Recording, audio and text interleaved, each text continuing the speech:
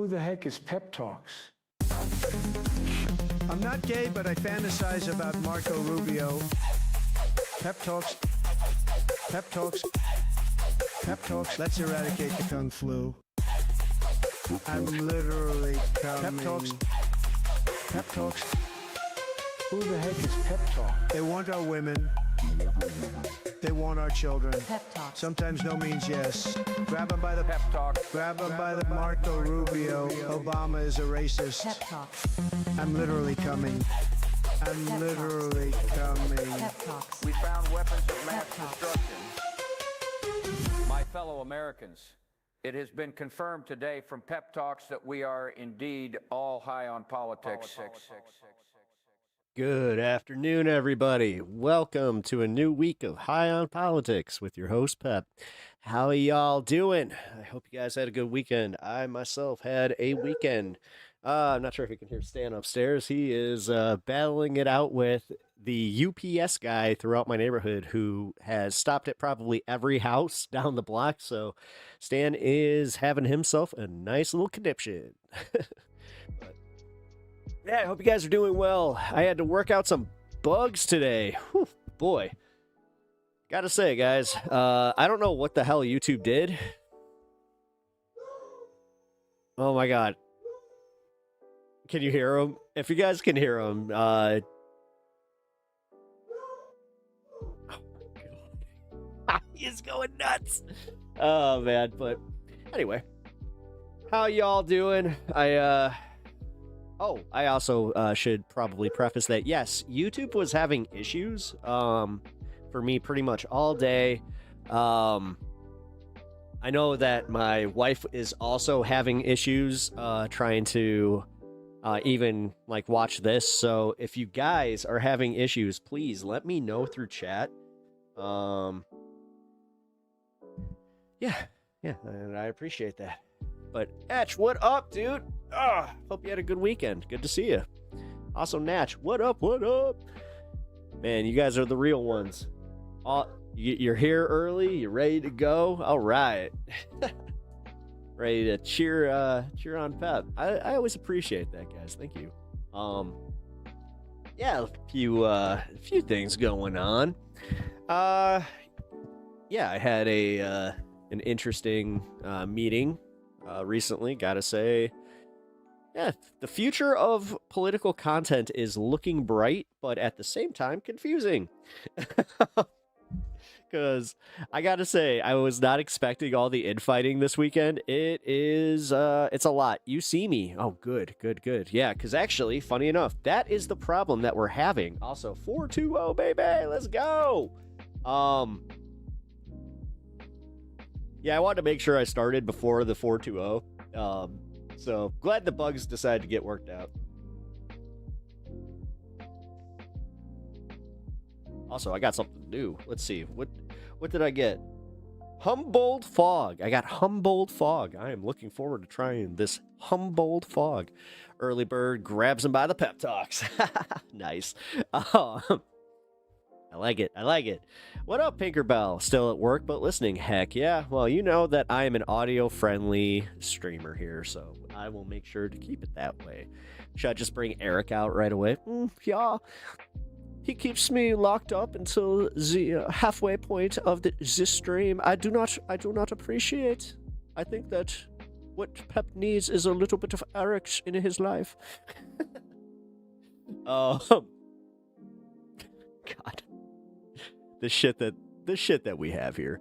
Humboldt Fog sounds like you're going to see Cthulhu. Yeah, no kidding. Is the screen black for anyone else? There it is. Yes. Okay. Pinkerbell, yes. You know what? It is. Unimoogle is experiencing the exact same thing. Hold on, I'm gonna actually tell her. Pinkerbell said she has same thing, because what I asked her to do was I told her to just back out and just sign back in. That didn't work, so I told her to try and delete the app on her side and reinstall. Oh, okay. So it says, all right, so you backed out and it worked fine. She's saying that she's still having the same problem. I figured as much. Thank you for verifying my theory. Yeah, that's what I thought. Okay, well, I'm glad that it's working for you guys. Ghost Dog, what up, what up? Good to see you, brother. Okay, so everything is working now for Pinkerbell. Still nope. Yeah, Chrome or YouTube app might need to reinstall or... Oh. Hold on. It might be Chrome. Update Chrome. If running off that. Okay, that might help. Thank you guys. We're gonna figure this out in real time. Yeah, just so you guys know, I thought that I was having issues that were tied to that, but it doesn't seem to be. But yeah, when I tried to go live my first time, my encoder on my YouTube was not responding. So you're on the mobile app? Oh, shoot. I don't think she is. Hold on. Oh my god, I might have to go check what the hell... That's it! What is going on with him? I swear if it's the neighbors. What are you doing?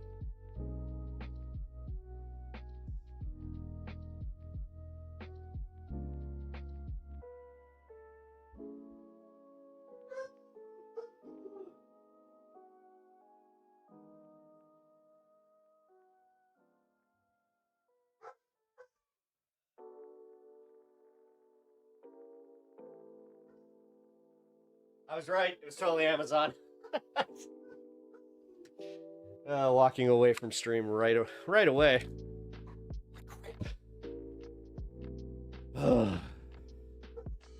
What up, Mitchell? How you doing? Doing pretty well today myself, to be honest. Had kind of a pretty good day. I'll just say that much. Was able to figure out a whole bunch of stuff. But, guys, in other news, did you guys know that GNN is back? The appeal worked, and also, we figured out a way to get a hold of somebody over at YouTube. So, haha. There's also good news about, the Don, the Don, you know, the guy. I like being called the Don. I'm the Don. I can't say too much. I'll just say that we got people. We got people on top of things, and we have an awesome community that has each other's backs. That's how. So, but yeah. What I was just about to say is the Don, the dirty Don, you know, the guy. That's what I want to be called. Jesus. There are parts of me that are just like, do you think he ever just wanted to change his name to just Don Trump? Like, could you imagine if he was just like, it's not Donald. Don't associate me with that stupid fucking duck. Not that Donald's a bad name, just saying it's, yeah. But, yeah, we are safe right now, as far as leftist content creators. It's crazy, guys. Like, I got an update that apparently Google was anticipating having a whole bunch of lawsuits coming. So, let's see. Hold on. This one requires me to actually look at how much I can say.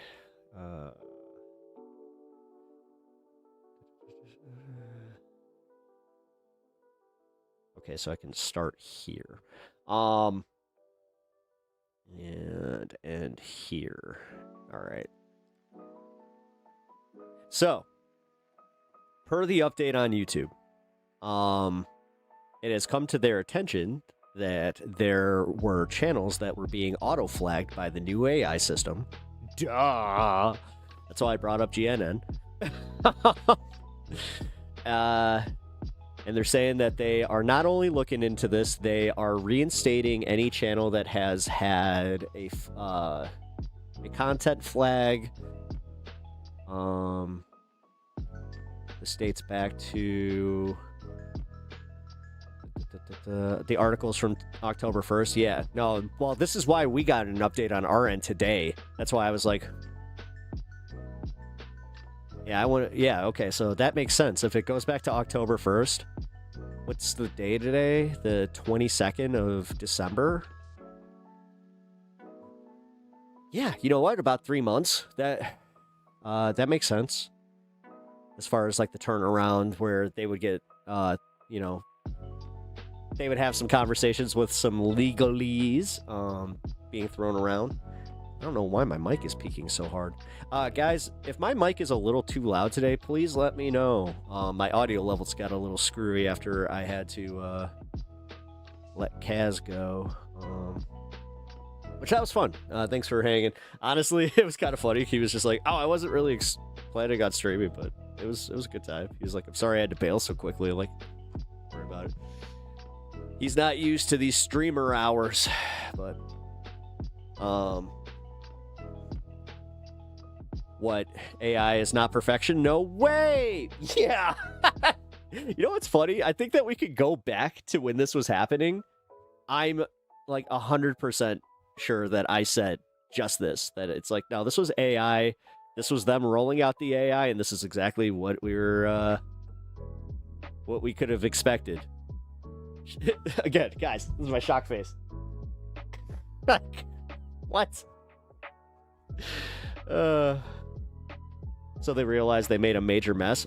Oh boy, did they. I'm not even kidding, guys. This is having a huge impact on political content. So you know how when we were going through our wrap-ups, like our yearly wrap-up on YouTube, and it wasn't showing political content? That was another little hint about it, because so this was what my understanding is that this did impact the algorithm enough to where people were losing money. Like, and once you start taking people's livelihood based on a mistake that you made, I don't know. It seems kind of like there might be something there for people to look at. So I'm just going to pontificate a little bit on it. I am just asking questions here. I am not speaking with any authority on any of this. Although I'm really not an authority, but etched dirty pepper is what it's called when I put coconut rum in my Dr. Pepper. I've never had that. Is that good? I don't like coconut rum necessarily, but I could see that mixing well with like kind of like the plum flavor of a Dr. Pepper. I might have to try that. You mean they can't just go fast and break stuff without repercussions? Holy moly, I'm shocked. As I said, shock face. Huh? What? I'm speechless. I'm so speechless. What the fuck? I'm only laughing because it is that comically stupid. Like, what were they thinking was gonna happen? Did they think that, I don't know, running every political channel, whether it be right or left, by the way, got confirmation on that too.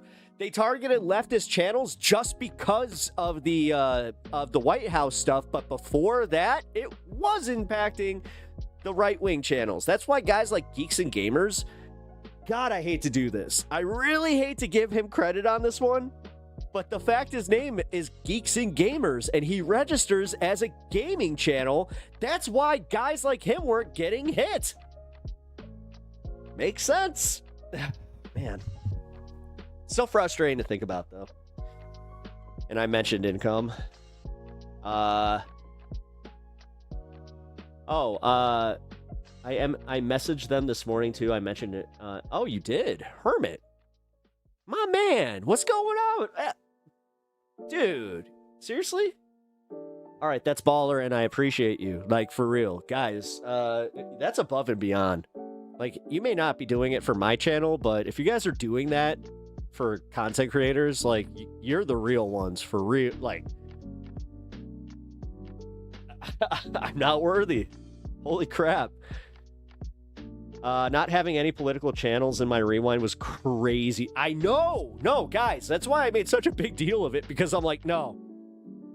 I know this group, right? We all have a very similar wrap-up. I bet that our algorithm looks very similar. Like right down to when you go here. Let's see, what's in my algo today? I'm sure that you guys are pretty similar. If I can find it. The fuck? Okay, my YouTube just went black. Hold on. Content not available. Don't you dare. Not this early in the stream.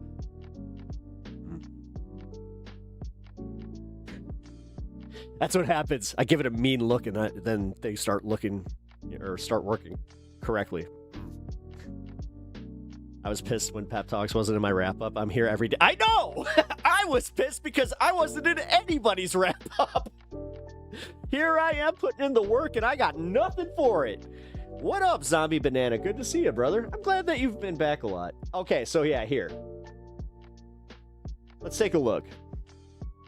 We got MS Now, American Redacted, Piers Morgan, of course. Philip DeFranco, okay. CNN, MS Now, Face the Nation, MS Now, Secular Talk.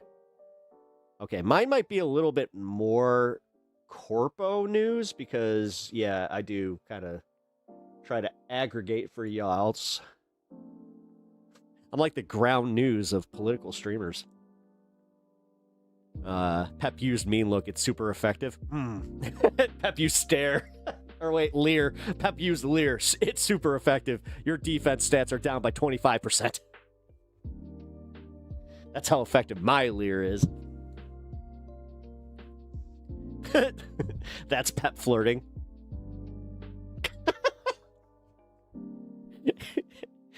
Oh, God. I hope Beauty saw that so she could just be like, yeah. Ayo. Mine's been weird the past couple days.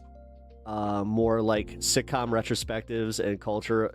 The weirdest part is I got nothing. Like, here, check this out. I've been watching anime. I've been watching Gundam specifically. I shotgun pretty much all of Gundam Wing, and now I'm watching Gundam 0083 Stardust Memory.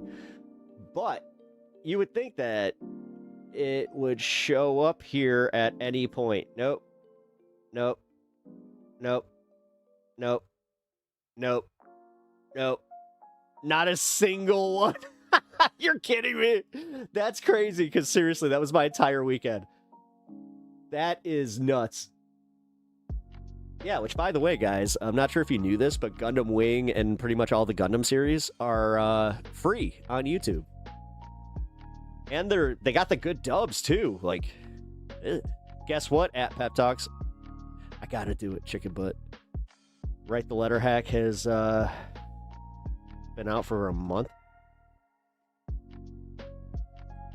Picked up my friend was ranting last night about how good Gundam Wing is. Oh, is he? I mean, Gundam Wing is a great series, but the dialogue and some of just the character motivations are so dumb, going off about the I'll kill you. Yeah, well, it ends the series with him going, that's my favorite one, where she walks up and she just goes, shh.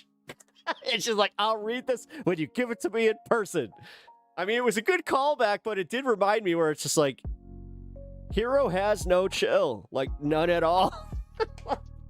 She's literally like, here, you want to come to my birthday party? And he's just like, right in front of her. It's a classic scene. If you have, guys, you may not even have interest in seeing all of Gundam, which I get, but at least look up Gundam Wing, I'll kill you.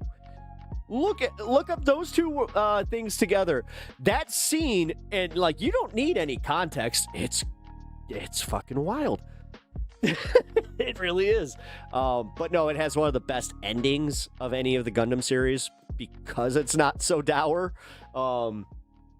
Gundam has really bad endings, and also Gundam gives absolutely no fucks about your feelings and how you feel about a character. They will totally off a character randomly.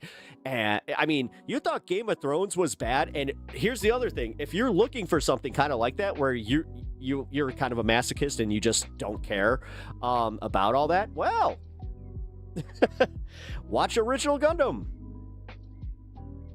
Hey, careful with threatening stuff. What are you doing? I picked up my petition for county commissioner and got my first signature today. Aw, man, hell yeah. Dude, that's awesome. I wish I could sign that for you. But I'm not part of your county. Everyone punched the like button in the throat like its initials are RFK Jr. Oh my god, I love that. We need that as a scroll. Oh, wait. Can I do that? Hold on, I need to... War is ugly. It is. No, I mean, that's the one thing I like about, like, even the OG Gundam series is it literally starts in the middle of a battle and you see some crazy shit. Like, they're at one point, they show a child soldier. Just, it's fucking nuts. And it's in the first 5 minutes. It is like, what did I just see? And then you have one of like the saddest scenes where he's just like, wait, I'm dying? This is how I go? What? I'm just sitting here inputting something and that's it? So not a comedy then. I mean, if I walk into somebody watching Gundam laughing hysterically, I think that at that point we just need to, it's like, we need to do something. We need to just, you know, call the police. That's all teens and massive war machines. I mean, that's the alternate name for Gundam. What are you watching? Gundam. Oh, so you mean teens and massive war machines? All right, I love it. I'm taking it. Oh, dude, it's so true though. It's so true. They don't have, like, let's see, is there a Gundam series where they actually have like a age appropriate person that just like, you know, is gone through they've seen some stuff and all of a sudden they're piloting a Gundam? I don't know. I don't know. Not going to talk too much about it, even though I do love that series. Sounds somewhat funny to me. I mean, it's crazy. It's only funny in the fact that it is like as insane as I'm explaining it, where you see it. Just watch the original Gundam. Just look up OG Gundam series. I think it's on Hulu or even like Disney Plus. It might even be on the same site that I was talking about. Gundam? No. Gundam. Here. Yes, that was a joke that I didn't get. Gundam. Yes. Not no. That's a... Yeah. Gundam. Let's not Americanize it too much, okay? Okay? But no. I also just, I have to say, Gundam is awesome. It is, here. Well, at least...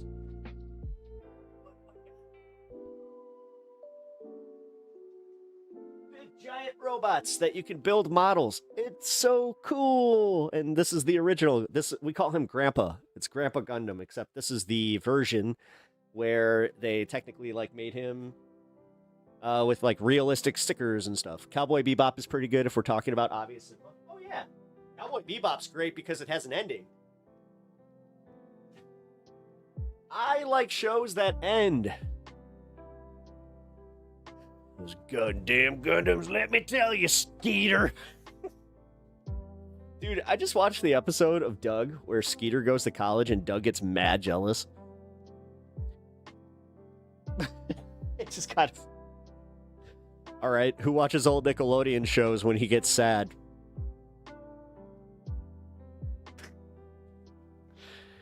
So I watch him a lot. Seriously, it is like my... That's just like my mindless, put it on in the background kind of thing. I have one Gundam model. It was really fun to build. No glue, no paint. And you have a killer robot. I like it. Yeah. Yeah, I love the fact that you don't need paint. Like, you don't need glue, you don't need paint. You can use paint, which I recommend, but... Wait, where do I still watch Doug? On Paramount Plus. They also have some of the older episodes on Disney Plus. Yeah. Although the Disney Plus ones are the... whatever, when he moved to ABC, and it was just... Once he got long sleeves, Doug sucked. It's like, why? Why was it the sleeves? It's like, all of a sudden, you give them a little bit of a new look and get some new writers in there, and it's just it's not great. But yeah, Doug is the shit. I think, let's see, Nicktoons. Best Nicktoons. I think Doug is tier 1. Rugrats tier 2, although, I don't know. Well, tier 2, what am I talking about? Number 1 and 2. Same tier, though. Because this is God tier Nicktoons. Rocko's Modern Life, love it. How dare you? Doug was okay? Okay! Oh, come on, you didn't like his neurosis and just the fact that now that you're an adult, every time you watch a Doug episode, you're like, Doug, get out of your head!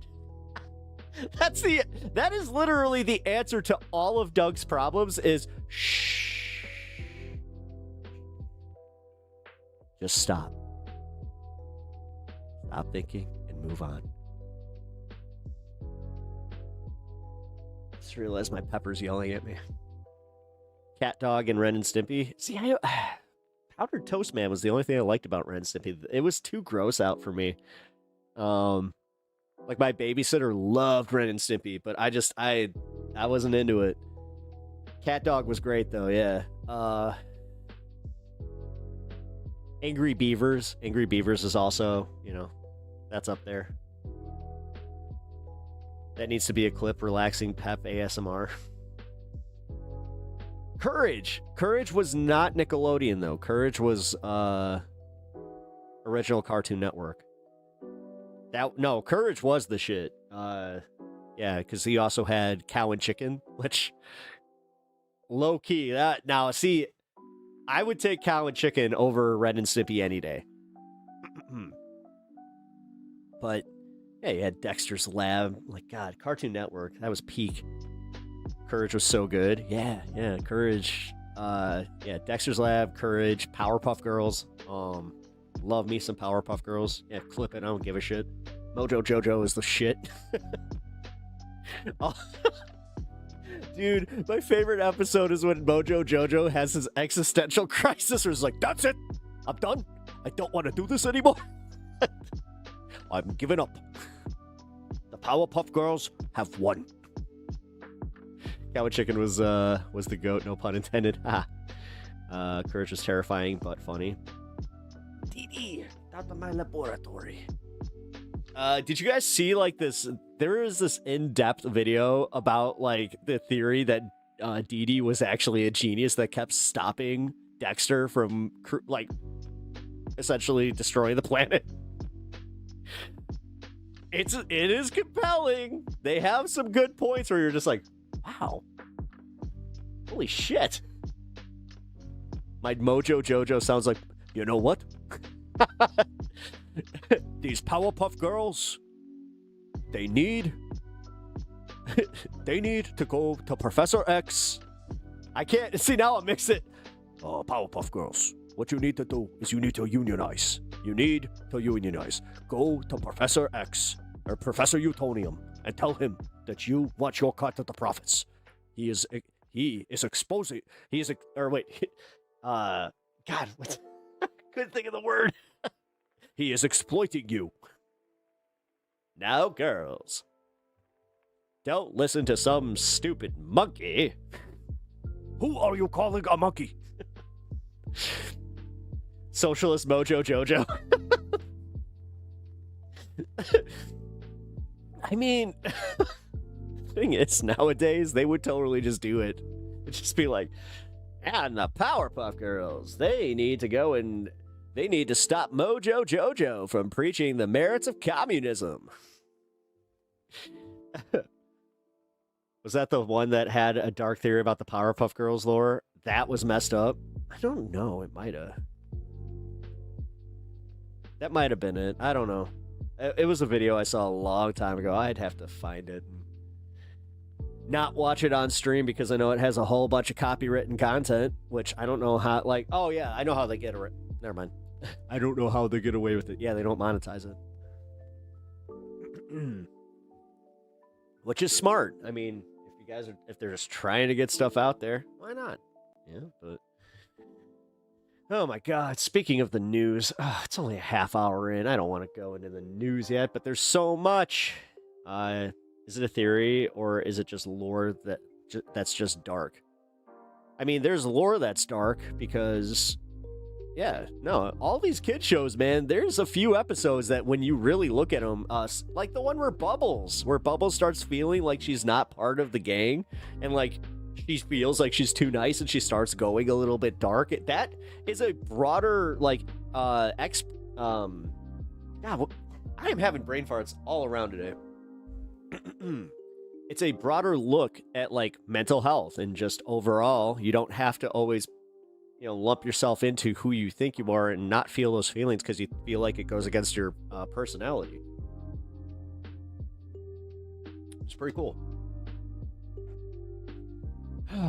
But let's see. You know what? I'm gonna just keep this one under wraps for. Yeah, I'll talk about this in the middle of the week here. Turns out Chemical X was Tylenol. RFK comes out and is just like, oh, actually, we need to do something about these Powerpuff Girls. They're out there telling everybody that they should use Professor X's serum when it's actually Tylenol. Bubbles was my fave. Nice. I think Bubbles was my favorite. Let's see. Yeah, Bubbles was my favorite. Yeah, it was Bubbles, then Buttercup, then Blossom. Blossom was always kind of, I don't know. She's so not into. Actually, I liked what's her face, the the mayor's. Oh my God, the mayor's assistant. I forgot her name. I always thought that was funny. Blossom was too bossy. Yeah, I always figured Chemical X is. You guys are saying it? Wow. You guys are get me in trouble if I keep reading chat. Bubbles went hardcore. Well, yeah. Miss Bellum, Sarah Bellum. That's what it was. Yeah, Miss Bellum. Yeah. Thank you. Because that's where I got, I made a joke about serotonin, and I remember, yeah. Serotonin broke up with me. She packed her bags, and now she's gone. I said that to my therapist. She laughed, but then she looked at me. She's like, it was the first time I ever felt like I'm like, was that the look of I am helpless because I can't, like. One of the funniest things she ever said to me was as I'm walking out, she's like, take care of yourself and try not to laugh at everything. I'm like, what do you mean? She's like, well, you have this uncanny ability to look at even something that like is existential in your life and just laugh at it. She's like, usually I'd say that's a good thing, but in your case, it's not. Like, oh, you're telling me that it's a coping skill? Oh no. Bubbles faking it and overdosing the sweetness thing was awesome, but Buttercup was good shit. Yeah. Well, and that's what I liked. Wait. That's also kind of what... Oh my God, K-pop Demon Hunters is literally the fucking Powerpuff Girls. They even have a similar color scheme. Like, how did I miss that? Like, I'm just now coming to the, no, it's totally a fucking rip. No. Nah, it's not a rip-off, but no, it's totally the same. They totally are the same. They have the exact same personalities. Bubbles is freaking the one that uses the daggers. You got the other one that's definitely Buttercup. You know, she's the one that was all like, and their hairstylist. Yes. And Rumi. Rumi's totally, yeah. Are they Disney? No, none of them are. Actually, none of them are. None of them are owned by the same company, so that's kind of crazy. Rare in these days. They're not even owned close to like the same subsidiary. What up, Fred? Good to see you. It's the same girl power wrapped up in an anime. Well, K-pop's not anime necessarily. Like I am it's anime styled, but no, it's like K-style or whatever the fuck. I think that's what it's called. I remember having this debate back when Avatar came out. Comedy is tragedy plus time. And it, Blossom did have the best mecha though. I will give you that. Probably why they haven't been ruined then. They tried. No, they tried. Oh, excuse me. yeah, don't go. It's like saying, you know, J-pop is K-pop. It's not. It's different. Meanwhile, I have been mainlining freaking baby metal. Like, I don't know what is going on, but yeah, baby metal's been at the top of my my playlist, and also because of them, Electric Callboy has also been. It's literally like been bouncing around those two, so it's been a lot of like a little bit of electronic, and then just like yeah. I love it. I love it. I don't know. I think with everything going on in my life, I have been brought back to some things that I kind of got out of, like metal. I'm back into metal. I love, and I'm getting into like black metal. I'm turning on the Sirius XM. I'll use Octane, which is a little lighter, but then I'll go to just Sirius XM metal, and I just feel right at home. Isn't K-pop the tentacle stuff? No. What? No. No. Don't do that. My boyfriend listens to so much Electric Callboy. I love that. Elevator Operator is one of my favorite songs. Elevator Operator. Up, down. No, that I was about to say. I'm gonna let somebody else take that. Metal Forever took my son to Korn for his 12th birthday. I was about that age. I told the story. I ended up on stage because of a audience curator. Isn't fucking Kirk? I'm so glad to have you back in chat today. What a perfect Monday. Showed him my people. It's an Electric Callboy. The other tentacle stuff. Yes, sure. Oh my god. You know what they are, though? You know who happens to like the Electric Callboy? Yeah. They are from my home country. We are all very weird. They do a little techno, a little bit of the hardcore, and I'm talking about sim music. Come on, dirty minds. Shame on you. Shame on you and your dirty minds. I might have to give spankings. Oh, fuck. Uh-oh, no one showed Peter. No, and you know what? This was by choice. I've never been interested. I just saw the wonderful women that are all over, and now I am just like, yeah, why? I appreciate that you can draw, but go draw something else. I don't know. That's like my real opinion with it. I'm a dirty punk boy. I just listen to music everyone else. Like what? I mean, I listen to everything. I literally like listen to like so many difficult. I had this yesterday. During dinner, I was playing a little bit of Mozart because I was feeling, like a debutante. I made myself some good old steak. I cooked that shit perfectly. And then as like I'm sitting there, I'm just like, you know what?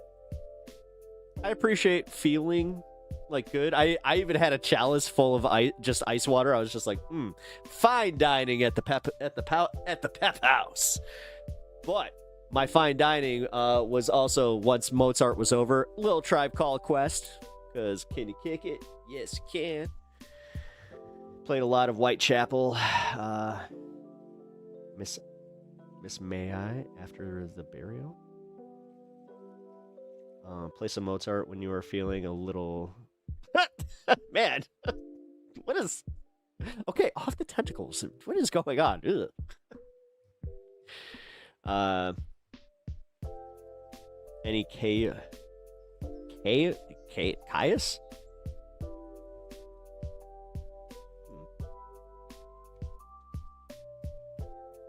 Is that how you spell it? Oh, it is. Caius. Oh, they did stuff with Queens of the Stone Age, so I know I've definitely heard them. Because, yeah. Like me some Queens of the Stone Age. I'm going through it. Judge if you like. I'm going to. Slipknot is from here, where I live. Oh, wow. I was about to say Iowa. Because, like, every... even casual metal fans know that. It's like, wait a minute. Aren't they from Iowa? They were proto-Queens. Oh, really? That was, like, the same... Was that essentially Queens before Queens? Team shit. Alright, so you definitely go a little more obscure, because I've never heard of these.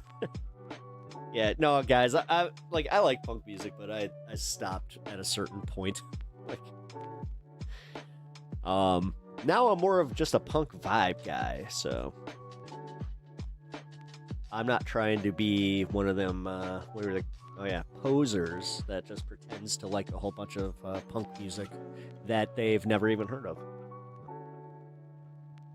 What Pokemon generation has had team shit?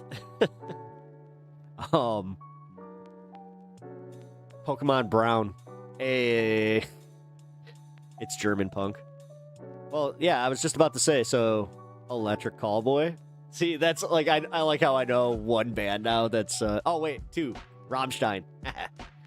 But yeah, so I know Rammstein and Electric Callboy, because I was surprised to find out that, yeah, Electric Callboy is totally German. But yeah.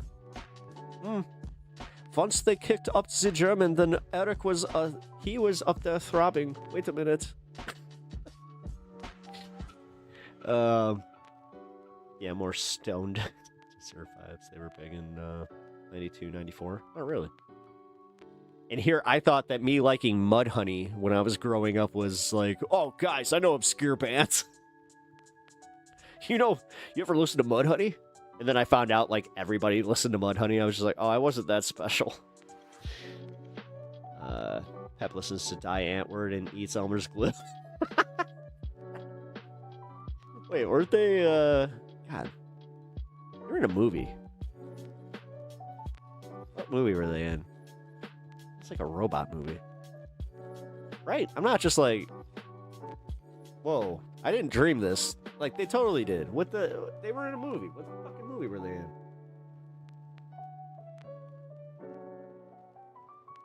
Wait, yeah, it was by the guy that did District 9. What the fuck was that called? Here, District...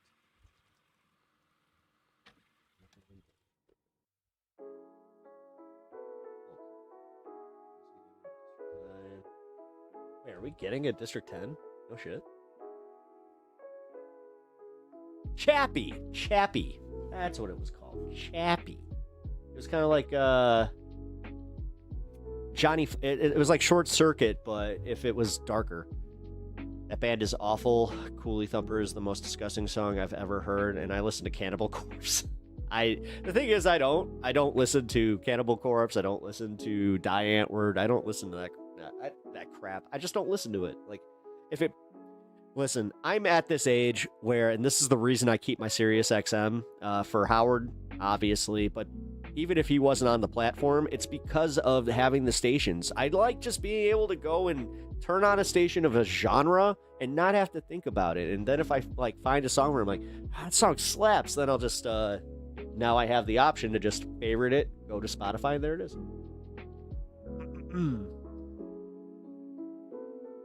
Don't sleep on that Elmer's. I mean, I used to use that to style my hair.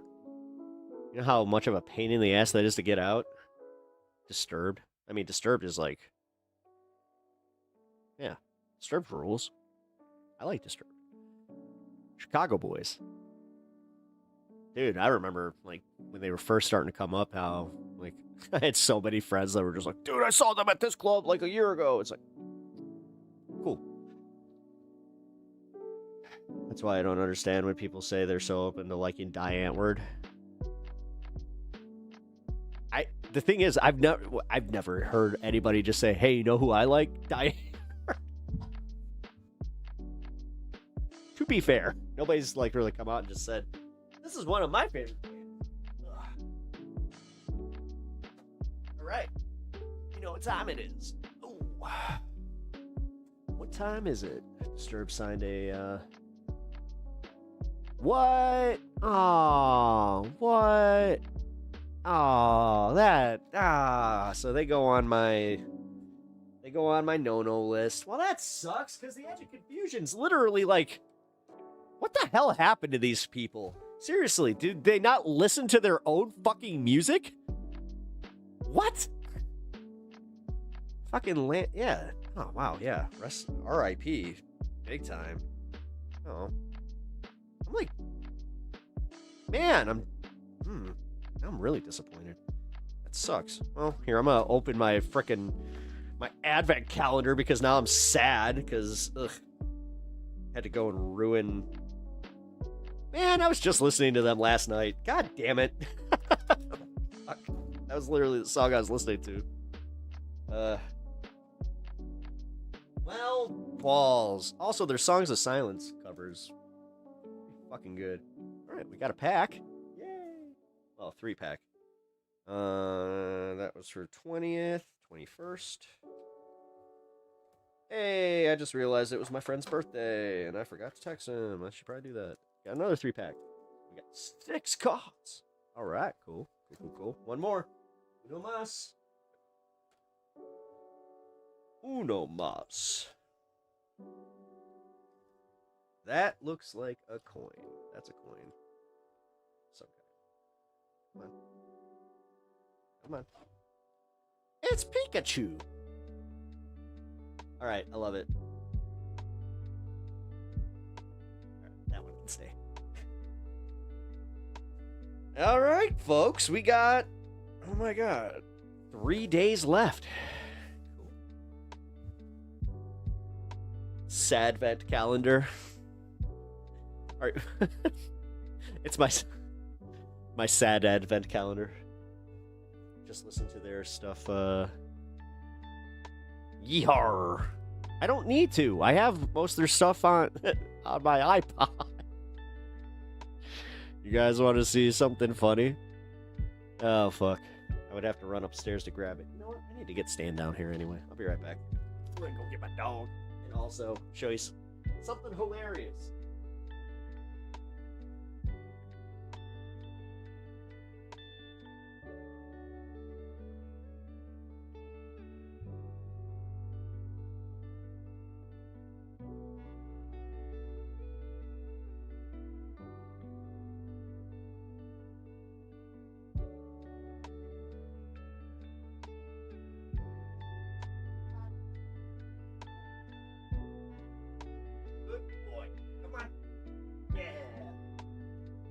Look who I found. We can get the stand cam up here. Come here. Get yourself a treat. Yeah. You're taking a nap. You were out cold. Whew. Your breath smells like farts, though. What the fuck? Okay. Anyway, so this is the funny thing. This is literally how I still play my fucking music. So I don't have to really worry about that. Now new stuff, sure. But so cute he is. Glad that he's he's got his lamb chop now. But yeah. Pep Doggo, a Stan. Hey, boo-boos. That's the Stan. Look at him, he's so cute. But yeah, like I was saying, this is how I play my music still. Did I have to do some stuff for Above and Beyond to make sure that my my Bluetooth works with it? Yes. But yeah. Wow, that's ancient. Very nice. Yeah. My 160 gigs. Damn. Pep is an antique. Dude, I still wear pants that I have had for, what, 20 years? Yeah, dude, I'm an antique. I'm an antique, and I'm also just... I'm not even that like I said that I was frugal last week. I'm really not. Like, I'm not that guy. Like, I spend pretty stupidly sometimes. Which I hate to admit, but it is true. But for real, like I don't see the need to spend money where I don't need to, and then also do extra work like that. Again, if I want to listen to a band that I know that I have on my iPod, I go to my iPod. You're right. I'm such a fucking grandpa at this point. Dang, Pep, that is an antique. Yeah, it is. Actually, it is an antique. I brought this with me when I went to London. I watched. I have Ninja Assassin on this. Like, that's how I know I have Ninja Assassin and Matrix 1 on here, because that's what I watched on my way to London. On this screen, on this here screen. Yeah, it's one of those ones where it's got a color screen and everything. Oh, should lower the gain on your mic. You can hear my joints cracking? Okay, thank you. No, Kirk, where were you earlier when I was asking for people to be honest about my sound? Yeah, I had a feeling that my gain was a little high. The fuck? Way high.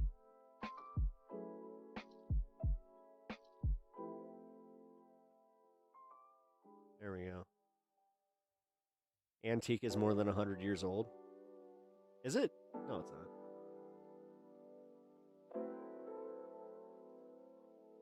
Wait, right over my head. Wait, were you fucking with me? God damn it, don't do that now. Vintage is 25 or more. Oh, okay, so it's vintage. Musicians are pussies. No, musicians are actually pretty audio. They're audiophiles. I was calling you old. Oh.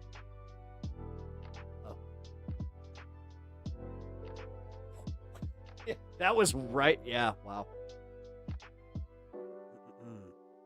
My old iPad had a thumb sensor. I got mine upstairs still. Yeah.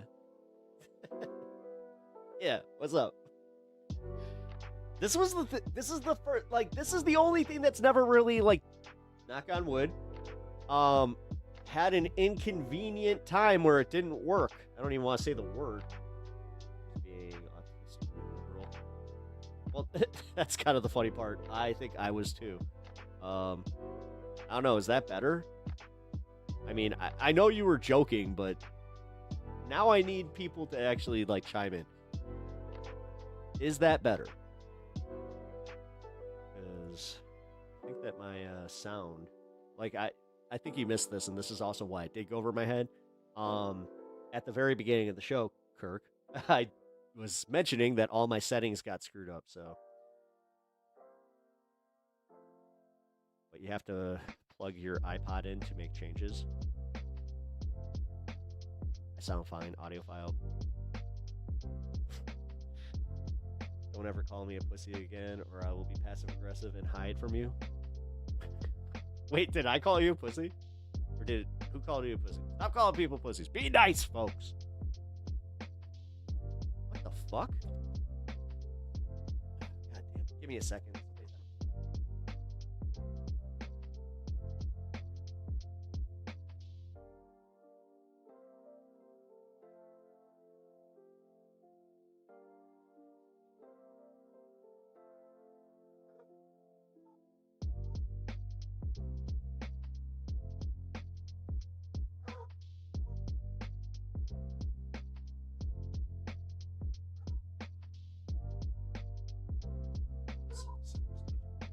Well, solicitor rant.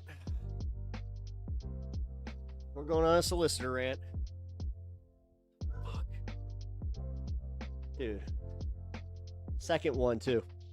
I don't know what it is, like why they're going around now, but yeah. I was just at your neighbors and we were giving them a deal for XYZ, blah, blah, blah.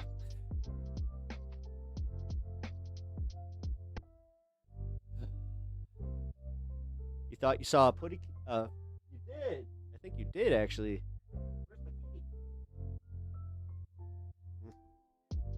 He'll be popping in. Still working. I'm just, what some would call simple-minded.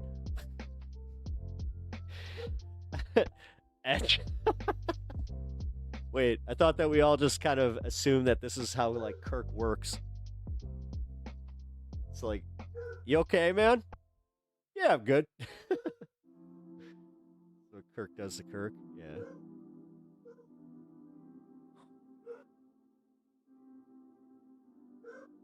This is why I hate when people come to my house, like, unsolicited. Working, that's already a fail. I mean, if you love what you do, you never work a day in your life.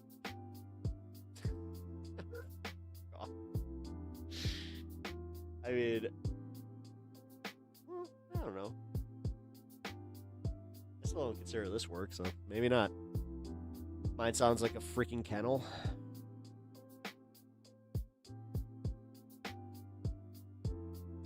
Sounds fine to me, but I'm not on computers. Well, god damn it. All right. I got to do an audio test in real time because Kirk successfully got me all fucked up here. Not your fault. I mean, it is totally your fault, but it's not your fault that I have to react this way where I'm just like, I need to check.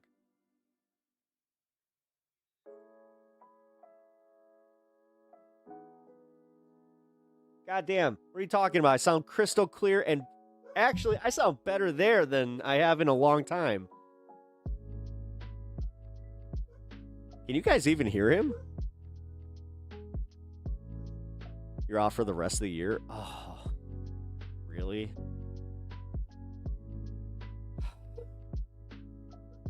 I'm sorry, I actually just got, I got jealous of that. Yep, Pat. Oh, okay, you can hear him? Man, that's with my gain all the way now. Damn. Stan! Come on! Come here, dude.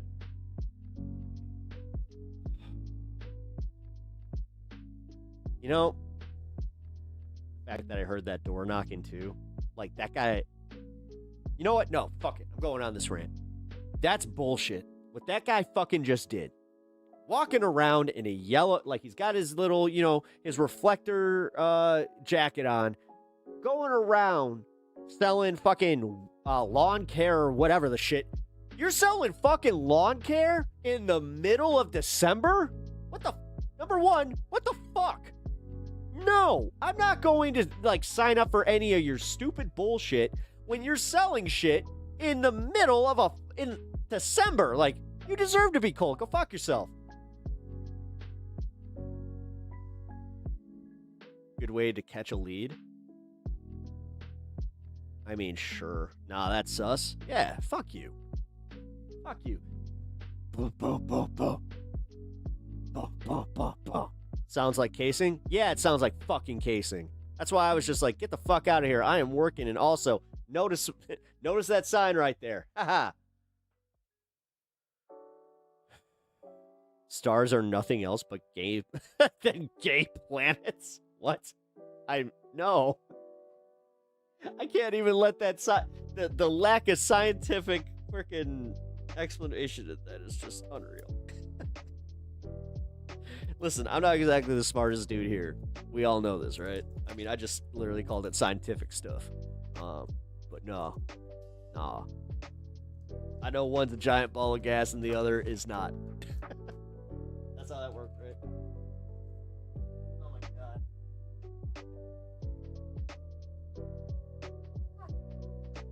Damn it. Jupiter is a gassy planet. I remember like having this whole thing where I was just like, man, how does all that gas stay there? Is it just like one bit? Is it like one big, you know, is there a Uranus and then my anus that's in Jupiter? Oh, that wasn't funny. That was pretty bad. Maybe Pep just doesn't want to admit his grass is out of control. No, that's the craziest part. I mean, no, like for the little bit that you can see, I like Uranus. We have fun. After eating San Jose, I'm a gassy planet. Wait a minute. So after my Taco Bell run, guess who else is a giant gastrous ball? Oh, never mind.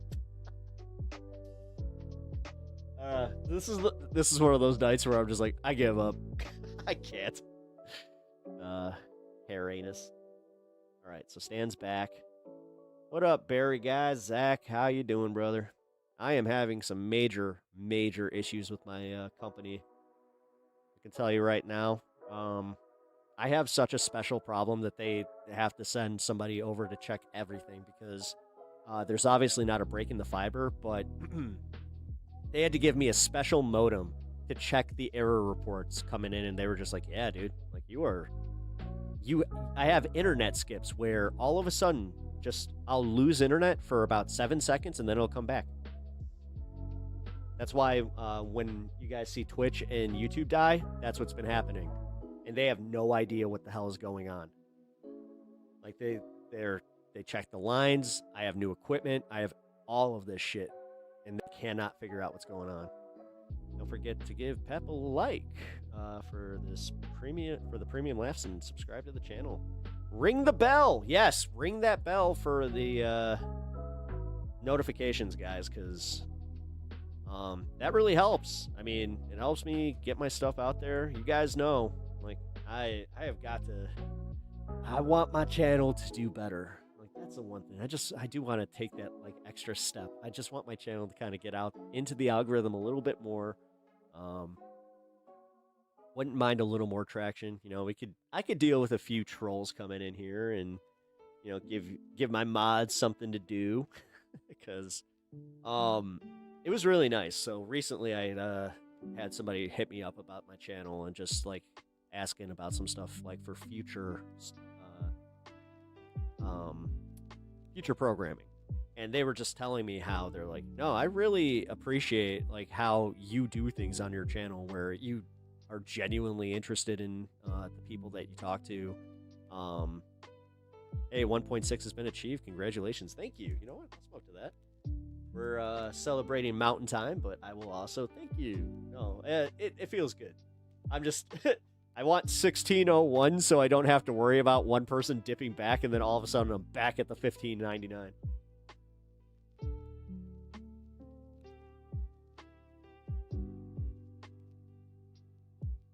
Mods the wedges with the wrenches. Hey, those wrenches have power to them, so I'm sorry to hear about your fiber experience. It's not my it's honestly, the fiber's great. It's literally just having somebody tell me that you have a problem that is very special to you. Like I hate that. Nothing can ever just be common. Eat more fiber. I mean, that's a good set of advice right there. Cheers, my Mary left me. Oh no. Are we talking Gestera? Yes. Yes, technically. Oh my god, we are at the hour. All right, so you guys are here for news and politics. I'm sure that there's a few people that, like, when they're looking for news and politics and come to my channel, and they're just like, what the fuck is this guy on? Maybe that's the problem. I need to register as an entertainment channel first, and then I can, for my, after the first hour, go to politics and news. Yeah, I hope that this YouTube thing takes care of that, though. That they, now are kind of going, I'm sorry, please don't do the thing where you go talk to some people with some technical knowledge in the law. You know what I'm talking about. Why Santa's sack always full? He only comes once a year. Gross. It's because Mrs. Claus doesn't put out. Ew. That's also gross. You know what? For that, we're gonna open a Pokeball. Hey. Yeah, this weekend I had some friends come over and they know me so well. So I got a Pokeball full of some stuff. Let's see what's in it. If it's not Pokemon cards, I swear to God, I'm going to laugh my ass off. It is Pokemon cards. And a sticker. Oh, and a sticker. Oh, yeah. 2 stickers. Sweet. Yeah, look at that. Oh. Actually comes with 3 cards. Hey, thank you for subscribing, Zach. I appreciate that. 6 months. Hell yeah, man. Damn. Been here for a minute trying to type and my keyboard be bugging. I mean, if you're on your phone, I can tell you right now, my phone keyboard has been just insane. Like, you ever get so mad at your phone, like in the middle of a text, where you want to do the thing where you're like, I wasn't done sending that yet. So you angrily type out the rest of your message, and then you're like, all right, yeah. Nice balls. Yeah, I know. Second one. Yeah, second one. I think it's cool. I mean, I'm a Pokemon trainer, guys. Look. Go. Who's my choice? Charizard. I mean, no, boring. Everybody always picks Charizard. Let's see. Steelix. Go, Steelix. Wait. That actually doesn't make sense, because you're technically going to push the button and throw it. So anytime that they did this, they, like, had to pivot. Scyther. Scyther's cool. Yeah, like, all right, stop. Starting to stone lock. Hey. Sad part is, I'm a fucking millennial. I gotta stop. So, what am I trying to do? Oh, look, I'm popular with Gen Z. Branding. Charlie Brown tree is a nice touch for the holidays. Oh, thank you. Yeah, I got my Charlie Brown tree. Oh, I also got this. I'm a true Chicagoan that has my Wally the Moose.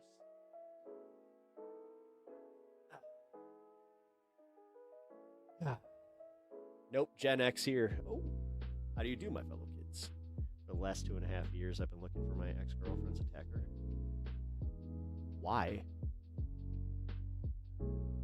Wait, are you? I mean, oh my God, are you doing the thing? This is what I like. I simultaneously hate this and love this about you. You have the ability to convince this gullible asshole that you actually are doing that. And I'm like, okay. And you also have the ability to do that in between, like, making jokes, and then you'll just drop something that is, like, true. And then you're just like, yeah, this is actually what it's like. Oh.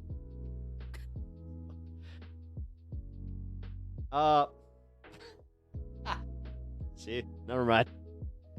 Did I mention that I am in a state right now where I am just,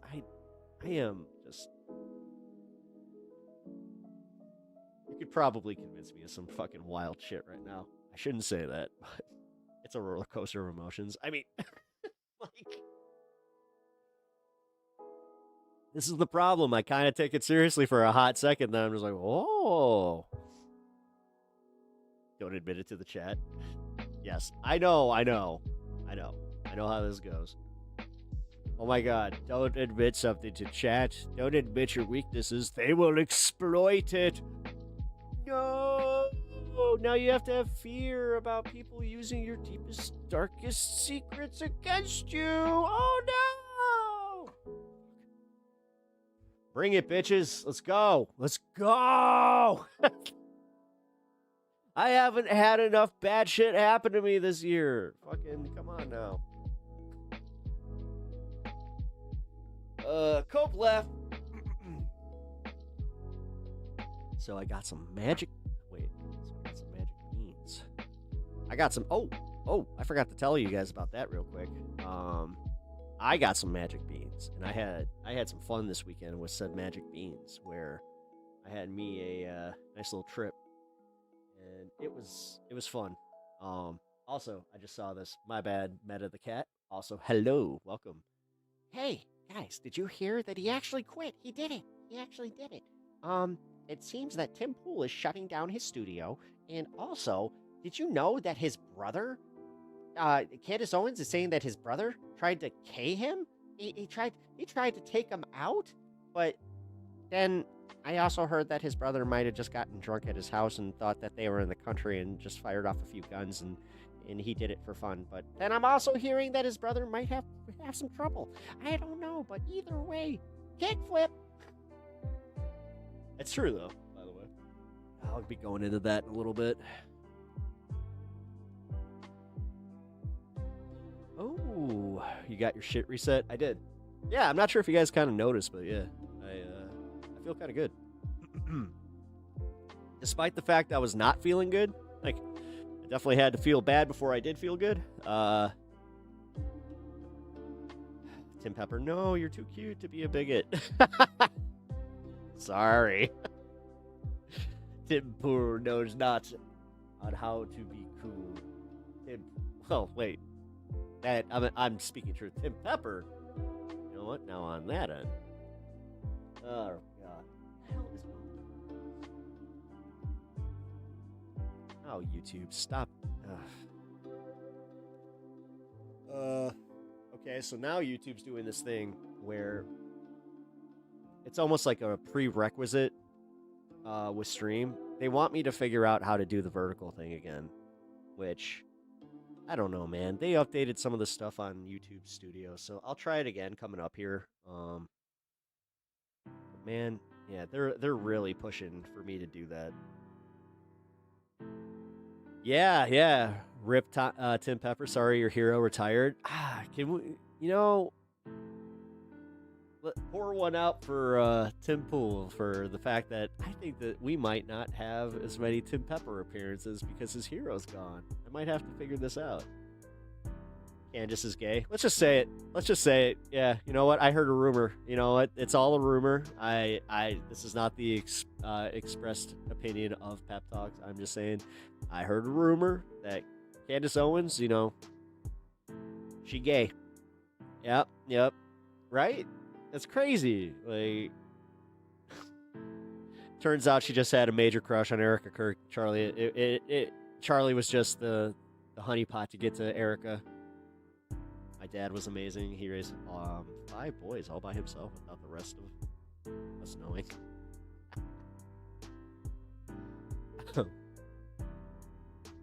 Testing out some material here, and I appreciate it because that one was good.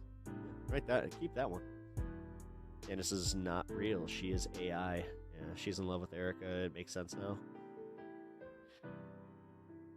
Pepperjack. You know what's wild? Pepperjack's probably my least favorite cheese. Anyway. Don't know why the fuck. You know what? Gee, maybe my stream will actually get out there once I do this. Also, I'm gonna just say this real quick. Go Bears. That Bears game this weekend was insane. You guys were watching, which I hope some of you were. It was crazy. At one point, me and my friends stopped watching, and I was just like, I had the inkling where I'm like, you should probably turn on the game. Because I have a feeling it's not over yet. And as he turned it back on, boom, touchdown. See, I'm so glad we did that.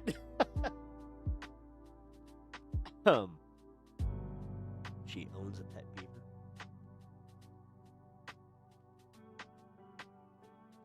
Is that going to make it? Wait, okay. This is where I'm going to take a crude turn here. But I'm genuinely curious. Okay, so you know how, like, that was totally not in style anymore. I've been been hearing that Merkins are coming back, so that tells me that that's a thing again. Okay. Just saying, like, when I heard that, and specifically when I heard that Kim Kardashian was the one that put it out, where it's like she put out underwear that's essentially a merkin. I'm like, wait a minute. Did we just like quietly just make that like the fuck are merkins? It's fake pussy hair. I was gonna try. I was like, yeah, you know what? I can mince words, or I could just fucking say it. No, that's just rich people clowning on everyone. It has to be. That's what I thought. It's like their version of an April Fool's joke. I didn't want to know. Well, guess what?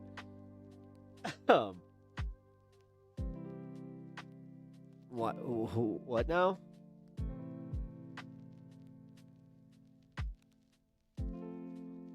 Okay, you're talking about like my Nono Ryder. Like, what are we doing here?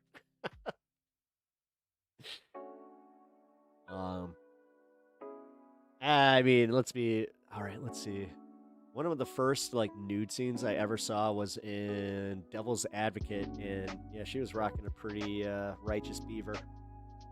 Oh my god, wow, that sounds like some rich people that just need to waste money or waste more money. Dude, that's a Primus song. Oh. I know Primus. Surprisingly.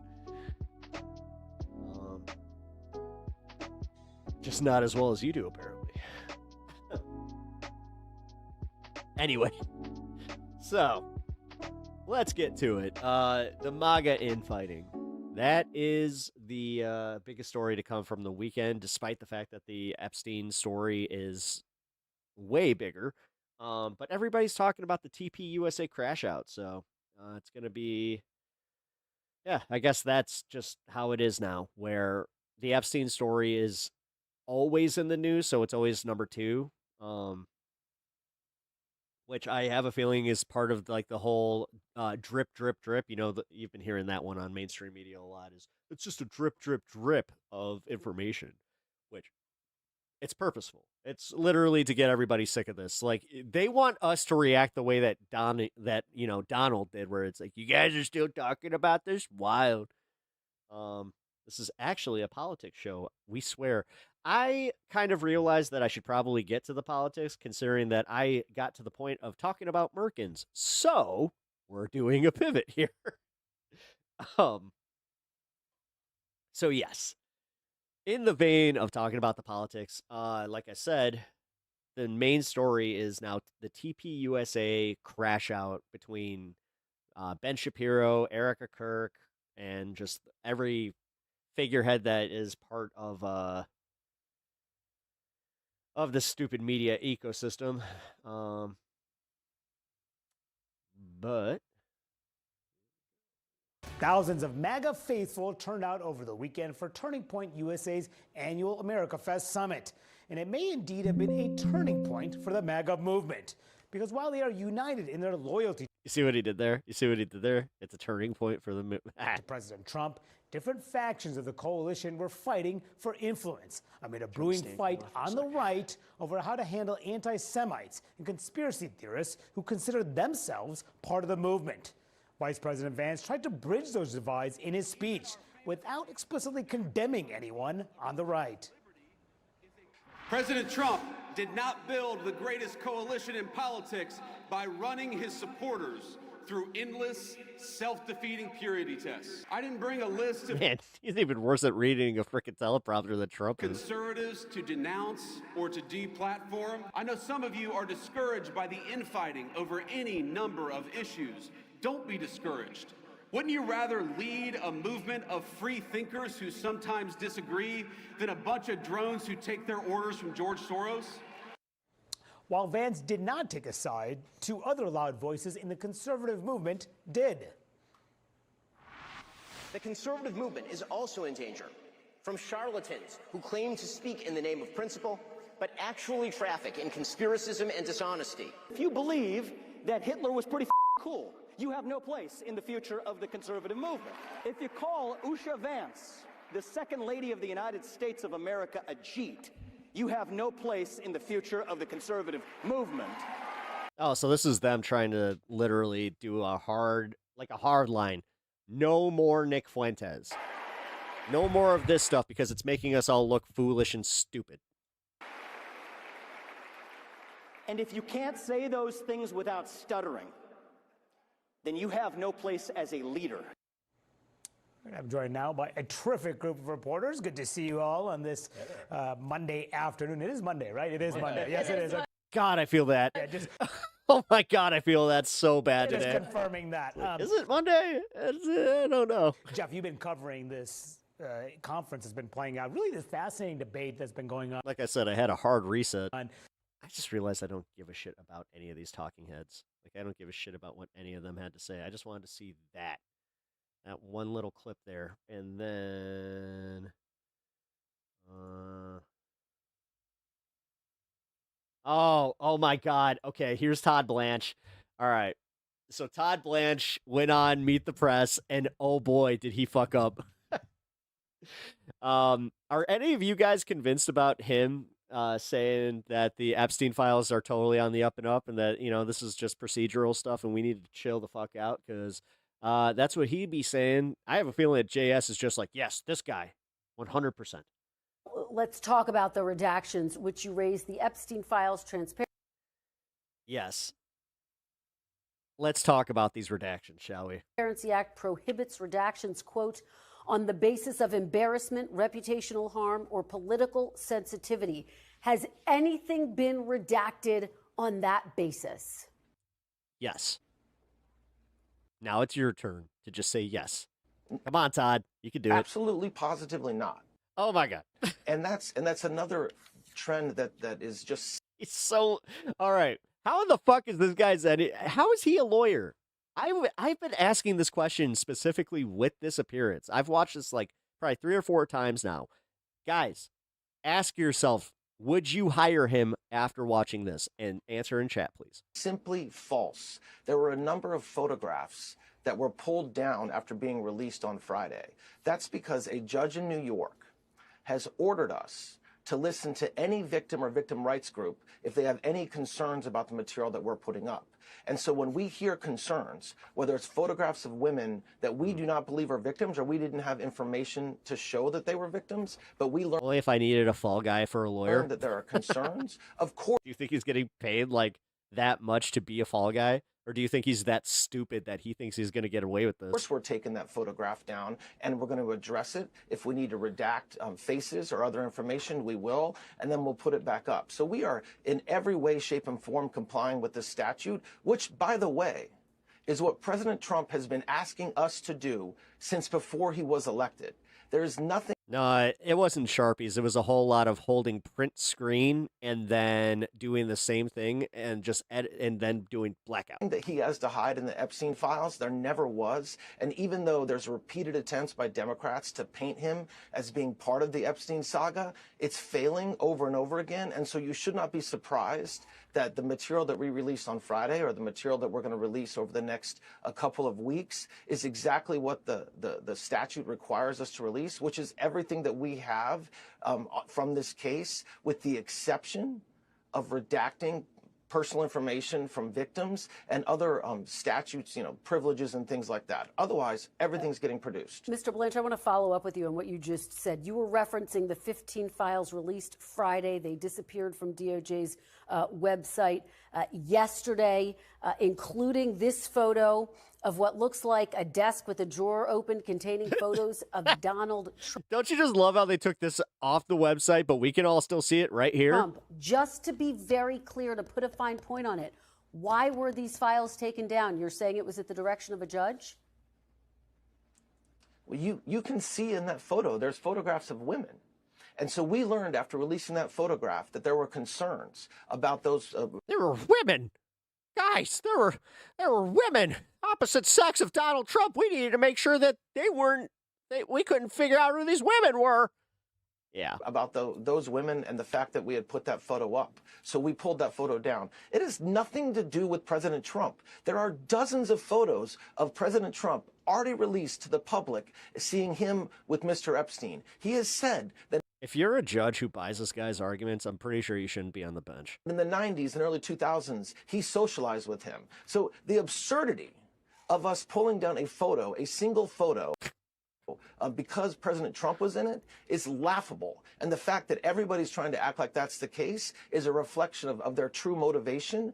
But the reality is anybody, any victim, any victim's lawyers, any victim rights. Now that's it. Copy toner, which that shit's expensive, man. We thought that Sharpies, like, on the government dime. No, dude, if they're replacing the printer, like, ink, group, especially the black ink, can reach out to us and say, hey, Department of Justice, there's a document, we've all been there. a photo, there's something within the At least if you're of a certain age and you know what a printer is.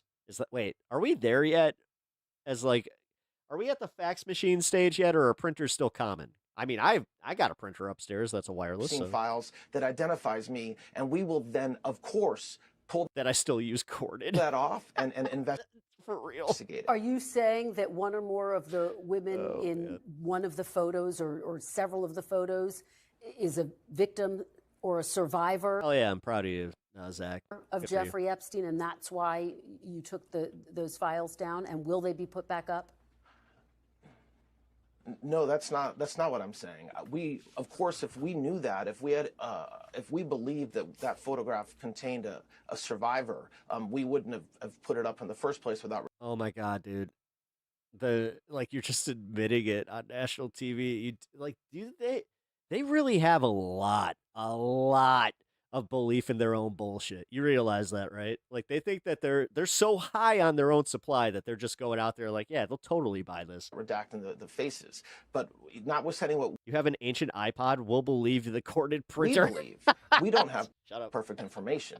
And so when we hear from victims' rights groups about this type of photograph, I miss iPod. We pull it down and investigate. We're still investigating that photo. The photo will go back up, and the only question is whether there will be redactions on the photo. And of course, if there are survivors in any of the photos, we will redact them as Congress expects us to do, as President Trump expects us to do, and as the Attorney General and Director Patel have directed the department to do. Okay, let's delve more deeply into the redactions. Is any information about President Trump redacted in any of the files that have or will be released? No. Not unless it's supposed to be redacted under the law, which means victim information. You do realize that these guys are so fucked, right? Like, the fact that Donald Trump signed this into law, like, this is going to go to the Supreme Court. Like, they fucked this up bad. Like, they genuinely thought that everybody was stupid enough to just go, nah, they totally released it. And they thought that their own supporters would be happy with this. But nobody, except for, like, the tried and true, like the dumbest of the dumb, are looking at this going like, yeah, you know what? I believe them. And they're totally on the up and up. Or any sort of privilege, like attorney-client privilege. But I have no reason to believe that. Nobody believes that Trump wasn't redacted. No, because they've gone out of their way to fuck up by trying to redact public shit. Like, how dumb do you have to be to know that this was going to be publicly released and still redact the stuff that is literally out there?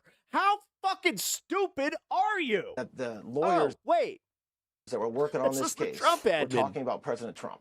Like, if I was I'm going to just say this. If I was a Trump supporter, I'd be pissed at this. I would be like, wow, they really made us look bad. And this isn't just like the Libby Libs doing their thing where it's like, oh, look, they're making a big deal out of nothing, like JS was trying to say. It's like, dude, I want to do a follow-up debate with this one where it's just like, do you think that the Epstein files might have gone a little too far with the redactions? Because he had nothing. No, because he'll probably blame the victims. Nothing to do with the Epstein files. He had nothing to do with the horrific crimes that Mr. Epstein committed. And so I don't expect there will be anything redacted. But the short answer is we are not redacting information around President Trump, around any other individual involved with. I can't believe this is not only the guy that got Ghislaine Maxwell swapped to a different prison, but this guy was Trump's personal fucking defense attorney.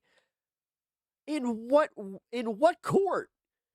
with Mr. Epstein, and that narrative, which is not based on fact at all, is completely false. The White House has said that President Trump is included in the files. Can you guarantee that every mention and every photo of President Trump in the Epstein files will be released? Yes. Yes, I mean, I've said it 3-4 times now. We've said it before, and President Trump has said it repeatedly since before. Notice how nobody believes you. That might be a symptom of the fact that people think you're, I don't know, a liar. Before he was elected, and since he was elected, all summer long, he said the same thing. I have nothing to hide.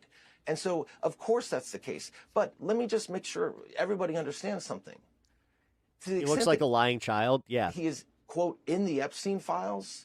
It's not because he had anything to do with the horrific crimes. Full stop. But yes, if President Trump is mentioned, if there's photographs that we have of President Trump or anybody else, they of course will be released, with the exception of any victims or survivors that we've identified, which we will either not release that photograph if it's just a photograph of a survivor, or if we do release the photograph because there's other individuals in the picture, the survivor's face or... That doesn't... You keep saying survivors, but that's not who you're redacting. You're redacting the people, like you're redacting Trump. You're redacting everybody that is literally the perpetrator. How in the fuck are you going to keep pulling this? Well, they're victims too. Come on now, Todd. Like, this is where you guys keep burying yourself even harder. Like, congratulations on just putting that official stamp on what is now the biggest scandal in politics. Like, seriously, this is going to last years. The entire body, in some cases, will be redacted. And like I said, that might have been their plan, but if their plan is everybody just kind of forgetting, I don't think that's a good plan, man. Now, if the Democrats fuck this up and they do not move now to, start saying, hey, we think they're hiding stuff, and they do it a little bit, with a more of a tone that doesn't lend itself to just like, we're going to write a strongly worded letter, because that's how I feel that they're going to be. So, here, let's do this. We got one CNN report on this because even they're not buying it. New this morning, as the DOJ prepares to release more documents related to the Jeffrey Epstein investigation, the department is facing intense criticism over the slow pace of the rollout and the heavy redaction in the initial batch of files. The DOJ I would have led with that, but okay. Says it erred on the side of, quote, over-redaction to protect victims of Epstein. Surely the Dems won't miss the layup. Yesterday, the Justice Department republished a photo taken from Epstein's home that featured an image of President Trump. It was deleted Saturday. It's the same fucking image that we've seen. But yes, that one with the bikini clad, like, this is where a lot of the MAGA chuds are coming out. They're like, oh, yeah, I mean, what the fuck? So Trump is just he's guilty of being awesome, I guess. It's just like, well, then why redact that?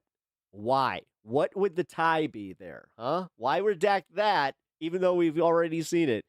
What's with that, huh? It's almost like, I don't know. There's some legality here where it's like, if he is known to be tied to this could be a problem for him, right? But reappeared Sunday with the DOJ saying it temporarily removed the picture to make sure it didn't show any victims. The heavy redactions and drip of the documents release has angered the drip. The bipartisan lawmakers. They're taking one drip out at least. Behind the Epstein files legislation, they're now threatening. You're the ones who normalize the shit by keep going drip. Contempt proceedings against Attorney General Pam Bondi. Listen. Yeah, that needs to happen immediately. That should be bipartisan as fuck, but we'll see. The quickest way, and I think most expeditious way to get justice for these victims is to bring inherent contempt against Pam Bondi. We're building a bipartisan coalition, and it would fine Pam Bondi for every day that she's not releasing these documents. Joining me now, CNN legal analyst and criminal defense attorney Joey Jackson. We heard Republican Congressman Thomas Massie, who is also behind pushing this forward, say that the letter of the law and the spirit of the law has been broken, something that many Democrats agree with. What's the recourse here, as you started to see there, what they're going to potentially, what they could do, but they have to have bipartisan support, obviously. Yes, they must. So, Sarah, good morning to you. What happens is generally the recourse, the remedy, when you're not complying with the law, is in the law itself. The unfortunate thing here is that there is no provision in this law that gives a specific remedy. And so what they have to do, that is Congress, is look for ways in which they could bring enforcement. The law is very clear. The law indicates you have records, communications, you have documents that to be released. It's called the Transparency Act. It's called that because it really envisions the information coming out to the public. It also said you have 30 days to do so. It also says, Sarah, that after those 30 days, 15 days later, you're to report to Congress with respect to the redactions, the category. Your screen's not broken. They're literally going, these are the documents that they released, guys. Of them. Transparency. Why you redacted them. Literally the opposite of transparency. What was the purpose, etc. So what you're looking for is like compliance. So what I believe, and they've been floating this, you heard there, either contempt proceedings, impeachment proceedings, but something to bring teeth to the notion that what we said to do in the law. Like if we're going based on tint rule, that's not transparent tint. Which, by the way, it passed in the House less one vote, right? I mean, there was only one person that didn't vote for it, and unanimous in the Senate. So this is something that the public is screaming for. Yeah, I want to talk about the 15 or so files that were taken down. God, why can the media just not be so fucking nervous all the time? Jesus Christ, like there was a big W today. You guys don't show that. Like, what is with these corpo assholes that they always look like they have like gunmen in the studio, just like say what? You gotta say what we want. You know what you gotta say. A day after they were posted, which included a photograph of President Trump, Melania, Epstein, and Ghislaine Maxwell. Here's what the DOJ said the reasoning was for pulling down those images. It says, out of an abundance of caution, the Department of Justice temporarily removed the image for further review. After the review, it was determined there was no evidence that any Epstein victims were depicted in the photograph, and it has been reposted without any out of an abundance of caution. Now you actually give a shit. Any alteration or redaction. I mean, you're telling me that the same administration that was just like, yeah, you know what, release that information about the bullet casing because it helps us. When you look at this sort of push and pull, it's like they put it out, they take it back, they put it out. What does this tell you about the process they are using to deal with an enormous amount, to be fair, an enormous amount of files and documents? Yeah, I think there's a concern amongst the public about whether there is a cover-up or whether this is being done in good faith. Oh, really? It's just a concern at this point? Come on. This is where I hate the media, where it's just like, no, now it's more than a concern. Now we're concerned that it's so obvious that it's like, do they really think we're that dumb? And the answer being yes. I mean, I'm not surprised, but to see MAGA being surprised. Whether you have Clinton's name mentioned so many times. I swear to God, if it's that same guy. It's not about politics and who should be mentioned, who shouldn't. It's about complete accountability. The law speaks to who are the government officials and others who were named and who were not. And when you look at this, Sarah, I think it's important very briefly to look at the timeline. Everyone's Clinton. The reality is that Epstein, the public investigation, began in 2005, right? Clinton served 92 to 2000. And then you look at him actually being accountable in Florida, if you could call it accountability, in 2009. Some believe that he escaped justice. I gotta start closing the door again in a when very he's down here. significant way. And then, of course, 2019 is ultimately when he was indicted, died a year later. And so I think that if you're going to release it, for law's sake, release it so they're not conspiracy theories. And if you're going to redact it, of course you want to redact sensitive victim information. Thank you, Cap. Like, I'm gonna say, thank you, Captain Obvious. I'm so glad you're here. Of course, classified should not be there. It says it in the law itself. But everything else, really, if it's not child pornography, etc., should just be given to the public and let the people decide. And when it comes out in a disjointed way, when it looks like you're preserving and protecting people, I think those are when conspiracy theories abound, and perhaps they should. Yeah, there were a lot of talk about, the pictures of Clinton, Bill Clinton, and then you had this one picture that showed Trump, which, by the way, people had seen before, that was taken out. It does ramp up those folks. No fucking shit! My God! You realize what that is right there, right? Where anybody at home that's like even just half brain, like just you're sitting there chopping your onions, you're watching the news just in the background, right? Even they would just be like, what the fuck? Believe a conspiracy or cover-up is happening. Like, yes.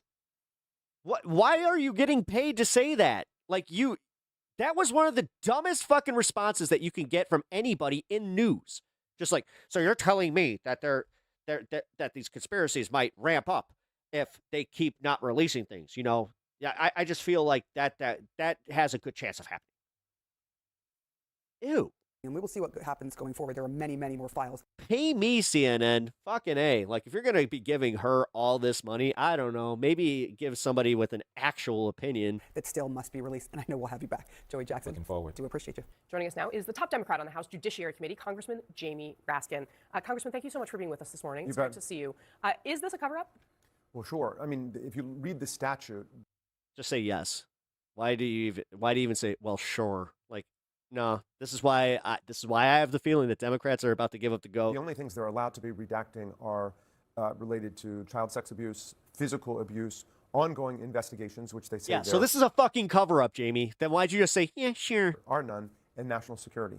So how can you block out an entire document? It makes no sense. And remember, Trump opposed the legislation up until the very end when he could read the writing on the wall. Then he said, oh, I'm for it. They decided they're just going to try to obstruct the implementation of the legislation. So this is why nobody likes you. That's the fight that we're in now. Do you think the 30-day time frame for releasing these documents was realistic? Well, yeah.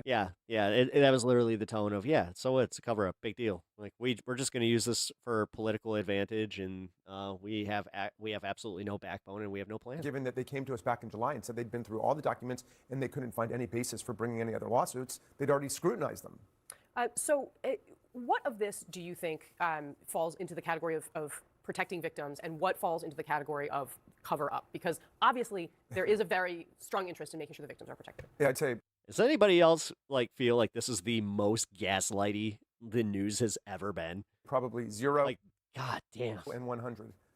They've not shown. I shouldn't have this the first thought being you really thought I was that stupid to just watch that and be like, yeah, you know what, that was a good explanation from both sides. Any deference or respect for the victims at all, for the survivors of this nightmare. Right, and it's all about covering up things that, for whatever reason, Donald Trump doesn't want to go public, either about himself, other members of his family, friends, Jeffrey Epstein, or just the social, business, cultural network that he was involved in for at least a decade, if not longer.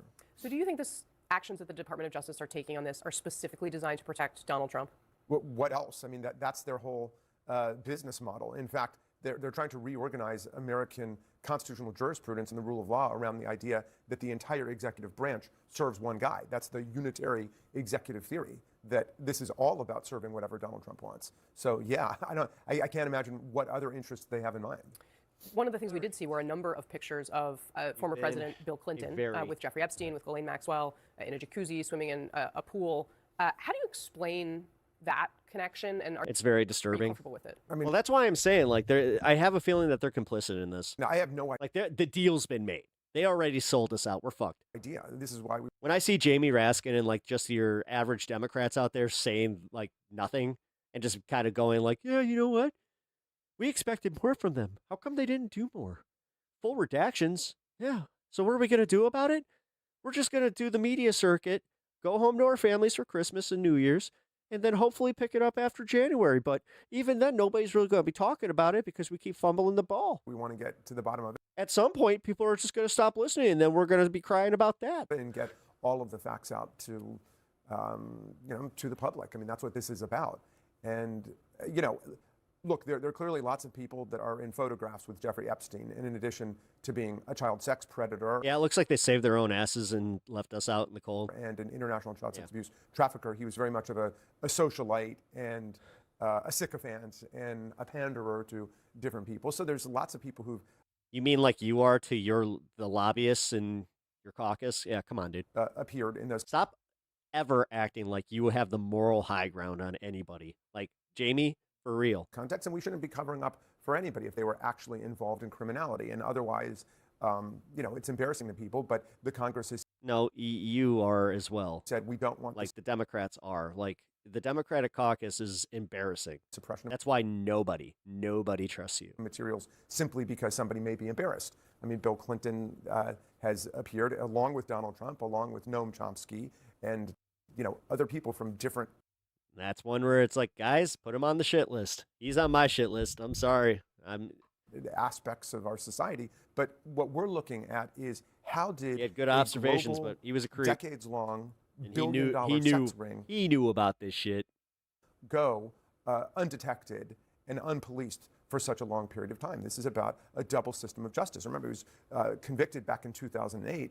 But that didn't stop him from going forward and continuing to run the whole network. I mean, Republicans would probably sit here and say, well, why didn't you do this when Joe Biden was president of the United States, when you had the power? Well, if they ask me personally, I can produce for you, as I've produced for them, a number of letters I wrote, including a hearing I did as a subcommittee chair on the Oversight Committee about Alex Acosta and the double system of government that we... I'm all for trying to anticipate what the other side's going to do, but I hate it when they do it in the framing of they're doing it for them. Saw back in Florida. Remember, there was a 60-count federal. Like they're actually making the counter arguments for the right that then they will now use. Like that's how this seems to go. Indictment ready to go. And then they don't understand how they're manufacturing consent for all this bullshit. On this international child. Dude, if there's anything that CNN is really guilty of, it's that. Sex trafficking ring with all kinds of counts, including the money laundering, the conspiracy, the prostitution, and so on. And Alex Acosta cast the whole thing overboard and came back with one state count of solicitation in Florida to benefit Epstein and his friends. And there was really a cover-up of other people who were involved as part of that plea bargain agreement. And I've got the letters to show how I was demanding hearings on that. Thank you, Mitchell. Back in 2018, 2019. So that's just phony. In any event, accusing somebody else of hypocrisy doesn't demonstrate that you're actually interested in getting to the bottom of the crime. And that's what we need to be doing here. Are you planning to sue Cup of coffee, yeah. the Justice Department to release Put a little bit of cream on there, the rest of these? Because you know what the cream does. It rises to the top. Yeah. Files? It's not clear that we've got standing to do that. Speaker Johnson would clearly have standing. Don't eat it, but don't drink it if it's chunky. Oh, no. That means the cream is bad. Standing to do that on behalf of the whole House of Representatives. The court rules about standing of individual members or the minority caucus are very restrictive and hostile. So we're going to be doing whatever we can to elevate this, to keep it in the public imagination, and to demand that they turn. Cup of coffee, little latte action, yeah. Not exactly your standard cup of coffee, yeah. Lots of cream, though, yeah. Rises to the top the way that cream should. Like he starts documents over, but little bit of vanilla, hint of flavor. Oh yeah. If it's possible, we will be bringing litigation. Touch of cinnamon, make you a macho man figure on top. Oh yeah. But we're trying to work that through right now. Make sure you tip your baristas. We are not unionized at this Starbucks.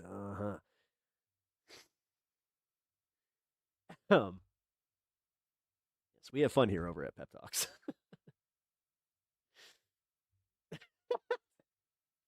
Gotta unionize. Yeah.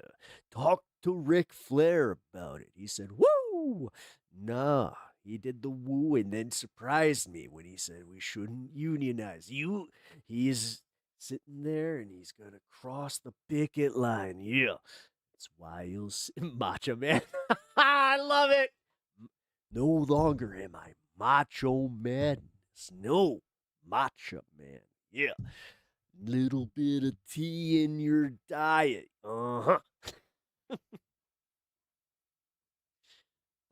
Just not too much. Yeah. Little bit of powder is, goes a long way. He just. All right. I like this one. I think he could be a mainstay for a little bit. Hey, USA, can we stop with the shit? We are democracy. Hungry more I mean, it is. The way that we LARP being democratic it's gross. Freedom! We're the freest country. Fuck you. No, we're not. No, we are not. Freest nation, my ass. Look at him all curled up. Anyway.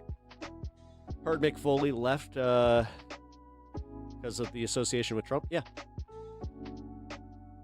actually, that's why I brought out my Mick Foley signed Funko and put it prominently here on stream, because he has officially become one of my favorite people. Although he already was, he became even more of a hero to me. So,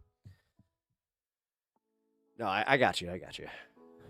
I do know how some typos work. So. Thank you for hitting the like button, by the way, guys. Holy crap. Look at that. We're at over 100% as far as viewers to like ratio. Like that. I remember old heads when I was young telling me it was all a lie and didn't believe him.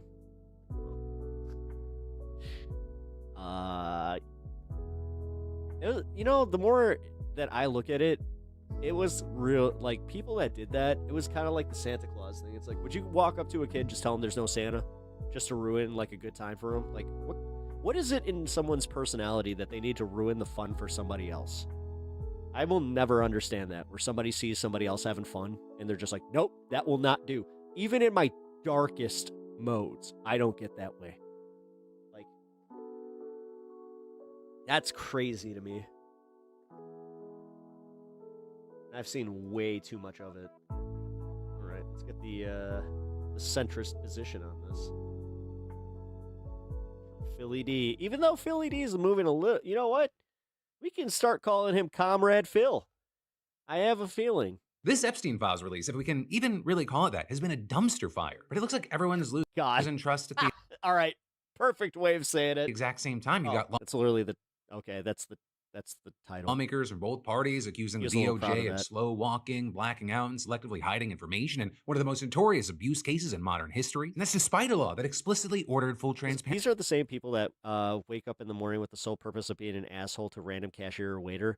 The thing that I don't understand is the people that they have, like, by all accounts, good lives. You know, they make their husband or they're retired on good money. But that becomes like the sole motivator. They talk about how shitty their kids are, how much they hate their kids. So, you know, really selling, because they're also the first ones to also be like, well, America's not having enough kids. And these millennials aren't having enough kids. It's like, because you really sell parenthood. Because what the DOJ released, it wasn't clarity. It was largely... Look at that beanie. I don't think that that's an old beanie. I get this feeling that he sells that on his website. Hundreds. And it looks like that on purpose. The pages of... But if that is an old beanie and it's just his favorite, props. Black boxes. Right, the Epstein Files Transparency Act required the Justice Department to fully release all As somebody who appreciates somebody that holds on to some old stuff, classified records related to Jeffrey Epstein. But instead, this Trump DOJ, they released a partial dump and promised more in the coming weeks, which immediately triggered outrage. And so as of this morning, you had Senate Minority Leader Chuck Schumer announcing that he was introducing legislation to initiate legal action against the DOJ, accusing it of just openly violating... Is there just anybody less useful to this planet right now? ...the law, and he was not alone there. Right, House Republican Thomas Massey and House Democrat Ro Khanna, they floated something even further, holding Attorney General Pam Bondi in an... I was blissfully ignorant till about 2 years ago how shitty politics actually were. Oh, yeah. That's why on this show, I tried to give you guys like the news with a little bit of just, you know, idiot levity. Which is a rarely used congressional power that would allow lawmakers to fine her every single day that the documents aren't released. They're flouting the spirit and the letter of the law. It's very troubling, the posture that they've taken. And I won't be satisfied until the survivors are satisfied. The quickest way, and I think most expeditious way to get justice for these victims, is to bring inherent contempt against Pam Bondi. And that doesn't require going through the courts. And give her, and basically Ro Khanna and I are talking about and drafting that right now. We only need the House for inherent contempt, and we're building a bipartisan coalition, and it would fine Pam Bondi for By the way, Nate, Hermit, and Meta, every day that she's not releasing these documents. And their argument was simple. This isn't about pacing. It's about selective concealment. Right, nearly 700 pages of the release were entirely redacted. The fact that even centrist, okay, I already established, not centrist, Comrade Philly has come around to this. Not partially, not names removed, completely blacked out. And that includes a 119-page grand jury document that was released as nothing but just black ink. And so you had lawmakers across the political spectrum calling the redactions obscene. One writing, most transparent administration in history, these redactions are a mockery of Epstein's survivors and the American people. And another warning, the law allows redactions only to protect victims and their families. Anything else violates federal law. And then over the weekend, things got even messier because the fact that reporters they're noticed so fucking blatant about it. The DOJ had quietly removed at least 16 files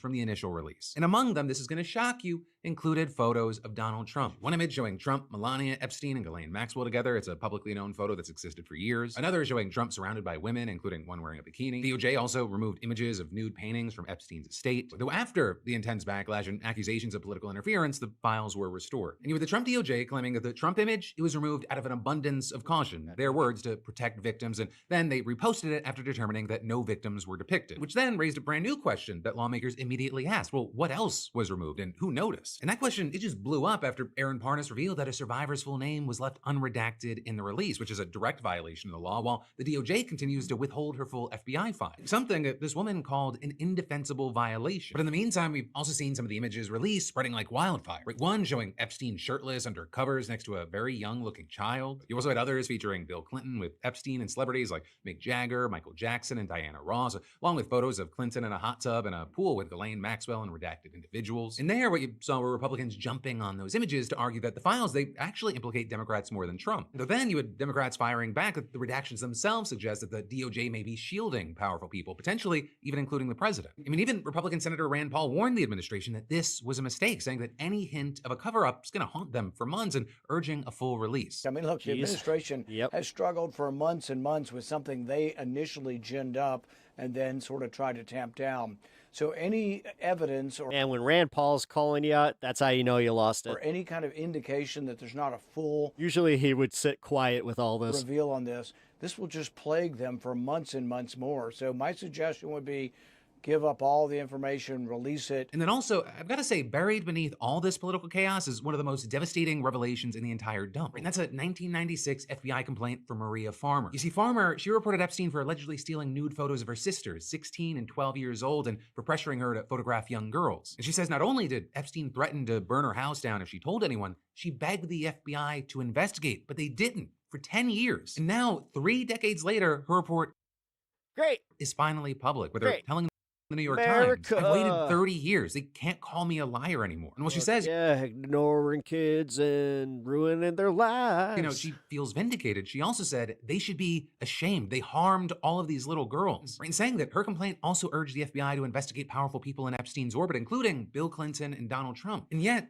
even now, key FBI interviews with survivors are missing names like Prince Yeah, but they're totally not covering anything up. What? That's crazy. We just need to get over this. True, they barely appear, and victims say that the system, it is once again failing them. But as far as what we're seeing with this, you have the Trump White House claiming that the administration has done more for victims than the Democrats ever have. The Trump DOJ says there's no effort to protect Trump, and officials are daring Congress to even try to hold them in contempt. Right, but at this point, with everything that we've seen, there's just one thing that's undeniable. The Epstein files were supposed to bring transparency, but instead, they've just exposed how little trust remains in the DOJ and politics and in a system that has failed survivors and protected the... Don't do politics. Like, honestly, as much as I want to shit on Jamie Raskin and all the Democrats right now, no.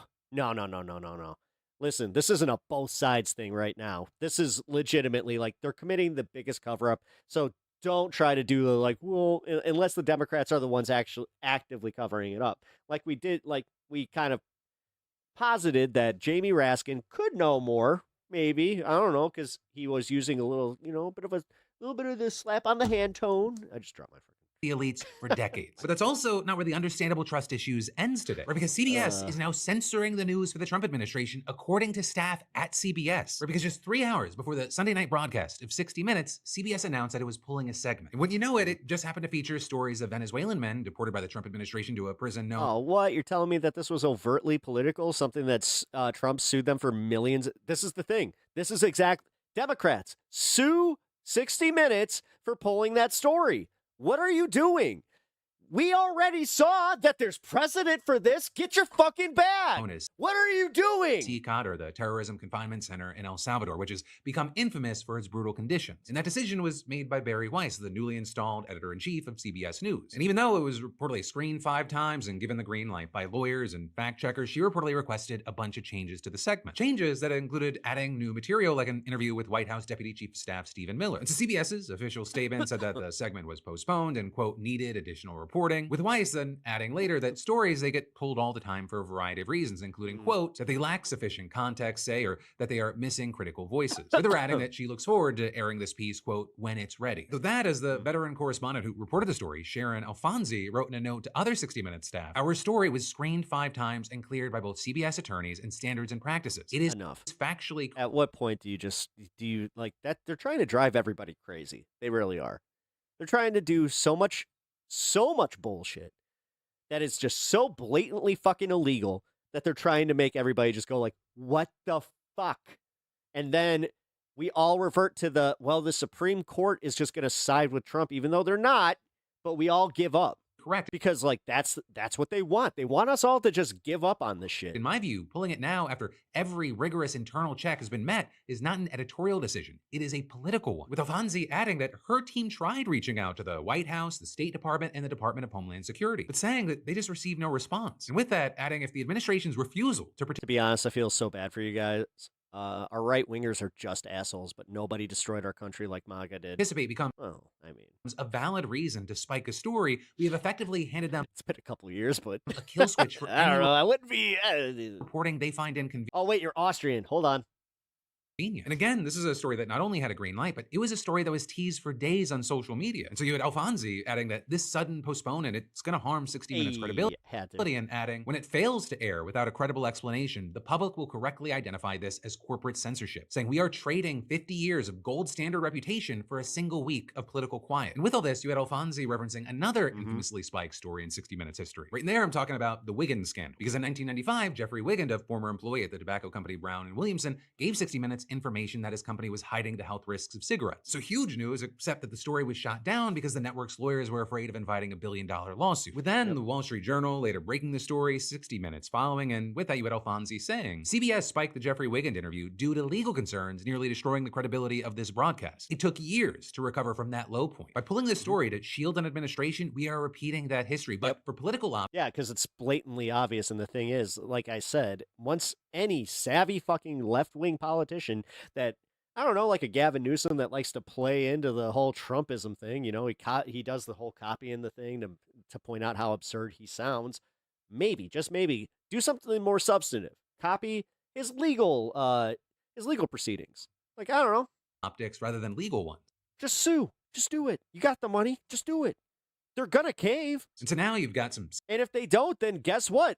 Egg on their face. Why would they cave when it was so obvious, like with Trump, where it's like, well, you guys would probably win this one. 60 Minutes staffers reportedly threatening to quit. The backlash has been echoing across the internet, but Bari Weiss, she is stuck to her guns. Or with Weiss saying in a call-in Monday morning, well, the story presented powerful testimony of torture at sea. I hope Phil continues on his Zilla arc. I think that he is. God, it did not advance Good the for ball. him. Saying the Times and also, you know what? Good for him for taking that from CoffeeZilla. CoffeeZilla rode that fucking, like, I'm not a political channel, but I can only, you know, listen, let's be honest. I think CoffeeZilla voted for Trump and now is pissed off. Other outlets, because he thought, like, he bought into some of this shit. Previously done. Either that, or surprise, surprise, CoffeeZilla was actually a comrade the entire time, but he just didn't want to lose his audience because, you know. And similar work. The public knows that Venezuelans have been. God forbid that, you know, you actually point out the fact that these gambling companies are overtly political with the way that they've been doing things and, you know. Been subjected to horrific treatment at this prison. To run a story on the subject 2 months later, we need to do more. But for many, they still see this as Bari Weiss running interference for the Trump administration. Especially since Bari Weiss was installed, as CBS is undergoing a number of changes since its parent company Paramount was purchased by Skydance. No, but we're supposed to ignore all that and just say, no, that's crazy. It's not partisan. It's because she's qualified for that position, Phil. God. A move that many were shocked by, as she has no previous experience in TV management. What are you talking about? She's totally qualified. God. Traditional reporting. And its owner, David Ellison, has experience what now? The Trump ally and has been trying to court the president. Honestly, we should just all go, like, en masse, apply for jobs that we have absolutely no business doing. For his approval. Because fuck it. And we'll just call it, like, we're just following the Trump administration. I mean, it's like having a parent, right? We're just doing what the big guy's doing. And so, you know, with all of this, I'd love to know your thoughts, opinions, and reactions in those comments down below. Definitely. You look like Parappa the Rappa. Kick, punch, block. Definitely share to spread the word, but also some other news you should know today. Rokana says they're hearing that there's going to be another DOJ Epstein release this afternoon. And with that listing what they'd like to see, TPUSA's America First event was just covered in controversy. Tucker Carlson, Ben Shapiro, and others taking shots at one another, along with Nicki Minaj showing up and accidentally calling Vice President J.D. Vance. Oh my God, it's the most cringe moment. Assassin. And Larry Ellison is now apparently backstopping Paramount's bid for Warner Brothers with a $40 billion guarantee. And again, share to spread the word and subscribe to stay in the loop. Nice. That he actually did like just a short story. I always appreciate that. Fire in the bowl. Yeah. We got the East Coast or what? East Coast, West Coast. All right, Stan pieced out. All right.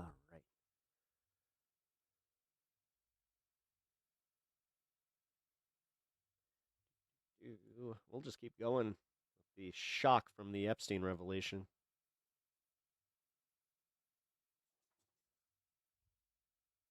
Eric, what do you make of the explanation we're hearing from the deputy AG that they're just trying to comply with the judge's order and be mindful of the victims? This seems to me both a concerted effort for there to be a cover-up and then also sheer incompetence. It's honest.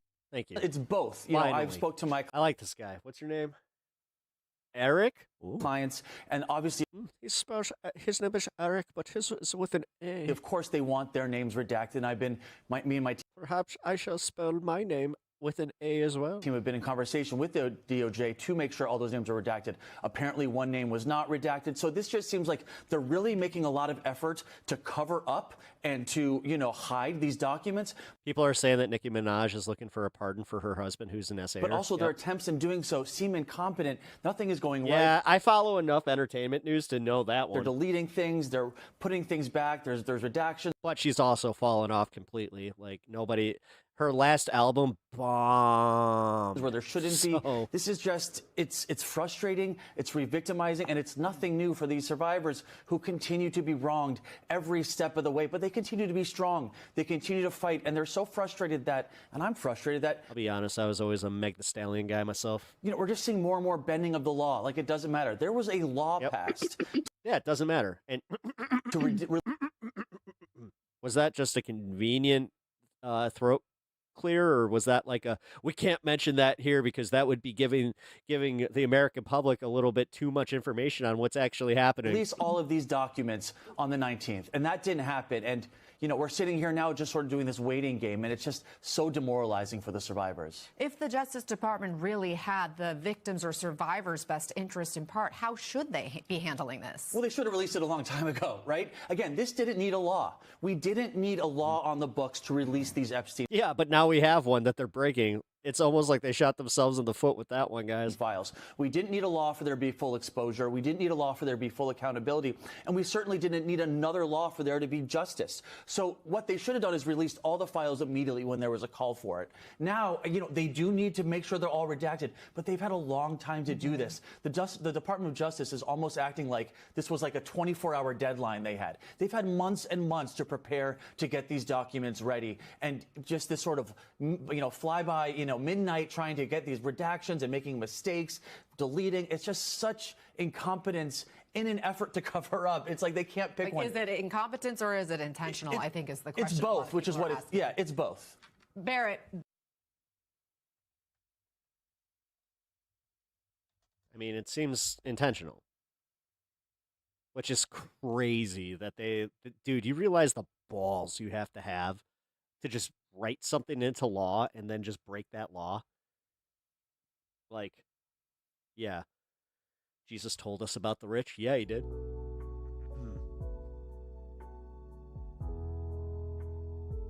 Yeah. I'll bet Dean and Parker's jobs just got way easier with this current iteration of the Epstein cover-up. Oh, yeah. Oh, it did. I mean, I don't even debate, like, right on the reg, but I have more content that people, well, okay, I got a invite to do a follow-up, and then I also have I don't know, apparently I did well on Speakeasy's debate panel. I've been invited back for multiple appearances. And also I did get someone reached out from seeing that debate, and yeah, it's pretty cool. They said some really nice things. I'll say this much too. I'm excited to see what happens with the future of the channel here. Fucking yeah, that was an awesome debate. It was. Like, I was pretty happy with the outcome. I think that my performance was okay. Wasn't like the greatest or anything, but it was also just in general. Like I had a good time vibing at the end, and that's what apparently got someone's attention, where they were just like, "Wow, you really are just like you know how to just kind of talk to people." I'm like, yeah, it's because this is what I do in my everyday life. I have to listen. I unfortunately have to talk to people that I do not politically agree with at all, but I can still make them laugh, and I can still bring down the temperature to where it's like I'm not going to have a political fucking fight while I'm in the middle of working. Like, that's just not gonna happen. At least not with me, because I know how to be professional, and I'll also, tell people where it's just like, guys, 90, like we have something called 90s rule, where we don't talk about religion and politics at work. And if somebody does start bringing that up, you go, 90s rule. Usually shuts it down. Happy cooked, then chilled. Thank you. No, I mean, I thought I did all right.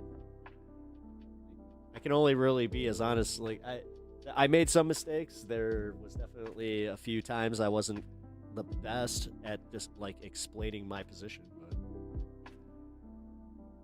which, gotta get a little bit better at that. Man, what is going on? Overall, everything right now is hating me.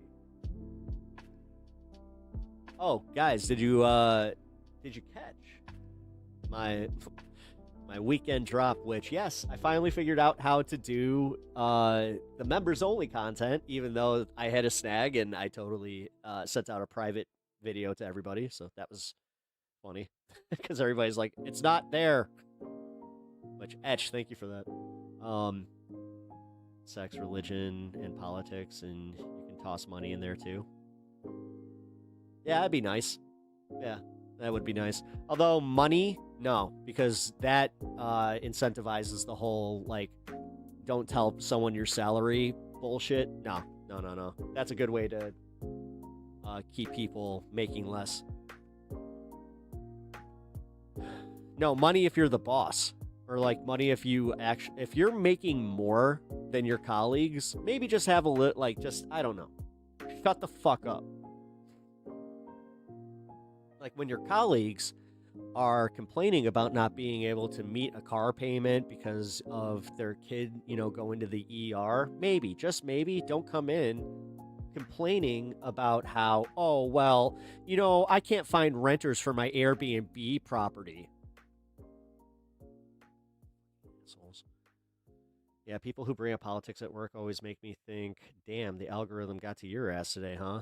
Yeah. No, and I've been there. Like, I have been there with what I do here. I've learned to not do show prep at certain hours. So the things you can not talk about are sex, religion, politics, and money. Good list. It is. Money again. The only one is I don't know. No, me, like, I can say right now, the coworkers, like, we could talk about what we make, and I'm glad that we do. Worship that dollar, Mitch. God, I can't stand people that worship money. I can't stand people that like, they're always planning for their retirement, but then they will not look at the objective reality that people can't retire even now. Like, I hate it. I absolutely hate it. Everybody has, like, this delusion that they're going to be richer than they actually are. Even the fucking people that make that money right now, like, they can't conceptualize the downfall. Like, as somebody who lived through 2008 and, like, watched some of my colleagues completely lose everything. There's this one guy that he lost his house, he lost his job, he lost his house, and then he lost his marriage because he lost the house. Which also, I kind of, like, said to him, I'm like, hey, that was a blessing in disguise, man, because if literally for sickness and health, or better or worse, like, yo, man. Yeah, she just showed you that she had absolutely no regard for that. Like, God forbid you got sick. Like, at least you, like, just didn't have money. There's some politics to bring up at work, but it's usually a bad idea. No, it's just a good idea not to. It's the same with locker rooms. When people say locker room talk, now apparently locker room talk is literally, like, so you walk into a locker room and they can just be the worst versions of men. Like, you want to talk about toxic masculinity. Like, this is the thing, is somehow guys like me got pushed out of trying, like, I try to make things funny and try to, like, blunt the edges of some things and then get shit on for it. And that's what happened with toxic masculinity. Was I got told, again, how many times like I would make a joke and I would accidentally play into something like that, and they're just like, well, you technically are playing into the toxic masculinity. And then you just hear a few years later where it's just like, oh yeah, what is that, toxic masculinity, where it becomes a fucking punchline. And like, you don't get it. Like, there are times that it's just, yeah, that's how that's being ineffective. Like, is toxic masculinity is toxic masculinity a thing? What my mouth just did there? Yes, it is. It's fucking blatantly obviously. I'm giving up. I'm done.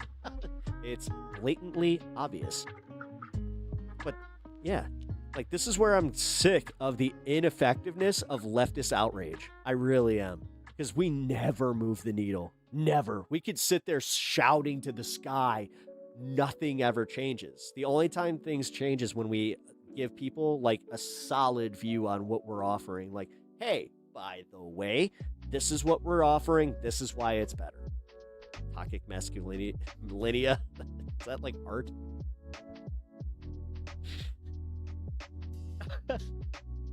Yeah, I have no idea. Yes, of course. Of course! Turned into Jake over here. Now I'm just gonna lecture all the lefties and tell you guys that I'm the true voice of progressives. Of course! No, it just sucks though. Like, I've seen the way that people, like, just normies, they brush off that shit. And those are like, and then people on the left, they look at that and they're just like, well, fuck them. I'm like, no, those are the people you need on your side. Like, if your messaging is not getting them, it's not going to get to anybody else. And then the other side that is causing these problems is never going to stop. They're just going to quadruple down. Vance, where's toxic mascara? Yeah, actually, you know what? You guys are on point tonight. Toxic mascara. Let's just hope. It's from the 60s. Like, wait a minute. My eyes are tingly. What's up with that? It's just like, yes. Yes. Asbestos, do your thing. Asbestos, do your thing. I mean, honestly, with the fact that they want to deregulate asbestos, we should just start telling every right-winger, it's like, yeah, guys, that's the best insulation. Didn't you know it's way cheaper? And honestly, like, yeah, you would be pussies if you didn't do it.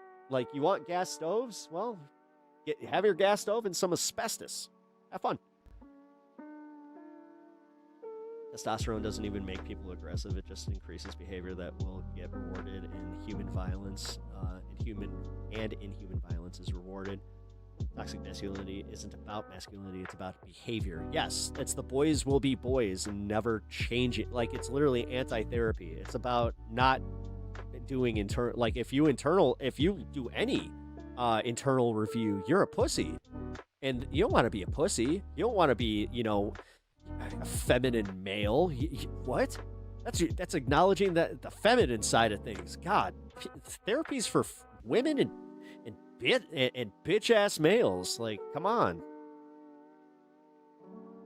At work at lunch, once I made a comment about how women are always colder than me, and one woman was like, "That's sexist." I'm like, no, not really. No, that's just how, that's blood circulation, and just like, yeah, men run hotter. Oh my God, does that mean that every meme about my wife always takes the blankets and I don't care because I have a fan on, and even if it's like, even if it's 32 degrees, I still have my fan on? It's true. Emotions, ew. Yeah, exactly. Pussy makes the world go round, so I'm pissed. But we do. But we do be cold. All right, now that was man, women be cold. Yeah, we do be cold. Poor circulation. Damn. What's up with that? Oh, man. Sheer incompetence. Yes, it is sheer incompetence. I'm joined now by the ranking member of the House Oversight. All right, let's see. Is this his new thing? Is this his new background? Like he's just doing a white background now? God. So trendy. Committee, Robert Garcia, thanks for joining me. Sure thing.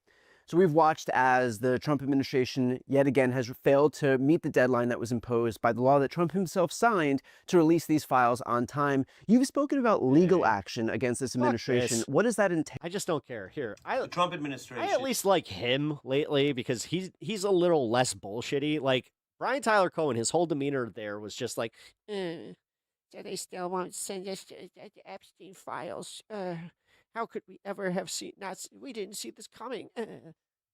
Is engaged in at least he's coming at this from like we knew this was coming. Let's be real. Now let's talk about it. cover-up of the Epstein files. That is news. That was not the case until Friday when they blatantly blew through the deadline.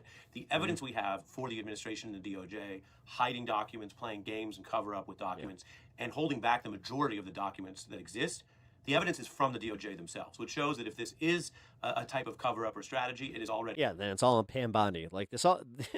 the fact that they're still trying to do this thing and just like, we don't know who did this. It might have been a random FBI agent. Who knows? It's like, no. A bungled one. That's often the case with cover-ups. And this is also hilarious because, yes, they are bungling it hard. Now, if nothing comes from it, that's just par for the course. I'm going to walk through what comes next in this video and why we are in a new chapter in this long-running story, because until Friday, the debate over Epstein transparency was one of opinion and ideas and what people thought was best. Now there's an actual law, and the deadline has been blown through. So we are into illegal cover-up territory, Nixon territory. I'm Ari Melber, a lawyer and journalist, covering this and other issues. This video is going to go through where we go as we start the new week and have a lot more information. I'm really glad that MS Now is letting him do his own thing, because I do have a feeling he's not renewing his contract. Start with why this is so bad for the Trump DOJ. This is not a situation which happens in court sometimes. He can rap, remember. I mean, he can try to rap. Where you get close to something, but you don't. He likes hip-hop, and he don't get the full... you don't meet the full obligation. He can cringe you out while doing it. Criminal court, it could happen when you're dealing with the government. And you say, "Hey, we're 90% there. We're trying to comply," and you basically every day Trump does like 28 Watergates. I know. With the other side and a judge over that. This is a situation where Pam Bondi, the Attorney General, was caught lying about the Epstein files, and now is not really involved directly publicly. She's not. Hey, I talk with my hands too. Claiming to be overseeing this, which is her I'm job. holding this She's been thrown under the bus by the chief of staff and others, and her deputy, Todd Blanche, the president's former criminal defense attorney, has taken center stage. He's the guy you see on TV doing interviews. He went on Fox Friday. He's the guy actually sending the letter out to Congress explaining what they've done.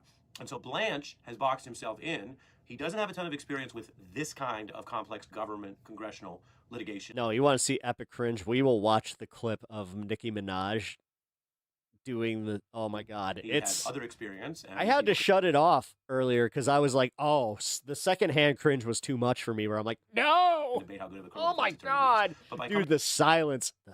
Coming out on Friday and admitting they're blowing through the deadline while then putting forward a letter that claims they're complying, he sort of tried to have it both ways, but protect himself for litigation or other challenges he may expect, where they say, did you even try to comply? And he has a letter claiming. Oh, not even her glazing Trump. When she says that J.D. Vance is an assassin and she waits for people to be like, yeah, I don't think she knew what she was doing. You're talking to Erica Kirk, whose husband was assassinated. He did. I mean, I'm just now like going through the obvious parts. But then the evidence doesn't really work for him, and that matters because he's dealing with both parties in Congress. Premium victims, cringe, it is. advocates, lawyers who are going to put what he says through the grinder and test it. And so remember, he claimed they were releasing all this material. A lot of it was old. The new material was about 4,000 documents. He also admits and says there's over 100,000 documents to come. So what they released is about 5% or less of the files. That is nowhere near complying. And it raises the question, why would they so blatantly fail to comply and admit that it's only 5%? And I'll give you some possible answers, but that's fact number one. This is 5%, not 90 or 70 or some debatable amount. Number two is he's provided other information. All right, I'm definitely pulling this up after this. If he's exaggerating or minimizing, that'll be tested. But on his own information, it doesn't add up. And this is why cover-ups can become a jumble of claims that get people in trouble. People in government, maybe gets his boss or his boss's boss in trouble, which goes all the way to President Trump. And here's what I'll say, because I've studied all the documents. Blanche claims that they have 200 attorneys in the DOJ working on this. And these aren't first-year junior attorneys. To be a DOJ attorney, you have some experience. That's a lot. But he released about 4,000 documents. and they had a month under the law, and we know from reporting in FOIA, Freedom of Information requests, they've been working on reviewing this earlier than that. So if you take Blanchett at his word, these 200 attorneys spent a month looking at these documents and could only put out 3,900 roughly with some redactions. Well, that means Some each attorney redactions. would have I mean, worked even on that's being too kind, dude. They blacked out full pages. documents over the whole month, or less than one document a day. When I say documents, I'm just using everything, which is the most fair, open standard. That includes a photo they released of Epstein in a robe, which doesn't need any redactions. You could look at it for 10 minutes or an hour. You could double check things, but at the end of the day, that's one file. That counts for one item. And it would be less than one item a day for 200 attorneys to turn this out. So that brings you to the next inference, that these attorneys Wow, when you really put the math to it.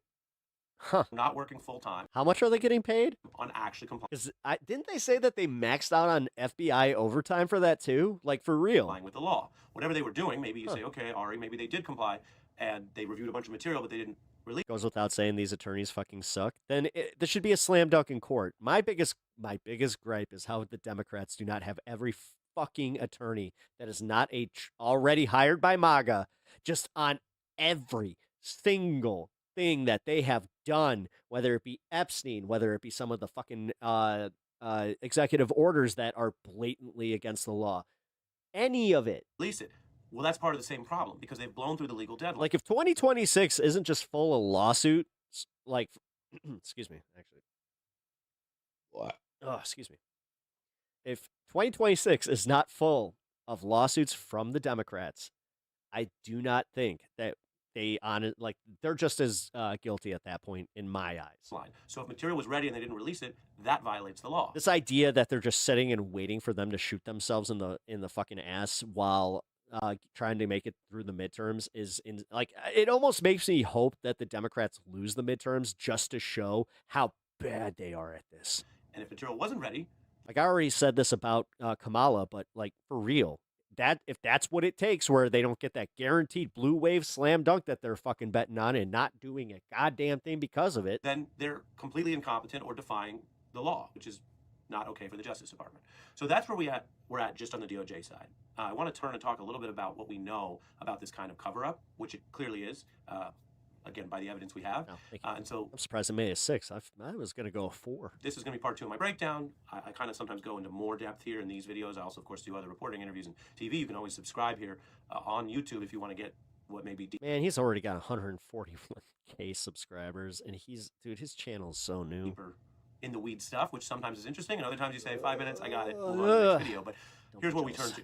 It's not about jealousy. It's about the fact that I'm just like, come on. Why would you bungle a cover-up this way? Why would you approach it this way? What are they up to? And I think on the outside sometimes... Come on, algorithm. Guys, you know how to help me there. When we review... Hit subscribe and hit that and make sure that alert bell is on. Look at these developments. Also, I hope you genuinely enjoy my content. Fuck. This is a fun place, right? We say, as the public, we sometimes feel like, well, they must have another plan after this. They must have some evolved strategy. And in real time, who knows? But when you learn from history, and history, they say it doesn't always repeat itself, but it rhymes or it echoes. In Watergate, they said the cover-up was worse than the crime. Here, the crimes of Epstein and Maxwell, of sex traffickers, are horrific, some of the worst crimes imaginable. So maybe the cover-up isn't, quote, worse than the crime in a legal sense. Maybe it's equal or almost as bad. But you're here for the reason why they have Stan that saying and why there Make are sure that charges he's of on. obstruction of justice, which every prosecutor uses, is because it is common. Indeed, it is one of the most common reactions when people are in trouble to do the cover-up. There are many obvious reasons for that. I mean, as a lawyer, and I once interned in the public defender's office in Manhattan, where you see a lot of street-level crimes, someone who's already gone down that road doesn't just reverse. Sometimes they say, okay, let me just get away. Sophisticated people, rich people, lawyers, people doing tax evasion, they go down that road and then sometimes say, well, I'm already in this deep, can I get out? And so with government... He's going to the vet at the start of the new year. Malfeasance, it's a different thing. I'm not looking forward to it. The first obvious reason being the government has more power. They're usually the one prosecuting the crimes. But in the Nixon era, we saw... He has anti-anxiety medicine that he has to take a double dose of just to go. What Bill Kristol and others recently reminded... Voting is not pointless, trust me. I stopped with that one when they put so much emphasis into rigging elections. It's the one thing that they can't do. Everyone in terms of the known history, which is what they call the... And I've watched this with both parties, man. Like, no, voting is very much not pointless. Voting means no, actually, people saying voting is pointless is a problem, because that is giving the majority of the country a pat on the back for not participating, thus putting us into this situation, because most people that I know who didn't vote are complaining against the current state of things. They see what's going on and they're just like, this is insane. When did stuff get so crazy? How come I can't ignore politics anymore? Like, I had a friend say that where he was just like, dude, I can't even ignore politics anymore. It's like, welcome to the fucking party, pal. Limited hangout. That's where you're under pressure. The people are asking for something. Giving them literally nothing doesn't work. So you give them a little bit and hope that satisfies them. That's a common thing you see.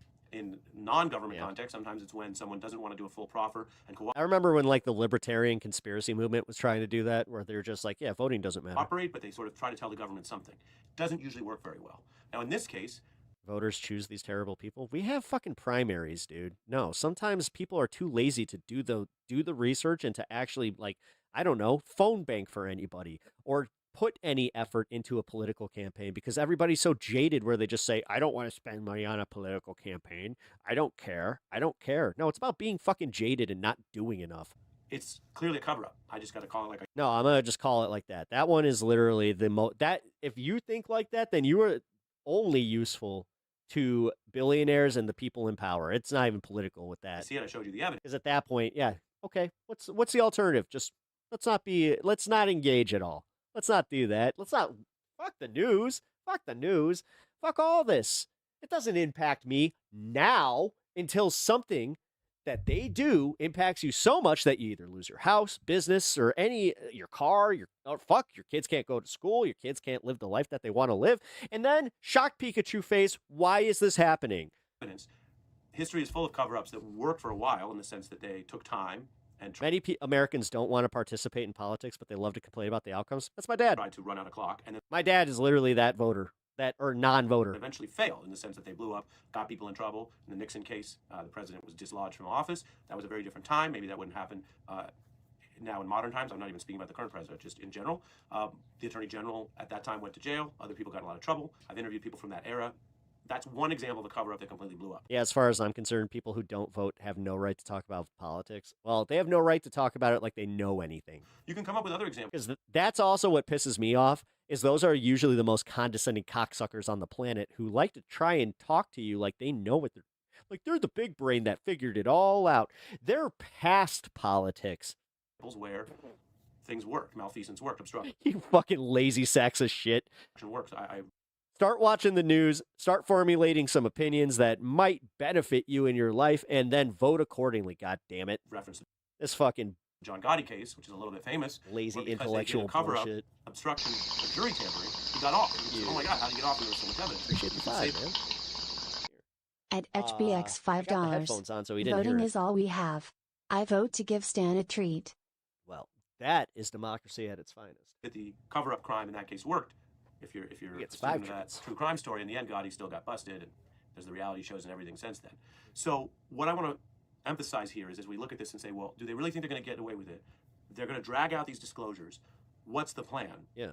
History suggests that sometimes the plan is first give very little, or in their case, they may have given things on Friday disclosure that they think isn't a problem for the Trump administration, things that they think go more towards their opponents, although the law doesn't care who is embarrassed. The law demands all material. But then they might turn to something that looks a little bit bad for someone on their side, of their friends. And then they'll drag it out further. The Congress is now talking about taking it to court or contempt. That takes time.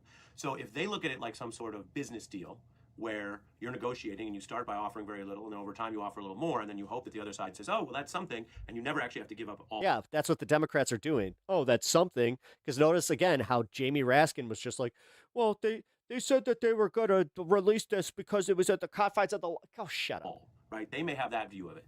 They may also do what Donald Trump did, remember. He just drooled all over the place. To not just go all the way back to Nixon, but I covered the cases that Jack Smith brought. I was in the courtroom in D.C. watching them toe-to-toe with, interestingly, Todd Blanche, who at the time was the defense attorney, now is the person I mentioned, number 2 at DOJ. The way history works. I covered that case. And Jack Smith was an excellent prosecutor. He brought a case against Democrat John Edwards. He obviously brought these 2 Trump cases. He'd been at The Hague.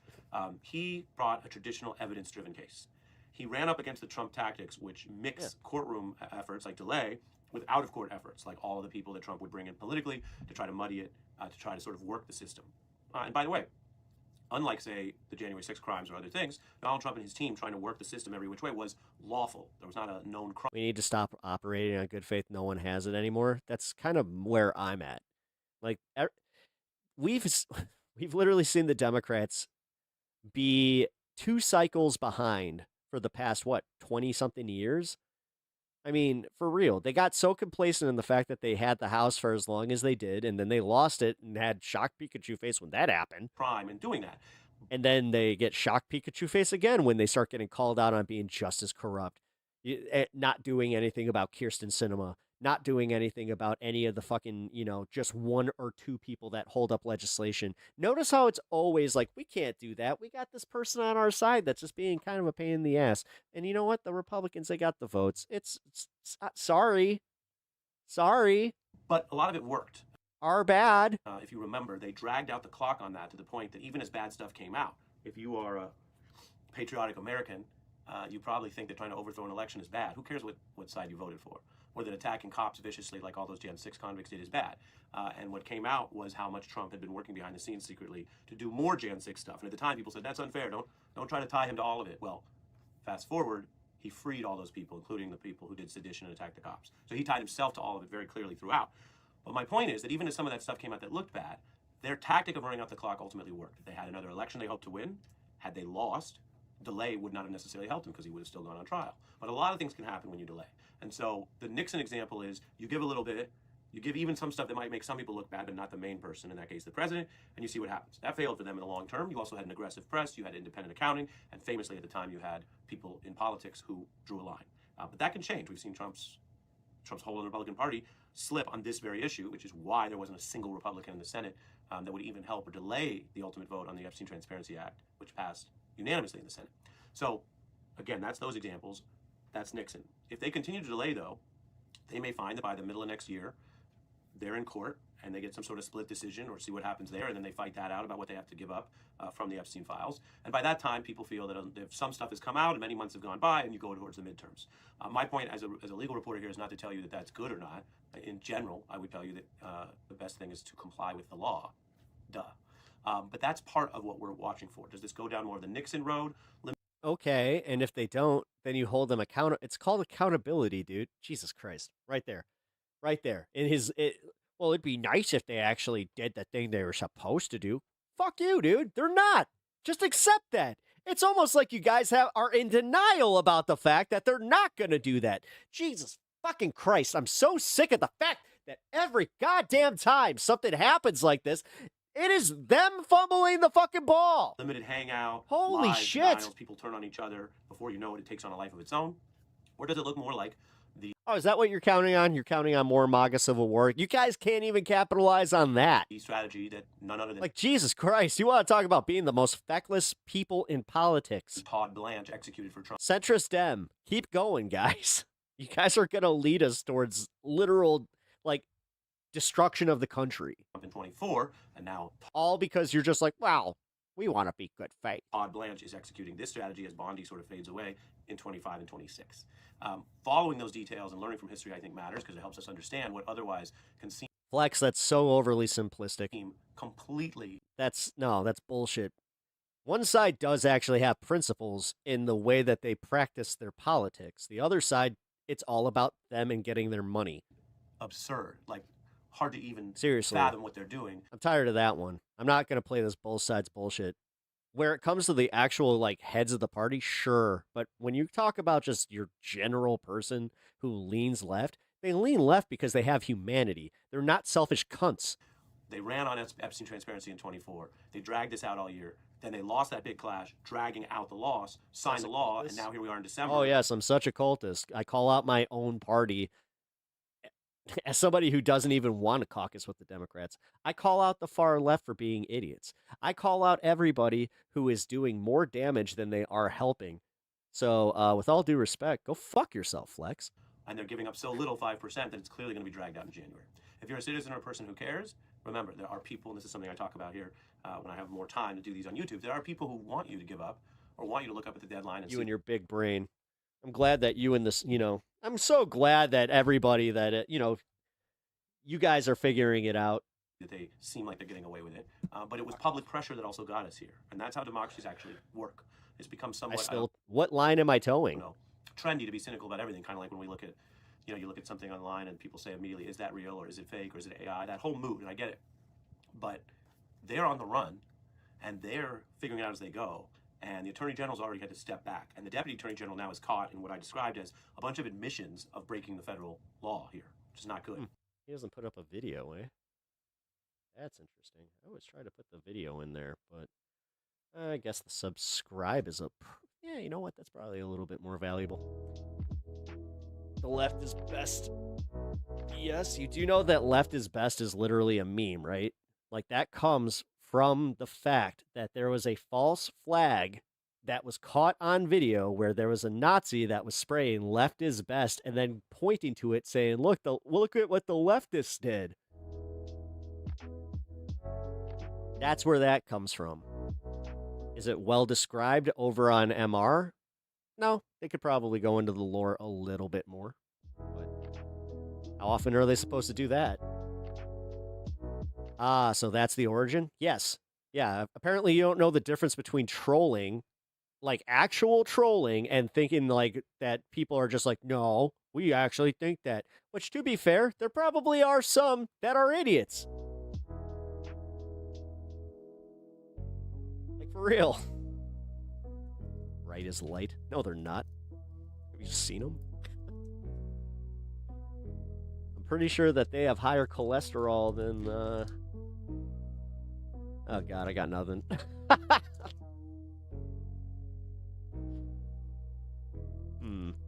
Maybe that's not a good one. All right, let's see. Let's take a look.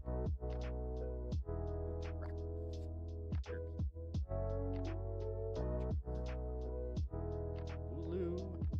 Erectus.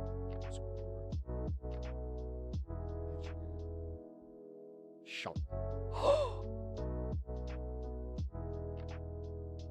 Oh, hell yeah.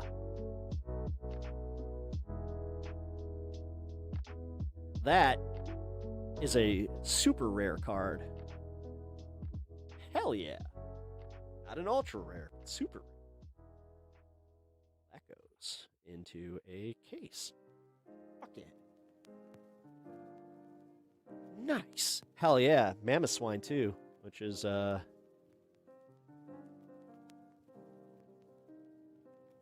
it's actually a really cool Pokemon.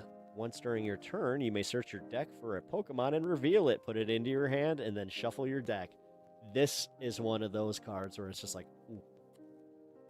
Because that's a ability. You can use that on all of your turns unless they have an ability that knocks out abilities.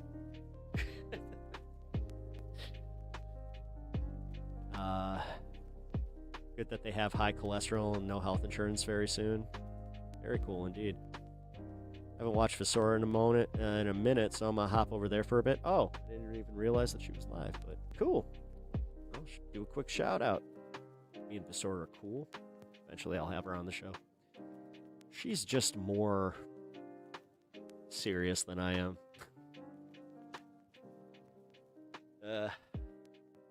Pokemon, gotta catch them all, Pep. Yeah. Yeah, right. I'll say this much. I stopped doing that a long time.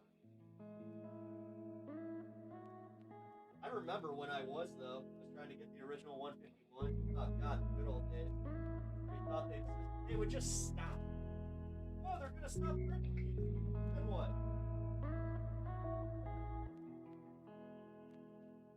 That's when you're a kid all full of hope. Sora scares me with reality. Well, she's I'll say this much. The panel I was on with her on election night, I was just gonna let her cook because I know very little about like things that she's an expert in.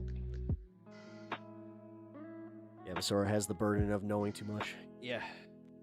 Where I am the polar opposite. I have the burden of knowing too little willingly. See? But this is the thing. I'm not one of those guys that just ignores politics because I don't know as much, even though I know more than I'm giving myself credit for, I'll be honest.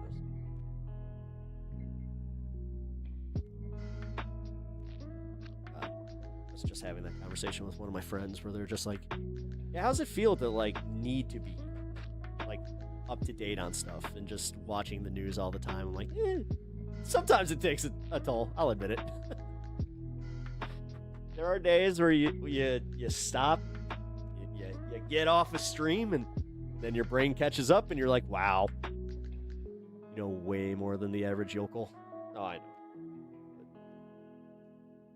Listen, I said this when I started streaming. It's like, and I do mean something by this. I'm no Vosh, where like, I know political theory, but not much about, like, not as much as him, which I also think that, yeah, this is where I got my opinion, that it's like, yeah, some people get way up their own ass with political theory and, like, just how much they know about things instead of looking at things as they are, where it's just like, oh, you know what? Things are as simplistic as we have a shithead rich dude in the office of the presidency that's trying to protect his riches and everybody else's riches because he thinks he can get richer. Plain and simple, right? And you got Democrats that are playing that same game where they're like, well, just give us our little bit.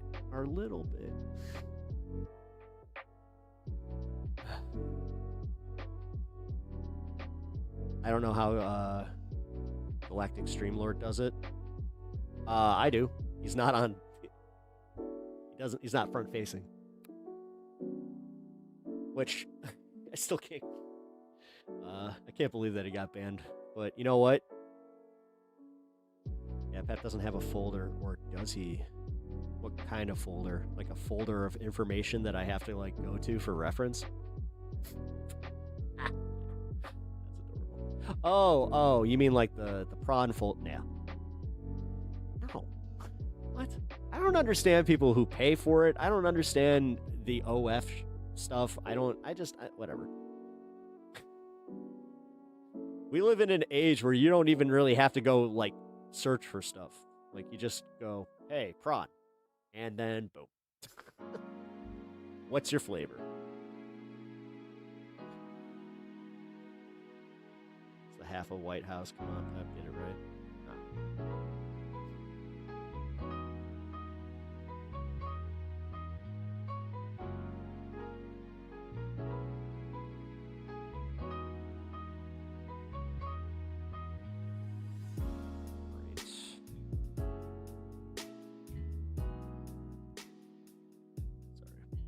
Music is a bit louder today, but that is, like I said, because I've been dealing with audio issues this entire stream.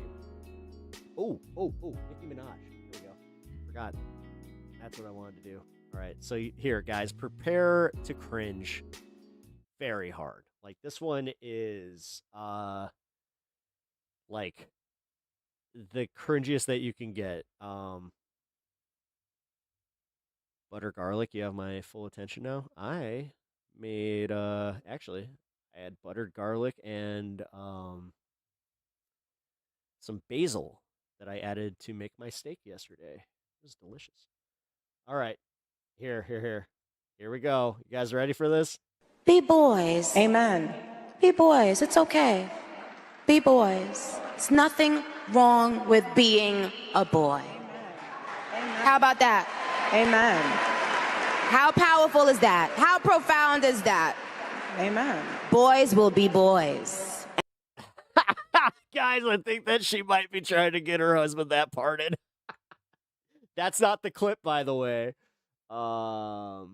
don't want Nicki Minaj at this moment, you don't want to win. Oh my God! So we got some MAGA accounts here. Where's the cringe? Where's the one making fun of it? Being openly transphobic on national TV. Oh fucking A. Nicki Minaj. Although I thought this was hilarious. Me liking every Nicki Minaj hate tweet on the on the timeline. That shit's pretty funny.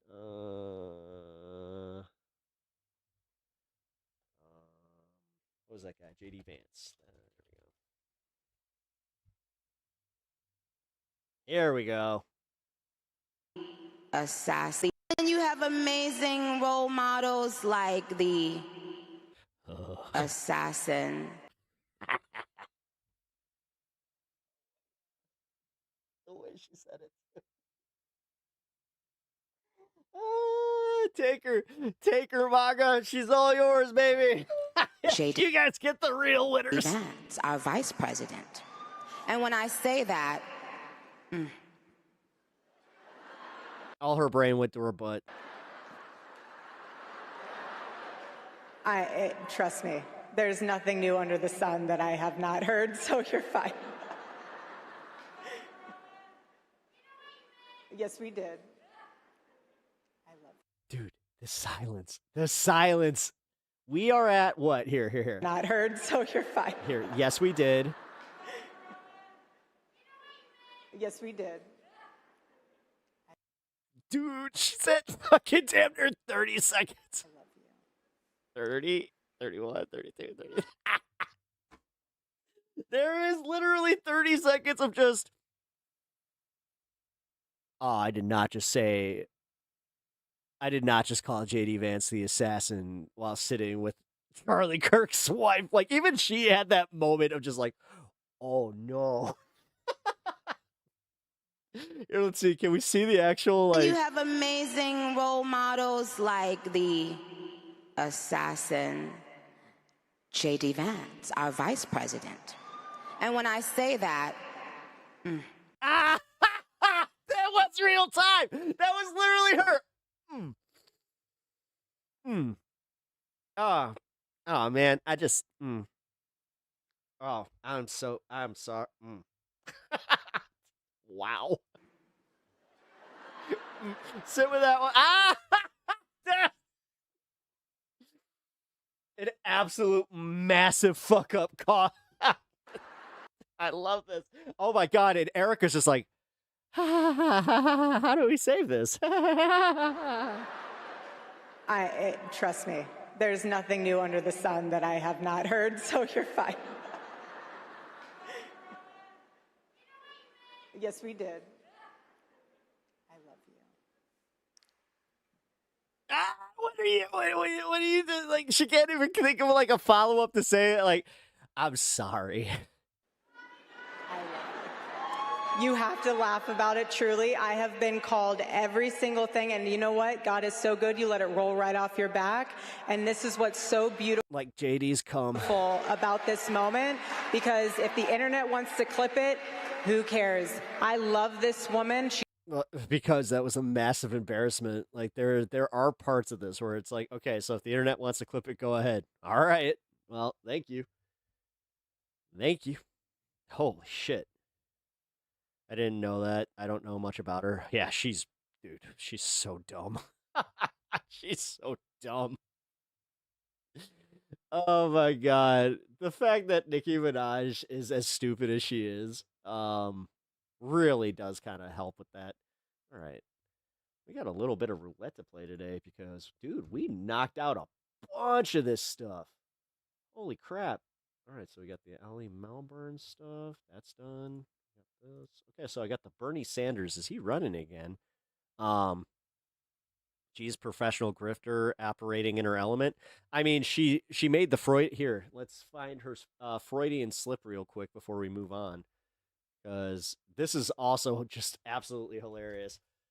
Erica Kirk Freudian slip. Wow, that's the first thing to pop up when I put in the F. Because I'll be honest, I didn't know how to spell Freudian, so I was like, ooh. This might be a problem. What's that? What's that? What's that? I don't know what this is. But what's that?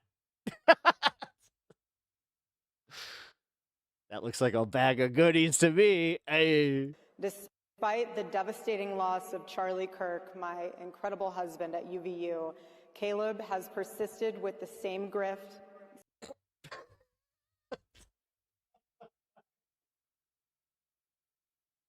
TPUSA, keep doing more events, please. This has been wonderful. Excuse me. Seriously. Oh my god. Can you imagine, just for a second, if a leftist made this type of Freudian slip? Holy fuck. Grit. It has been a long day. Has it? It's been a long day. You know what? Setting up that pyro for my entrance and my golden sequin jacket to show how much I cared about Charlie. God, it hasn't even been a few months. Like, I don't know, man. As somebody who's like literally going through grief himself, I try not to like grief shame. I know I've gone through this, but this is I don't know, man. I don't know. Like, she's on another fucking level. She really is.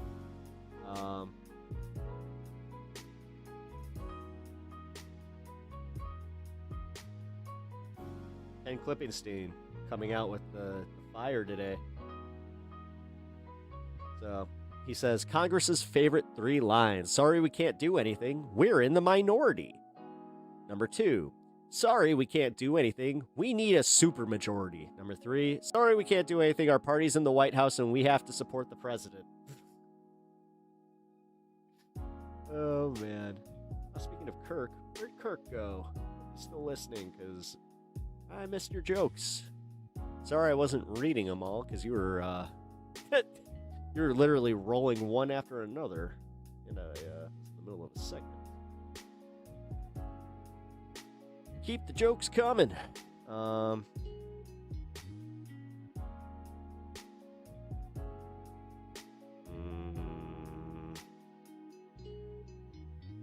get a wife and she acts like this. Check her emails and phone messages that may be putting a hit on.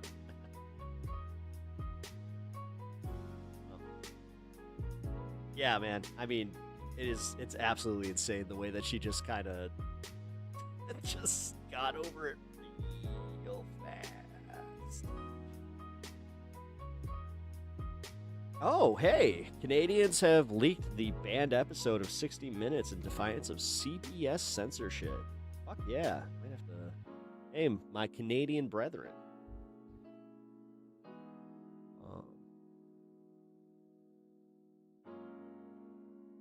All right, guys. Man, Mitchell, careful. Seriously. As much as I'm all for like making some of the ha-has, I will say this: they've been striking people for some of this shit. So be careful, man. Honestly, let's see. Yeah. Well, yeah. Keep it at that, guys. It's not bad. No, I don't have to delete them yet, but I'm gonna just put the warning out there where it's like, come on. I just got good with YouTube. Let's not do that. No, it's cool. It's cool.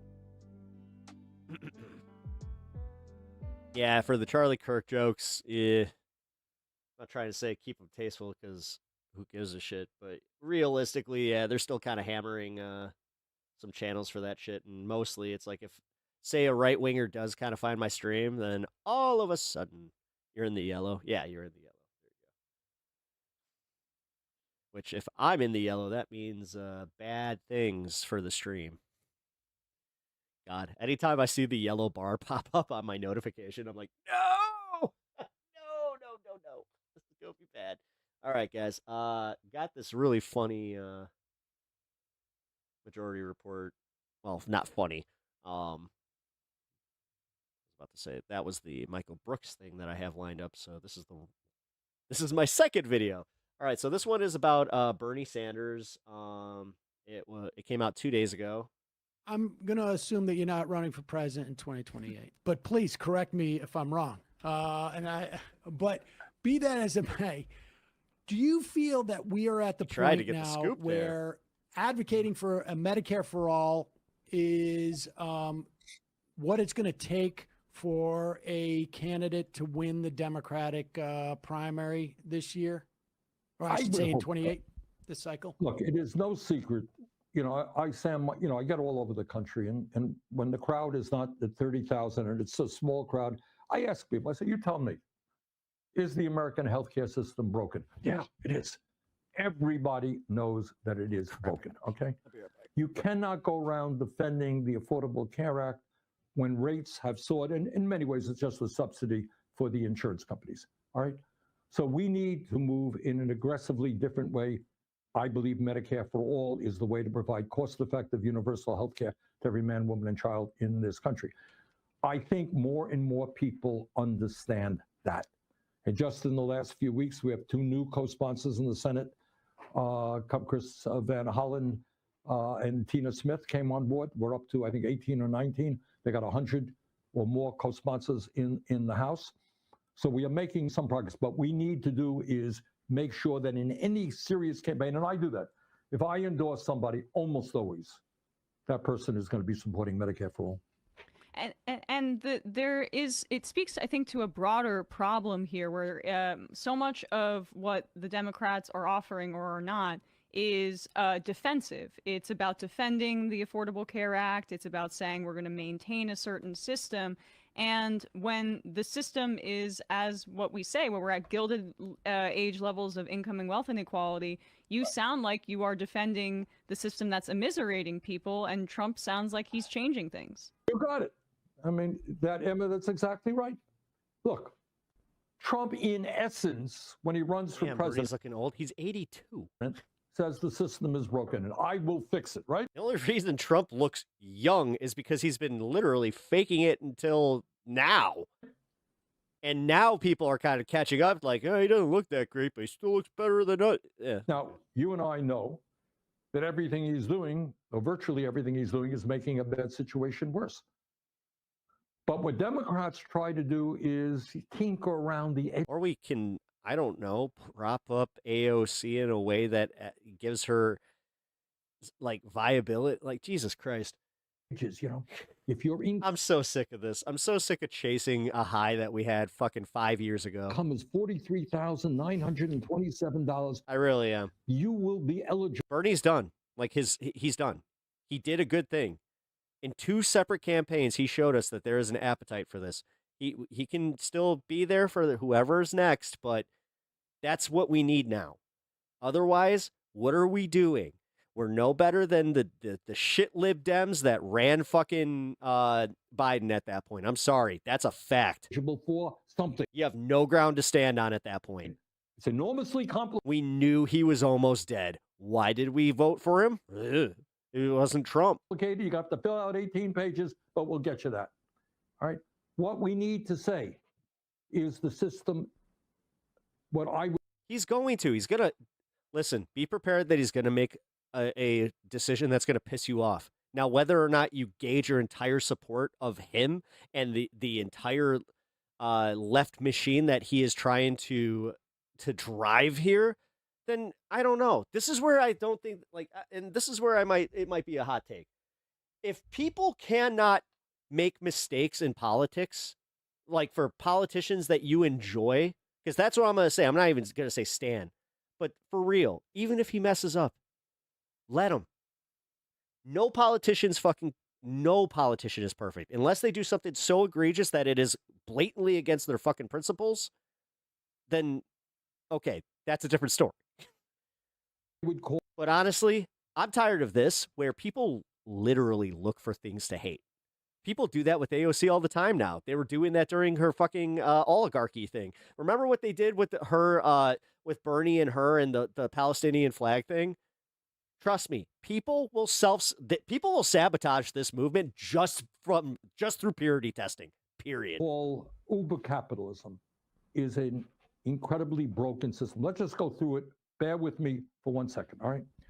Richest country in the history of the world. More income and wealth inequality than we have ever had. Richest people doing phenomenally well. 60% of Americans living paycheck to paycheck. Healthcare system broken. Yeah, Willie, while I agree with you, I'm not going to lament it because guess what? We live in now. I can't go back in time. I don't have a DeLorean or have a TARDIS or have a whatever time machine Trunks had, but I don't have it. And the thing is, I wouldn't even get to enjoy the fruits of it because it's literally parallel universe theory. So even if I did go back or any of us went back, it would just create a parallel universe and not fix this one. So fuck off. We live here. Deal with it. Educational system. So sick of living in the past. Childcare. Blame the Cubs. I'll do that. Dysfunctional. Widely expensive. Workers underpaid. Kids can't afford to go to college. We won the World Series and the world went to shit. You think that's not lost on me?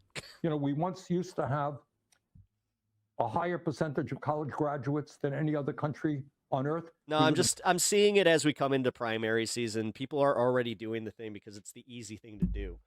Oh, Bernie or bust. Best educated country on earth. That ain't the case right now. Kids coming out deeply in debt, okay? Other countries say, we want a well-educated workforce. We will guarantee you quality higher education. Don't worry about the money. And like I've been saying, Our public school.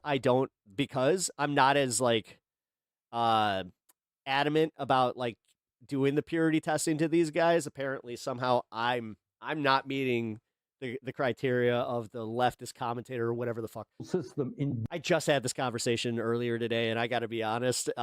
It did kind of stoke something in me where I'm like, yeah, it is annoying because it came from just a normie person that was asking me about some of this. They're just like, well, what about some of the talking points with Kamala Harris and like the Muslim community, and what about some of the stuff that they brought up again, the Palestinian flag with AOC, and I was just like, trouble. We are not attracting that's a problem. The best and the brightest teachers. Teachers are asked to deal with disasters in their classroom. Kids who are have trouble. I'm living less than two paycheck to paycheck, but at least I got my help. Oh, whoops, too soon. Disrupting the class. Bottom line is, last international exams we saw, the United States of America was something like 37th place. Got it? In terms of math, science, writing, and so forth and so on. Housing, a disaster. Well, that's why I'm hoping that like we can kind of come together on this one. I've seen too many people on the left already writing AOC off because she's a woman. You want a fucking self-fulfilling prophecy? Transportation. Jesus. I mean, you do realize that the Republicans are somehow going to lap us on that, right? Because like they're talking about running AOC or MTG. They are. Like, why the fuck else is she doing what she's doing? America first. This is the thing about being America first. Yeah, they're trying to literally rebrand the party because they want to get away from MAGA. They understand that MAGA is a dying brand, so they want to move on to America first. America first. Getting on a plane and seeing if you're going to get any place on time. It ain't going to happen. Fucking A. So if you look, oh yeah, I hear that too. Yeah, no, it's disgusting. It's honestly disgusting, and I want nothing to do with that. Look at the food. If people genuinely think that in our own party, like in our own side of politics, then what the fuck are we doing? Seriously? You got the food industry. I'll play. All right, I'll do the purity politics. Why in the fuck would you automatically assume that a woman couldn't be president? That's sexist as fuck. Essentially, and that's playing into this game of, yeah, you know what? We're a sexist country. We might as well just give up on that one. Gavin Newsom. Our kids crap, which causes obesity, which causes diabetes, and a number of other illnesses. America First is going to be the final form of the white supremacy movement. Yeah, but they're somehow going to package it in a way that nobody sees it that way. So we need to be better about either showing everybody what these people are truly about, which that's too much work. You do understand that all of this is to keep us outraged at what they're doing and not actually getting together and formulating a counter narrative or a plan to beat them. It's always about reacting. Now, as somebody who's played some sports in his life, I don't do that, especially fucking hockey. I would always go to where the puck was going to be. So, for instance, I would try to read the play. I'd be like, okay, so they're going to try and pass to this guy, especially as a goalie, where I could try to read who was going to make the pass. But usually, just through playing the angles, I did pretty well on it. You look at the basic necessities of life. That's what we need to do. Play the angles. We can stop them just by seeing the game. Health, education, nutrition, housing. But instead, it's like we watch these fucking highlight reels of them just pulling off like one good move, and you're just like, oh my God, we can't stand a chance. We're not doing well. We are doing rather poorly. Infuriating. So we need a radical and fundamental transformation of American society, a government that works for everybody. It's bad that I'm literally just like, I'm ranting right now, and I'm just kind of waiting. I'm like, all right, let's see. From us. Let's get back to that $15.99 because this is usually how it goes. And his friends. When you look at what... This is why I try not to pay attention to numbers, by the way. ...has taken place over the past 10 months... They got scared and they organized their racism when we elected a black man, and they said, no goddamn way a woman can run run our half of the White House. Bunch of fucking asshats wearing orange face. Yeah. I don't think... Do you know where America First comes from? A bunch of fucking rednecks that feel disenfranchised. That's where it came from, okay? I don't give a fuck about the history of it. We have seen a more destructive force in terms of just the apparatus. This is one of those rare times that I'm like, I don't care to learn of our government, whether because it doesn't benefit me in any way, shape, or form. It's like, Consumer Financial Protection Bureau, the NLRB. Yeah, except you know what? I'm America first because Tim might be. I don't know. Maybe I am America first. Maybe I'm still MAGA. Maybe I'm a centrist. I don't know. And yeah, I forgot to check with Tim. Kickflip. The IRS, the Department of Education. On and on and on. I used to say Germany first too. the Yeah, I get it. I get it. We're barreling towards fascism. What's anybody doing about it besides just doing this? Hey, guys, did you know that the Nazis used to do this? Did you know that they're Nazis? Like, fucking Christ. We somehow fucked that up.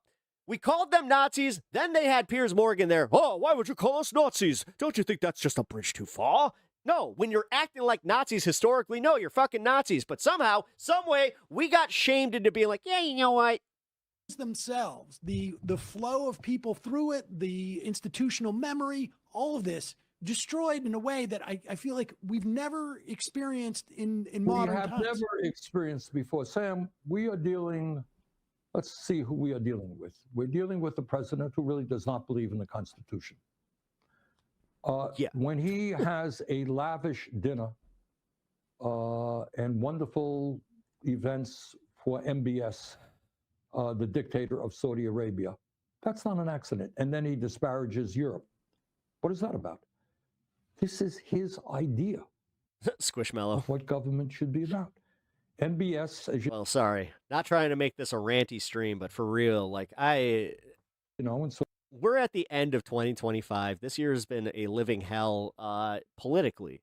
And all I have seen come from it is a bunch of people with half ideas and then all the gumption in the world to tell us how they're not going to vote if XYZ doesn't happen. So we might as well just let the Republicans just keep Congress. We might as well just let Trump be Trump, because at this point, why waste the energy if that's the shit we're going to, like, the attitude we're going to have? Saudi Arabia is $1 trillion family. When you have to split hairs and make explanations, there is something being hidden. Yeah. Wealthiest family in the world. They imprison, torture their political opponents. They do whatever they want to do, building cities and so forth. Yeah, but my biggest problem is also we're watching all this blatant corruption. And like I said, you got people out there that are with a microscope waiting for Zoran to fuck up. That is true. Maybe, just maybe, let the people that like you were behind at one point finally like do some shit. And then remember the good things they did and not hyperfixate on the one bad thing, because, that's not exactly how the media does it. Trump's vision of what government should be about. Jesus, it's like when my wife is in a bad mood. So in the process, you're going to act illegally. There's a good chance I'm going to be in trouble for that one. Legally. And the other thing, and unconstitutionally, you're going to destroy every agency of government that works for working families. And the other thing you do, and this is really disgusting. It goes a step deeper than destroying this or that agency, whether it's the FDA or the Center for Disease Control. What demagogues always do is they say, you know what? Our country has a lot of problems. Everybody's saying, yeah, I've got a lot of problems. And you know who the cause of that problem is? It is in Europe. It's the Jews, it's the Gypsies, it's this group. In the United States, it's blacks, it's gays. And now it is the undocumented people, or it is those people from Somalia. That is the problem that we are having. You get rid of those people, man, you're going to get a... Sorry, Etch. Can you quote what shouldn't be said? I was on a rant there. Really wonderful country. That is what demagogues, and that is the disgusting aspect of demagoguery. Rather than saying, all right, look, we got problems. How do you deal with the housing crisis? How do you deal with the healthcare crisis? I have my views, you may have your views, Trump may have his views, but we don't even deal with those things. What we do is blame powerless minorities, and you rally the American people around vitriol and hatred. Oh, the wife comment. Really, a president of the United States calling a country garbage? People of a country? Really? That's what we're trying to educate our kids to do? So I was joking. It is a deep issue. And what is the antidote? The antidote to that, in my view, is the need to rally the American people around an understanding the system is broken. And here is how we fix it. And if we get divided up because you're gay and I'm straight, or you're... How about not judge them on the fuck up, judge how they pivot and handle that fuck up? It depends. Because honestly, half the time the fuck up isn't even that substantial. Oh, yeah, and I'm from New York or Vermont or wherever I'm from. Like, I can't honestly think of one thing that AOC's done that's so egregious that would make people just be like, yeah, she's not she's not true left. Like, she's been, you know what? She's been corporatized in her time in Congress. She's unfortunately been gotten to. They are going to win. So the message is that people said the same thing about Bernie. Fuck. Like, do you know how many times I heard people literally trying to do this thing with Bernie, just smear him and just be like, yeah, you know what? He failed us. He did X. He did Y. You have a movement of people in Mamdani in a very effective way did that in New York. Massive numbers of volunteers, black, white, Latino, gay, straight, the whole works. That's what we need to do. And you can't do that, though. You know, Democratic establishment, well, how did he do it? Well, you can only do it if you have an agenda that excites people, that moves people. And if the establishment doesn't, which is... I just went on a rant, Bernie. Weren't you listening? Damn. Doesn't. You're not going to do that. So we are trying to build, we're supporting really great... Oh, sorry if my shouts are getting picked up a little bit more. Candidates in the Senate, in the House, who understand those realities. Last question. You mentioned Mamdani. How important is it that he... Antifa's not even a real thing specifically because there's no organization. There is nothing there. Antifa's only a thing when they need it to be. Ever wonder about that? On those explicit camp. You ever wonder how the fuck that actually works? Where it's just like, huh, they always seem to be at these protests that the right wingers really, and like these riots that they really need a scapegoat for, huh? Weird how they're always wearing black, masked up, you know? But then when you really look at it, it's like, I don't know anybody that does this or participates in this, so this is weird. And I know that people that have actively called people out for doing so. I'm glad that that's a thing at the protest, because have you noticed how Antifa hasn't been just bandied about like these Antifa rioters at every single ICE stop? Campaign promises. Because it's actually kind of nice. Even one of the protests I was at, there was this kid that was wearing all black, and he was wearing a mask, and he was literally like shouting "fuck the police," and like he was just being aggressive. Protest organizers asked him to leave. That he made, and they told him if he didn't, that they would get the cops involved. It's just like, no, you are not helping. Around affordability, around the buses, about general improvement in life in New York City. Like, how important is it to the movement that you're talking about? They have specific tattoos and stuff? Okay. Enormously important. I do not envy this 36-year-old guy. I was just with him. Sure, it's not just one bar with a few fucking out there like motherfuckers. Like, you do understand this is like guys like you are exactly who they target, and like you're one of the dudes that like probably I'm not sure if you heard the story, but the 4 people that were Antifa terrorists that were building bombs allegedly in the desert. Yeah, last week, and we spent a lot of time. I don't know, man. Running New York City. It's people like that are just like, I've seen them. They're real. They're totally fucking real. Meanwhile, we have Nazis out there just blatantly in law enforcement now. Man, I mean, people talk about it. I think correctly is the second most difficult job in the world, in the country. I mean, among many other things, he has 1 million kids in his school system. How's that? That's just an aside. It's PROFA. Wait a minute, guys. Again, the fact is, it's this simple. How did we not just start calling every MAGA head PROFA? Oh, Antifa, you're PROFA. Huh? You're PROFA. On top of all the other problems that... PROFA. You're PROFA. That he faces. So you like fascists, nanner, boo-boo. I mean, if this is the way that they're going to... If this is the tactics they're going to use, we might as well just nanner, boo-boo them. The point is, what the... I know you are, but what am I? I know you are, but what am I? I know you are, but what am I? Establishment, what the Democratic establishment, what the oligarchs, what the Republicans want him to do is to fail. All right? Enormous pressure on this young man's shoulders. They want him to fail so they can go around saying, see, democratic socialism, he talked a good game, he wasn't able to do anything. Vote for the establishment. That's your only hope. I know you are, but what am I? Vote for the Cuomos. I know you're Antifa, but what am I? Of the world. Oh, wait, are you Antifa? No, you're probably PROFA. So there is enormous pressure. Everybody in the world, I mean, you got the entire establishment. PROFA liked it. Going to be on him, trying to see that he fails. But if he can deliver, if he can, and by the way, between you and me, don't tell anybody, his agenda is not terribly radical. No. In a city where nobody can afford to live, to say that you stabilize rents, not exactly a radical idea. No, I know. I understand that. Yeah. And I'm calling you a profa. When everybody knows Profa. how important childcare is to a human being's development. You're not Antifa, you're profa. Making it universal, deal with it. High quality and free, not a radical idea. It exists in many other countries. Improving public transportation, not a radical idea. Making sure that kids in underserved areas can get decent quality food with government intervention, really not a radical idea.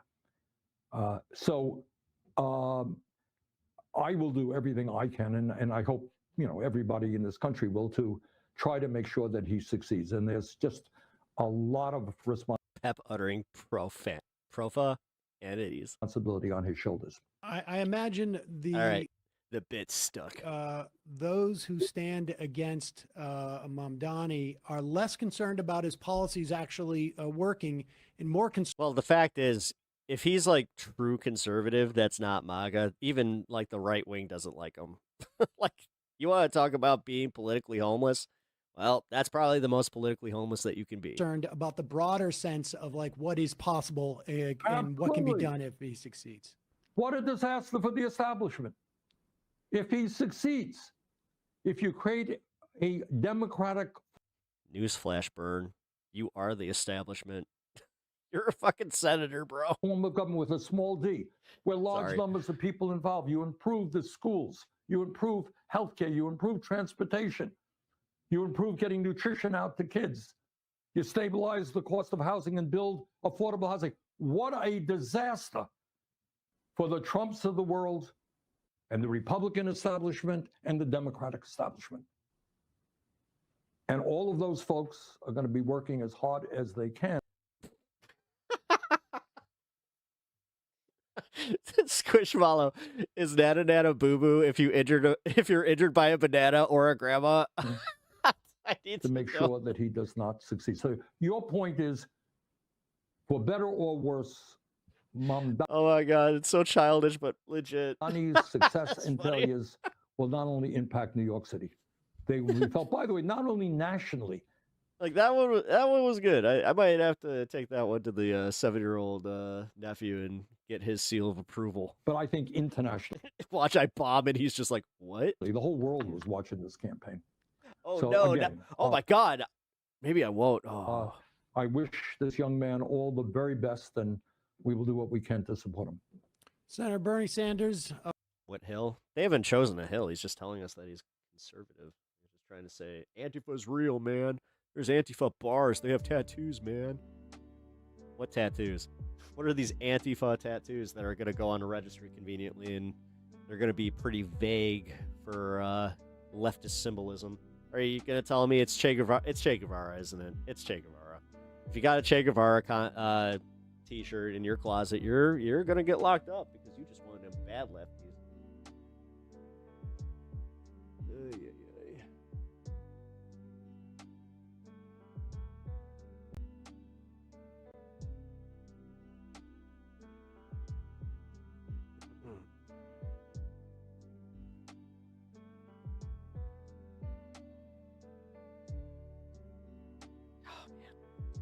Nerve-wracking stream I've had in a while, where I am legitimately checking. I'm just like, all right, did my rant piss off anybody? Did they leave yet? Did they?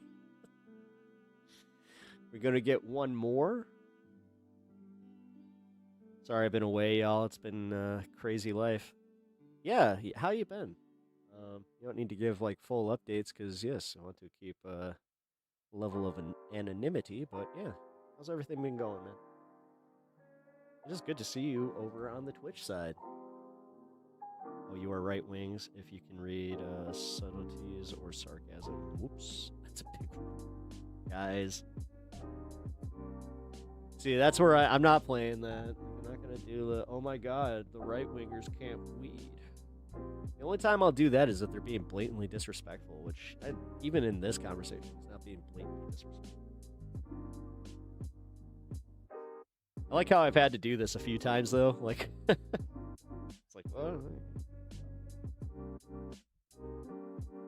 All right.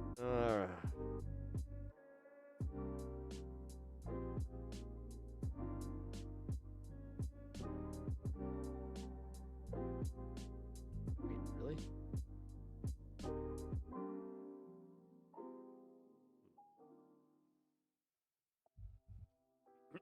Excuse me.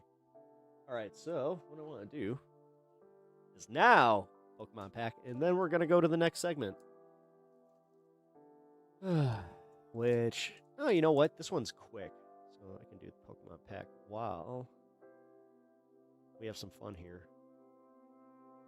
This is important because 2 majority report clips in one stream. No way! That's crazy. That's what we'd do, though. Today's clip roulette. So when I saw this one, I was like, ooh, Jim Brewer? Yeah. a lot of times we see Jim Brewer on the Jim Brewer Show, and he comes off as a little wacky because he's doing like a Rupert Pupkin type of thing where he's speaking into I'm not a little wacky. a microphone in front of like what seems to be like 3 or 4 people, maybe his crew, and they don't laugh.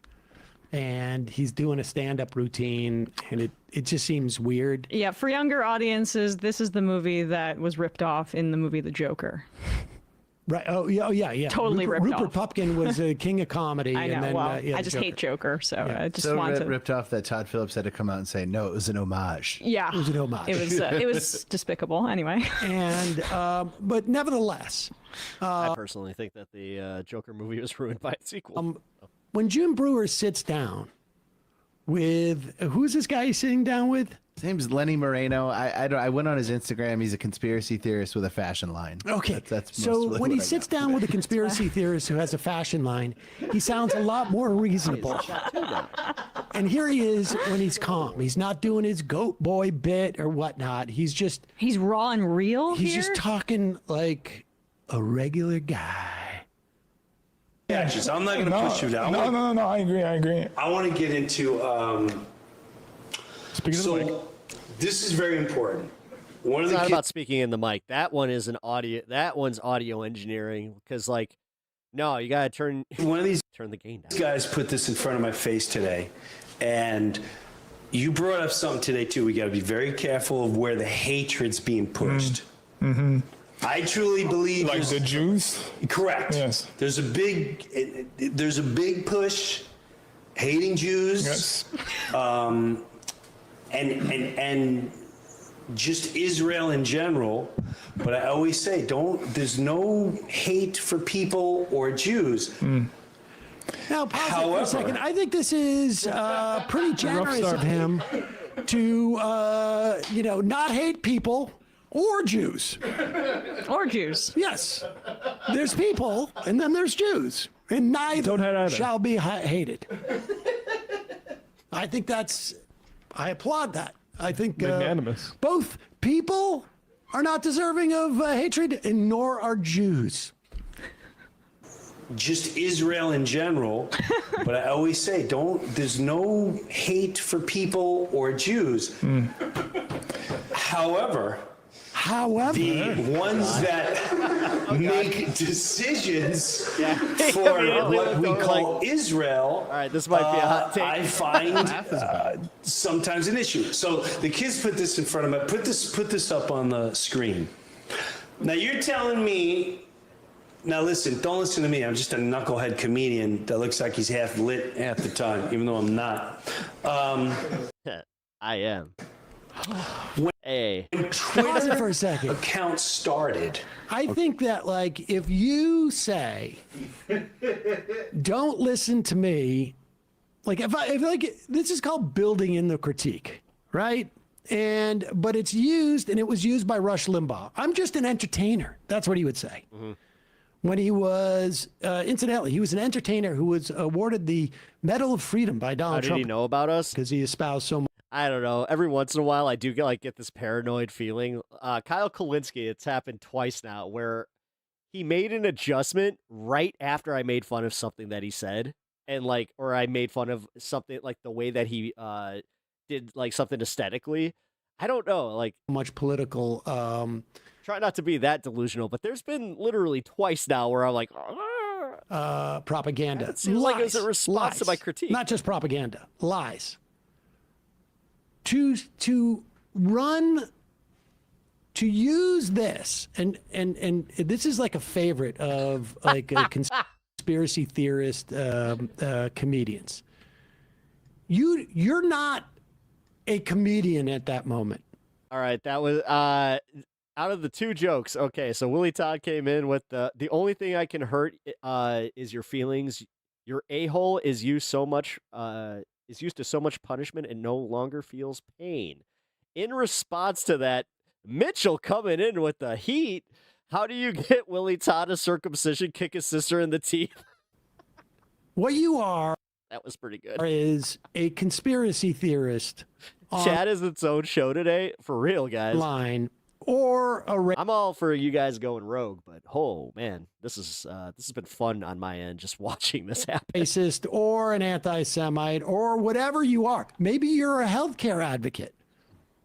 But that's a what you're Jew. doing, like, or a Jew, or you could also be. No. But the point is, that's what you're doing there. Yeah. Okay. You don't get to just sort of like wear a badge and say, okay, this is my excuse for not doing it. Like if you're What happened to our little idea? it doesn't matter Oh, Ryan, he's still around. He pops up occasionally. what you are. You gotta. He is at the end of his tour, so I know that his duty. So I know that he should be done by, I think it's like the second week of January. Own up to what you're doing. But he sounds exactly like Tucker Carlson.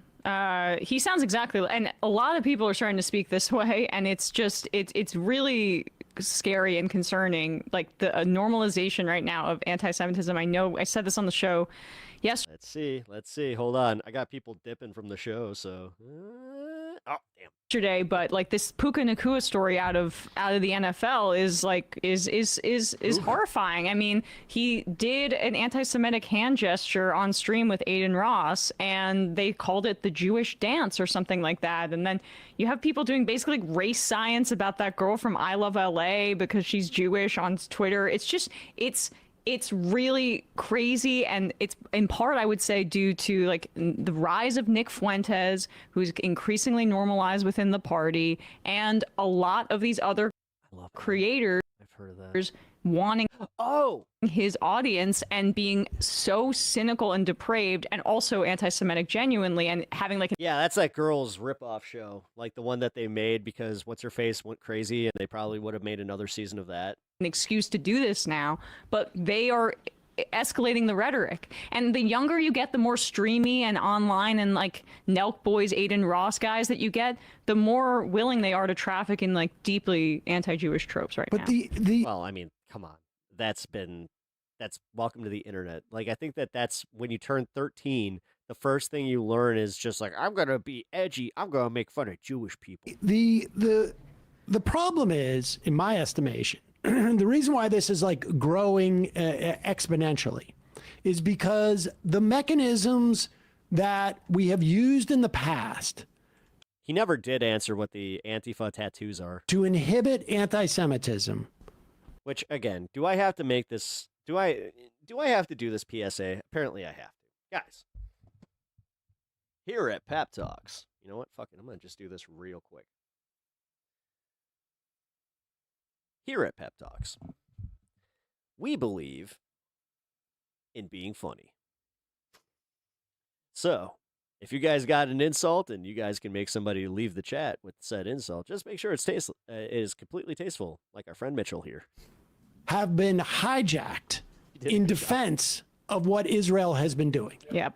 And they have been hijacked, and so it has made it impossible for organizations years and years ago when the ADF... No. Actually, hold on. Got a second PSA. Guys, here at Pep Talks, we believe in not marking your bodies with obvious tattoos that could be used to put you on some kind of registry. And like, again, if you're going to play into political actions, you don't have to do all that stuff and then simultaneously do way more damage to any movement that you're trying to grow by, I don't know, being the scapegoat for everybody to be scared of the big bad lefties. Was actually a real not enough corpo music. I don't organization that was actually out to fight anti-Semitism. Ah, damn! I don't have anything like that I can just pull up. That's like 4 seconds. I don't want to play that game. And every other apparatus, and every other trusted individual or whatnot, because they deployed anti-Semitism as a way to protect Israel from criticism. I know, right? Don't make us look bad because you want to be edgy. That's exactly it. From what Israel is doing. And that's where a lot of like the younger guys, they see it as just that, where it's like, oh, wait, there's so much anger and angst. And like they may have decent politics, but they still got that anger and angst. And that's usually where they'll just be like, yeah, man. It's the ones that you see wearing the questionable backpack, just waiting for when you're watching a march. It's always those guys where I'm just like, keep an eye on him. Yep. And what the, God, we watched it with the LA ones. Like, there were plenty of them. The guys that were at the fucking front lines, the one dude that was just threatening, like openly threatening, where he's just like, yeah, guys, like he kept using the whole, like, we have bottles. And it was just like, stop. And that's where immediately I'm thinking, that guy, PSYOP. That's fucking PSYOP bullshit. What they're doing in terms of like what they... It's also normalizing something that shouldn't be normalized. Doing in the questionable backpack. Gaza. You know which one I'm talking about. Come on now. What they are doing in the West. The one that looks like it literally belongs to Batman. Bank, what they are doing on a daily basis in maintaining an apartheid regime. Because anti-Semitism was used as a shield there, you have broken it. And you have made it impossible. Or like the ones that do stand in Portland wearing all black, wearing the fucking helmets, looking exactly like the stereotype that everyone wants us to think they are. Yeah, that's exactly how it works. Not impossible, but very difficult to look. And like I keep saying this, if they're legitimately part of our movement, then we got to tell them to stop. You can't just sit there being like, yeah, base dude. Look at this and say like, wait a second.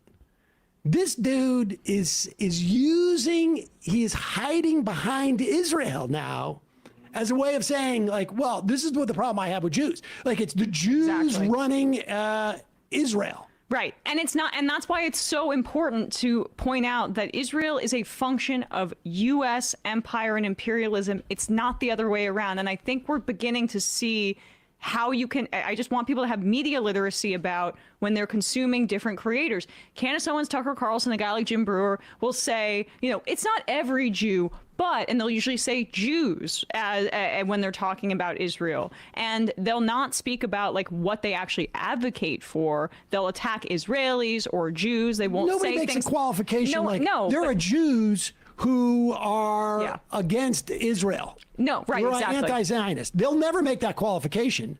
You know, they won't say like, well, it's the Jews who are running Israel I don't like, as opposed to the Jews who are anti-Zionist. No, they will drop that second part so that they can really make the construction that it's Jews. And so this is what's going on there. And then they find like this.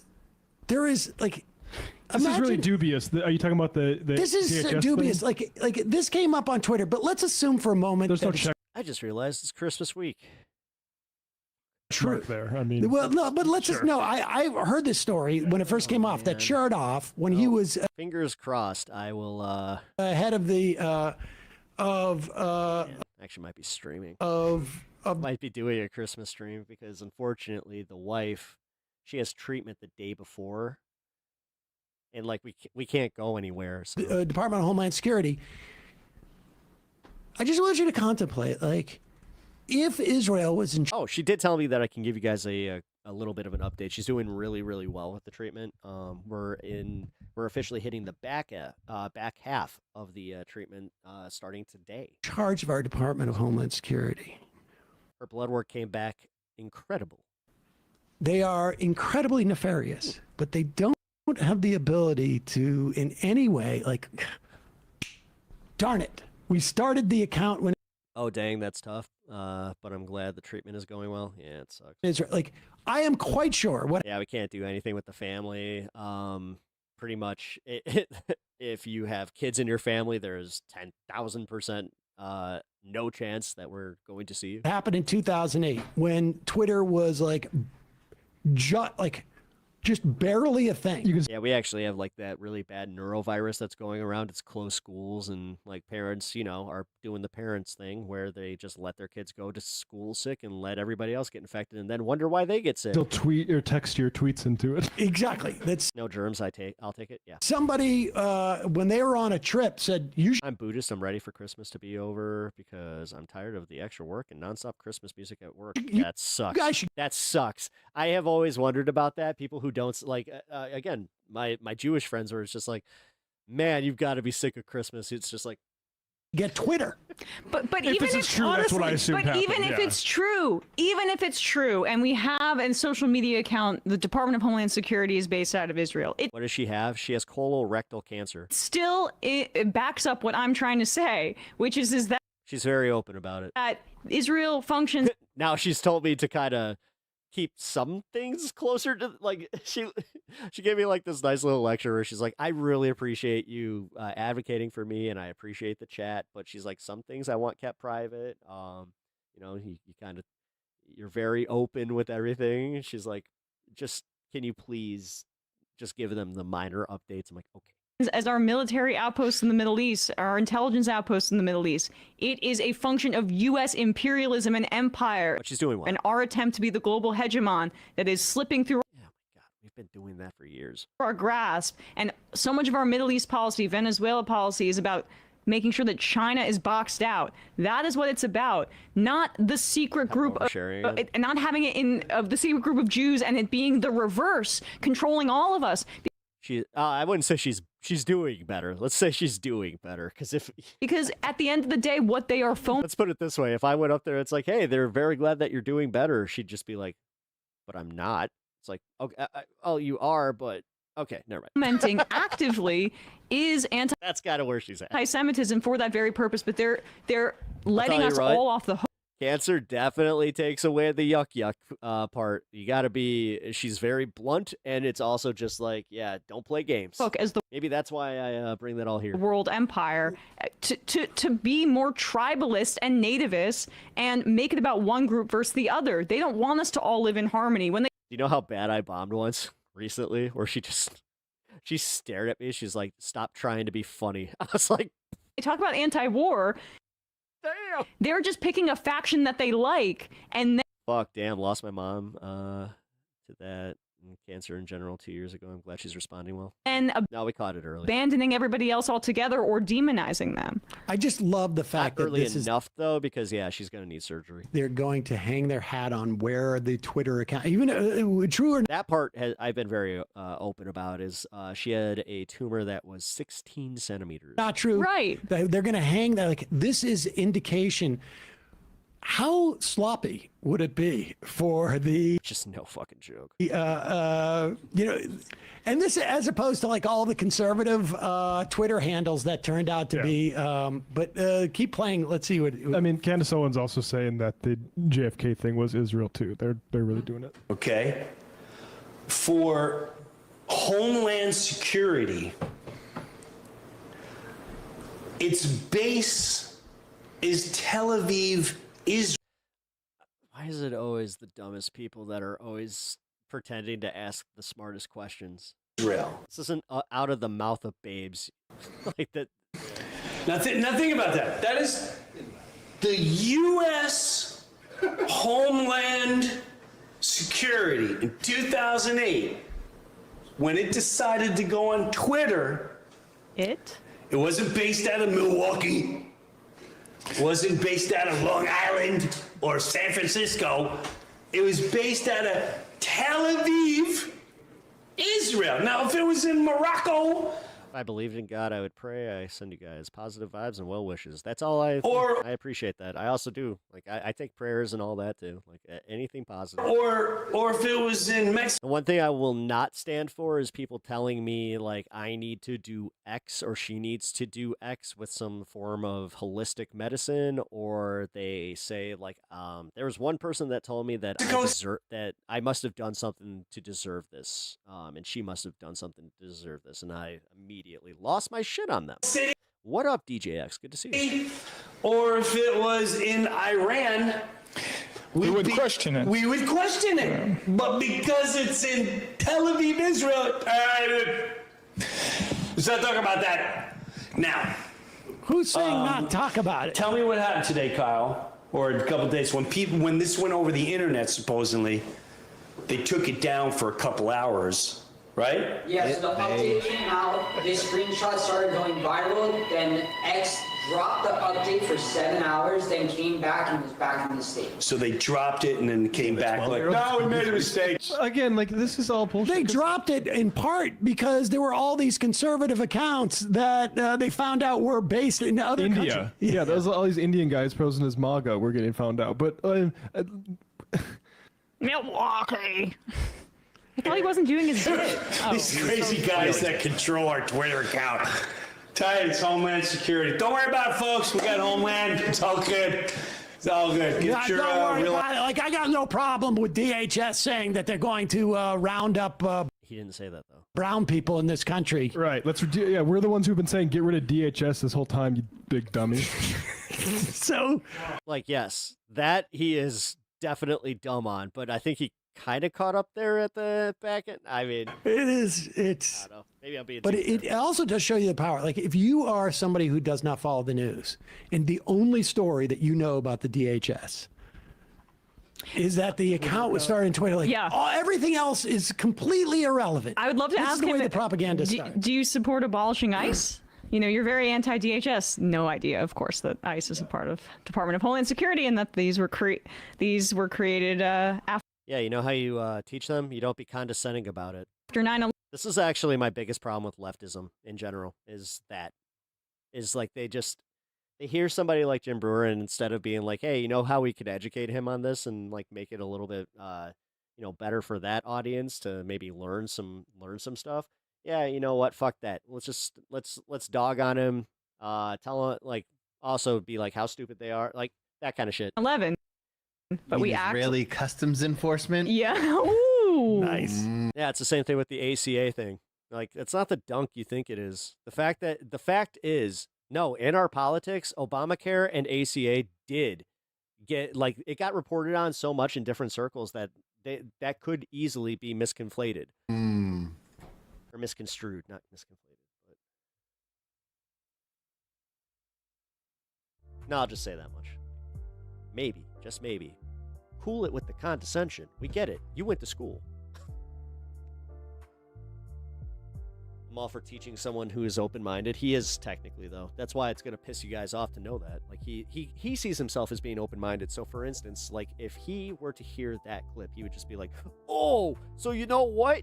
Not even going to try to give me the benefit of the doubt or try to teach me anything. You're just going to go right for that. Oh. There you go. I give Candy kudos for capping on Ben Shappy. Call him a little boy riding on a midget horse. Dude, we gotta roll. All right, damn it. Hold on, I gotta find that clip. I wasn't gonna do it, but that's objectively funny. Damn it. All right, you guys. All right, you guys. Little Benny's break. Oh my God, she goes for it. Dude, this is a fucking half-hour segment? Okay, she usually only reserves about 15 minutes for drama like this. Okay, we're in. Okay, we're in. But real quick, guys, I do want to just say, I mean that. Some people are so open-minded, their brain just falls right out too. Yeah, and you can just pick it up and hand it right back to them and then just be like, no harm, no foul. Whoa, we got a visitor. Hey, come here. Come here. Come here.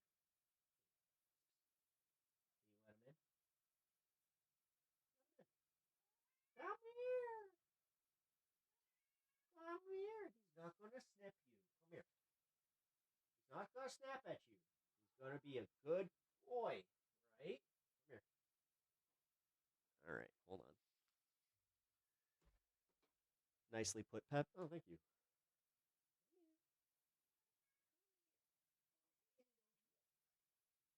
Oh, whoa. Oh, the mic is in the way. Uh-oh. Hey, buddy. Oh. Uh-oh, somebody's in cuddle mode. Oh. All right, well, we got the cutie. What up, LT? How's it going? Wolf. Fat cat. Yep, he is fat. It has been confirmed he is fat. He is about 2 to 3 pounds overweight. He needs to lose some weight. I've been feeding him a little too much. Oh, and he's hiding. Look at him. Look at him. He's hiding his face because he is so ashamed. He is hiding his face in shame. Oh, what baby. Oh, we're being so cute right now. Where are you trying to go? Where are you trying to go? You just gonna lay on me? Okay. John Ross interviewed Gavin from the Vanguard. I had no idea. That's badass. Hell yeah.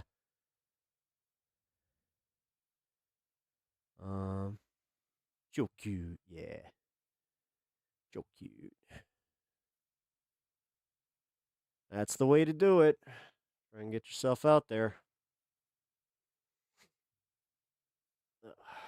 Or you can just do, the thing where you sell your soul. I don't know. A lot of that going around lately. They know each other, IRL. Oh, that's cool. I prefer cats and dogs to most people. Yeah, me too.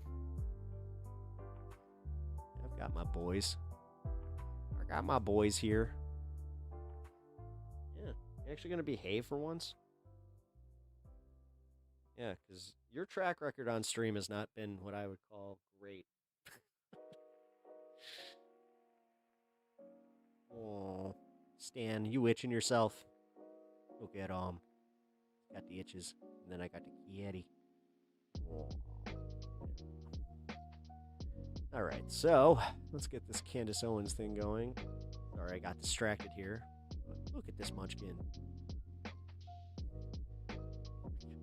He is like in full-blown cuddle mode.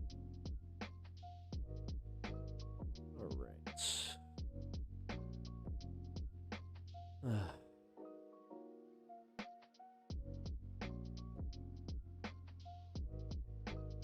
Cuteness overload. He really is. But yeah, like I said before, one thing I don't like is condescension, and the inability to teach. Like, I understand that, like, we will be met with people that have closed minds. Like, that is going to happen. But too many times have I seen just anticipation of that, and then they start treating people like they're already like that. When, in my experience, again, in my real life, oh my God, you're gonna fall off this chair if you keep doing that.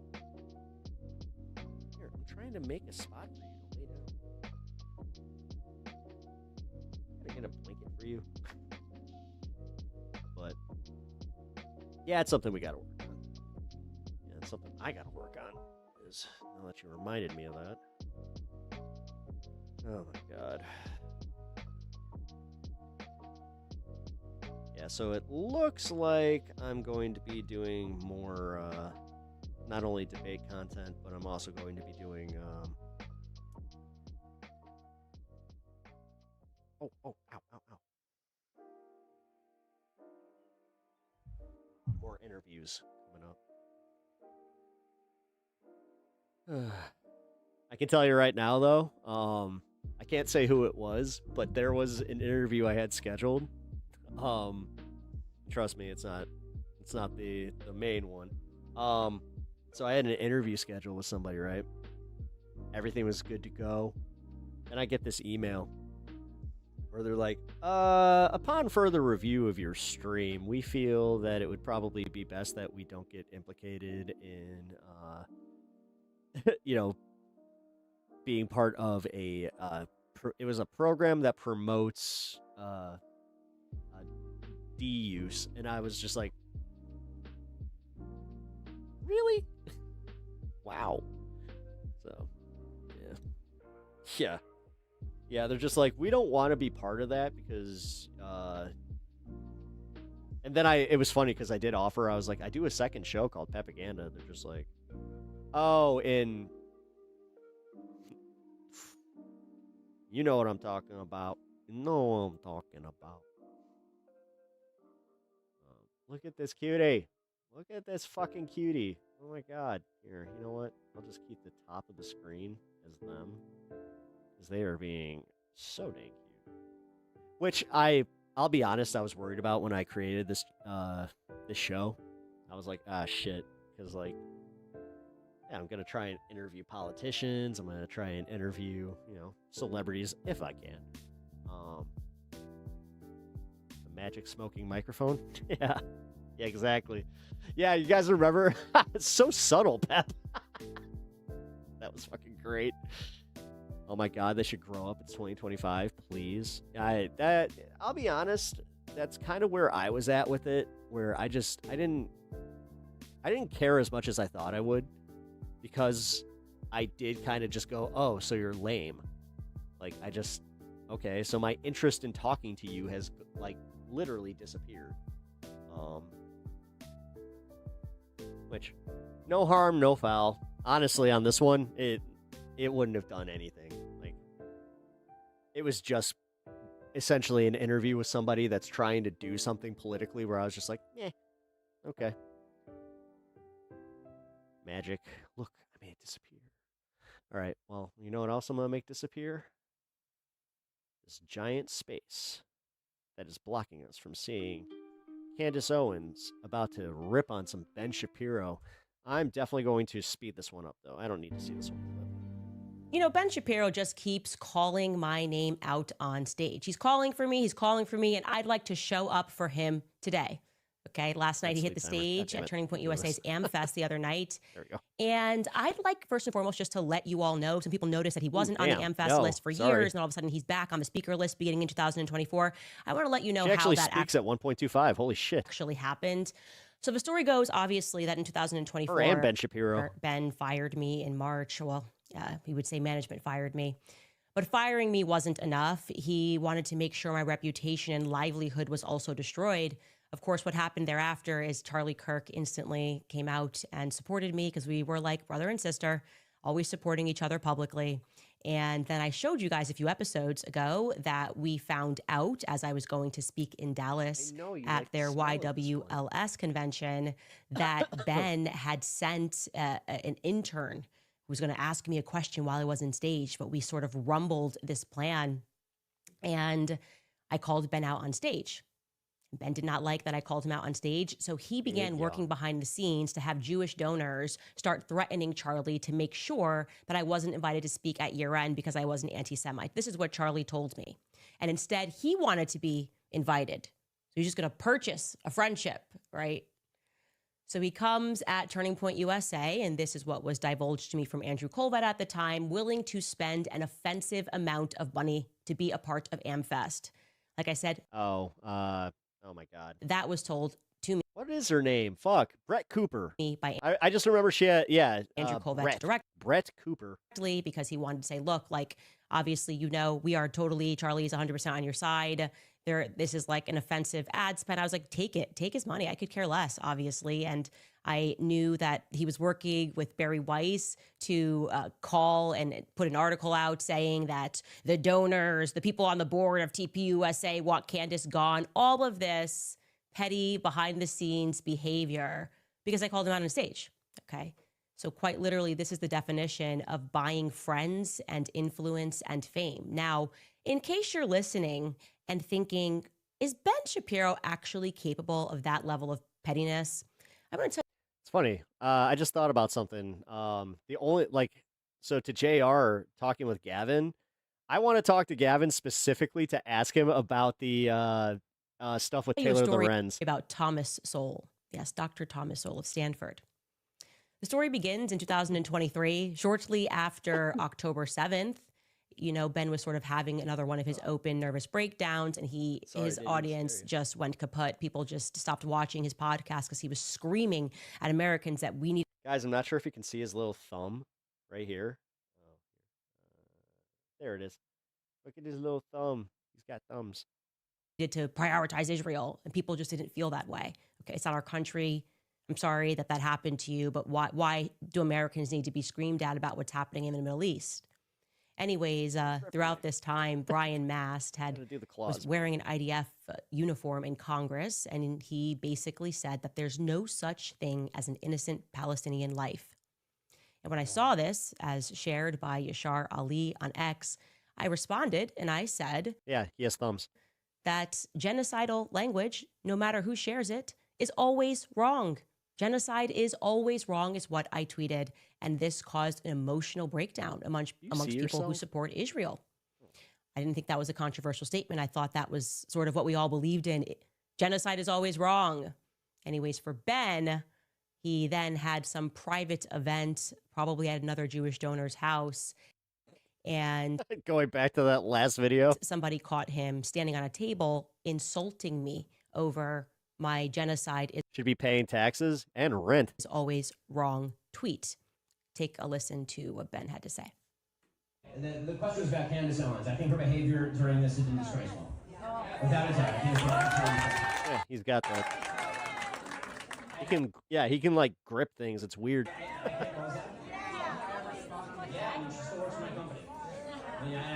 Pep giving Giovanni vibes. Giovanni who? The only Giovanni I know is the dude from Walk Off the Earth. I think that her faux sophistication on these particular issues. What up, Pendulous? Hey, Paps, I'm out finishing up some shopping. Lurking with my headphones. Merry holidays and Happy New Year. Hey, thank you. Oh, to all of you. It's not faux sophistication. It's ridiculous. Everybody can see the moves that she's making and the things that she's saying, and I find them disreputable. Disreputable, disgraceful. She works at my company. You can imagine that the internet went crazy because they wanted me to respond to him. I can't believe this. They work together. They're colleagues. Somehow this gets leaked. And I want to mention, because it's very relevant, that was on the morning of November 14th. I was 6 days away from giving birth. I was very heavily. What does that have to do with anything? I'm sorry, Candace. Who gives a shit? Who gives a shit? You're a public figure who, honestly, why would that have any fucking bearing on this? Okay? Pregnant. Okay. I was very pregnant. That just means that what? What is that insinuating? Anyways, I wake up to this, and shockingly, nobody from the Daily Wire steps in to manage the situation. And as you can imagine, virtually every journalist, every person with a media platform keep forgetting she's a mom. She has like 4 kids. Contacting me to comment, to respond to me being insulted by someone. I'm about to give birth. I'm being insulted, and they're not getting anything from the Daily Wire. No. So I am obviously frustrated. You should also tell you, I had no PR at this time. My PR was the internal PR at the Daily Wire. And it was very clear that their focus was on protecting Ben, even though he was the one who insulted me publicly, because I said that genocide is always wrong. That is the genesis of that statement. That's all I said. Obviously, I wanted to respond angrily to the press. I wanted to hit back at Ben. And I guess you could sort of say my perspective was an eye for an eye. But my husband, who is a better person than me, instructed me that morning to instead take a deep breath, relax, okay? Don't think about what you're feeling in the moment. Think about how you're going to feel in the future. And he instructed me to instead read the Bible. So I have to be careful because anytime I move my mouse, my cat reacts like any cat should to seeing a mouse. The Sermon on the Mount. And I read through it, and Legit. he reminds me that everybody who wants to comment, they don't care about me either, right? They're selling I gotta be careful. headlines. They want the clicks. They want the drama. And I'm going to feed into that for what reason? For what reason, actually, am I going to give a comment and say something about Ben Shapiro? Blessed are the peacemakers, right? Don't buy into this click culture. It's kind of cool. My wife found this office chair that has the arms set up to where you can move them out so it technically gives him a little space to lay. And so I tweeted that. Got a laser my pen? husband was Yeah, I right. got it upstairs. I called for peace. I tweeted, "Blessed are the peacemakers." Not going to use that down here. And I made the mistake, I guess it He's already a bit of a was a mistake. Amp. That after I tweeted, "Blessed are the peacemakers," and I'm thinking that I'm going to be commended when I get back to work. Like, wow, you really took the high road. I ended this biblical passage with Christ is king. Bitch out here dressed like Charlie Brown. Christ is the king. Like, he's the only thing that matters. Obviously, Christ is king. Now, it was just Tucker Carlson's luck that I had been slated to come on his news show the very next day. He had booked me 6 weeks earlier. Meanwhile, I got the Charlie Brown tree. Maybe I should shut up. Got approval from Daily Wire. He booked me for November 15th. So suddenly Ben gets on this table. He insults me. It's trending all over Twitter. And Tucker Carlson is going to be the first person to capture my reaction to it. And when it came time, I kept up with the peacemaker. I made the decision to just take the high road. I said, I don't want that to negatively impact how people perceive the Daily Wire. There are great people there. I mean, I wouldn't be proud on that, but I'm not taking the bait here. I didn't say anything snipey back at Ben because I didn't want to feed the mob. That was my honest perspective. My husband was just right. And He's also about to bite me. talking about a work colleague, right? Somehow, me taking the high road made him angrier. Nice, kitty. So, Bite, here's what he kitty. did. Elsewhere You little fucker, you're so predictable. My interview with Tucker, he asks me who I look up to, who I like. And I told Tucker the truth that it was my dream to meet Thomas Sowell. That when I first got into politics, I read a ton of Thomas Sowell books. And I had tried many times to meet him. And obviously he's aging, but I really looked up to Dr. Thomas Sowell. And here's that clip with me and Tucker. Who do you listen to when you're trying to figure out? I mean, some of the stuff comes at you so fast, and I knew the second he started he started licking my palm. I'm like, oh, he wants to fight. You're talking almost usually every how day, he challenges me. writing almost every day. He's like, come here. Who do you read or listen to try to make sense or bounce ideas off of? I have been obsessed with Thomas Sowell. And everybody knows that. I am pretty much a Thomas Sowell groupie. Everything he writes, I read. And it is because he was a part of my awakening story into politics and made me focus on the economics, which is to say, block out the noise and pay attention to the economics, go backwards in history to understand where we are. When has this worked? Oh, it's never worked. So they're just telling you that it's going to work into the future. And there's no evidence to support that. So he got me. Ben saw that. He decided, Thomas Sowell, hey, that's your dream. You love Thomas Sowell. He thought that was an opportunity to get even with me for taking the high road after he insulted me. I'm actually surprised he didn't do the second part of that where he'll grab me like this and he'll go stage because he's deeply jealous of Tucker Carlson for reasons Like I that said, I he's cannot got a quite grip. understand. Ben had his team reach out and schedule an interview with Thomas Sowell, which they paid for an offensive amount of money, I presume, to effectively purchase a black man who has no idea what's going on. He's very old, he's in his 90s, to hurt my feelings, okay? Interview with Tucker is on the 15th. I think it premieres on the 16th. And Ben gets Thomas Sowell, who he doesn't care about. I'm working at the Daily Wire at this moment, and I'm about to give birth in 3 days. But this was supposed to be like an FU Candace for taking the high road and saying that genocide is always wrong. That is what I mean when I say he is an incredibly petty He's big. man. Yeah, he is. Okay. Now, we know how this ends. I used to think he was a small cat. He is not. You guys kind of brought that to my attention. Nah, he's a 10-pound cat, and he's definitely every bit of it. am fired not for what I said, but for what It's all they as a piece of assumed that excrement? I Yes. meant, and for trolls that I didn't respond to. And I want to be clear, you can fire whoever you want. You really can if you're a business owner. It's just that this. Yeah, and he did. Honestly, there is a bigger story here. He hated you, Candace. You were honestly, you know what the biggest thing is that you're not talking about? Ego. Media ego. You were starting to do better numbers than him on his own platform.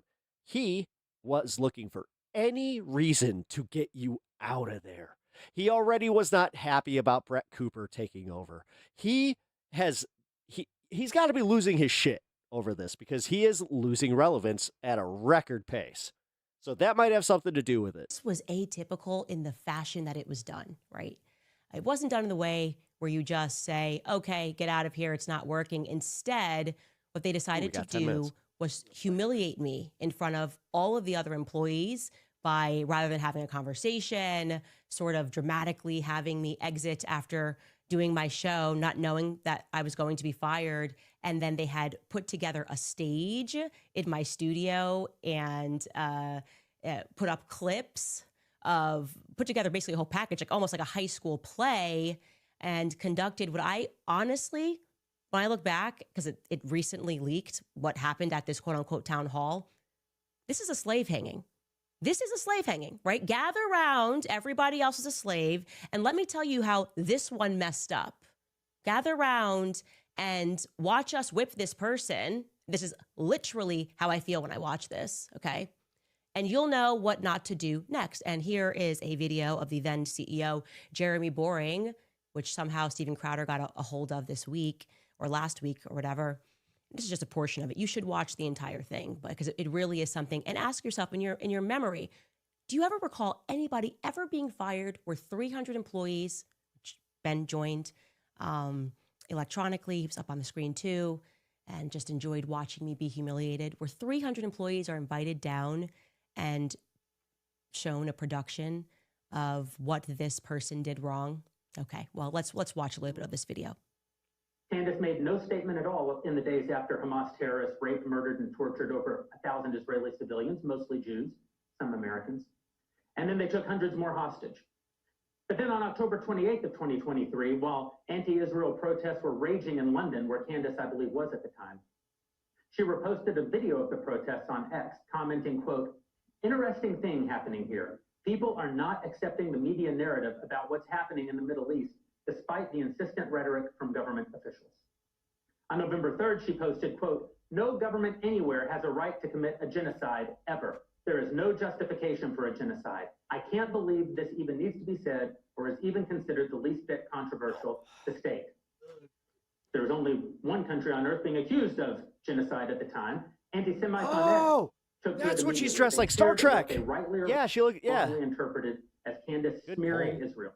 And Candace didn't rebuff their interpretation.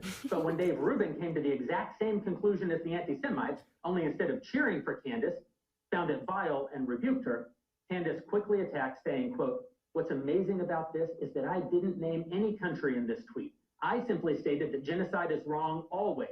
This is not a controversial stance. Interesting how you interpreted it." And then followed up with, quote, "In short, if the blanket statement that genocide is wrong upsets you in any way, then you need to check yourself. I said exactly what I meant, and I won't be backing down or apologizing or further clarifying this statement." Within 24 hours, Candace liked a post calling Israeli Prime Minister Benjamin Netanyahu a war criminal. Now let's be clear. You're free to disagree with Israel's conduct, and you're free to oppose the Netanyahu government. But the idea that Israel is committing genocide or that Netanyahu is a war criminal is just factually baseless. Unfortunately, Candace routinely makes insinuations about Jews that both lovers of anti-Semitism and haters of anti-Semitism both agree is anti-Semitic. And in almost every one of these instances, Candace says nothing to the anti-Semites who cheer her and only pushes back against those who disapprove of her comments. On February 28th of this year, Candace, just asking questions, posted, quote, "Time to look into the history and profiteering of pornography." Her replies were immediately flooded with anti-Semites cheering her for the question and providing the answer that they interpreted her to mean, the Jews. Once again, Candace did nothing to disabuse the anti-Semites of their assumption. But when Anthony Koch came to the exact same conclusion, Candace pushed back, saying, quote, "This is utterly insane. I tweeted that porn is harming men in our society, and this person has interpreted that as an attack on Jews. This is an example of clinical insanity. There is no other explanation." I stand by all of those tweets. Pornography is harming men.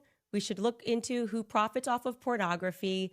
Genocide is always wrong, no matter which country calls for it, whatever. What was controversial about anything that I say? Now, I'm again wanting you to, these are my crimes.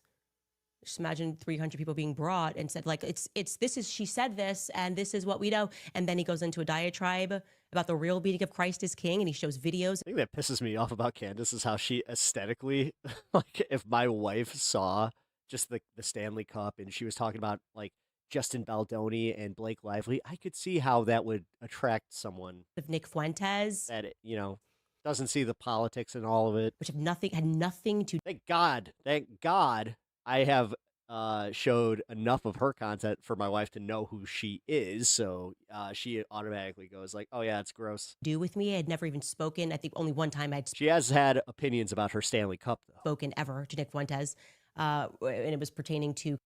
Did we get rid of the woke pep talks? Kanye. Well, I mean, if you saw my title on Friday, it might have that was confused you. it. But I'm showing you this because it's important for you to understand that this has never stopped. I want you to imagine if you view yourself to be... I'll tell you what, guys, everybody needs a push, because Twitch, I'll say there's some stuff going on over on Twitch with political content, although hopefully with this YouTube little fixie, they do something over there with it, but we'll see. Be a slave owner, and that slave not only survives like this public whipping, but that escapes.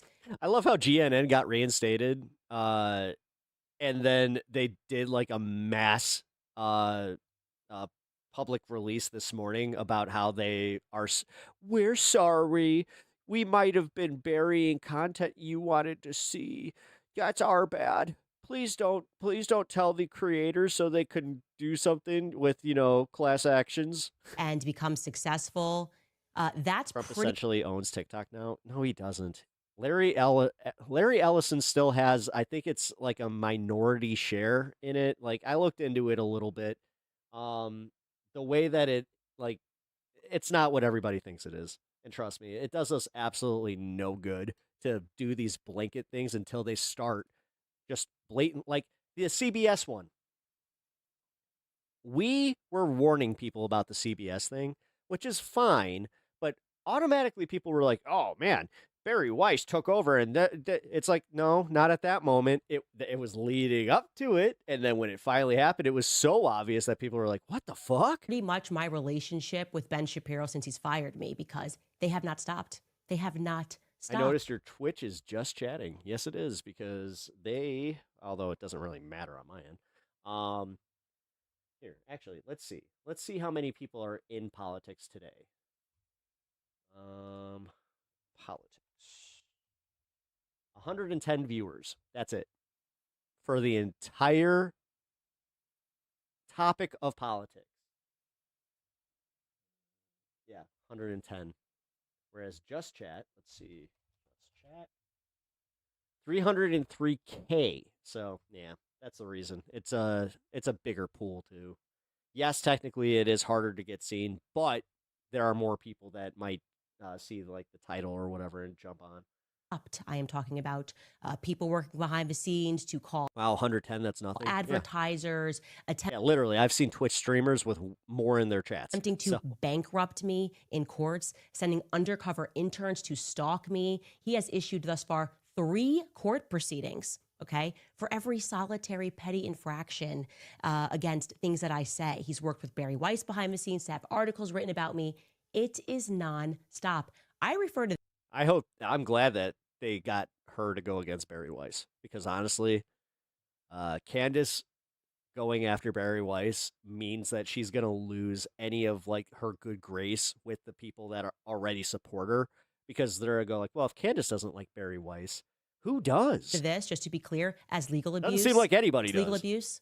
And I have put up with a lot of it. I have put up with the pettiness of even suing me because I interviewed a USS Liberty survivor who mentioned your name as you pretend that you care about free speech and debate. I've put up with a lot of it, but today I draw the line. This is what sucks. I can just objectively say that Candace is bullshit and like this drama, it's entertaining. Draw the line with this hate it. miserable imp. I hate it. When it comes to Charlie Kirk, okay? Don't try me on this, but you keep... Barry Weiss doesn't like Barry Weiss. Trying me on this. You are an imposter, Ben. You're an imposter. You pay to pretend that you're friends, that you have a right to be on that. Yes, all the major news networks are walking on eggshells because they don't want to get sued by Trump, and that's just the way it is. Our government runs our news, and it's an authoritarian government. Yep, stage government. Because you get donors to pressure people, because you know Jewish people who can threaten to take money, or you say, I'm going to do an advertising spend. This is where I'm saying with the Epstein stuff, with all, like, just push back a little bit. Like, what the fuck? The 60 Minutes one is the biggest one, where it's like, Trump sued for the same thing, pulling a story. Sue the shit out of them. $1 million. Sue the shit out of them. I don't care who it is. I'm sorry you're dead. 20, by the way. The entire world knows that you are an imposter. I mean, you're so much of a fraud that essentially what you do is you have people send around clips to grown men to cheer you on, to pretend like the audiences love you. You staff audiences with people that work for YAF who are told to explode into cheers when you hit the stage because you don't have the confidence anymore to go out into the world because you know people see you for what you are. And so exactly what he did yesterday. We can now listen to what this imposter said as he hit the stage. Charlie Kirk's organization, the one that he built for debate, if you have a disagreement, and he instructs people here in this speech to go after me and Tucker Carlson, right? That's what he's going to do. He wants us deplatformed. So he's going to attack me, he's going to attack Tucker Carlson, and he's going to attack Megyn Kelly because she's at the beginning of what these people have put me and Tucker and Charlie Kirk through. Take a listen to a portion. No, that was willful compliance of what Ben had to say. So that tells me there was quid pro. Like, okay, so it seems like they're scared. There was quid pro quo there. He said that you're going to get a whole bunch of things that you want, which the merger. It's no mystery. There was a merger happening right when he did that. if Candace Owens decides to spend every day since the murder of Charlie Kirk casting aspersions at TPUSA and the people... But also, yes, the Ellisons do own Paramount right now, and they're trying to own everything else, but they're not going to. ...who work here, who worked with Charlie every single day, his best friends, to cast aspersions at Mikey McCoy and Andrew Colvin and Blake Neff and Tyler... Still they're giving in. They are giving in and afraid. Oh, yeah. I'm not, trust me, I'm not fighting that point. Boyer, and yes, at Erica Kirk. And to imply or outright claim complicity in a cover-up over Charlie's murder... Damn, this is crazy that they let him do this. ...to spew absolutely baseless... They knew that this was going to be like the number one trending topic. Implicating had to everyone know. from French intelligence to Mossad to members of TPUSA in Charlie's murder or a cover-up in that murder, then we, as people with a microphone, have a moral obligation to call that out by name. So no, Tucker Carlson, it is not an excuse to go silent on Candace's targeting of TPUSA.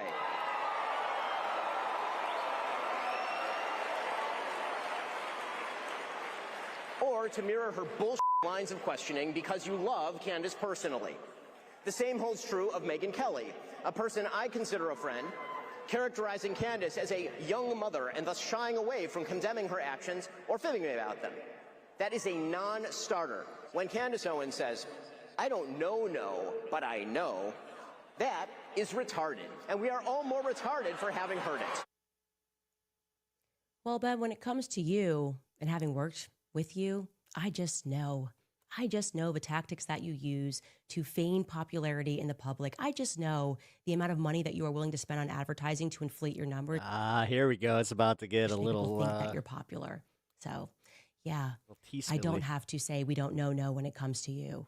God, we're only You halfway are through this. Okay, cool. Such a joke of a little This is man. insane. Your jealousy against Tucker, your ability to believe that you can keep manipulating the markets. You know those kids booed you on that stage. The amount of messages I got from Turning Point USA people.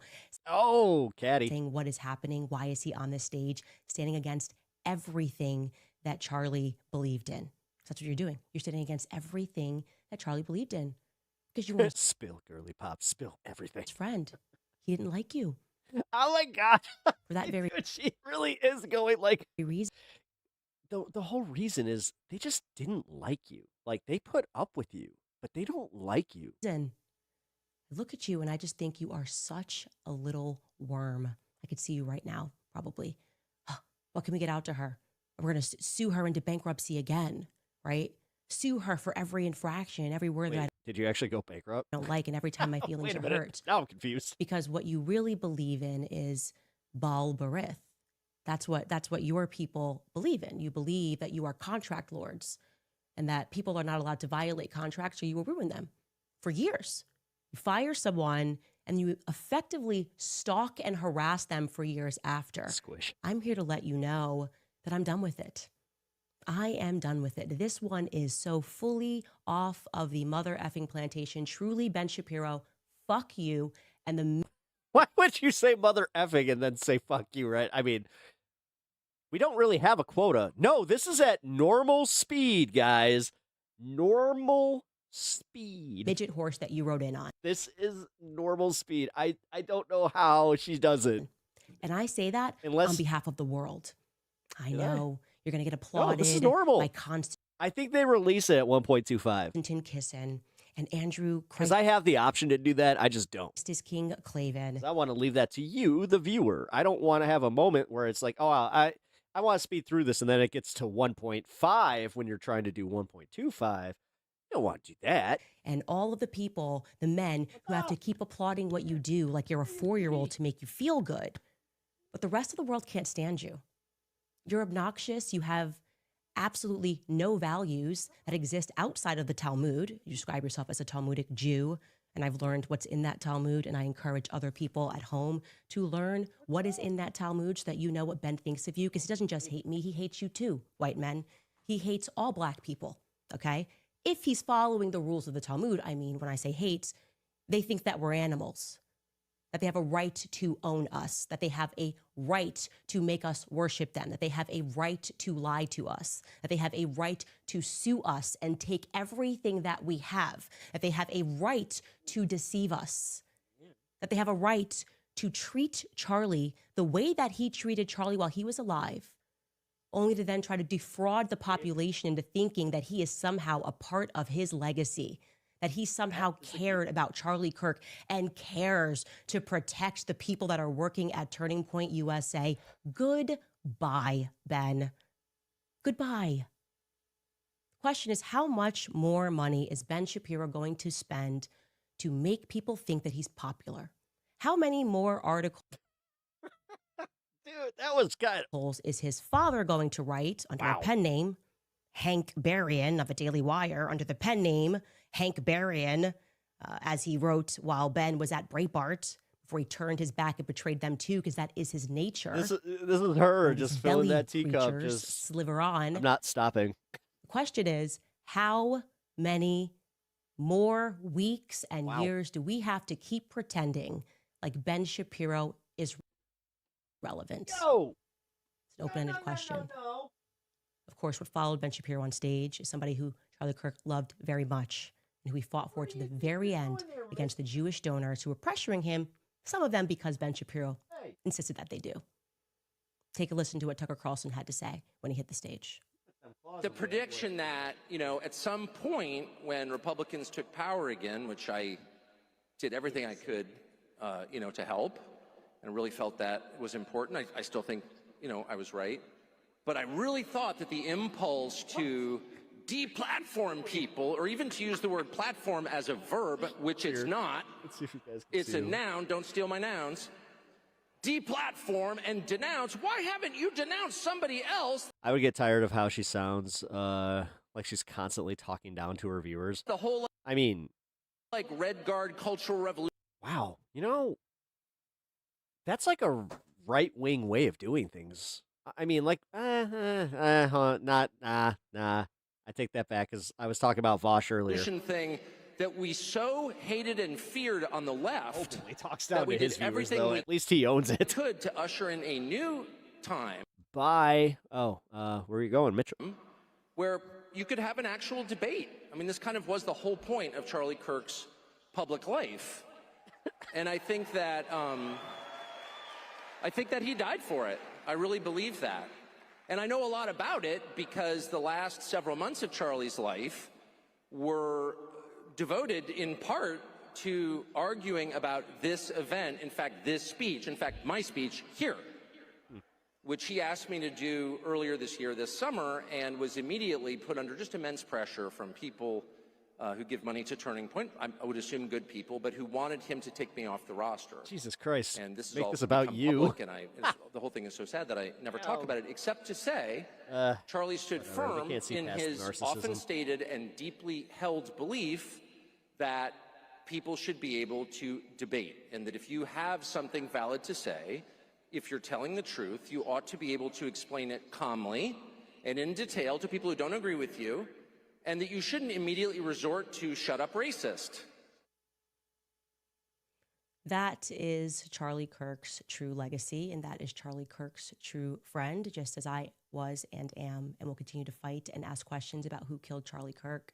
And to people that are at home, I implore you to wake up to these people who believe that they are contract lords. I challenge Black Americans to wake up to your true history, because your quarrel is not with white men, okay? Wake up to who publishes these books and keeps us warring with one another. Christians versus Christians, right? Christians versus Muslims. Wake up and learn the true history of slavery, because that wasn't exactly a white men sport, okay? Jewish people were the ones that were trading us. Jewish people were in control of the slave trade.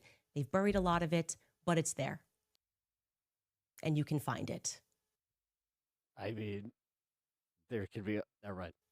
I think all of us need to wake up to this, because it's making me absolutely sick. How in the fuck in the fuck you gonna somehow take honestly nuanced criticism of your old colleague and then just you had to just go and just be like Jewish conspiracy right at the end, like what the fuck? Charlie Kirk's chair, that he dare grace that stage when Charlie Kirk knew exactly. I wonder why these people are brain poisoned. What Ben Shapiro was and will always be. So again, on your belly, Ben Shapiro. We'll be back after a brief break. All right, you guys, when they double down on abortion, you know that we have to double down on supporting. Okay, so she just didn't mark this. Got it.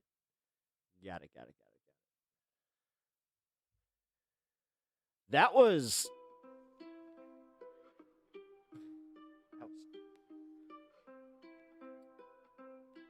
She said Jews aren't white. She said a lot of things.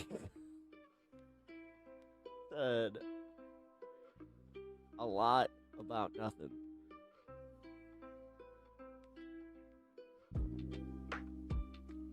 You and your slave-owning ancestors are finished, Abibo. You done. My man and I are over you. I mean... Okay, put the lightsaber down. Phaser, come on now. Oh, she's a Sith? No, she's not. Don't give her... That guy's a Sith. You do not give her that. That's my boy. You do not give her that shit. No, the Sith were misunderstood, okay? Not the Empire, but the Sith Lord, Darth Maul specifically. I got my opinions about that one. Darth Maul was the most underutilized character in all of Star Wars. That's why the extended, Rebels and pretty much anywhere that he got to show up, it was all needed. Clone Wars. That's when they brought him back. That was awesome. Anyway. Yeah, you talk about boy like.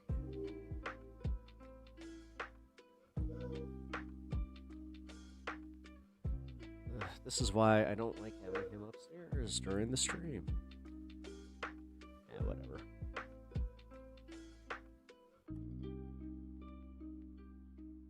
You know how many false alarms I get from that dog every frickin' day? This is how I know. I actually know the difference. When somebody comes up to my door, he'll start, stomping and, uncontrollably, his back paws start stomping. Yeah, once he starts doing that, someone's at my door.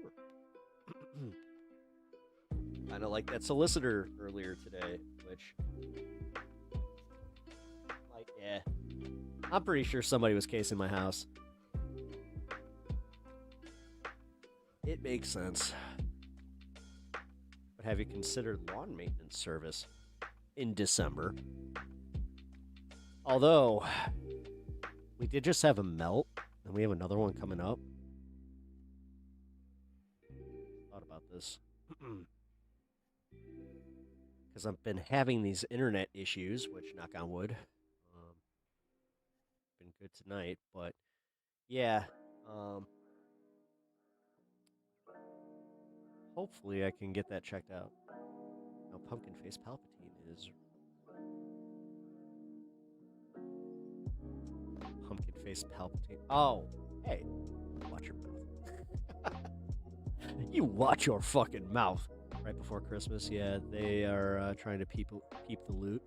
Oh,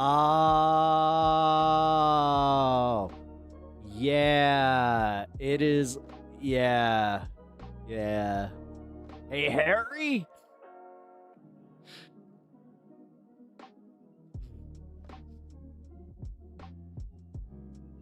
We're the lawn bandits. The lawn maintenance bandits. Here, check this out, guys, real quick. I always appreciate what my boy Smoke's doing. I want to peep in on him real quick. He's doing some VHS shenanigans. I like his VHS shenanigans. What he does is he finds a whole bunch of VHSs. It doesn't matter what it is. So, like, he found some old family tapes, not his, and he just decided, you know what? I'm gonna put them up. And then he just, like, does some commentary on them. Although this one seems to be having a problem. Let's see.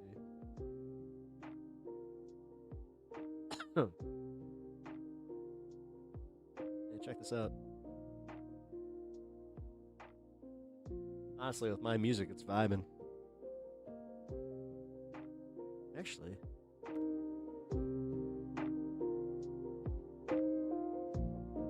yeah.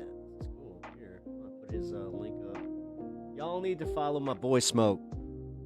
Smoke a Tide Pod rules. He just got one of. He actually legit has one of, like, the streams that I'm kind of jealous of because he does something like this where it's just like, whoa, shit, whoa, streamception, holy shit.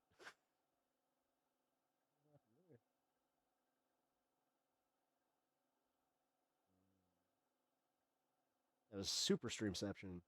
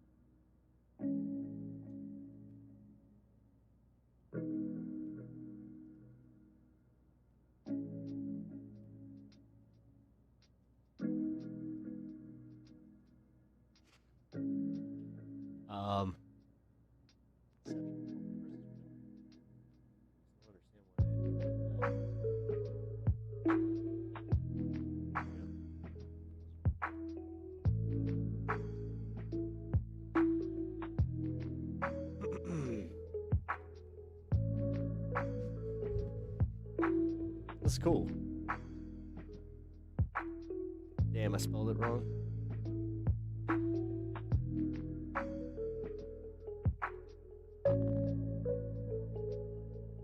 But like I said, I'm kind of jealous of, like, what he did as far as, like, putting this together, because he has the what he calls the liminal mall, where he just brings on people as, like, either theoretical staff of the mall or, like, a guest of the mall. Like, he had me on and he was just like, yeah, what was your favorite part? And I did, like, a whole Sam Goody shtick, because the whole thing is to talk about, like, if you have a favorite store. But yeah, yes, totally. Shout out to Smoke. He also he has some really good music under the name Somnium. Thing is, his link is always so fucking weird. Because there's other Somniums. This is crazy. Like, I don't know. This would make a kick-ass music video. Just gonna say. But yeah. Like I was saying, he found a bunch of these where he was like, yeah, I don't even know these people. That shit's crazy to me. Where it's just like, you do like he found some shit. Like he found some shit where he's just like, oh no. Because I'll tell you what, people with once camcorders were small enough to kind of fit in your hand like this, like where you could do this. Oh, dude, there was some freaky stuff happening. I'm talking like there's some videos out there of some of our parents doing some fucking gnarly shit. So, I'm putting that out there. Man, this is cool. No lie, this is fucking.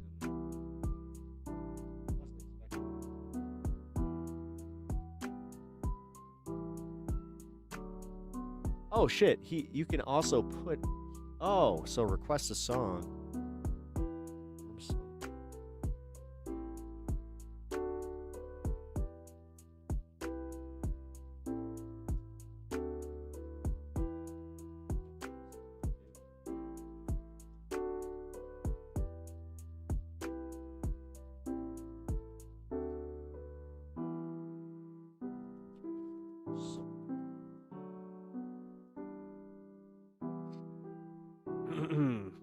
I'll be back and fighting on Facebook. If you get a Jeffrey request, it's me. Oh, right. I think I did actually. Maybe. Try to follow Pep Talks TV on Facebook. I don't know. A little private on that one. I got all my family shit there. So I don't know. All due respect. I think that's the one thing I'll lock down. Is this a website? Oh, dude, this is my boy Smoke. Smoke a Tide Pod over on Twitch. What he does is he finds old VHS videos and he kind of cuts them up, puts some music behind them, and this is what he does. And then he'll also do like watch-alongs. Like we watched Reefer Madness behind us while we kind of just chatted and had some shot the shit. He did a tarot reading, which is still fucking with me.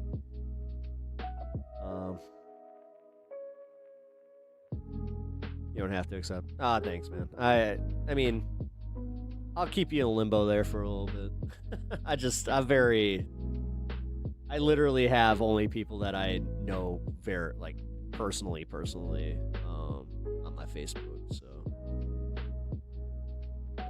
yeah, dude, this is crazy. But also, no, make sure that you do follow me over on Facebook. Pep Talks TV on Facebook. I'm there. I'll start posting some more. I've been posting more on X, but then all of it. Oh, wait, that's a video that I need to check out. Crap. I'm gonna keep this in the background just in case. This is great. Cat Abu Ghazale. I quit Twitch. Cat Abu Ghazale. I'm committed. Twitter, not Twitch. I keep doing that.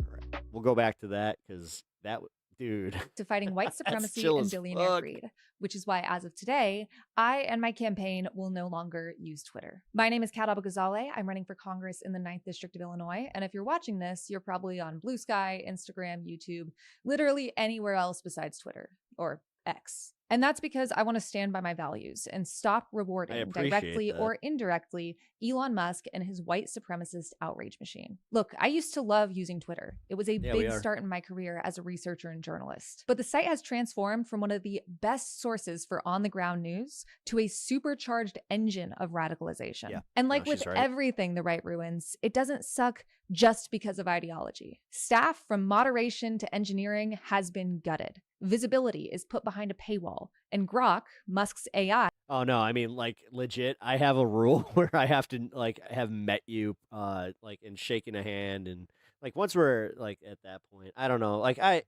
was always weird about that shit. Because I know people that have thousands of friends and all that bullshit.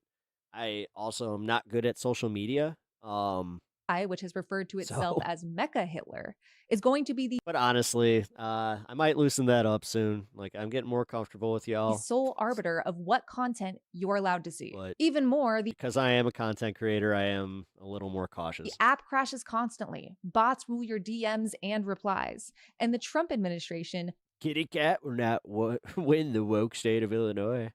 Elect MAGA now. Yeah, that ain't uses happening. a site I can tell you right now, no one in MAGA is going to fill the seat. It's whether or not it's her or Daniel Biss or Mike Simmons. as a panopticon for There's this other guy too. Ford. surveillance of vulnerable people and outspoken critics. And this isn't to say that other social media sites are perfect. Far from it. But Daniel Biss, I think, is her biggest source of Twitter right now is having an actual challenge. uniquely vile. So I'm not using it. And this is not considered normal if you're running for office. No. For years, so many of us, governments, journalists, the public, have considered Twitter as a communication No, usually what they do is they'll separate themselves from it, though. necessity, the But- standard for social media. But that's not the case anymore, and it's time we act like it. Some people have I didn't finish the rest about Daniel Biss. My bad. told me not to make this move, even if they disagree You mean the rest of the candidates? There's 13 or 14 of them. with Musk personally. Tell Uni I said hi. I will. But this decision has been a long time coming for me. Over the past 2 years, I've refused to buy a checkmark, though one has been given to me against my will, or advertise our campaign on Twitter because Thanks, I Squish. don't want to actively give money to Chosen. Elon Musk. But our Hey! presence on that site still enriches him indirectly, and it's time to put our money where our mouth is. Luckily, this is to our advantage, both morally and financially. Because here's the best part. None of us need this hellhole of a website. No. Facebook I don't need either. It doesn't even work. As much as I'm sitting here promoting my Facebook currently. Engagement is bot-driven. Haven't you? And Yeah. external links are deprioritized, Yep. and dangerous lies are Yep. spread and boosted by prominent white nationalist Yep. accounts. I don't think I've gotten a single viewer from my Facebook account. Now, my X account, I did 1.4K impressions on just promoting my show. Man, I'm wrestling with this one because I just got there. Such as DHS and ICE. And there's no monetary benefit either. My Oh, campaign leads my race in fundraising, despite almost entirely avoiding the site for months. So for voters and journalists who want to know what's happening with the campaign, you can find us literally anywhere else, like where you're watching this, or on our website. You mean Boomer Book? Yeah, it is totally Boomer Book. To boomers.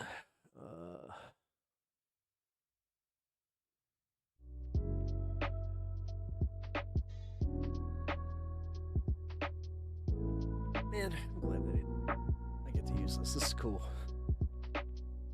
Catch them all. Pokemon! It's you and me. I know it's our destiny. Oh, you're my best friend. Sorry. Hope she wins. Me too. I got this awesome mailer from her. You guys see it? Here. I actually put like little sticky tack.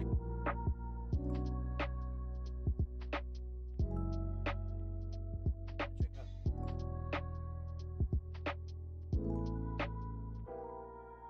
Oh.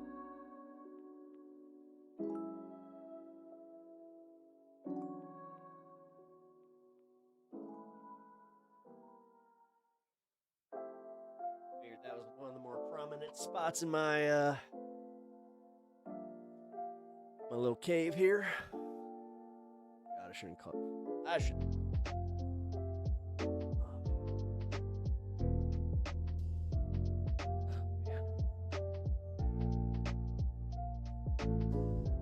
restful night. Oh, fuck yeah.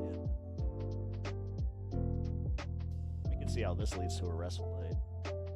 Facebook is only for important people. I don't even know what Facebook is for anymore for me.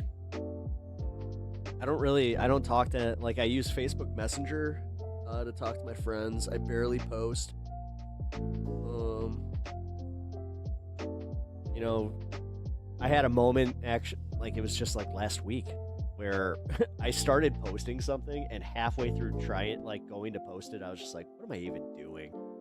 Fuck this. Why do I care? Oh shit. 3% total THC by dry weight volume. There's a really good. Shoot him a leg. Definitely want to do that. I swear this is like the Fallout game. Oh yeah, kinda.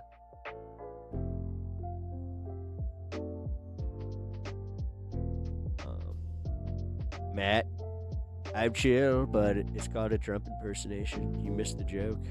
At the letter hack.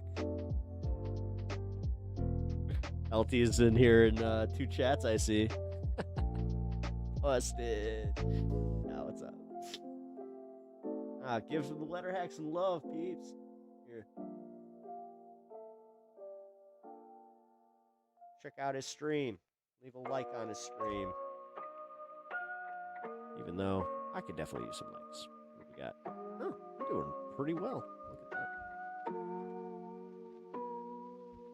that. All right, what are we finding here? Let's see.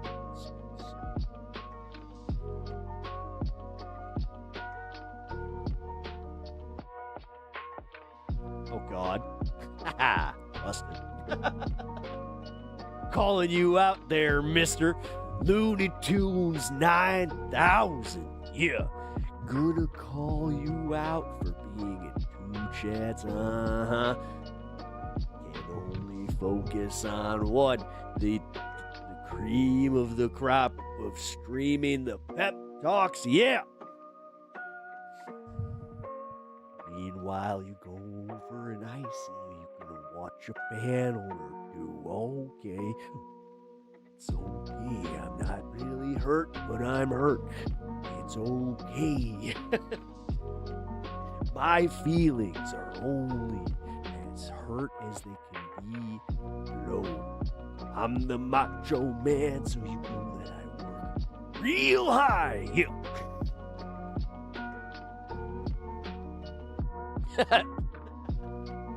Tell you what now, LT9000 doesn't know that he's getting a little tired.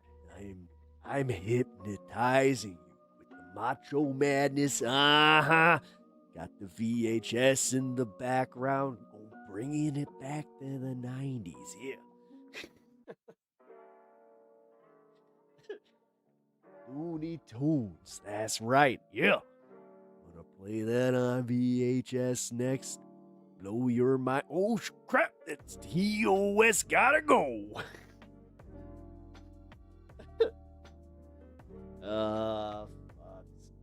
ZZZ.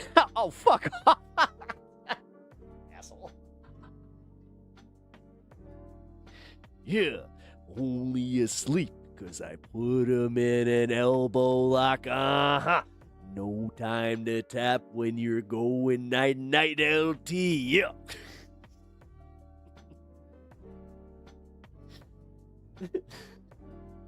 There's that slight second there where I was like, I'm actually like kind of insulted. Kinda. Huh.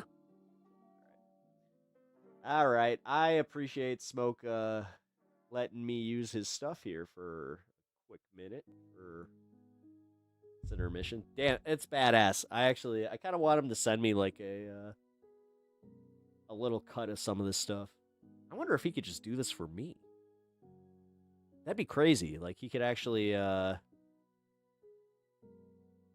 like, he could cut up some of my, Christmas videos. That'd be really cool. Laughing my fucking ass off. Nice. Looney Tunes, see where you get the name, Being a little Looney Tunes, about you. Doesn't understand that I'm funky like a monkey. Uh-huh.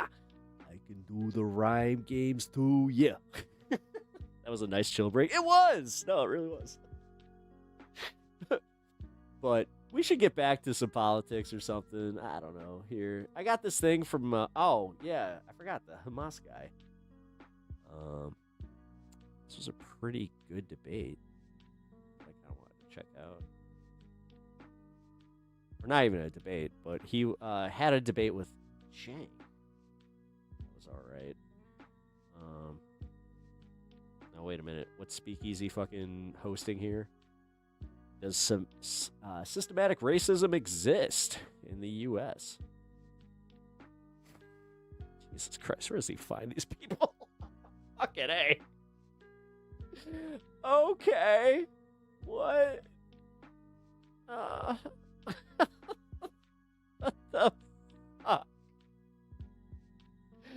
All right, man. I gotta give him some credit. This motherfucker, he finds people to debate some of the wackiest shit. I mean, all right, guys, I'm gonna play some tunes while I finish up some dishes and some chores. Good night. Good night. And play some good tunes. Hell yeah.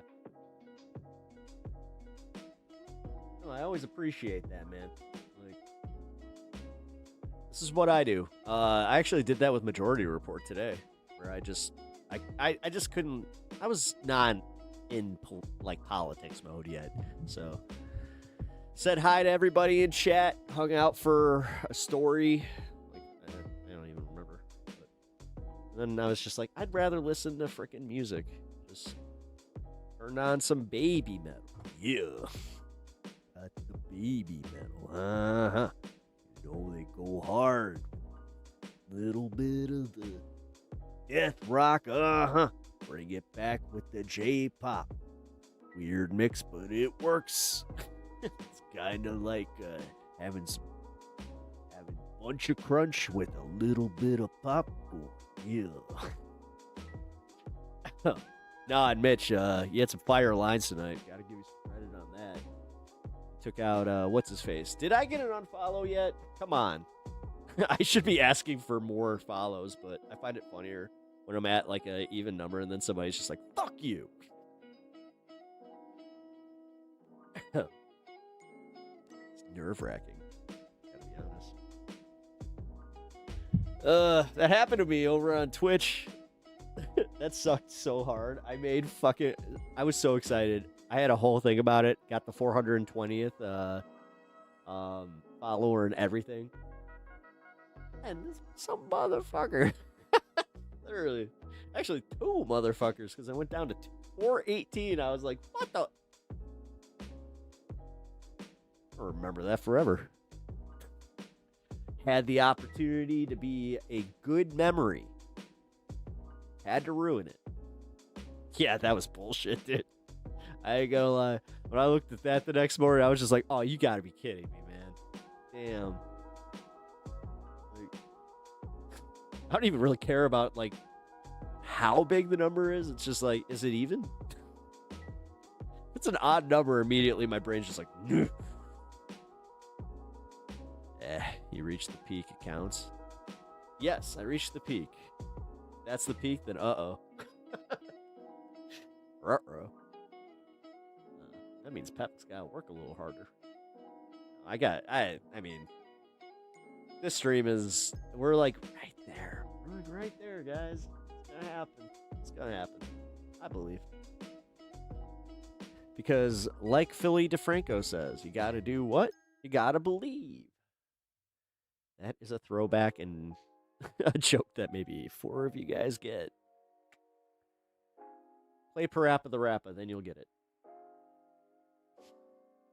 And then go back and watch that Philly DeFranco bit, because then you'll know. Alright, so we have BTC being upset at something. Go figure. Let's see. We've just seen a legacy media outlet pull one of the most anti-democracy stunts in the history of this country. This is the teaser for an upcoming 60 Minutes report that was supposed to air on Sunday. It began as soon as the planes landed. The deportees thought they were headed from the U.S. back Oh, shit. Hold on, guys.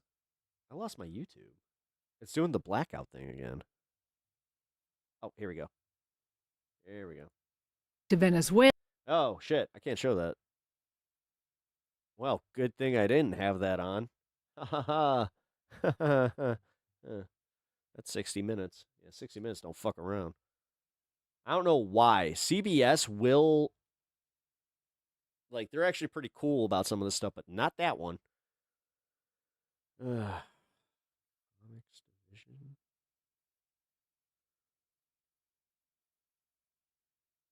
Fuck, who that?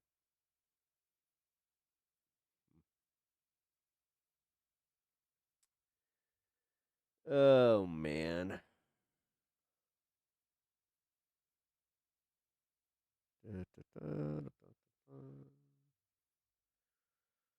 Okay. Woo, boys, it getting spicy on the right, y'all. It is getting spicy, spicy. So, as you all know, Ben Shapiro has really been going to town on... It's the same. It's literally the exact same clip. I was just making sure. Yeah. Trying to do the roulette, but it's giving me pretty much all the same shit that we just covered. Legal Epstein cover-up. Here we go. Tonight, the week begins with a cover-up, specifically an illegal cover-up. We are discussing and reporting, of course, the Trump DOJ's minimal and often redacted release of the Epstein files. They have violated the law, and this is a time where it is important to speak clearly with one voice about what we know. That doesn't mean screaming opinions from the rafters about every politician. It does mean telling you what's actually happening. Your government is hiding this sex trafficker's files after both claiming to release them, claiming that was the plan, then signing a law with a deadline to release them, and now, as of Friday, breaking that law. This is bringing on major heat, warnings from lawmakers, including some Republicans, threats about what they will do with their lawful power to make the government of Donald Trump follow the law. That's been an issue in more than one category this year, more than one department, but this is a big one. Tonight, we will also break down some of what we learned from Friday's release, because as I've told you, on the one hand, there's a huge cover-up. On the other hand, there has been progress. This push and what the survivors demanded has at least led to some selective disclosures, and so we will show you some of what matters about that later. While the top story, the most substantive, important thing going on here is your government's cover-up. Today, top Senate Democrat Schumer says they are looking to take legal action immediately to address what the DOJ is doing. Two House lawmakers who wrote this legislation say the DOJ must release all the files or they will hold the Attorney General in contempt. There are several ways to get at this. Some take longer, some are shorter. The quickest way, and I think the most expeditious way to get justice for these victims is to bring inherent contempt against Pam Bondi. And that doesn't require going through the courts. And give her, and basically Ro Khanna and I are talking about and drafting that right now. We only need the House for inherent contempt, and we're building a bipartisan coalition, and it would fine Pam Bondi for every day that she's not releasing these documents. That's a Republican and a Democrat explaining one way to... Yeah. I'm gonna look at. Hold on. I'm gonna see if there's a way to get out of that. Try to that force seems the like compliance that DOJ is currently refusing. This initial release, according to some, the files from Friday, didn't have a lot of insights, but it did show a bungled cover-up. Look at the AP's report here. Missing are the FBI interviews with survivors, internal Justice Department memos examining charging decisions, which would be standard and easy to release. One analysis found 500 pages blacked out. We showed you some of those Friday night. Few mentions of Trump, which is suspicious given that the former... They could theoretically actually take her into custody, it says. And now sitting president would be in all kinds of references. Most of the photos that show Trump had been public. There are references to Trump and Epstein's address book and flight logs. We did know that they traveled together back in the day. Versions of those documents were already public, though, the Times emphasized. I do love how there are certain like liberal media sources that are jumping on that, and they're just like, this is news. It's like, no, it's not. It's the same goddamn picture. We've seen it 1,000 times. Saturday, the Trump DOJ bungled the cover-up of the cover-up. Mind you, it's already a cover-up how little they released, hiding most of the documents, and I'll show you more on that in detail. But they did release, for example, this relatively innocuous photograph, which happened to include, as you see circled, this is a photograph of course, many photographs, and down in the lower left circled, you see Trump with a woman. The Trump DOJ pulled that photo initially, and then they were pressed over that because it looked obviously like a bungled cover-up of the little information they released. After the outcry, the DOJ then, like a student caught hiding something, then Who dat? Huh?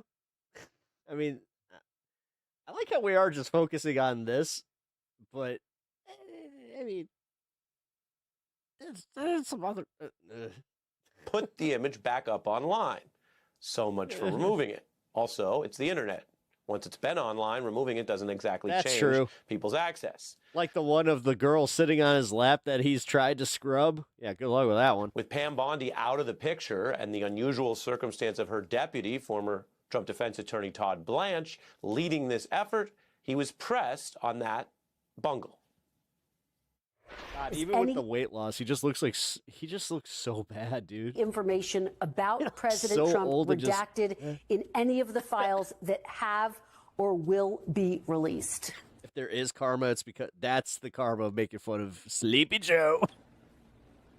No, not unless it's supposed to be redacted under the law, which means victim information or any sort of privilege, like attorney-client privilege. Blanche on defense, big picture.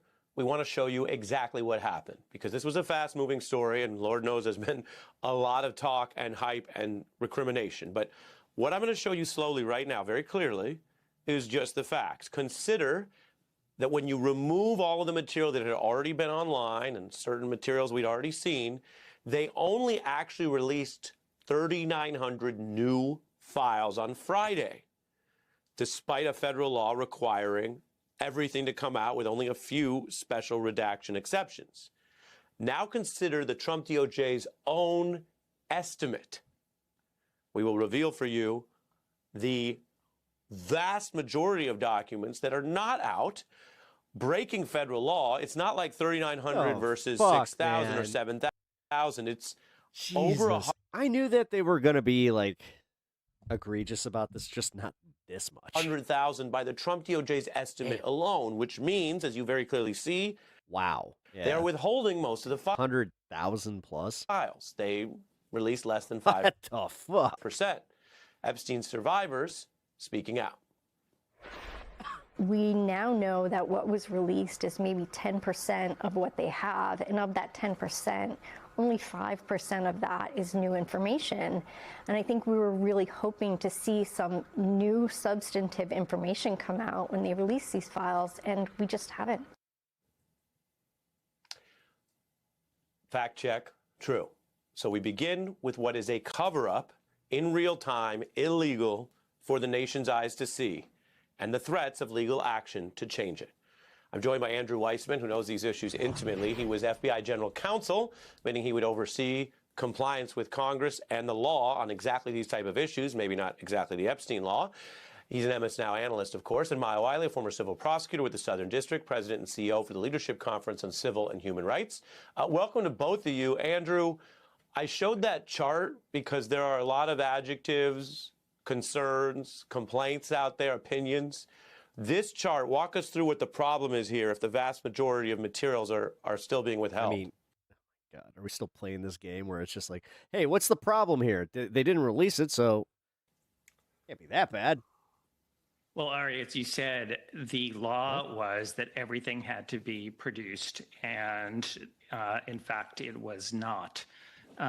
The excuse that has been given by Todd Blanche is, hey, it's a really big job, and so it takes a long time.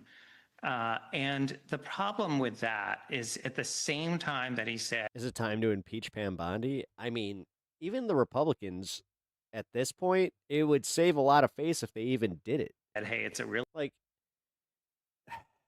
it's a matter of time at this point. And if they don't make her the sacrificial lamb or, like, any of these people, you do understand the level of incompetence that we're just allowing people to get away with, right? And how the fact that Trump is just turning the Congress into the Duma. Really big job. We're working. And he said he wanted to do that. It's crazy when he literally says what he's going to do and then does it. And then we're all just like, huh? As hard as we can.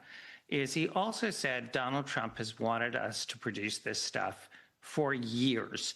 In fact, he said it even before he resumed the presidency the second time, he wanted all of this stuff released. Now, of course, that's inconsistent with a lot of reporting that he didn't want this released. But if Todd Blanche is being truthful, that means they could have started to that Herculean task in January, funny. Unless he's going to say we oh my ignore. God, they're actually still trying to do it where they're just like, maybe they have some good faith. The president's wishes. That's so to me, there's no really good, truthful answer to why they didn't do this, undertake this, and get it done on time. Well, I'll let you finish, but I'll add in a data point. The Blanche letter claims 200 DOJ attorneys were working on this. Well, that averages out to less than a document a day in the last month out of the 3,900. Yeah, absolutely. It also even he was like, "Oh." It doesn't answer something that was put to Todd Blanche on Meet the Press, which was, why didn't you prioritize certain things? Like, why didn't you prioritize everything with Donald Trump's name or his image? Why didn't you prioritize internal documents from DOJ? I mean, there's just so many things that it's almost like they actually didn't do anything. I don't know. As somebody who's like scrambled at the last minute, it seems last minute. Even taking everything they say as true. Blackout page, blackout page, blackout page, blackout page. It doesn't explain why they didn't do that, and he didn't answer that question. And to me, it is really playing us for fools. And the problem is there are victims at stake. And that, what we're doing here is treating them with such disrespect.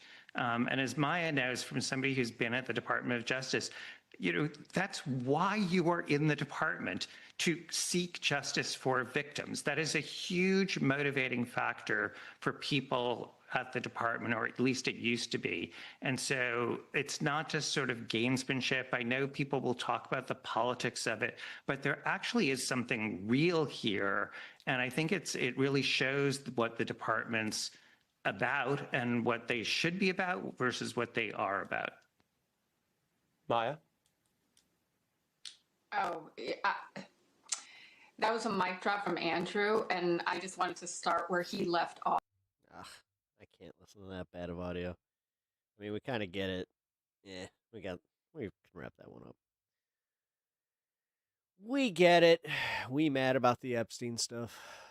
I mean, dude, this is where I kind of wanted to be like, hey, JS, you think that was cool? Was that exactly how that should have been? Oy, oy, oy. Here we go. Survivors of convicted sex offender Jeffrey Epstein are speaking out after the Justice Department's partial release of the files on Friday. In a statement, they accused the DOJ of multiple missteps and of violating the law. The statement was signed by more than a dozen survivors, including Charlene Rochard. She met Epstein when she was a teenager working as a model in New York. Danielle Bensky also signed. She was introduced to Epstein when she was a 17-year-old aspiring ballerina. Today, those women are channeling their stories of survival into advocacy, and Danny and Charlene join me now. Thank you both so much for making the time. I first just want to start with how you're doing. Danny. Thank you for having us. Yeah, it's complex because on one hand, I feel horribly frustrated at the way this release has gone. It was hard to search things. We feel like it's so incomplete. And then there's another side of me that feels a little bit validated and vindicated because we've been called a hoax so many times that actually at this point, the public now gets to see we are in fact not a hoax. Maria Farmer's statement from 1996 was true, and it is all true now. It's getting worse. I was going to say this earlier, like actually in the thumbnail. I was going to, for this stream, I was going to do like it got worse because it actually did. It needs to just come out. Charlene, so how it wouldn't even be clickbait. How are you feeling? I know you're also newer to sharing your story so publicly and openly.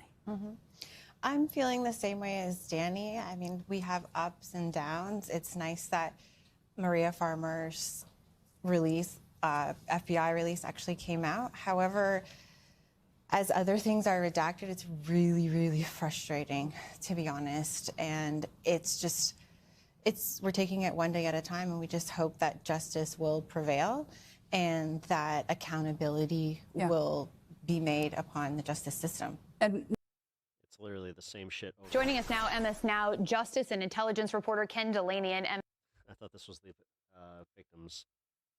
Never mind. I thought we had better sources. My bad. Time to itch. Yep. Oh. God, what time is it? Oh, shit.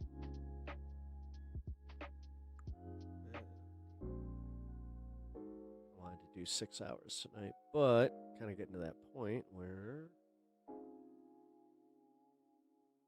Oh, right.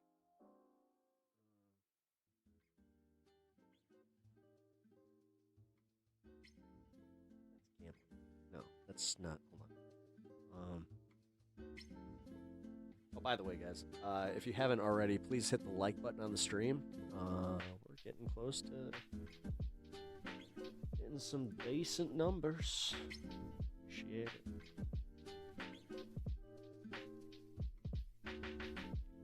Okay.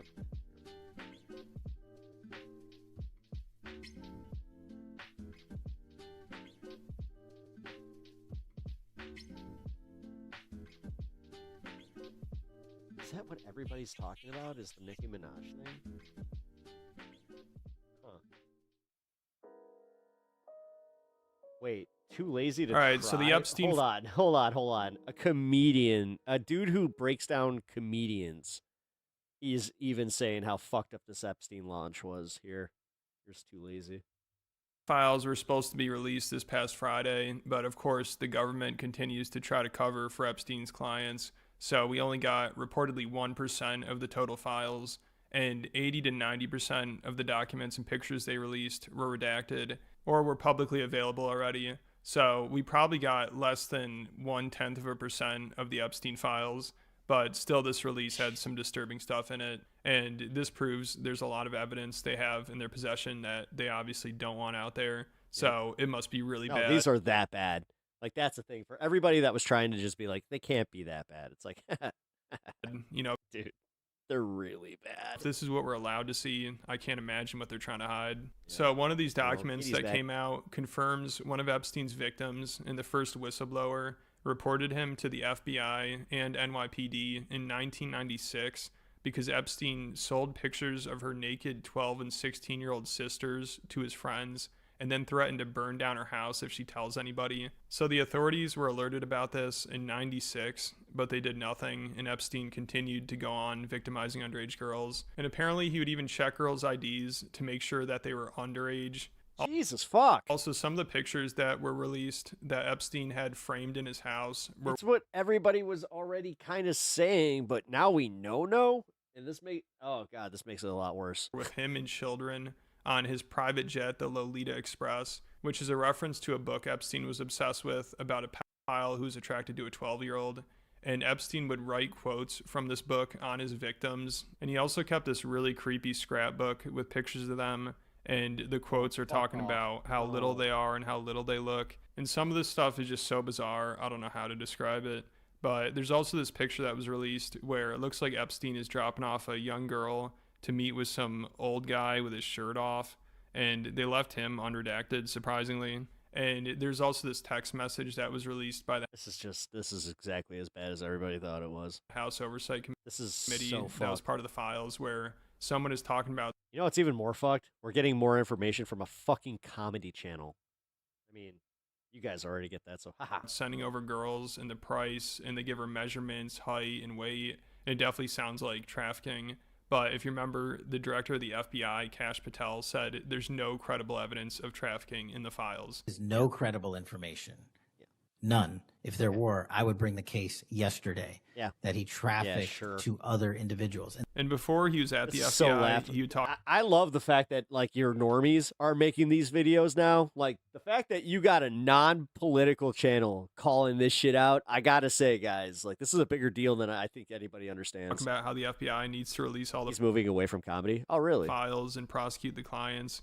But now that he's there, he's covering for them. And that's the same because you can only rip on Brandon Schaub so much. thing with a lot of people. Like, they have no credibility anymore. And It's they just easy. want this to go away so badly. Because they obviously know how bad the files look. You know, they're so desperate and they just cannot shake it. And it seems like everything they do just makes things worse. First with the binder stunt, then Kash Patel on Rogan, then the DOJ memo concluding basically there are no files. And then Trump calling it a hoax. That's where people just lost it. So Trump's administration had to do damage control. You know, they started calling every influencer to beg them to stop talking about the files or to get them to do damage control. Like Alex Jones admitted he got a call. He said Trump's administration called him. And Yeah, he misses calling because this is great. Like this is better than most of like the political commentary out there. Asked him what it would take. Short form. To get him to shut up about it. Then also Tim Oh, Dillon, man. he didn't just get a call, he got a free seafood dinner with JD Vance. So you could tell these people are just so desperate. They're trying to do anything they can to get people to slow down and stop talking about the Epstein files and stop pushing for the release. I had dinner last week with the vice president. He told me they do not have videos of any powerful person in a compromising position. That's the party line that they're going with. And I can tell you a lot more. I mean, I've had the White House call up and be like, the last week, what do you want? Yeah. I'm like, oh, you think I'm He rips on people who smoke pot, but he's still ripping butts. doing all this just to get something? I've never asked for anything. I want you to do what you were elected to do. Yeah. So it went from, you're bad, we're going to have our influencers attack you 2 weeks ago to, what do you want? Yeah. Well, they And wanted to go away. They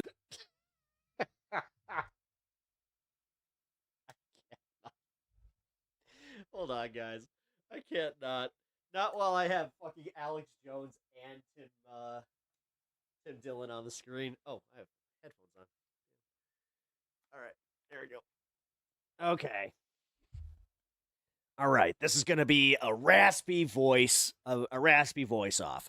Except I mostly do Tim Dillon, but I can also do Alex Jones. So, all right. So, I'm just gonna ask you a few questions about some conspiracies. Now, do you think that it's a conspiracy that people think that you're Bill Hicks? Well, I gotta tell you, I only get that in the comedy world. They want this to go away. So they're clearly panicking over the fallout from that DOJ memo. You know, sending the vice president to meet with a comedian podcaster. Like, they must have been so worried about this. Also, it's ironic JD Vance wants this to go away because just a few years ago, he said, what possible interest would the U.S. government have in keeping the Epstein client secret? And if you're a journalist... I love the Wayback Machine. Thank you for that. And you're not asking questions about this case, you should be ashamed of yourself. What purpose do you even serve? Maybe try doing your job once. Somebody should listen to this JD fella. In a while. But of course, I'm still Tim Dillon. Now he's done a complete 180 and he wants journalists to just shut up about it. And he's helping keep the files hidden. I wonder why. You know, he's trying to protect the clients, I guess. But even with all the damage control they're doing, it doesn't seem to be working. I mean, it seems like they're trying to... Memo to the Trump administration: the longer you drag out the Epstein files, the more of it you heavily redact, the worse the scandal will get. What we're seeing now, as many of your own supporters are saying, is the opposite of full transparency you promised. Piers Morgan. Release just enough to make people happy, but it only seems to make things worse. Like, I think with this recent files drop, they're hoping the pictures of Bill Clinton would placate Trump's base and maybe get Democrats to shut up. You know, because of course there are a bunch of pictures of him in the release, as expected. I think everybody knows this guy's a creep. And most people want to see him prosecuted. But we know it'll probably never happen. We've been hearing this for such a long time. It's so funny. People are still like, oh shit, we caught Bill Clinton. This is it. It's over for him. But everybody knows this is going to lead to nothing. It's pathetic. I mean, we've been waiting for Pam Bondi to prosecute Epstein clients. And if Bill Clinton's one of them, and if he's a pedophile, then go after him. But of course, it's never going to happen because it's one big club and Bill Clinton's in it. And I'm sure if he goes down, everyone goes down with him. Because if that weren't the case, I think they would have thrown him under the bus right away. It would have satisfied a lot of Trump's fans. And it seems like that might be kind of what they're trying to do now. I think that's not just Bill Clinton. I think that's pretty much anybody on the list. That's not Trump, funny enough. Because Trump's being the highest profile, funny, like, now he's got everything to lose. So it really does come down to who's the first one. But it's too little too late. And I don't think Pam Bondi will ever prosecute him. But they're clearly throwing these pictures out there to try to satisfy Trump fans for a little. You know, it's like just tossing out some breadcrumbs to try to keep people happy while they try to cover up everything else, including Bill Clinton's involvement. You know, they literally release these pictures so they don't have to release the more damning evidence. I mean, you'll see people post these pictures and act like, whoa, it's not looking good for Bill. Even the press secretary retweeted the picture and is like, oh my. But if you're disturbed by this, then demand for the full release of the files and prosecute the clients. It makes no sense to be like, oh my God, this picture's horrible. But the files are a hoax and we should move on from talking about them. Like, you can't have it both ways. You know, these people always go back and forth. First, they claim they're files, then there weren't files, then there were again, but they're a hoax. But now they're real and only a hoax when Trump's involved. I mean, it's so funny because people will be like, man, did you see that birthday letter Bill Clinton sent Epstein? That was really creepy. But the one that Trump sent him is totally normal. I didn't think anything of it. But it seems like they know Trump's involved, but they're just too closely associated with him to jump ship now. You know, they'd rather just help cover up a child sex trafficking ring. It's wild.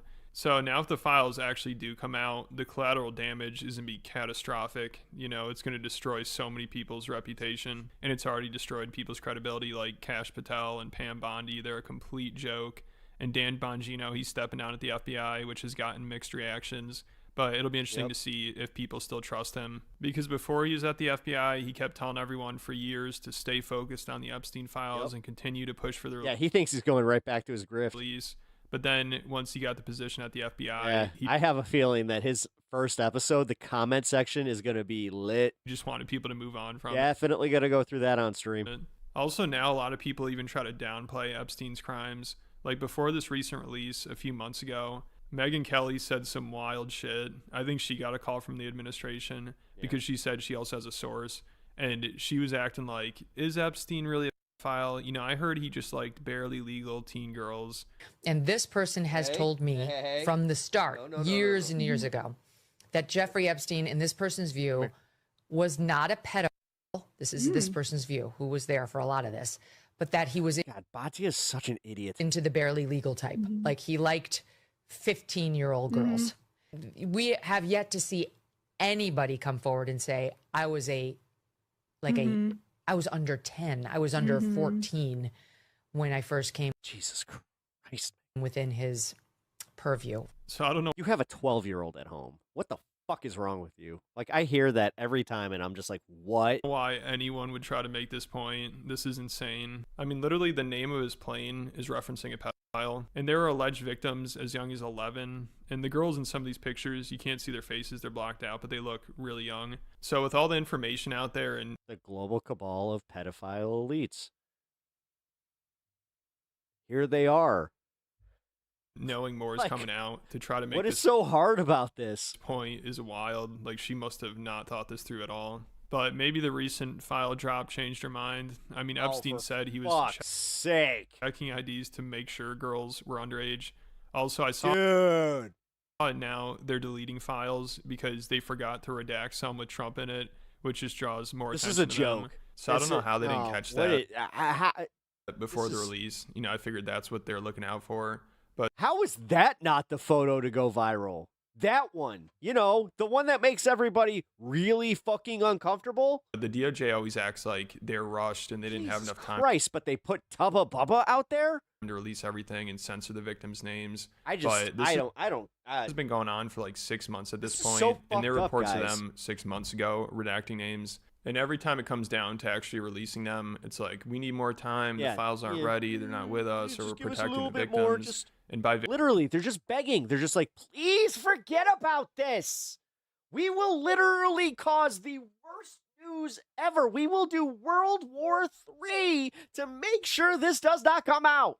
Victims, they probably mostly mean the clients. That's all they really seem to care about. Yes, no shit.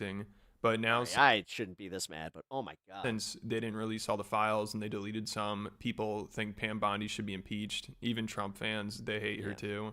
Because she just insults everyone's She's a smug asshole, too. That doesn't help. Intelligence. I mean, she's gone back and forth on this so many times. Like, first they did that binder stunt, and she gave everybody already publicly available information and said it was the Epstein files and said they're the most transparent. I'm so glad that that's a real photo. Administration. No words. So that completely backfired, and everyone just got pissed at her. So then she's like, all right, well, now a bunch of files just got to my desk. I just got a truckload of evidence. I have hundreds of hours of videos. It's all coming out. We're the most transparent administration. But then soon after that, the DOJ announced they had nothing.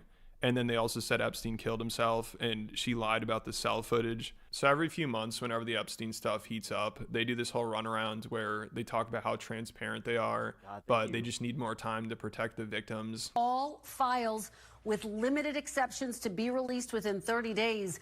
On Friday, the Justice Department released just a fraction of the overall Epstein files. Why didn't the Justice Department meet that Friday deadline?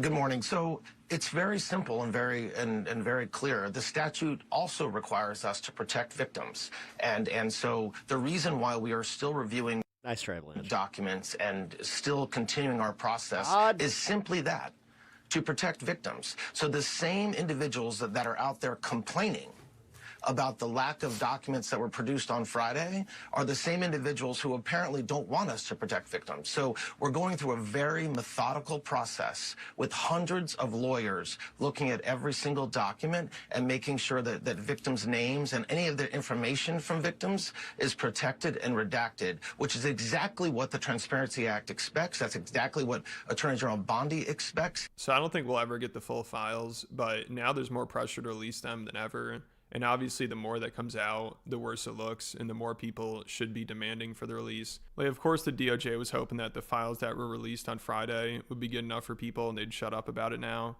But it didn't work, and it never seems to work. You know, they've tried to get people to move on from this so many times already. It's not going away. And whenever they get caught, it's like, give us time. You know, we're in the process. We just need to protect the clients, victims. But people are running out of patience. I mean, I'm glad they released what they did, but it's just nothing in the grand scheme of things. I mean, the Bill Clinton pictures look bad, but they're probably nothing compared to the redacted files about him. You know, I'm sure there's so much worse about him in the files. Like, I'm sure they just released the least damning evidence. And they're playing in our faces. They are. We're probably just hoping it would satisfy people with these pictures of celebrities. I mean, also there's a picture of Michael Jackson and Epstein in there, which I think was a new development, and of course it looked pretty creepy. But some people seem to think this is a red herring, like they put this in there so it would catch people's attention and they just focus on. There was also a certain bear on that, because also the What, he didn't do anything? PD press secretary. He was a good bear. He tweeted out this picture of Bill Clinton, Michael Jackson, and Diana Ross and their kids, and they you have to admit that, I don't know, blocked out their kids' faces, so it makes you I had fun with that think they're victims. But this picture had already been publicly available on the internet. So I don't know why she's acting like this is a big bombshell in the files. Well, it seems like they might be trying to use this as a red herring. That's a literal, yeah, that I was... You know, because of Michael Jackson. It's a red herring. That's the reason that you would do that. Jackson's controversy, obviously, when you see this, you think the worst. So also some other celebrities that were in the files are David Blaine and David Copperfield, which David Copperfield has this picture with Maxwell that looks pretty bad, you know, because most of these other pictures look like they're in a professional setting. And just because you've taken a picture with Epstein doesn't mean you're involved with him or you're doing anything wrong. But the pictures of David Copperfield. Yeah, that one looks like he made his weenie disappear. Field and Bill Clinton probably look the worst. So a few other ones. And his dignity. Ones were Chris Tucker, Mick Jagger, and Kevin Spacey. Chris Tucker? Which Kevin Spacey has already admitted to being on Epstein's private jet with young girls. Man, he ain't going to be in Rush Hour 4. I felt he put the president at risk on that trip to South Africa because there were these young girls. And we were like, who is this guy? So I will say this. There were young girls on those flights. There were young girls on those flights, yeah. It also doesn't help that a lot of these people are... We're all like, Chris Tucker! No! Don't have the best reputation and the entertainment... Ruby Rod? Oh, fuck off! Industry. God damn it! Is known for supporting pedophiles and abusers, like Roman Polanski, who is convicted of drugging and... No, Noam Chomsky. I'm sorry, guys. I know that it's uncomfortable to bring up, but Noam fucking Chomsky doesn't just have a few pictures, man. Noam Chomsky has a problematic amount of pictures. Like, if Bill Gates is implicated, so is Noam. That sucks. Being a 13-year-old, but even after that, everyone still supported him and worked with him. Oh my God! Wait, Chris Tucker doesn't surprise me because he hung out with MJ a lot. Does that mean Corey Feldman's next? And he won an Oscar. Then also Harvey Weinstein. Not the Everybody loved him, and I think they had a good idea of what he was doing. But then once it came out, then they're all like, "Oh, this is terrible." I'm gonna have to go make another shitty song to get people off my tracks. And he also was friends with Epstein, and his company was mentioned. Yes. Oh, God, just knowing that these people are the devil, and why is he wearing a military outfit? What is? Oh my God, I'm so fucking in the recent files release. So it seems like oh my God, in the entertainment industry and in politics. Oh, that it's just insane. The three grossest people that you could have in a picture. Just ugh. This stuff is really prevalent because also it's much easier to get away with when you have power. Like, nobody seemed to care about Epstein, Weinstein, or Polanski until they had to. I mean, people would openly... Well, until Harvey Weinstein came in a plant, that's when people started caring, you know? Make jokes about this stuff. People would defend Polanski and get mad that anybody would even bring up the fact that he raped a 13-year-old. Like, one of the crazy... Yeah, and people, like, from the 70s. Like, I remember my mom explaining Roman Polanski to me, and I was just like, and he's in jail. And she's like, no. I'm like, what? She's like, oh, he lives in France. He actually still makes movies. I was like, what? Craziest things that shows how depraved and moral. And then I learned about Woody Allen, and I was just like, and people like this guy? Why? Well, because he made some charming movies. Which ones? Corrupt these people are. In every Woody Allen film, he's a fucking creep.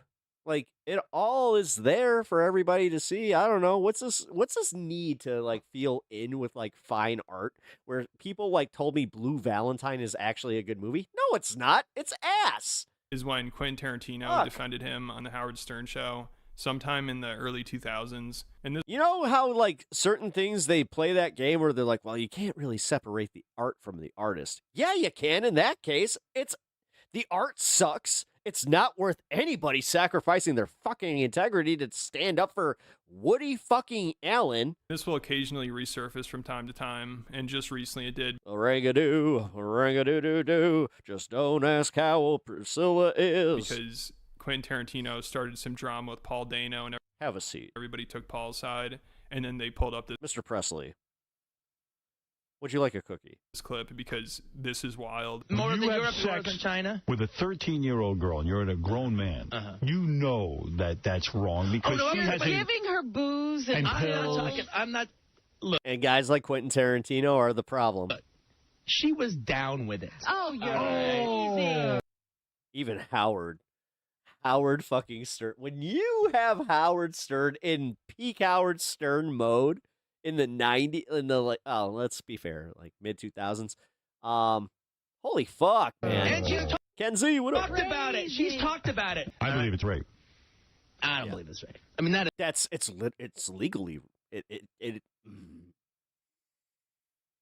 Oh, I'm about to renounce Kill Bill and all of his fucking awful movies. 13. Not for these 13-year-old party girls out there. Oh my! Fortunately, are not awful. Really? 13-year-old party girls. What is that? And obviously, I'm so glad that Robin caught up to that. If somebody said this nowadays, they'd be canceled in a second. Yeah. Yeah. Do you know how fucked up it was to be a teenager and listen to that shit and be like, why is nobody saying anything about this? And, their career. And then we literally start the cancel thing and they're just like, oh, they're doing cancel culture. Completely over. But at the time in Hollywood, I don't think anybody even cared. And they probably liked it that he was sticking up for Roman because everyone acted like Roman was the victim in the situation. Oh my God, it's so gross! So this shit was basically normalized in Hollywood and in politics. But surprisingly, I don't think Tarantino is directly connected to Epstein at all, even though he was best friends with Harvey Weinstein, and Weinstein produced all of his movies, and he's connected to Epstein.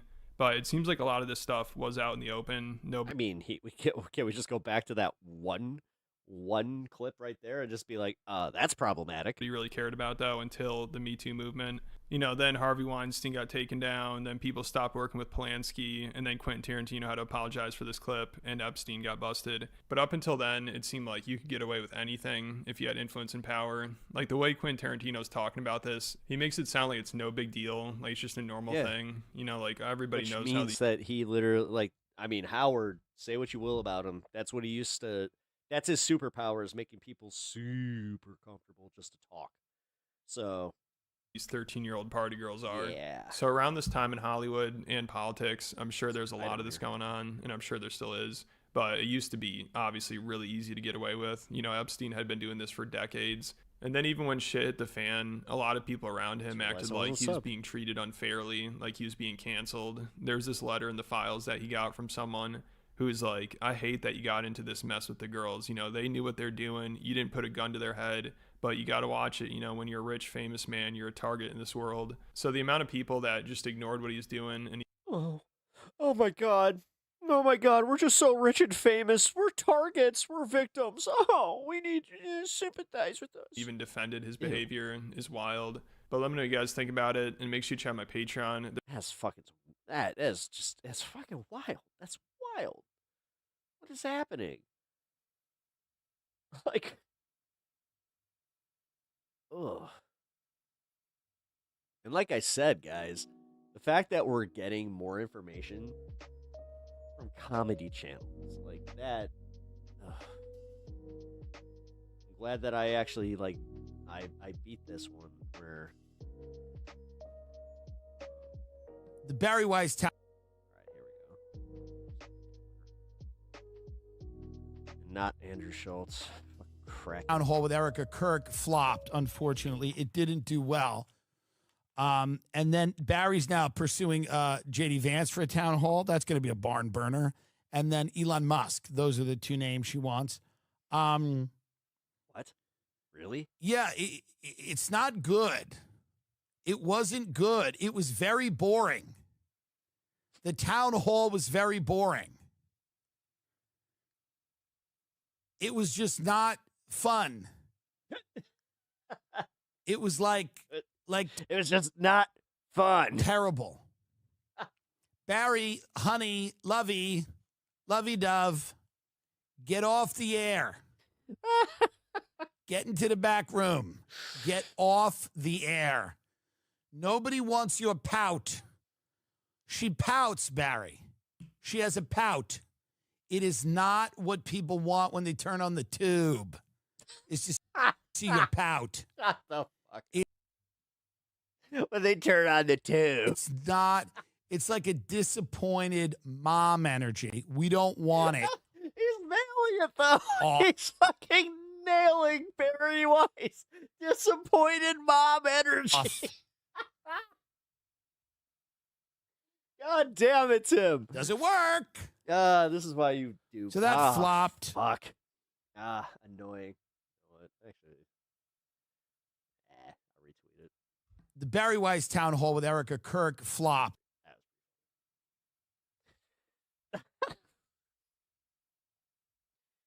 Oh, man.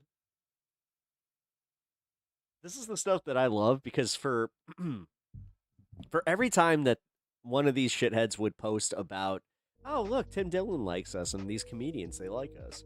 Now, not so much because these comedians are all even like, what is happening? Like, you had Andrew Schultz doing the same thing where he just bailed. He's like, nah, I'm not doing this Trump shit anymore.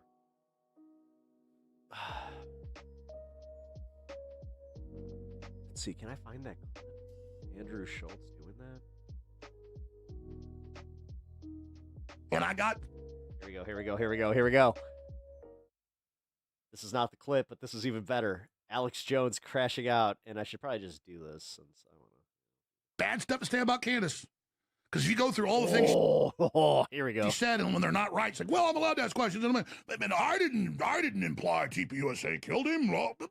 Bullshit. Or if you don't agree that the guy shot Charlie under his arm, or the guy with a bottle of water isn't really a camera gun, or there weren't trap doors and all this stuff. Oh, then oh, he's back. He's like he's doing his thing. He's doing the thing that oh, wow. That every time I would say, well, that doesn't look accurate to me. Oh, you're on the payroll of God damn it, Alex. The Jews.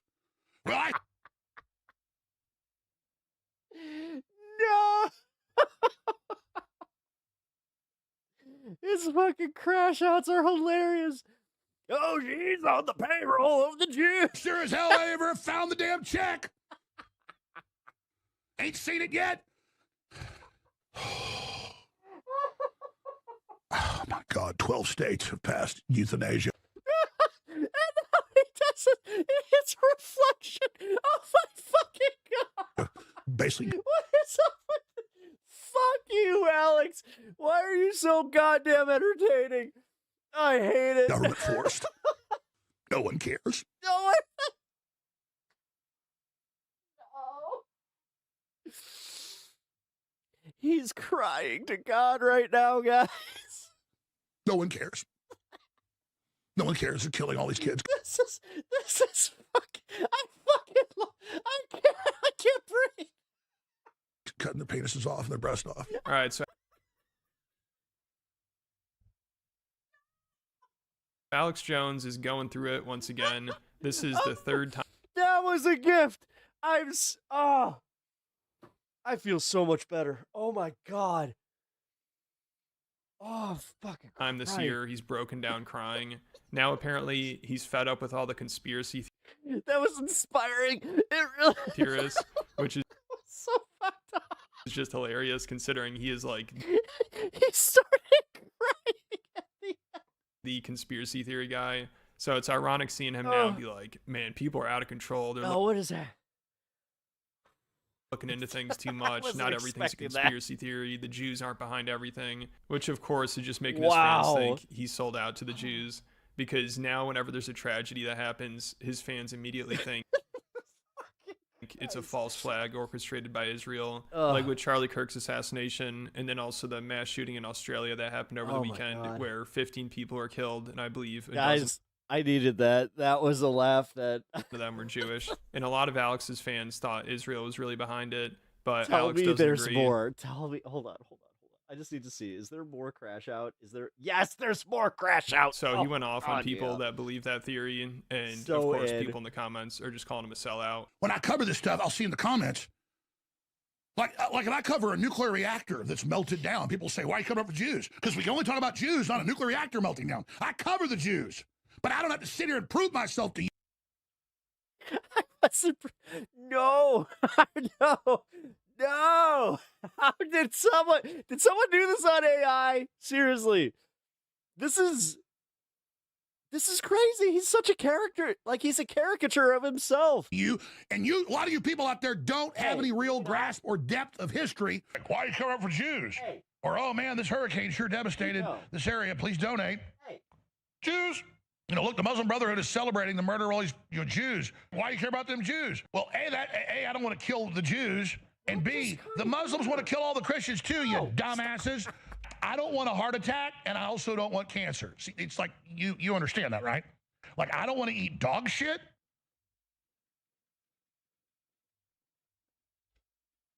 Motherfucker. Excuse me. Hey. Shit. Or cat shit. You understand, right? You can get that in your head. Cat shit. But the Muslims are funding a lot of this Israel obsession, that Israel is in total control of everything, including what time you have a bowel movement. Look at the universities. Look at Soros. Look at it, you idiots. And then also the whole Epstein files fiasco has been a point of contention between Alex and his fans. If you remember, this was a breaking point for a lot of people. Like when the DOJ put out that memo saying Epstein killed himself, had no client list or blackmail, and the investigation is concluded.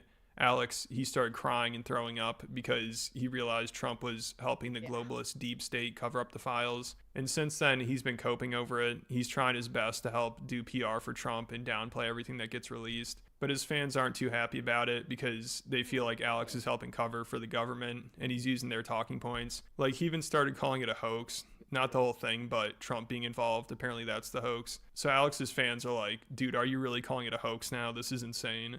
And Alex even read some of these comments on air and started having a complete meltdown over it. I was trying to get him course correct because he's the ship I'm on, and if he goes down, we have all got a big problem, Cupcake. You know what skin in the game is, sweetheart? You got people trying to put you in prison and kill you? Cupcake? Dude, the way that he just used terms of endearment as like a cupcake, sweetheart. No, you don't. I'm not mad at you. I'm just in general. Oh my God, I got to work on my Alex Jones impression. Like he's gonna be fun. You people. Oh, that's a clause. All you people are not on the front lines of this war for decade after decade after decade trying to save humanity. And then you always misrepresent everything to make yourself feel powerful. That's pathetic. You need to grow up. You need to get right with God. Lamb of God. Dude, he literally, like he turns into the Tasmanian devil.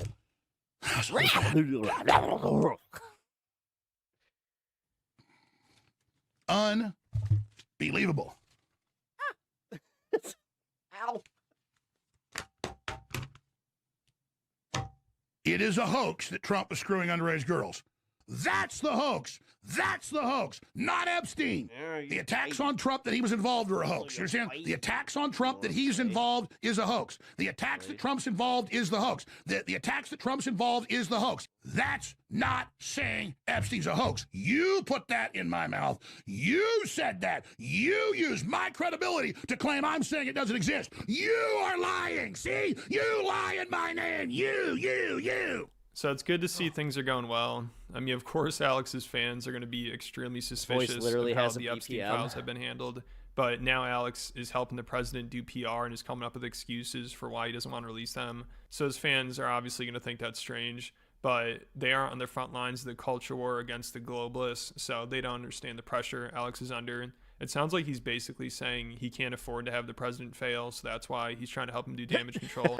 Kinda. And same thing with him getting involved with the Candace Owens situation. Since she's dividing the right and destroying Turning Point, Alex Jones now has to disprove her conspiracy theories. It's hilarious because she's just basically doing the same thing Alex did with Sandy Hook. Yeah. So it's wild seeing him act like Candace is going too far. He looks like Will Sasso. She's acting like she's just asking questions, but she's doing some real damage. And of course his fans are going to be like, what the hell is going on here? I mean, it sounds like Alex had been trying to avoid this topic, probably because he just wants everyone to get along. Like, he wants Turning Point to succeed, but he knows if he covers this without being critical of them, his fans would think something's up. But now I think he's worried Candace is doing some real damage, so he felt like he had to step in. I've just been sitting here Remember, it's not really a lie if you really believe it's true. Watching and analyzing. And I mean, that's the MAGA way, right? I don't know exactly. Oh my God, it's like at the end of It, where if you just believe that it'll hurt it, then it's true. And that weapon will hurt it. What's going on both sides. Also, rest in peace to Eddie. Saw that he... but I smell... the guy who played Eddie. Some really bad stuff. See, I just... And thank you for the 5, Bandit. I appreciate it. Doesn't feel... Let me... I can get all the clips and play them back to back on all of them. It's going to hurt TPUSA. It's going to hurt Owens. But maybe that'll get you guys to stop it. If I got to come in here and bang your heads into each other, you know what? I'm going whole hog. That's it. If you're going to make me put all this together, then you are all going to get it. Ugh. I hate it. I hate having to know all this. I hate having to research it all. You're robbing my time. Fucking bullshit, man. You understand? If we don't get our shit together, they're gonna put my ass in prison when the Democrats get back in. But no, I do care about the midterms, Candace Owens. You say fuck the midterms. Well, I say fuck that. I do have. Why? Why would they put you in prison? What is this? Cartel hits out on me from the Democrats. That's guys like to use hyperbole every time. You've been going to prison when Obama was gonna lock you up. From the NSA and General Flynn. That's the real world. I do have globalists trying to destroy me. I do have people coming to my house. Do I make a big deal about it? No, I don't. I got to get all my ducks in a row because it's so much. Yes. This is rare. I got to do it. I am clipping that. There we go. Probably take 5 hours, collate it all. But you want it someday this week, maybe Wednesday or Thursday, you're going to get 2 hours. But that's coming up. because he's trying. Oh yeah, I just can't handle it anymore. So I can't handle it anymore. I'm just this bitch came in and took my grift, and I'm just so pissed. I lost all this weight. I almost lost my platform, and now this bitch comes in and destroys the right in my grift, and it's driving me crazy. It's driving me crazy. So you want it, you're gonna get it. You're gonna get it, Candace. I don't think people are gonna like it. And Alex basically that was the angriest sip of coffee. Helped pave the way. Although I think that's bourbon. For what Candace is doing, but now he thinks it's too far. So he's trying to disprove all their theories, and he's acting like, man, this stuff is ridiculous. It's so stupid. So it's funny, even Alex Jones thinks these theories are too out there. Because this is all for Trump, but he has to direct it to Candace. He doesn't want to be going apeshit for this. The thing is, Trump doesn't watch his stuff like the way that he does mainstream media, ironically. So Alex is only doing this to make sure he doesn't have a clip made of him. Then I don't know. Be more careful with your words. Also, I've seen some people who defend Candace be like, hey, remember everyone used to call Alex crazy? But now Alex is basically calling Candace crazy. He doesn't seem to believe. Alex Jones is fun to watch because literally no outlet takes him seriously.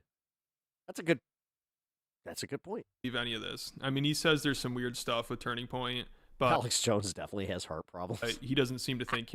He's like Chris Farley in the fucking Bear sketch where he's just going like, Sorry, I had a pork sausage stuck in my my artery. Candace Owens' theories are accurate. I'm only eating the finest pork sausages. I don't want these globalists and these wokies telling me what I can and can't have in my arteries. He said the Egyptian plane theory is bullshit, and he mocks the idea that Mossad was behind the assassination. Charlie knew that Erica was sleeping with the vice president, and that the vice president is an Israeli spy. And so he was getting ready to leave her and go against Netanyahu, and so they killed him. And I was there when Netanyahu gave the order. I mean, it's just like I keep doing it. Keep doing the voice. Total crap. Damn it. We know the corporate media lies about all the things they've manufactured. We don't want to be like them. We don't want to do that. The stuff they say I've been wrong about, I didn't even ever do. They just created this whole story. I did things I didn't do. These different areas that I've looked into, like 66% of How does that feel, Alex? How's that feel? Huh? How's that feel to have people theorizing about stuff that you didn't do? Interesting, huh? the time you said those aircraft were trailing her, they weren't even in the same continent. Or up by that Utah place and one other place. He's doing the blink. He's doing the blink. All right, so this goes back to even when, like, his older content, when he would do, like, the... Yeah, he doesn't believe any of this shit. It's where they send those planes to get repaired. And then all the people, oh, Erica Kirk wanted him dead. TPUSA wanted him dead. Oh, it's corruption. It's hidden money. They got caught. Did you know they got audited by the IRS repeatedly? No, they never told you that recently. And I know them, and they're nice people. You don't have a conspiracy like that coming out of a group like that and interfacing with all these people and then doing something. That's not how it works. That stuff is highly compartmentalized. I'm saying I've gone through this stuff and you know, what she's given. Oh, I've been given by this group the proof of the planes following her for years and all this. We go look at it. It's not the case. You're about to see that.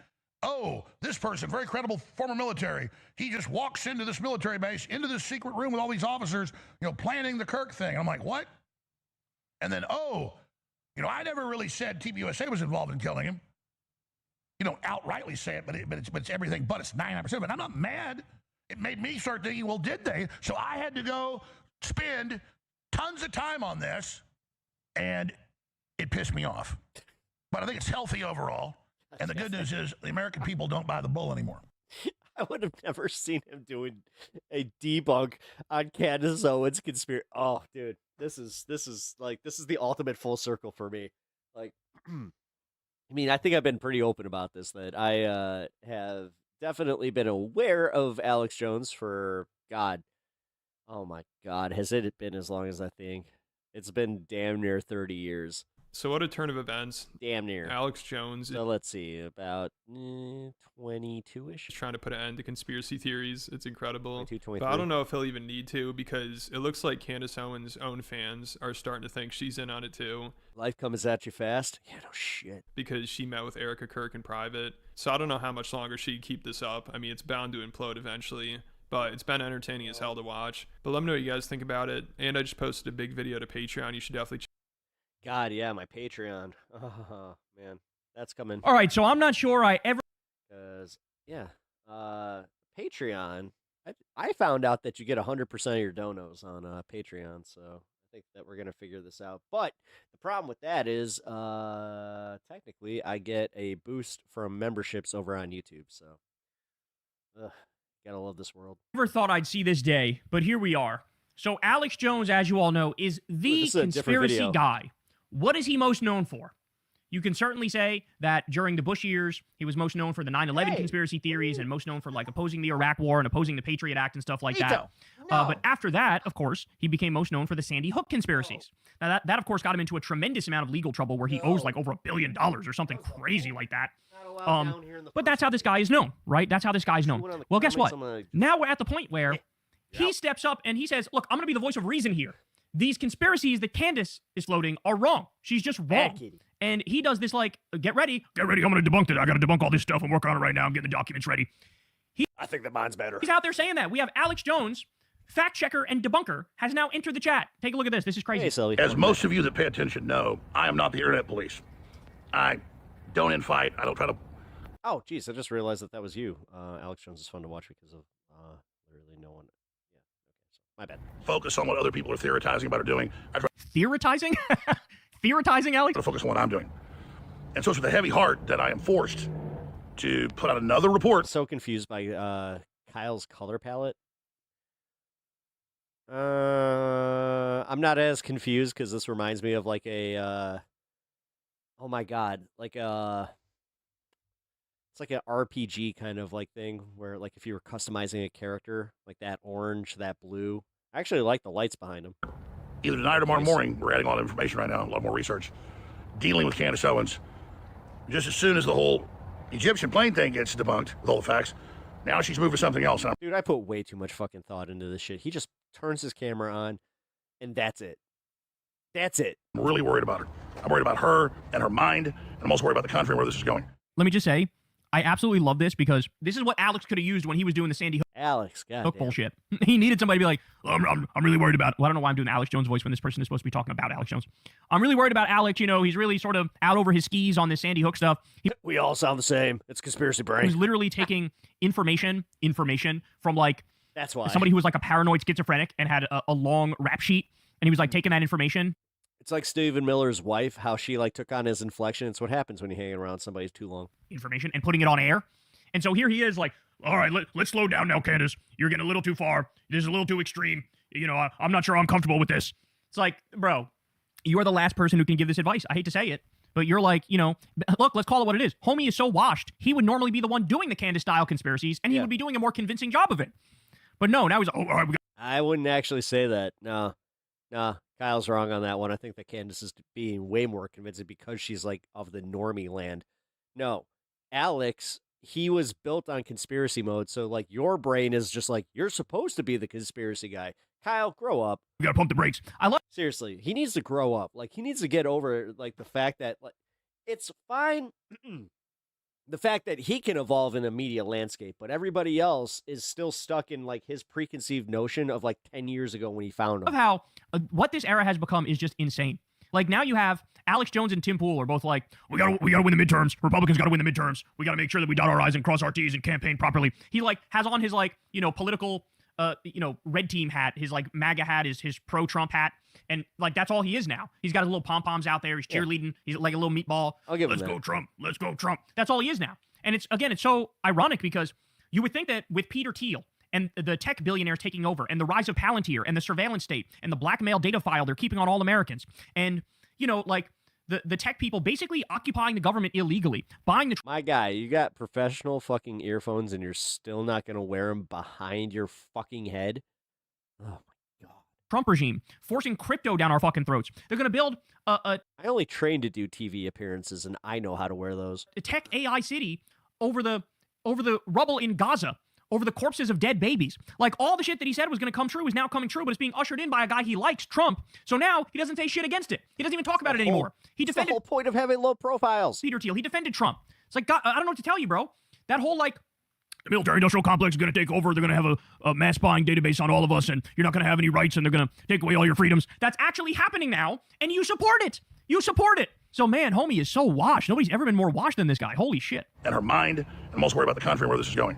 It's good to question Charlie Kirk's assassination. I have. Big questions. We know guys still covered up an investigation into accomplices. I broke that before it hit the mainstream news. So I'm not saying don't question. But her latest source and what she's done, implicating the U.S. military, and all this other stuff is just so damaging. When you go investigate it, it's so crazy. And just like with the Egyptian plane, she said she has the metadata, then publish it. And when she did publish it, you just drank all that and then shook it. Okay. And it got fact checked, it wasn't accurate. Candace, we care about you. You got that much residual? I'm starting to think that those went bad. But you just doubled down again with something even more absurd. And I hate watching you destroy yourself like this. We'll be covering it all with the reports coming out at Real Life Shows on X, on Rumble, and Infowars.com. God bless you all. God bless you all right, here we go. Now we have some more of this. This is when he's in studio, when he's going through some of this stuff. Let's get it. The Egyptian plane thing, we went and had it checked. Others did. We put out the findings. Was complete horse bucky. And now this he's literally said horse bucky. New guy pops up. He's on Fort Huachuca in Arizona. And goes into a room with 12 colonels and all these people and the head of TPUSA security, and then changes who it was, and then from his letter on Candace, and then used an alias on the show and another one, and then you go look, all Brock has the stuff he's claimed. I've been gang stalked. I've been there. Infowars.com. I've been held prisoner in a garage and beat with hammers, and by all this craziness. They don't decide to kill you a day before at Fort Huachuca, and a guy randomly walks in, and there's 12 colonels in a room, and Erica Kirk's there, and she didn't say Erica Kirk was there. LT, that's the appropriate reaction to have to any Alex Jones clip. It's just, what the fuck? He didn't say Erica Kirk was there until he went on Candace. He goes, and I've got something new to tell you. Not only that's appropriate. Just know that you actually have the appropriate reaction. You're healthy. It was there the head of TPUSA security. There was the day before the killing. It was Erica Kirk. I'll never forget those eyes. Oh yeah. Yes, that's how the government are doing this. Would have those people. I mean, you know nothing about how that stuff even works. I've studied it historically. So it's absolute horse crap. The Israelis are following her planes for years. For intelligence, they hack into your phones and track you that way. Dude, you literally, like, this is where I will laugh. This was your shtick, was taking a bunch of non-connected shit, connecting it, and then running on that for like the next 5 years. Like, that was your whole thing. That's how you came up with the global, like, cabal elite that did Pizzagate and had all the adrenochrome. You were, like, literally the man behind QAnon, the Epstein files, something that you're conveniently very quiet on. She's already an Israeli agent. She don't need to track her with planes. She's already backed off that. Oh, the planes were different TPUSA planes. Oh, you don't even list TPUSA planes in your thing. And admit, well, you put some columns wrong. You're going to fix it with a website and show us all about it. But you've already moved on to the Fort Huachuca guy that gave you the metadata. Oh, what, photos of the people, who they are in the meeting? Or you mean you went on Fort Huachuca? I mean, metadata. I flew to the moon last night. I have metadata to prove it. He's right. He's right. A conspiracy so absurd, even Alex Jones is like, what the fuck? But at the same time, why do you think he's doing this? He's doing this because Candace has now stolen his thunder. He's the All right, Kyle. You just won. You know what? You won one more video of me. He's the conspiracy guy. He's the fringe guy. He's the, like, super entertaining guy who's wacky and out there, but, like, thinks of himself as, like, this political savant who can read in between the lines and get the real truth while everybody else can't. So now Candace has outflanked him on his own shtick, and I just think he's fucking jealous. And so he's like, okay, well, how do I get in on this then? I can just, like, actually debunk her shit. But this is not what your audience is primed for, dog. Your audience is going to fucking revolt. Because, again, you made your bed, now you're going to sleep in it. You attracted these people. If you wanted to attract people who give a shit about... I hate how well organized that bookshelf is. It really makes me think that I need an interior decoration. Facts and truth and information, you should have been a left-wing commentator. On the left, we give a shit about facts and truth and information. We give a shit about reality. We give a shit about empathy. We give a shit Pep, imagine Trump announcing Alex Jones as his press secretary. No. About creating a better society, right? So if you wanted to do that, you got to be... You know, I mean, I'm going to just say this in all, like, seriousness of the fact. I don't think he's going to get rid of Kayleigh McEnany. The left. Or, is that her name? But, of course, you know, he doesn't have that in him. Is that the last one? He's been riding Trump's nuts for fucking a decade now. But Levitt, Caroline Levitt. Man, what an amazing thing to witness. My name's Alex Jones. I do McEnany was the one who couldn't do it very well, so she ended up on Fox. fact-checking and debunking. I don't believe this nonsense. I don't believe conspiracy Because you fail upwards in this world, apparently, when you're a conservative blonde. theories. You believe what this crazy bitch Candace is talking about. I don't even understand what she's saying half the time. Egyptian planes? What are you talking? Egyptian planes? They were planning the assassination a day before at Fort Huachuca. I don't believe that shit. Oh my God. And it is crazy to see. But yeah, I will say though, it's gonna get to the point where Candace is gonna get sued by TPUSA, and she's gonna lose. She's gonna lose. You know. So and Alex does have a certain expertise, let's say, in that subject because he got sued and he lost for Sandy Hook shit. And so it really is like she's sort of recreating that in a sense because she's way out over her skis. Now, again, to be fair, I don't think the Kash Patel version of events is true. I don't think the Dan Bongino version of events is true. I don't buy the official story because there's 1,000 fucking holes in it. But I also don't think Candace is right when she gives inaccurate information when it comes to the metadata and the fucking Egyptian planes and gets the time zone wrong and has this schizophrenic on who fucking sells her a fairy tale. Like, that's also not true. And so I think almost everybody sees through it, but her own audience is looking for that next hit, that next dopamine hit from the soap opera and the conspiracy, the next chapter of the conspiracy. But holy shit, man. Talk about bizarro backwards world. Now we have Alex Jones doing to Candace what I used to do to him. Where Alex, that's not accurate. Look, here's the truth. Alex, did you really just say that Barack Obama and Hillary Clinton smell like sulfur and they have flies land on them because they're literal demons? Alex, I think you're a little bit out over your skis. And now here, the guy who was like, Hillary Clinton's a demon, Barack Obama's a literal demon. I know they smell like sulfur. They got flies landing on them. That guy's like, Candace, I don't think you're actually factually correct here. You need to be a little bit more careful in the details because what you're saying is inaccurate. Like, when the fuck did you ever care about accuracy? But man, the right is just falling apart and we love to see it. Hey y'all, do me a favor and like and subscribe. It helps out big time in the algorithm. Click the bell as well for notifications when videos drop. And watch that video on screen right now. You know you want to.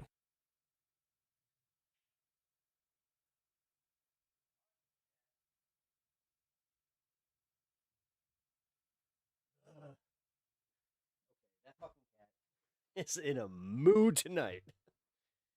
Wow. Kyle's Alex Jones impersonations are one of the two funniest Alex Jones impressions next to Lance Alex. Nice.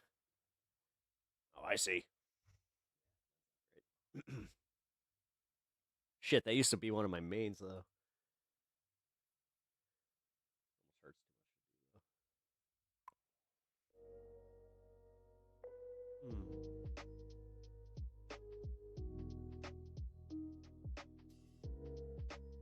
I will keep my myself in the interest of being professional. Joining us now, Democratic Congresswoman Melanie Stansbury of New Mexico. Joining us now, MS Now. Don't care. Survivors of conviction. Tonight, the week begins with a cover-up. What the fuck? No! No, go back. I would not want to be that guy, that person Dude, who just lazy, cannot control. Dude, too lazy. Going through political content. Fucking. Damn. All right. Well, I guess he made a video specifically about disgraced manosphere guru crashes out and humiliates himself. Liking that video and playing. Their internal emotions. Your wife has 3 baby daddies and has been married twice before. And you you like snez. You know, you like snez. Under your I said snez. Get it? She's a lesbian. Fucking what a weirdo. Religion. Like legitimately. Like, dude, what is he, 7? You lick sniz. What is that? You're You're fucking 7 years old, man. My wife, you stupid bitch. Shut your fucking mouth. Shut your stupid bitch mouth. Yeah, and she could probably pleasure your wife better than you. Live in a carnal world full of warring tribes who are always killing each other, and that's part of the human condition. Careful. You can't afford to have your... God, that'd be like the ultimate karma.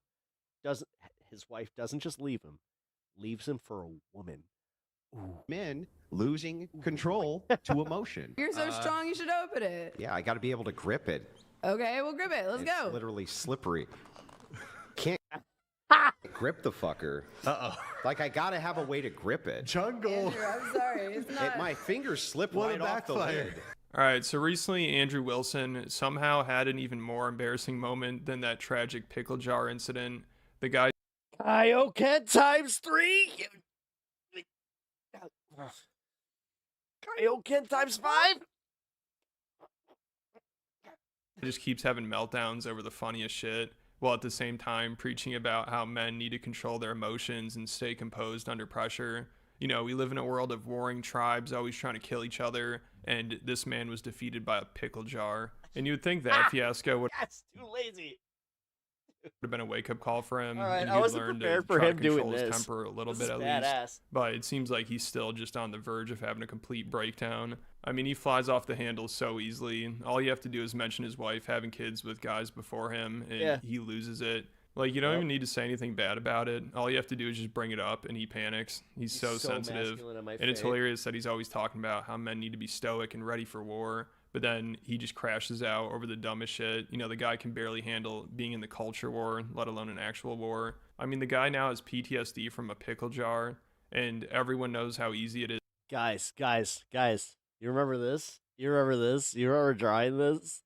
Guys, he's so edgy, guys. Is to get to him. Like, even if you just bring up him having stepkids, he starts to panic. On another episode, a lady mentioned this, and he acted so weird about it. Like, you could tell he's just so insecure about this stuff, because also he knows what's wrong with stepkids. The audience he's cultivated thinks marrying a single mom and raising stepkids is simp behavior. You know, they definitely look down on that, which you'd think he does too, based on everything he preaches. That's fucking crazy. But, of course, since it's his situation, he needs to have a caveat for that. I adore my kids. Like, I love them to death. Wouldn't that take that away from me? Fear in his eyes. Because now I would not even be sure if they were mine. I mean, forgive me, they're not yours, are they? No, they are mine. Biologically? Yeah. I have biological children, yes. So, I'm sorry. You were misinformed, weren't you? By trolls. But anyway, go ahead. No, I'm sorry. Yes, I have stepchildren and biological children. So both. do you feel that your stepchildren aren't your children? No, I still love them and adore them. So I'm sorry, they're not your children? Wait, no. I mean, she asked you a pretty straightforward question there, dude. They are. They are, but there's still a different relationship. Oh, God. How does he still have an audience that thinks that he wins everything when he's getting just completely fucking decimated? Okay, so I mean, it's a different relationship. You're doing it yourself. I mean, no, you, I'm not. You are I just told you there's in the child rearing will you stop? Of children that aren't This yours. is incorrect. Like biologically. Yeah, yours. no, that's incorrect. So it's a bold move being in the manosphere red pill space while being in a relationship like his. And he's clearly cracking under the pressure. That's why he just loses it when somebody points it out. Like, he's horrible at staying composed and not letting his emotions get the best of him. Like, when his wife gets brought up in this clip, he has one of the worst reactions you could imagine. That's obviously why this clip went so viral. You know, if he kept his cool, it wouldn't have been that big of a deal. But as soon as the girl he's debating mentions his wife's past, he just loses it and starts going off on her. Why do they have so many goddamn cups? Insulting her, which she actually handles well. You know, she keeps her cool and just lets Andrew embarrass himself. So this is such a bad look for him, and it obviously shows how insecure he is about it, which is funny because he's trying to prove the opposite, like that there's nothing wrong with what she did. You know, he's flipping out. He's like, what's wrong with her having kids with other men? It's like, I don't know, you tell me. You don't sound too happy about it if this is your reaction. If somebody brings it up and you're like, stop attacking me and stop talking shit, it sounds like you're not handling it very well. And then the girl he's debating brings up how he's getting really worked up about it, and she's like, man, you're really red in the face. And he's like, well, it's because I was touching my face. You know, I was being performative about it, and you seem pretty pissed too. You know, he's such a man-child, and he's just coping like crazy. It's unbelievable. But the reason is not because I'm not a great orator or I don't make good points.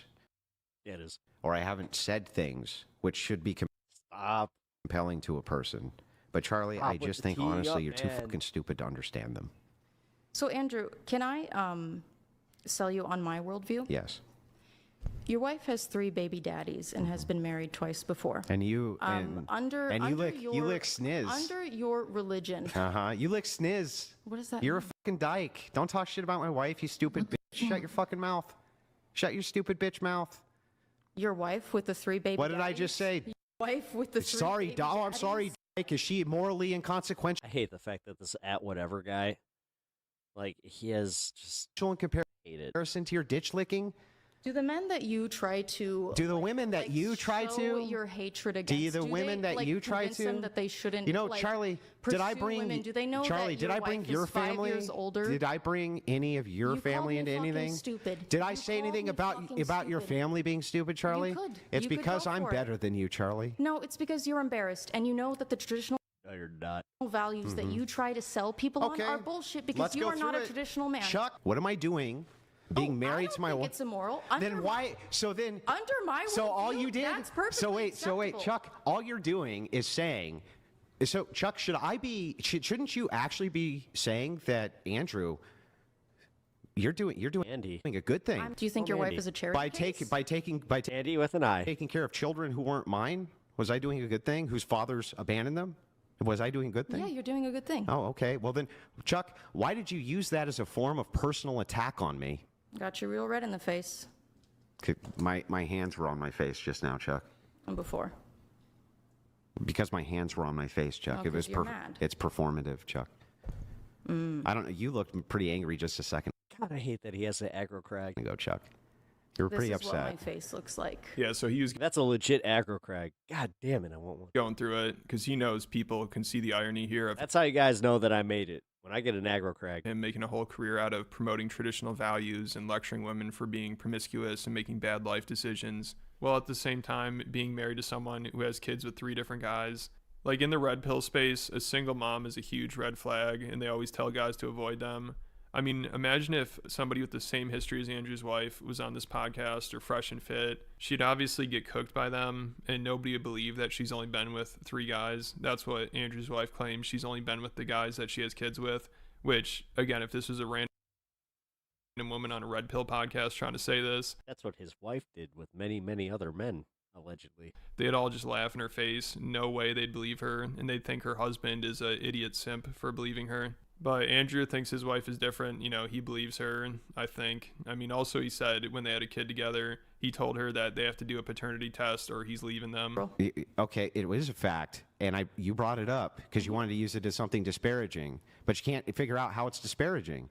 It's disparaging because it goes against the worldview that you espouse. What part of me marrying a No, she's right. Because, like, trusting your wife, that kind of thing. Like, so automatically you think your wife is cheating, huh? woman You who say was divorced goes against my You worldview? say gnarly things about promiscuous women and that they're disgusting. That's not promiscuity. You say It is, though, under your fucking labels.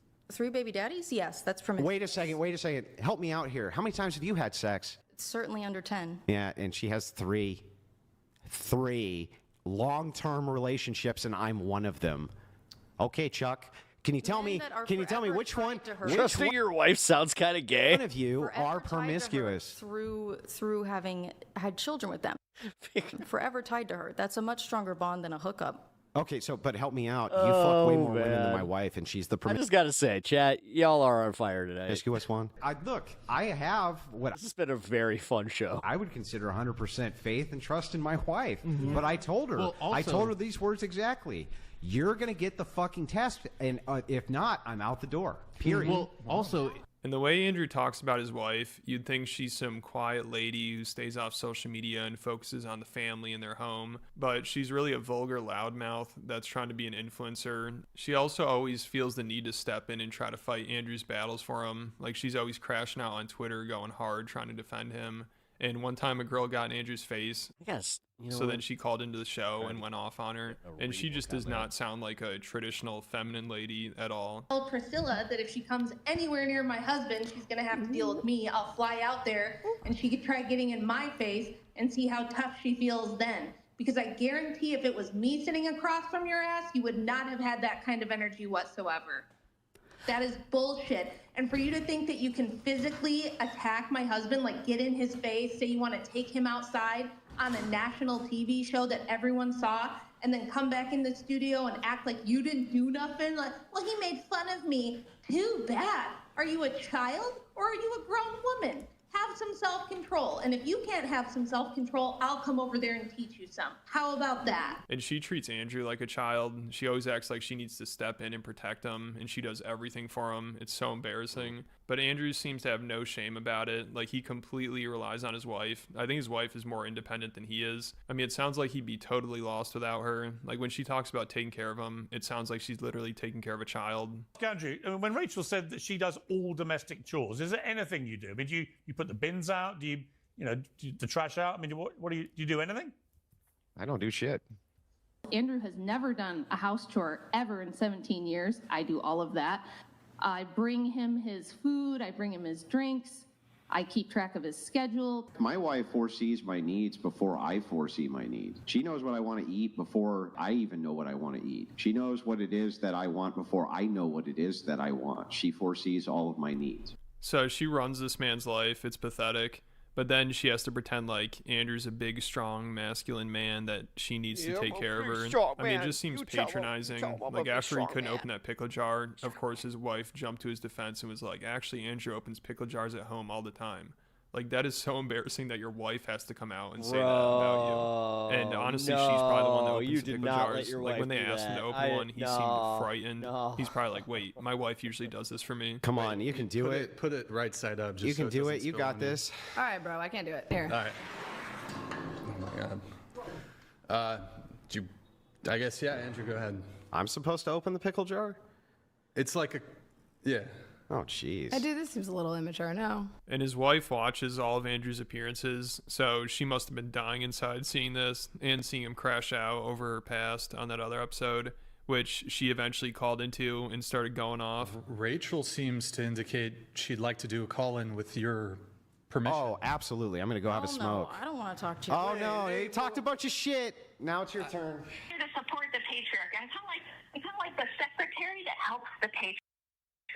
Can I just say that I mean, he may have thought that he just had an out, but that's wild. Just happened to be really fucking What's up, good Reno? at it. How you doing? So if you ever want to talk more shit, let me know and I'll set up a debate Also, welcome to the Members Club. with you and I'll make you. Hope you enjoy it. I'm going to be releasing some more members-only content and hopefully knocking down my membership tier $1. Look 10 times stupider than even Andrew has. Okay. So you're the one who should get back in the kitchen because you're useless. I don't know what you contribute to society. So these two have a bizarre relationship. You know, usually red pill guys say it's a man's job to get his woman under control. But I think in this situation, Andrew's wife needs to get him under control. Like, this guy's a mess and is way too emotional about everything. It's embarrassing. But let me know what you guys think. And I just posted a new video to Patreon about the latest Rogan Sphere grifter, Jeff Dye, who lied to Rogan about moving to Texas so he could start a GoFundMe as a ploy to get money from his rich conservative fans. But it completely backfired. Oh, dude. Now he's coping over it. It's hilarious. Man. Too lazy to try is trying. And I appreciate it. Motherfucker. I'm actually kind of upset like that I didn't know he was doing this. Like, I'll be honest, I took a break from like the ripping on comedian videos, so I put Too Lazy on the back burner. But damn, dude, this is wild. All right, let's see. How old I is this can't believe that you would associate 4 months with Andrew Tate. All right, fuck it.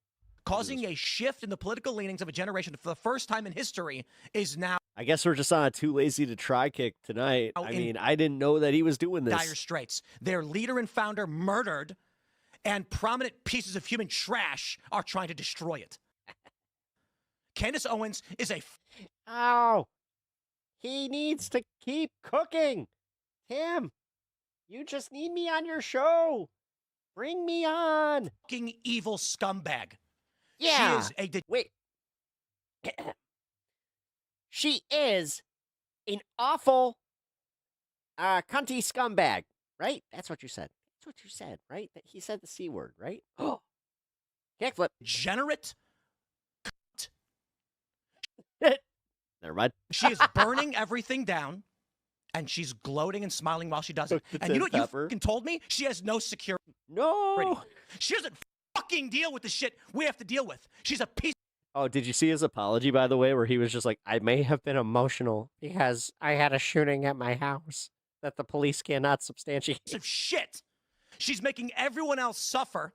And all of these fucking conservatives out there that send me these fucking messages have no fucking balls to call her out. More and more people have started doing it. They send me these fucking messages. Good for you, Tim. Good for you, Tim. I wasn't the first person to do it. I'm not going to take credit for that. But don't fucking DM me. All right, so ever since Candace Owens left the Daily Wire, she has been wreaking havoc, and now we finally have somebody completely crashing out. I love this. Over it. Tim Pool recently has been going off on her, which a lot of people are happy about because a lot of people... You know, I made fun of these little earmuff things. It might be necessary. People hate what she's doing, but are too scared to call her out on it, which is pathetic. You know, that all these people are privately messaging Tim saying they agree with him, but won't say anything publicly about Candace. Like, these people need Tim Pool to be the one to try to put Candace in her place, which, of course, he just gets all emotional. Could you imagine if Seinfeld ever DMCA's this guy? And crashes out. Might be a little funny. But at least he has the balls. It'd suck for him, but a little fun. To go after her. Like, Tim Pool said Turning Point might be in trouble because of Candace. If that's true, how pathetic is that? You know, if they just let Candace destroy their company by insinuating they killed their own CEO, then they deserve to fail. I mean, it's been shockingly easy for Candace to take control of the narrative here, which does kind of prove her point that people around Charlie didn't really care about him because they're letting her destroy his company. It's embarrassing. So Candace might be right about that. These people aren't even putting up a fight. Also, Candace worked for Turning Point early on in her career, so they helped create this monster. And I think now she's the most popular podcaster in the world, and she's been milking Charlie's assassination like crazy. She's probably made tens of millions of dollars from it. I think every episode she's done since his death has been about that and her theories on it and what kind of dreams she's having. She seriously thinks her dreams can tell the future, and that's how she found out Charlie Kirk was betrayed. Apparently, he came into one of her dreams and told her that, which I know it seems like this would be a joke, but she's dead serious about this. She thinks her dreams can actually predict the future, and she uses her dreams and her intuition about Charlie to convince people he was betrayed. And there are millions of people that tune in to listen to this every day. That's called delusions. Delusions of grandeur. So I gotta give... It's also called being fucking nuts. Candace credit. She is the greatest bullshit artist of all time. I mean, somehow the most popular right-wing influencer currently is a lady who thinks her dreams can predict the future. A super vivid dream. I was pregnant. Tends to happen a lot to women when they're pregnant. But in that dream from 2023, my former producer of the show... This bitch is crazy. I'm just saying it. And I no. were standing in the control room, and she told me... You Wiccan heathen. That she was 26 weeks pregnant. This is in the dream. And she told me exactly what month the baby was coming. I asked her in the dream, is it a boy? Is it a girl? And she said, it's a boy. I woke up and I immediately texted my producer in real life and I said, hey, you're pregnant, just so you know, it's a boy. And then she found out that she was pregnant 1 week later. She had no idea when I texted her. I similarly, like I just said, had a vivid dream this weekend, and Charlie came to me and he told me that he was betrayed. I also felt in the dream. Oh, I think she believes this. Dream that it is soon going to be revealed. Nah, you don't have this kind of practiced narcissism without actually believing your own bullshit. That it's actually inevitable that it is going to be revealed. Like, this is legit what happens when you sniff your own farts. There is nothing and no one that is going to stop the truth from coming out, and it is going to have international consequences. Women tend to have a stronger intuition about people, I would say. We care about whether or not his friends betrayed him, okay? So dreams can give you some sort of intuition, and I certainly think that mine gave me a lot of intuition. Oh, Jesus Christ. She may be the #1 podcaster right now, but a lot of it is just morbid curiosity and people feeling a lot smarter than her. Loving your emails, telling me about your dreams. People in Turning Point had dreams. There was one young woman who emailed me and said, it helps that she has ASMR voice. Candace, like, I just have to tell you. Like, she literally has, like, I would hire her on NPR. The week leading up to this, I had a very vivid dream about so-and-so at the company and 6 snakes that were around him. There's many people who dreamed, for whatever reason, the number 6 was in their dreams in terms of... Jesus Christ, this numerology bullshit. The weapon, whatever it was 6. I hate people that can't just accept that things are fucking very random. And yeah, there really is no spirituality. Like, there's nothing, like, there's no finer shit. I know this is my own thing, but 6 that was appearing. And so I'm kind of going by a vibe that sure there that may even if be there was 6 a God, he people who had better betrayed him things to do by the than, end of this. Because there was... Tell you that there was 3 6s or whatever and give you all that. Oh, wait a minute. No, he let 50,000 other kids die in Gaza. No. Keep telling me that God was focused on you. One too many dreams to that effect from people around the world. Trust your gut. Don't ignore your dreams. I felt it leading up to Charlie's assassination. I pulled my... Trust your gut. Don't ignore a fart. You know, standard kind of stuff. I was having this dreams and visions about bees and organization that was happening in America. I have a sense of dread that a lot of these events that are happening, these inexplicable events like the... It's 'cause you have... Oh my God. She would literally be in a fucking insane asylum, like in the early 90s. Malibu fires, sort of coastal events. So maybe everybody just tunes into her show to see how crazy she is. I mean, I wish sure that that's was the the whole case, but thing. she actually has a lot of fans, and she's causing real problems for people because they don't know how to respond to her. You know, they're hoping she'd just go away, but it doesn't seem like she will, and she just keeps doubling down and getting more and more out there. I mean, it's nearly impossible to even keep up with these theories of hers. Like, there are some suspicious things about Charlie's assassination, but Candace just throws so much shit at the wall. It's like, what are we even doing here? Just stick to one theory. I mean, at the end, she said she's had dreams of bees because she also believes there's this Not the bees! Not the bees! underground beekeeper cult that has infiltrated schools. And I think that's why she took her kids out of school. And then she also thinks... What? That's real? This bitch took out her kids from school because of a beekeeper cult? Thinks this... Oh, this bitch just didn't want to compete for the honey. I see how it is. had something to do with Well, Charlie Kirk's just so you know, Candace, I'm the top bear. assassination. So it's just Good luck. really hard not to laugh at this shit. Good luck challenging me again. Even you can wear all the yellow you want. You can also wear all the red. I mean, it sounds like You will never be a true Pooh Bear. she's trying to be funny. Like, she knows how ridiculous she sounds, but people take her seriously, and she... No. This ain't an act. I'm sorry. Like, if it is, then god damn, give her an Oscar. She's trying to be serious. Also, she always finds a way to tie every significant event into everything else she's been talking about. You know, Yeah, it's called trauma. That's literally, like, trust me. You have her level of influence mixed with, like, her audience and then just all the BSers in her life. Yeah, she's totally going to go that way. like Charlie Kirk getting killed, that has something to do with the president of France's wife secretly being a man. And it also has something to do with the underground beekeeper. How sad is it that Trump legit probably, like, he just doesn't give a shit about any of this, and like that motherfucker was throwing out 47 hats. Cult Candace has been having dreams about that she thinks is in schools. Came across what looked to me like a bunch of people talking about bees. You're going, Candace, what do you, like literally bees in a way that's the only way I can describe it. She was like, they were speaking about bees, but they weren't speaking about bees. It was very coded. And So pizza, you do realize that this is the final, like, this is the final stage of you becoming a literal crazy person. And I'm going, am I going crazy, or do you? Yes. Yes. If you're going to ask that question, then you should just answer it with yes. There's no but. There's no bees. There's yes. You crazy, Candace. I think that all these people are really actually, quote unquote, bee farmers, or saying. Yeah. Because, you know, pollination is the thing that keeps us alive, you know, photosynthesis, and never mind. That they farm bees. What is this lingo? Just never mind. I'm so done with these people.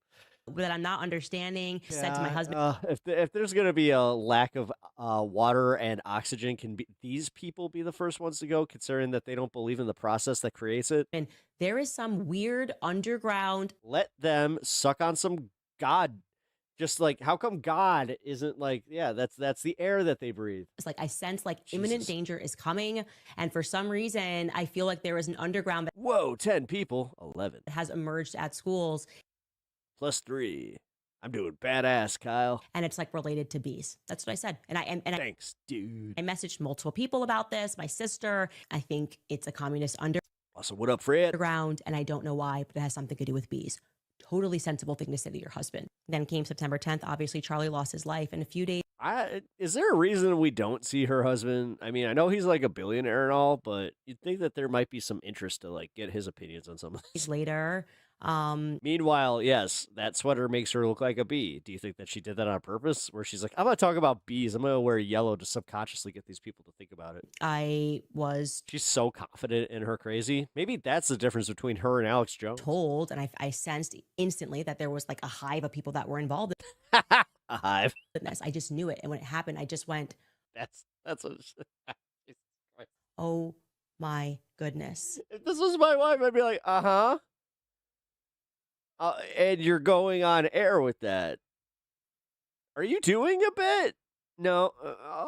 Okay. And my gut is telling me that this was the thing, that the dread that I sensed that was coming out of school. And I had no idea. I am not a flag person at all. And then someone told me, and I was astonished that Utah recently, extraordinarily, my other cat almost came down. Did modernize their B flag. I had no idea that the Utah state flag is a hexagonal beehive. So she watched the Bee movie and just lost her shit. What's happening here? Well, I can tell you my suspicion. You know what my suspicion is? This woman fell in love with a bee. With Jerry Seinfeld's voice, ignored her husband, and then called her husband the crazy person.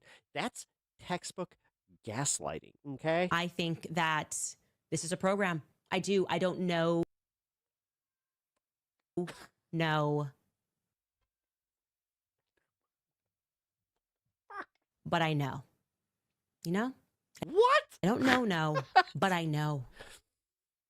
I don't know, but I know. I know, but I don't know. But I do know because I had a dream and the bees. What the fuck? Who's listening to this and going, yeah, 6 million, here's money. So there's a fine line between the biggest podcaster in the world and a mental patient.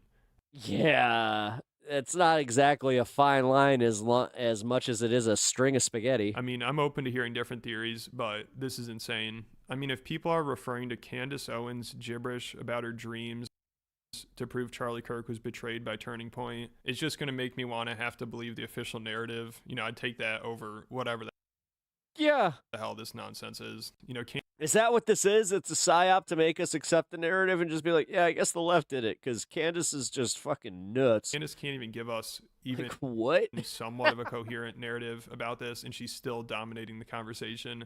Maybe because she just cranks these out like every day. Every day. Every goddamn day. Fucking what? 3 hours? Theory she has. And she always refers to her dreams and her intuition. And oh, no. Really? Feelings as evidence. She's only doing an hour a day? She really acts like she's a psychic. It's hilarious because she'll be like, I had a bad... Yeah, it's usually how it goes. Bad feeling when Charlie was assassinated. It's like, no. No, it's how these pseudoscience assholes usually do it. No way. When somebody you knew was shot dead in front of hundreds of people and for the whole world to see... with blood. Oh, trust me, man.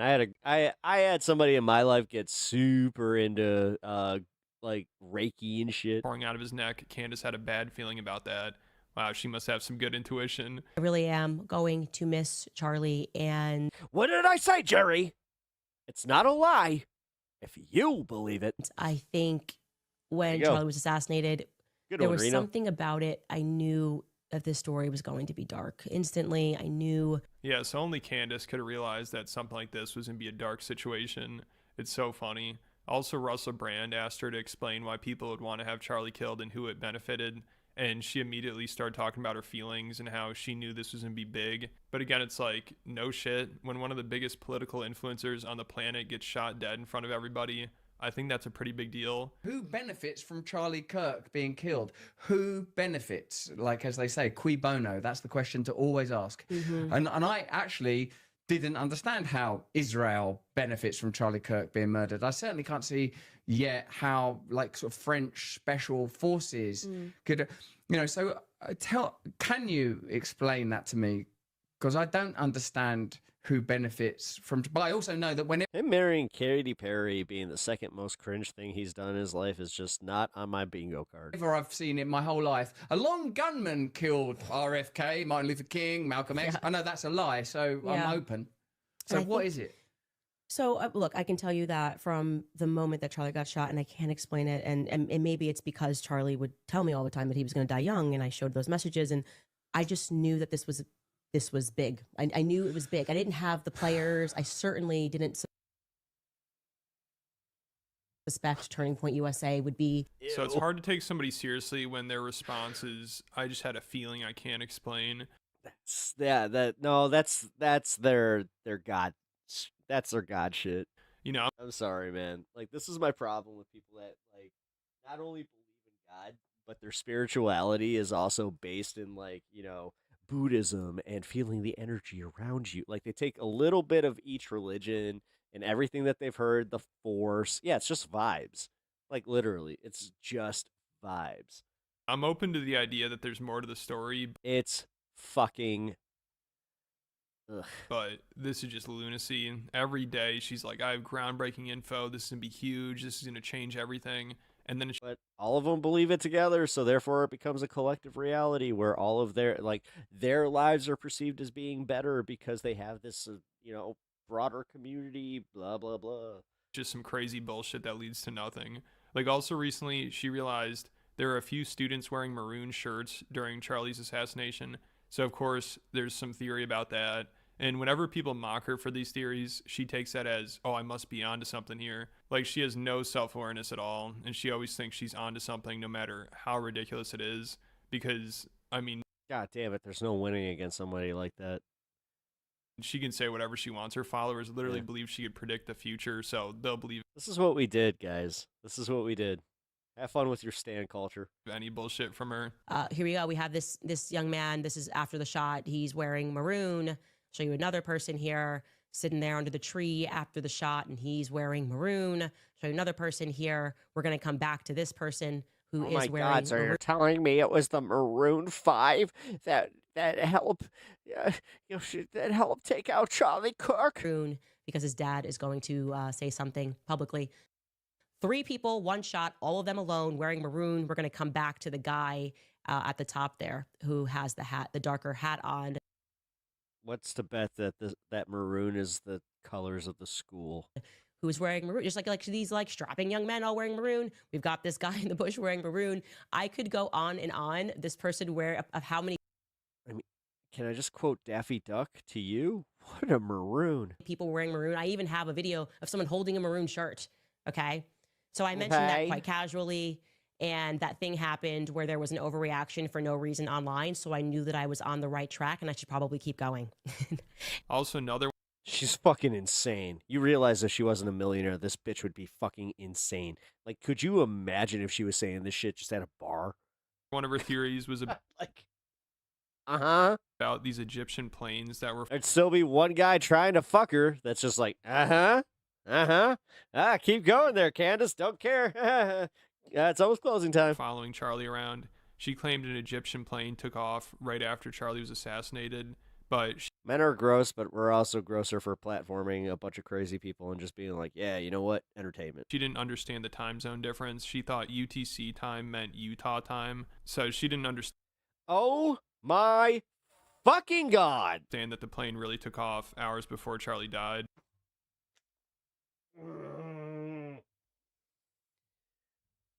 That's the conspiracy brain right there. And I bet when she found that out, she's like, nuh-uh. But she still, of course, found a way to spin it to fit her theory. Also, she keeps leaking personal texts from Charlie, which I think is really inappropriate, because some of them are really embarrassing. There's this one where Charlie's quoting a Nicki Minaj verse, and he sent this weird emoji and said, when Nicki's verse drops, I lose my mind. So I don't know if you'd appreciate these messages being public. But Candace just cannot let this man rest. Instead, she has to reveal all this personal stuff about him. And she also shared another message. Like, she hyped up this show like crazy, and she said she had info that would change everything. So I tuned in. I wanted to see what she had to say. And of course, the university colors are green and white. Oh. Most of it was just incoherent ramblings about some out there theory of hers. But then again, she dropped another message that Charlie sent her where he was trying to get fashion advice from her. Charlie going on dates and the girls they liked and me always being the wing woman and him asking. This text message is one of my favorite text messages between me and Charlie when he was getting ready to go on a date. And, he didn't date many people. And he was just kind of in love with this girl. And he was asking me, should I wear this? And this is the text message. It's so sweet. He said, do I have to change this shirt?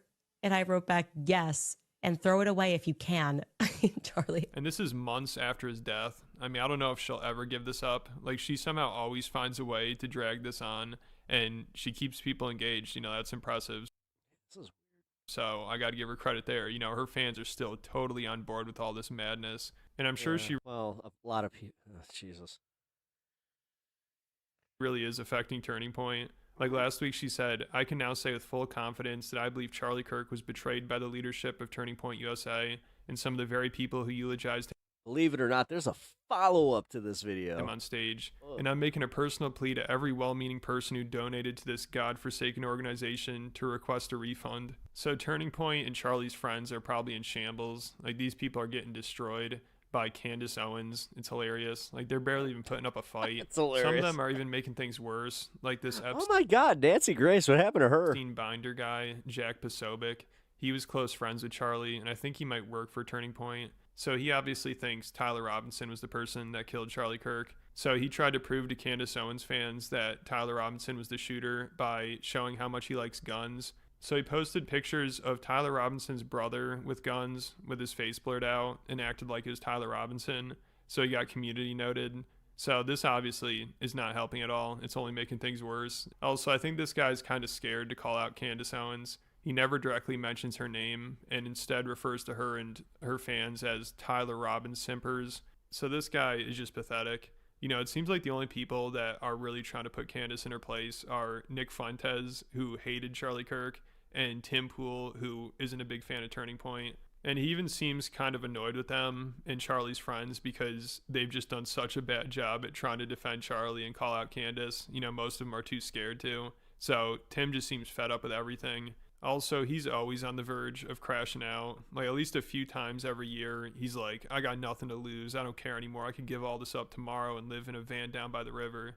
So this was a perfect storm here. Candace, she's going completely off the rails.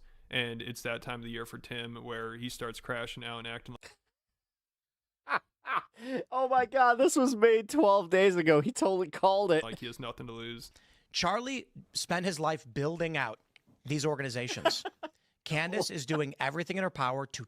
Tim Pool, how did you get so predictable to where everybody could just clown on you? Tear them down. She hates Charlie. She hates what Charlie built, and she wants it to burn. She hates Charlie's family. She hates Charlie's friends. She's accused them of killing him. She's accused his wife of having knowledge of these events. And then she comes out and says, I never said that. Not in the literal sense, but there's literally no other logical conclusion to what you're saying. I'll tell you this, Candace lighting a Molotov and throwing it through the window is not helping. And it's the most demoralizing thing ever. Additionally, all of the fucking cowards on the right who are too scared to say anything about her, because she tweets at me talking shit or whatever, and then a bunch of people come and flood our chat. I could give a single flying fuck. You can come and you can burn everything I have to the ground, and I will happily live in a van down by the river. I don't care to be number one. I don't need to be number one. What I care about is what is true and what will help this country and what works. And she is a fucking scumbag, okay? And she's getting worse every day. And she crossed the line. She continually crosses the line every day, insinuating that Turning Point literally like how he caught smoke and then he had to fucking like walk it back. Killed the guy who made them all rich. And I hear this in the streets, and at a certain point I'm like, holy shit, we're gonna lose the midterms. We're gonna lose the midterms, then we're gonna lose in 2028, and it's because she's a piece of shit. Because instead of saying, guys, let's come together and figure out how to work together, she says the stupidest retarded crap. And now everybody's running around divided and broken. For what reason? For literally what reason? Now, guess what? I'm not on the best of terms with Turning Point either. In case you didn't remember, they didn't invite us this year, and it's become a big thing or whatever. So it's like Battle of the Grifters. I love it. Like, also, Turning Point accused Candace of trying to profit off of Charlie's death. So, of course, she's like, I'm not trying to do that. That's what you guys are trying to do. These men, okay, this company, these amazing lads over here have the audacity to accuse me of enriching myself when they were out there roast battle going, okay, of what Charlie died in to enrich themselves. So were they giving those t-shirts away for free at the Staples Centers? No, they were selling kit of what Charlie died in to the tune of $80 million+ that they made in the first 3 weeks, okay? They made their entire budget for the year in the first couple of weeks following Charlie's assassination. And they are attacking me with zero proof that I made a single dollar off of Charlie's assassination. I did not sell a cup. I did not sell a mug. And Turning Point finally did agree to talk to her, which she had been begging for. And she's like, anytime, any place. Oh, hey, what up, Tony? I'm ready to go. Then they gave her a time and place, and she's like, whoa, that's the week before Christmas. Come on, I can't make it. We would sincerely welcome her participation in that live stream at our studio here in Phoenix. At this point, we believe the ball is back in her court. So I accept it with whistles and bells, everything. I fully accept. You can pick the place, you can pick the time. At 4 p.m. Eastern, 2 p.m. local time on Monday, December 15th, from Charlie's Phoenix studio, our offer from yesterday holds. If Candace wishes to join us in person in Phoenix, you can pick the place, you can pick the time. I've obviously, leading up to Christmas, that's the last week of our show. Obviously, it's a pretty busy week. You can pick the place, you can pick the time, but no, they need to have it in person. No, you said it. Phoenix. No. You guys like to play tough, guys, but then this shit, come on. On December. I'm glad that everybody else is calling you out on your horse shit. 15th, or they cannot have me at all. So she talks about this nonstop for months. You know, it's like the most important thing in the world to her, and she thinks it's weird. Nobody will talk to her about it. And now she finally gets an offer to talk to Turning Point, which you'd think she'd make it work no matter what. I mean, she basically said that. But of course, now she's too busy for it, and it doesn't seem as important to her. So I think between that and her claiming the president of France hired an Israeli to try to have her assassinated, people are like, all right, this is just insanity. I mean, think about what's going on here. Charlie Kirk actually gets assassinated. Candace Owens hijacks his death, comes up with 1,000 theories about it, insinuates his own company did it, then makes it all about herself and ties it into her own personal situation. Damn, dude. With the Macrons and the Jews. Hell of a way to break it down, and I appreciate it. And now she claims they just tried to have her assassinated. And she actually says there was an attempt. So Candace Owens survived an assassination attempt by an Israeli assassin who was hired by the president of France because Candace did a 6-part series about how his wife is a man. And somehow Charlie Kirk ties into this. You know, I think maybe him getting killed is a warning shot or something. I don't know, but apparently if you don't believe all this, you just haven't been paying attention enough, and you better wake up fast. Foremost, if you were one of the people online who believed for a single second that it was even a remote possibility that I simply made up a French assassination attempt. Even Coast to Coast couldn't make this up. Coast to Coast didn't really play in conspiracy theories. They did mostly alien stuff. Heading into Thanksgiving week, I don't know, for like attention or something. Yeah. I'm going to stand up for Coast to Coast because Art Bell and George Norrie were if you thought baller, dude. That for a single second, then that was peak entertainment. You're just not sober. Like as far as like 2 a.m. radio, you're not paying attention to anything, and you need to wake up real fast. We're going to move quickly through a lot of things this week because that's a wild everyone sweater. in the world needs she to literally looks like she's going to the Ren Fair. Wake up. I wanted to update you guys and let you know that Cam Higbee, remember that Ross? Weird propagandist reporter who goes to the Pentagon press secretary. Paint her with a little bit of pink and a little bit of bitch. And is like, don't. I may have overdone it. You know, we make bold moves here, and I may have made a bold move with that bitch color. Laugh. Okay, right? Don't laugh. And then proceeds to ask if they heard about France's assassination attempt on my life, which I also said that France was on the ground the day that Charlie was assassinated. So in theory, Cam Higbee, who was laughing off the idea of an assassination attempt, is being paid by the very organization that just had its leader assassinated in broad daylight in front of the entire world. I find that to be interesting. Who directed him to ask that question? Candace would have had the biggest shoulder pads in the 80s. Oh, fuck yeah. All the shoulder pads and all the hairspray. She would have looked like, I mean, she's trying to be Oprah. Like, dude, look at the fonting. You don't think she's trying to be Oprah? I'm just asking questions. And just the fact that sure, so many people are awake to the reality that the assassination attempt was real, and that if it wasn't, we should be hearing from proper channels, not Cam Higbee giggling like a little girl. And after Candace announced there's an assassin after her, she took a week off and went to a theme park with her family. She was seen smiling and taking pictures with fans, so she didn't seem too worried about this.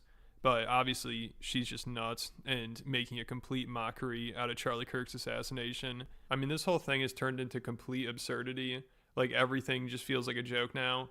Like, after Candace announced her assassination attempt, Tim Pool kept mocking her for it, and he claimed Germany was trying to assassinate him. But then apparently, I think later that night, he claimed people actually did drive by his house and shoot at it. I have just been informed by a very credible source that the German government has actually acted upon a plot against my life, I am now informing the White House and the federal government that. That's embarrassing. Oh my God. Oh my God. She starts saying that the French government assassinate her and you come out and try to one-up her. And this isn't a joke? Tim, my man, now I know why you're quitting. They're trying to kill me. God, you got nothing else. And I may die. Car had been lurking. Oh my God, dude, this is pathetic. Like, this is truly pathetic. Something that effect.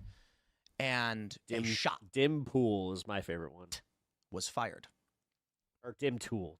We now know that it was 3 shots that were fired. We don't know exactly what. 3 shots, huh? Or why.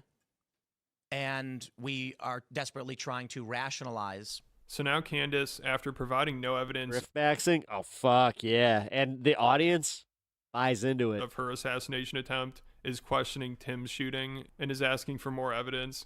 So this is just so ridiculous. It's making my head spin. Also now, of course, people are going to play Candace's game and insinuate she's behind the shooting, because Tim and her were going at it. And also, this is just kind of random, but one of Candace's lackeys, Milo Yiannopoulos, was on Tim's podcast, I believe earlier in that same night when the shooting happened. And this guy, he's also trying to take everyone down. He went nuts on Tim's podcast and caused so much shit. So if you're not familiar with Milo, I have a Patreon video about him that you should check out. But he's a gay right-wing troll that was really popular years ago, but then got canceled because... Bro, come on. You're like one of the... you don't have the Opie and Anthony clips? Or Opie and Jim? Dude, those... he defended a priest that molested him, and that kind of destroyed his career for a while, but now he's kind of worked his way... That was where he made the claim about him getting... being with an older man when he was a younger lad. Back, and he's been doing a publicity tour recently to talk about how he's actually not gay anymore, and he used to just be... I'm not gay no more! ...possessed by a demon. I've been addicted to one or two little things. And I realized my sex worked the same way. Yeah, I believe that. I realized that when I was on a plane, I'm sitting down... hey, Team 1A, I'm sitting on the plane. I'm like, I'll have a gin and tonic, girl. And then, like a basketball player, well, not a basketball player, they're all gay nerds, but, like a football player would sit next to me. It would take hold of me. There were times I had to, go to the bathroom and, Yeah. Because I had to get rid of it because it was taking hold of my mind. It sounds like a demon. Yeah, because it's what it is. I joke, I say Gorgoroth, the semen demon. He comes out. Well, he doesn't visit me very often anymore. But it's totally real. I mean, that stuff is all real. But I realized that. So I don't do cocaine anymore. But it'll shock people to learn I used to be a bit of a cokehead. So he's something else, and he used to hate Candace Owens, but now they're friends, and he's always running defense for her. It's really weird because just a little over a year ago, he said Candace has a fatal flaw. She doesn't know how stupid she is. And he said her husband is gay, which I've heard that a number of times. And I actually made a whole video about how I think her husband used to have degenerate sex parties with Andrew Tate, and Tate might have dirt on him. So Milo, he said all this shit about Candace and her husband, but now he's good friends with them. I don't know what's going on there. But Milo always has dirt on people. If you have skeletons in your closet, Milo will probably know about them somehow. So he went on Tim's podcast and just caused another shitstorm for Tim and the right, because he claimed Charlie Kirk was gay, and then also Benny Johnson, who's a really popular right-wing influencer, which Benny,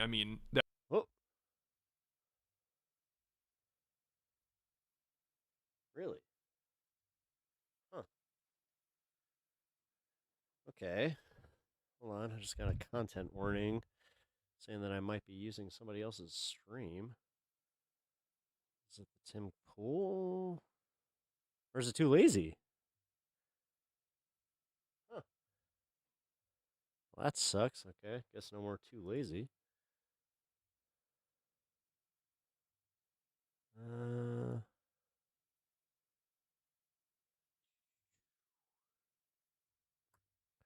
Well, that just means that we stop that and I edit out whatever the hell's going on there because I wanted to finish this, but here. I will send this to y'all.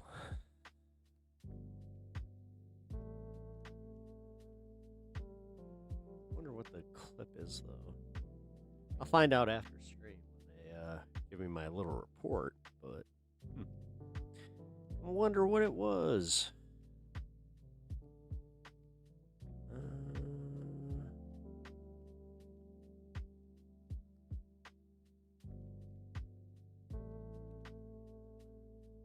Stream might be temporarily blocked.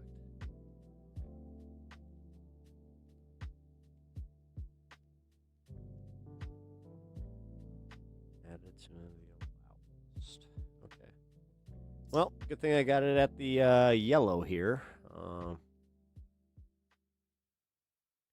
Yep, we got it at yellow light. We're good. Well, that sucks.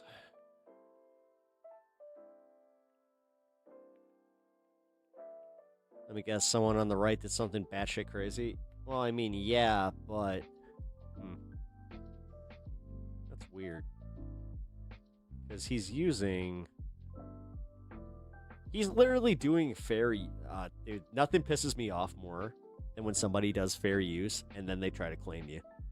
Like, fuck off. You know what? I'm taking my subscription back for that. I'm gonna pull that bullshit. Like, come on, dude. You're literally, like, yes, he puts together good fucking videos, but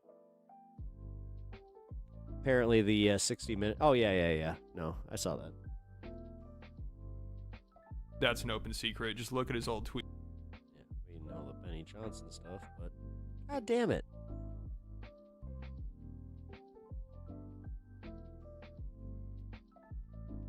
It's not Candace, because Candace doesn't strike. It's not Tim Pool, because Tim Pool doesn't strike. No, dude, that's bullshit.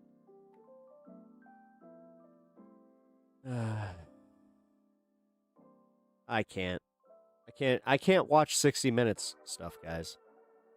No, 60 Minutes goes after you. Same way that I just got that little warning right there. Yeah. I'll smoke and then end show because I wanted to watch the end of that, but it's that time.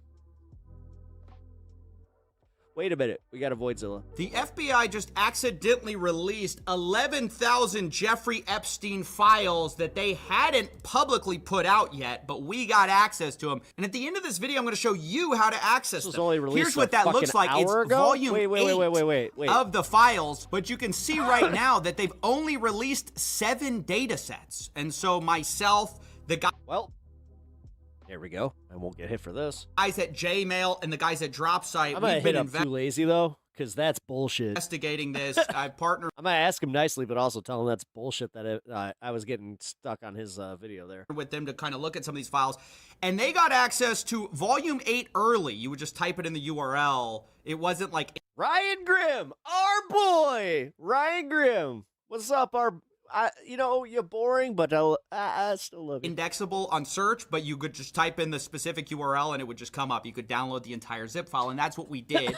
We've been looking through it. I want to go over some of it because I believe some of what we've seen directly contradicts the FBI's earlier statement that, there's no evidence, or we did not uncover evidence that could predicate an investigation against uncharged third parties. That's what they told us, right? They said, we've already looked through the files. You don't need to see the files back in July. Of course, all the pressure has made them now start releasing some of this stuff. And we believe that this... Am I streaming tomorrow? Yes, I am. ...was slated for release, but remember, they weren't going to release all the files yet. 12 p.m., and then I'll be on a little after 4. They had to hold some back. Well, we believe that these 11,000 files... 12 p.m. to 1, and then I'll be on a little after 4. ...are part of what they held back, because clearly they aren't out, and clearly they... Meeting a friend for lunch. We're ready, because a lot of these are redacted. I mean, already you can see we found several files that were, once again, over 100 pages of redacted information. So it was all ready to be released. It's unclear why it wasn't. But let me caveat, before we get into the material, that this is a breaking story, and as such, I'm sure there's going to be some pieces of information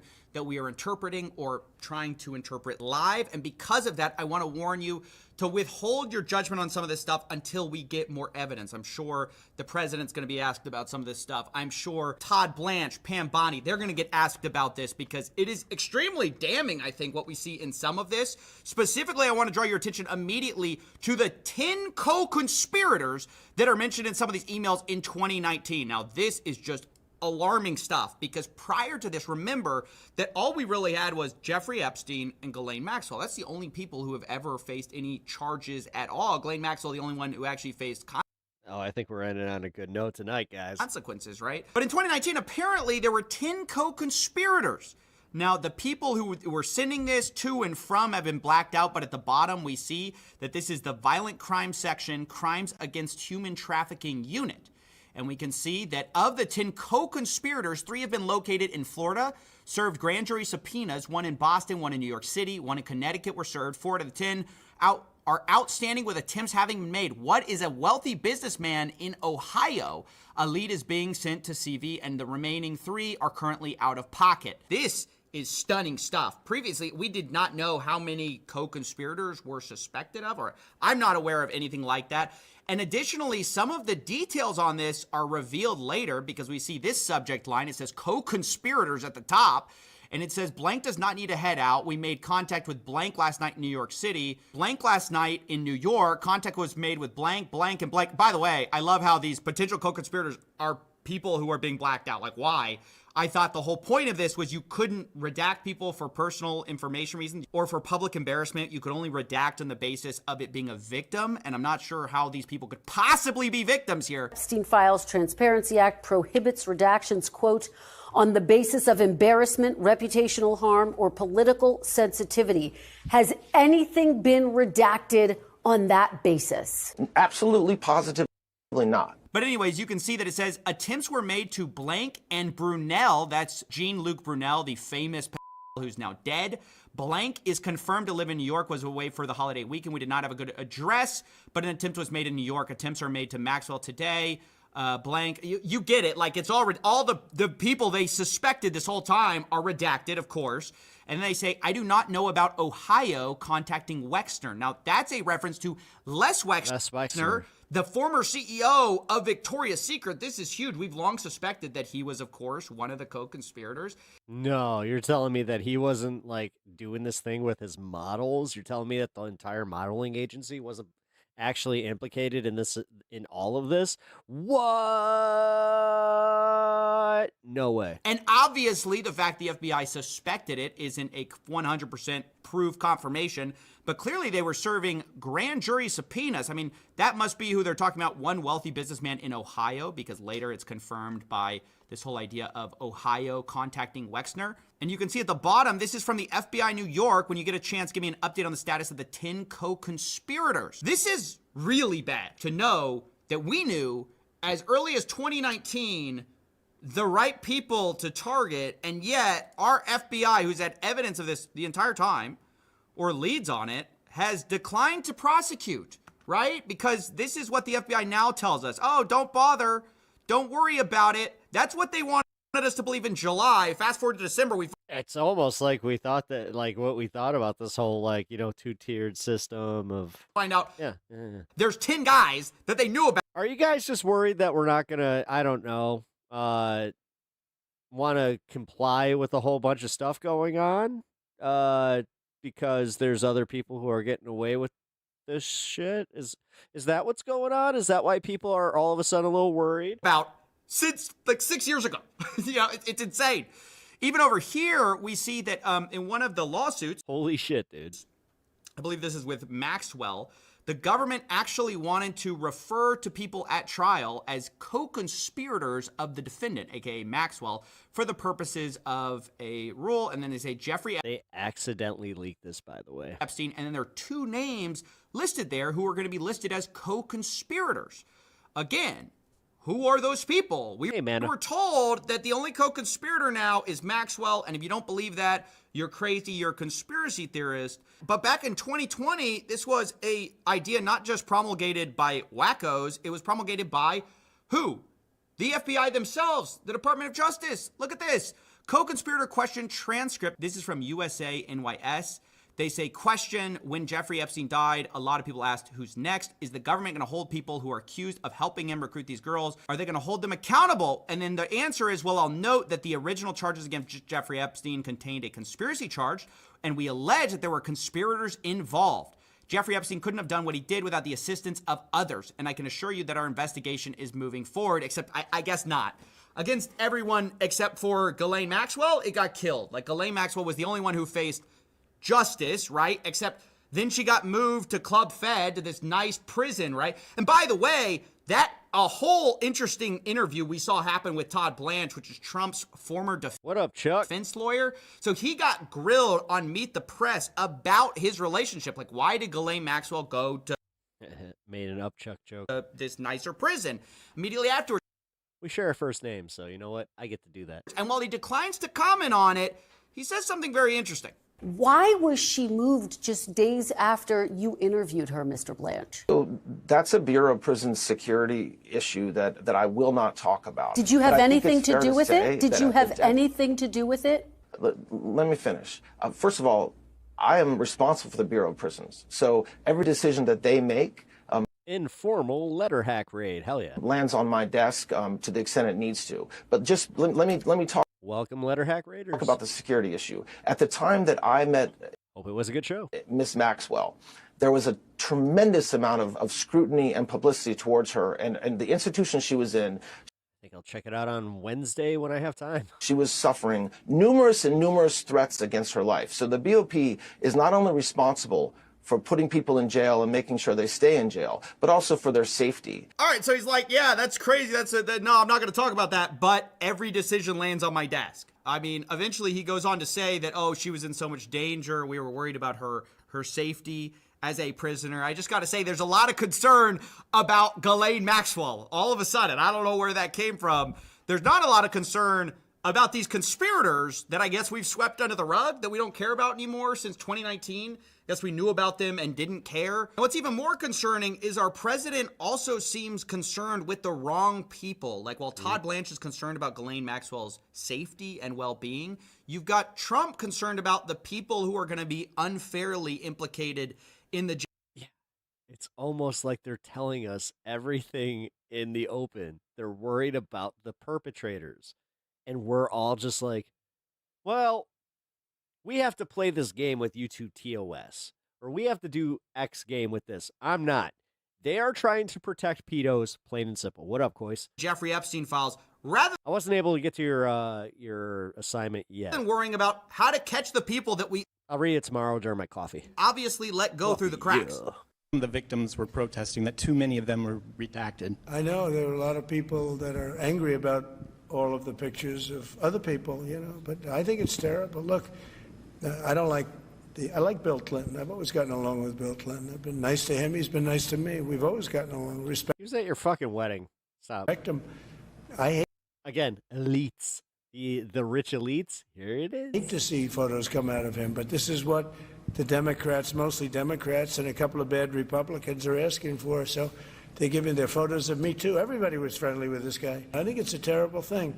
I think Bill Clinton's a big boy. He can handle it. But you probably have pictures being exposed of other people that innocently met Jeffrey Epstein years ago, many years ago.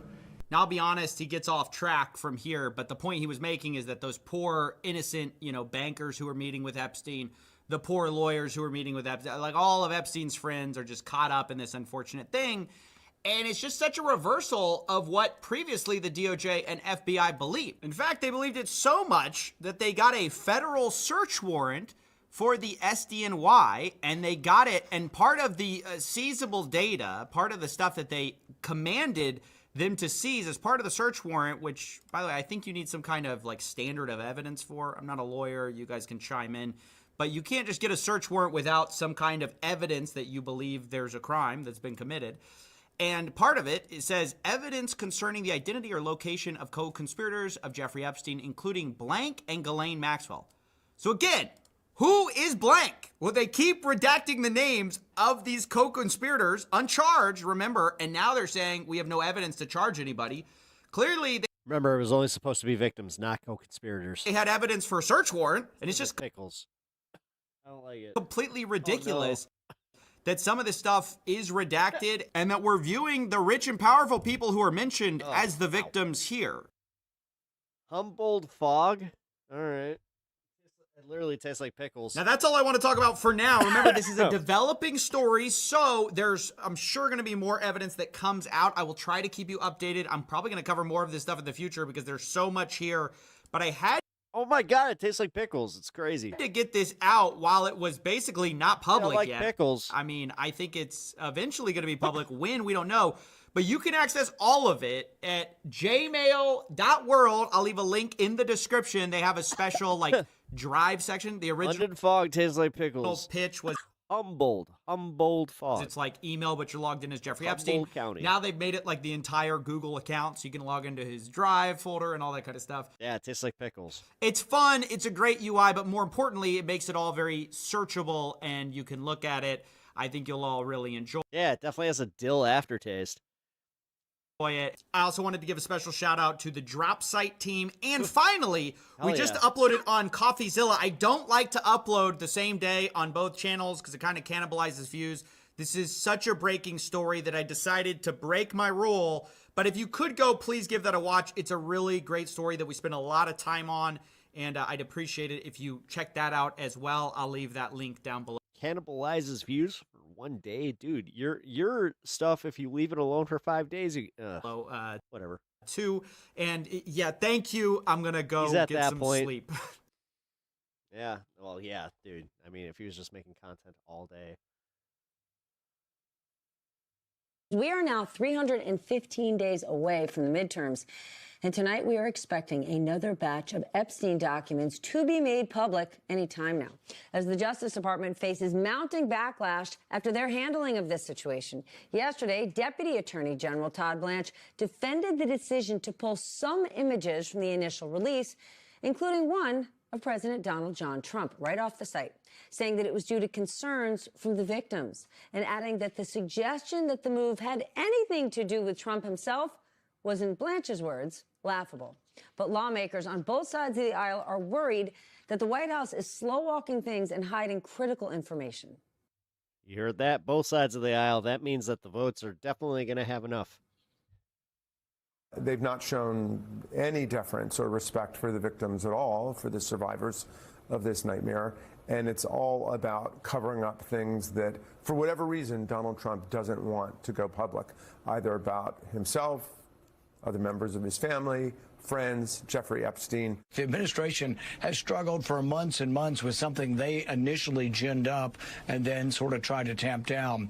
So any evidence or any kind of indication that there's not a full reveal on this will just plague them for months and months more. So my suggestion would be give up all the information, release it.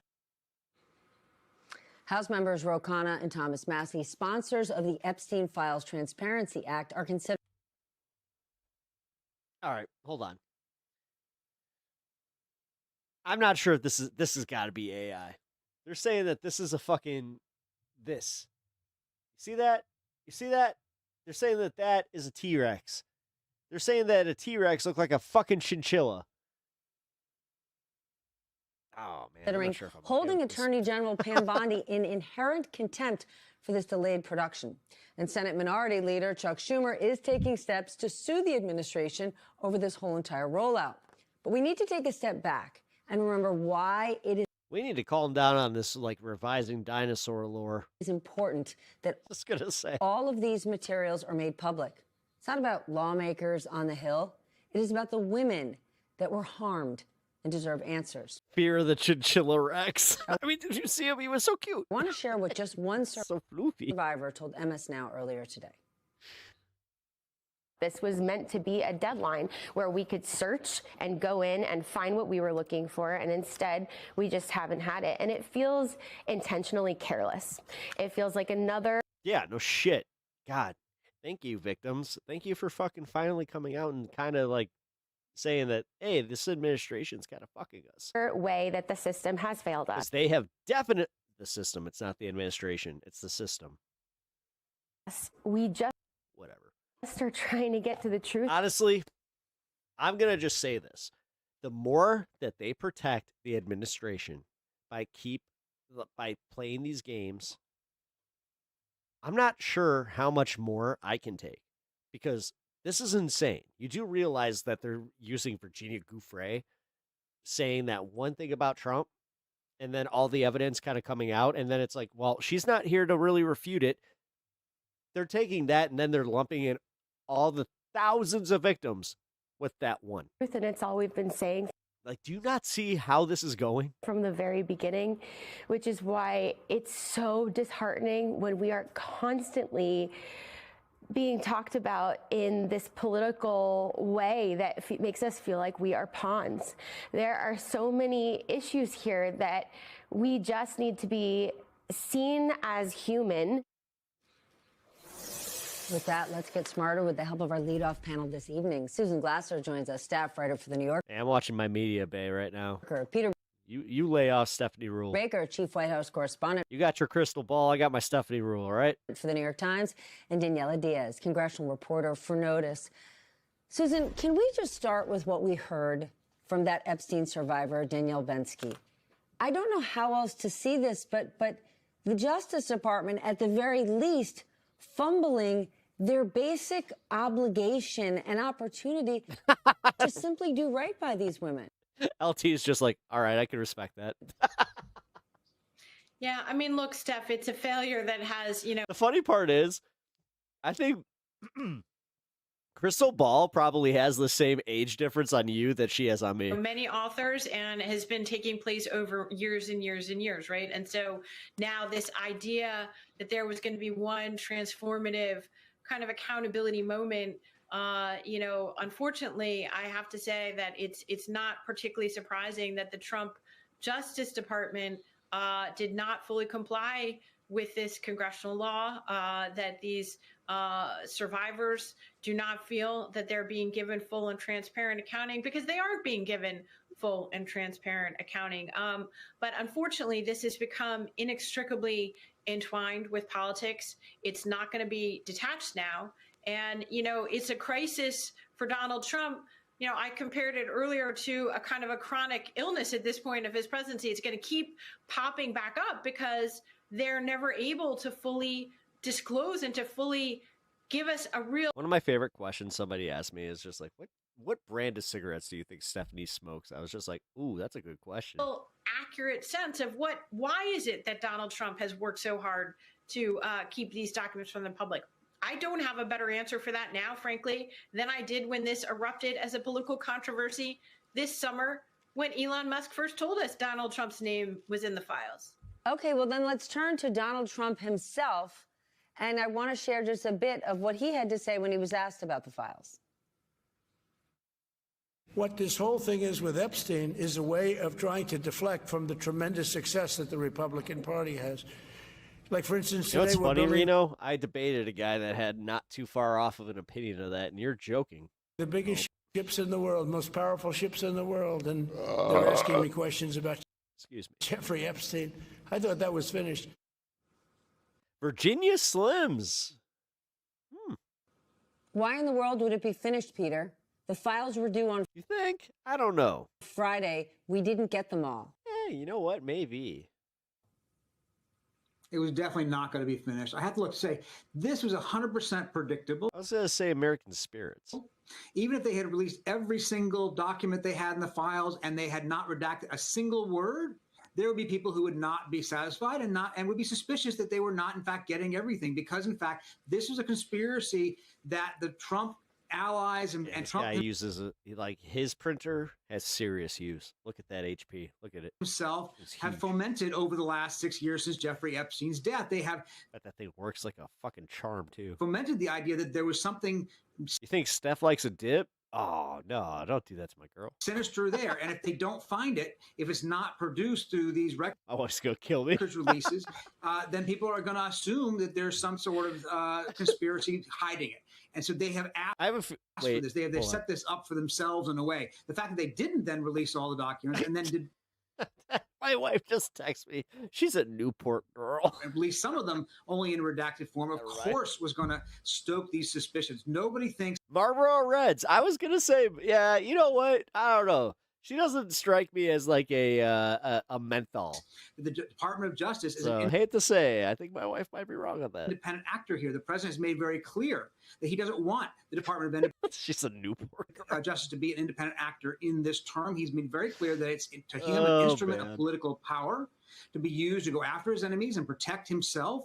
And so naturally, therefore, Fucking New York City. What are you paying? $20 a pack? there's very little credibility among a lot of people who have suspicions about this Justice Department. Who is running this thing? Todd Blanche, the Deputy Attorney General. Would give her a rough voice. I mean, they all do. Who is Todd Blanche? She's definitely got smoker voice. The president's defense She isn't even 50 yet. Trust me. attorney from his last She got smoker voice, but that doesn't take away from anything from me. trials. I mean, of course, this is never going to satisfy people who are suspicious. And so he shouldn't have suspected this is going to be over because, of course, it wasn't going to be over. All right, let's talk about Blanche, because his response to lawmakers' threats of potential legal action, contempt, impeachment, he said, bring it on. And Daniela, I'm pretty sure he wasn't talking about my favorite movie of the late 90s. Is this guy just goading oversight in the new year?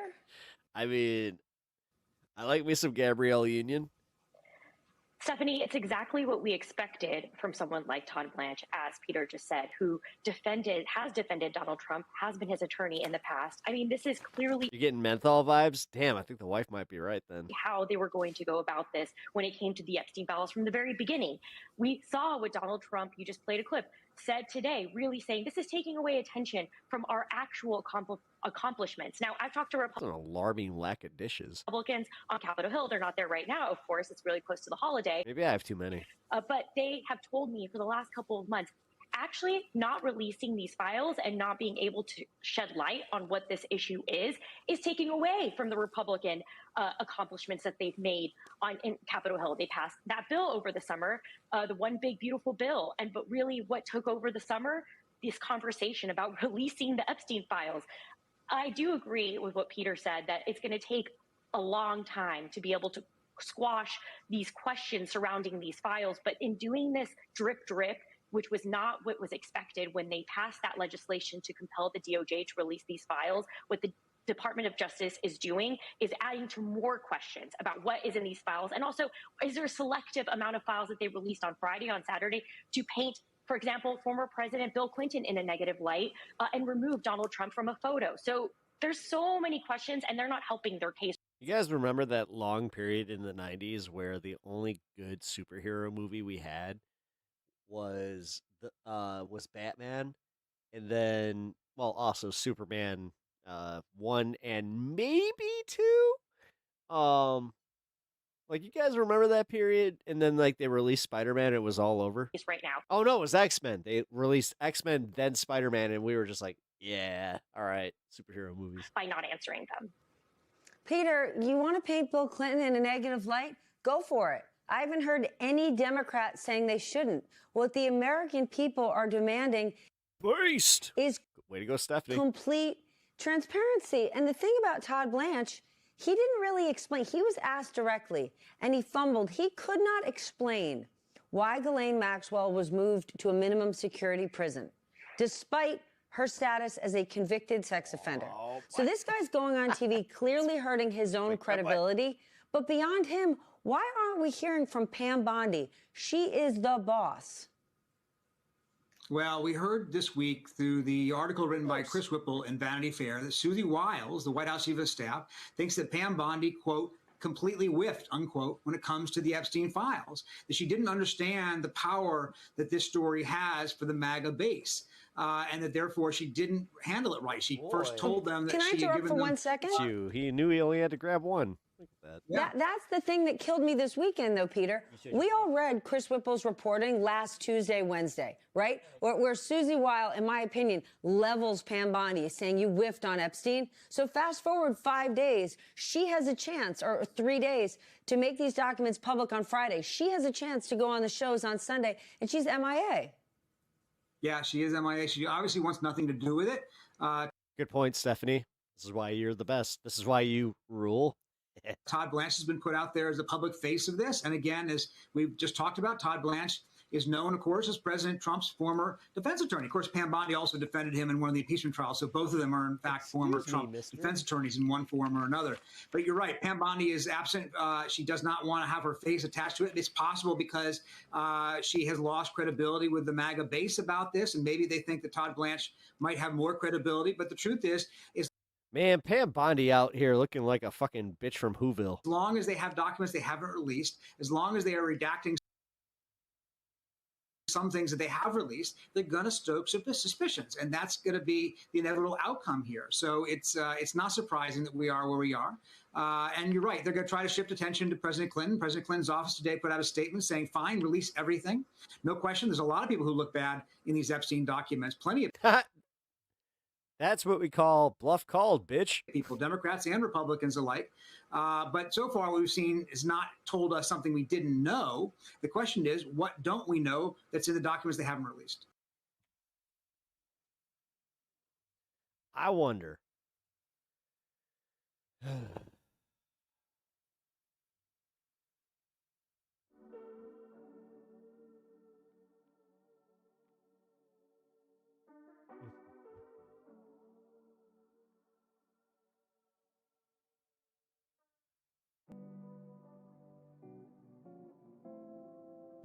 This is from the last couple of weeks as well. This is not the United States. This is the city of Sofia, capital city of Bulgaria. I'm showing you these protests because Bulgaria recently saw its prime minister and his whole government resign in the face of these protests, in the Pam is getting her scheduled chemical peel. I'm sure she'll be everywhere. face of Bulgarians turning to the streets in widespread and increasingly large nonviolent protests against their own government. This is from the BBC. Quote, the government of Bulgaria's prime minister has resigned after protesters took to the streets in cities across the country and filled the center of the capital, Sofia. The prime minister's dramatic move came ahead of a vote of no confidence in parliament. Jesus, fucking Bulgaria. Didn't see that coming. TV address, the prime minister said, quote, we hear the voice of citizens. I have a Rusev t-shirt upstairs. I'm half-assed up to go get that. Protesting against the government, both young and old, have raised their voices for our resignation. He said, quote, this civic energy must be supported and encouraged. Protesters had accused his right-leaning government of widespread corruption.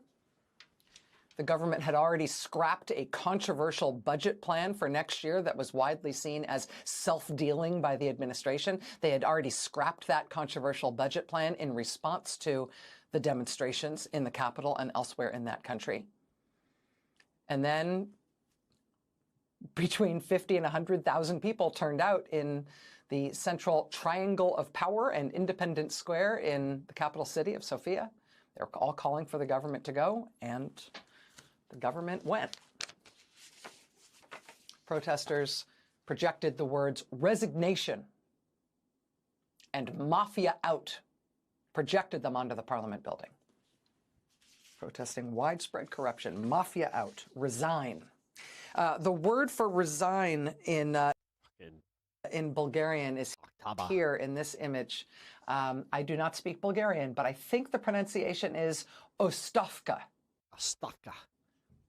And the reason it says Ostavka on this pink pig is because the pink pig became the symbol of that protest movement against that corrupt government, a symbol of the decadence and corruption of that government that the people all over that country decided to protest against, and protest they did until that government stood down. Prime Minister resigned. In the New York Times, the headline about the prime minister resigning, his government resigning, quoted the protesters, quote, don't feed the pig. The fucking based anti-corruption Yeah. Oh, I'm so covering this tomorrow. Call that helped topple a government. Yeah, sorry, guys. Might have to cover this exact story. I will try to find different coverage, though. I'll use at least that beginning part, because that was badass. As we head toward the end of this Rachel Maddow, killing it. First year of Trump being back in office, MSNBC is gone, and now all of a sudden Rachel Maddow's just like, fuck it, I'm on contract. I'm going to speak my mind. Have fun with the lefty version of me. The corruption story in this country is becoming more and more central to people's understanding of what Donald Trump and the Trump-era Republican Party have to offer the country. Of Stavka. I mean, people don't like what Trump is doing on immigration broadly. They don't like the cruelty. They don't like masked secret police roaming around in unmarked cars and grabbing people off the street on the basis of their race and shooting pepper balls at people and breaking people's car windows and chasing people into church parking lots and daycare centers. Yeah, it turns out people do not like that broadly, and that is why you are seeing protests against it in blue states and red states all across this country. But on top of that, we've learned from new reporting in the Washington Post in the last few days that the Trump administration also just fast-tracked. So they're like the southern part of where a $1 billion government contract for self-deportation promotion to a random pro-Trump donor whose company had never had a government contract before. The Washington Post based this on records they say they reviewed. The Department of Homeland Security says there's nothing wrong with this at all, but it is $1 billion of your money going to some random pro-Trump donor who's never done anything like this before, but somehow the Homeland Security Department had to fast-track him this money. Your money. $1 billion of your money. Remember the so-called border czar, Tom Homan? Used to be ubiquitous in threatening immigrants on behalf of Trump. The same Tom Homan who is reportedly on tape receiving $50,000 in... Dude, this is the most corrupt administration, hands down. Anybody with half a brain can see this, and then you have people that have no brains that are just like, yeah, fuck you, libs. In cash. Dude, these are some of the most comically evil people that have ever sat in government. Green money. Shit's in wild, a fast dude. food bag from Kava. He reportedly received... No, it's cartoonish. It is. This... Did Taylor Lorenz really interview fucking what's-her-face? Oh, no, she didn't. She just talked to her fucking... Buddy from undercover FBI agents in a bribery sting that was mysteriously shut down once Trump got back into office. Tom Homan initially said he had done nothing wrong, but he refused to address what he had done with the money. He later said, oh, actually, he didn't take the money at all. But reporting first from MS Now, later matched by a number of other news outlets, led members of Congress to make some formal inquiries on this. Among the questions still unanswered about that reported bribery scam for Trump's top immigration guy is the question of whether or not Tom Homan actually did get the money. And if he did he actually keep the money? Did he keep the $50,000 he reportedly took in that paper bag in that FBI sting operation from undercover FBI agents on tape? Awesome. So I just got a fucking community alert. Apparently, a fucking dog in our area has been the first to test positive for canine rabies. Awesome, because these anti-vax idiots are now not vaccinating their dogs. Great. Oh, great. Again, that's $50,000 of your money.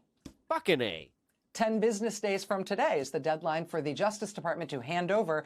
Seriously, the dumbest people amongst us are going to kill us all. To Democratic U.S. senators, a whole bunch of its records on that bribery sting, including... Just remember that when you're pressuring your kids for those good grades, just remember, there's no point. We're all going to die from the dumbest people on this planet. Tape. And any information the government has on what Tom Homan might have done with the 50 G's from the FBI that he reportedly accepted on tape, which he now says, oh, he never got it all. That said, there's more new MS Now reporting on the FBI's shepherding of its own resources under the leadership of Trump's hand-picked FBI director, a right-wing podcaster named Cash.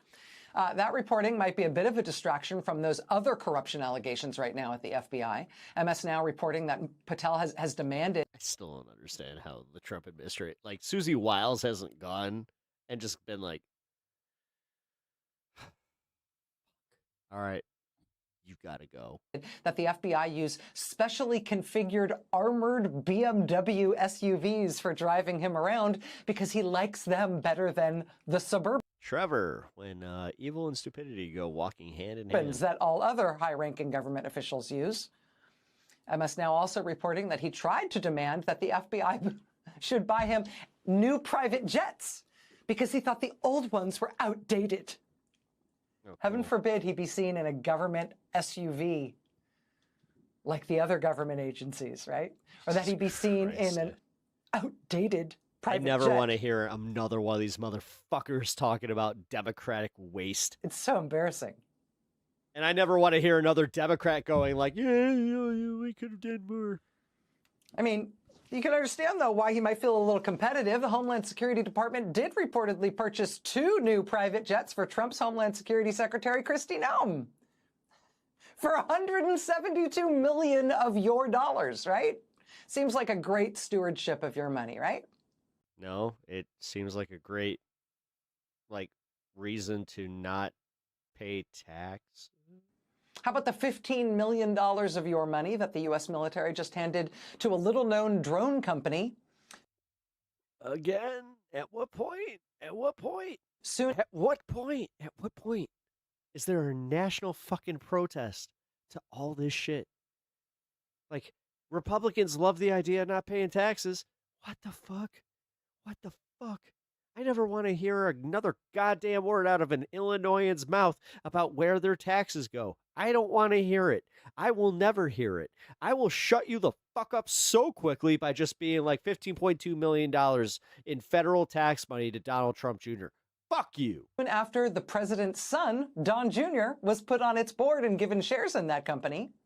Weird. Their revenue tripled in a few months after Don Jr. got on the board and got. Is it a coincidence that Rachel showed us an overthrown government before showing us this? Some shares. That's so weird. Loud sip. I wonder how they got that military contract. How about the $600 million that another Don Jr. company just I got it. got from his dad's defense department? This is fucking insane. It's, quote, biggest ever contract from the Pentagon. It's the largest loan ever made by the Office of Strategic Capital at the Pentagon. What a coincidence that largest loan ever made went to a firm that just had Don Jr. buy into it. Don Jr., of course, says this was totally on the up and up, nothing wrong, just a crazy coincidence, right? We're going to talk tonight about CBS News being humiliated. CBS News having a reputation it took decades and generations to build, having that reputation just dragged into a tar pit by the new owners of its parent company who appear to be trying to... Yeah, most of us have, that any of us that heard about this, we just started ignoring them and looking at them as Fox News Light. Destroy one of the most important news brands and news organizations in the world in order to curry favor with President Donald Trump, so Trump will allow them to buy yet more media companies, including CNN, which they reportedly have promised to radically change and make more to Trump's liking if only they will let him have it.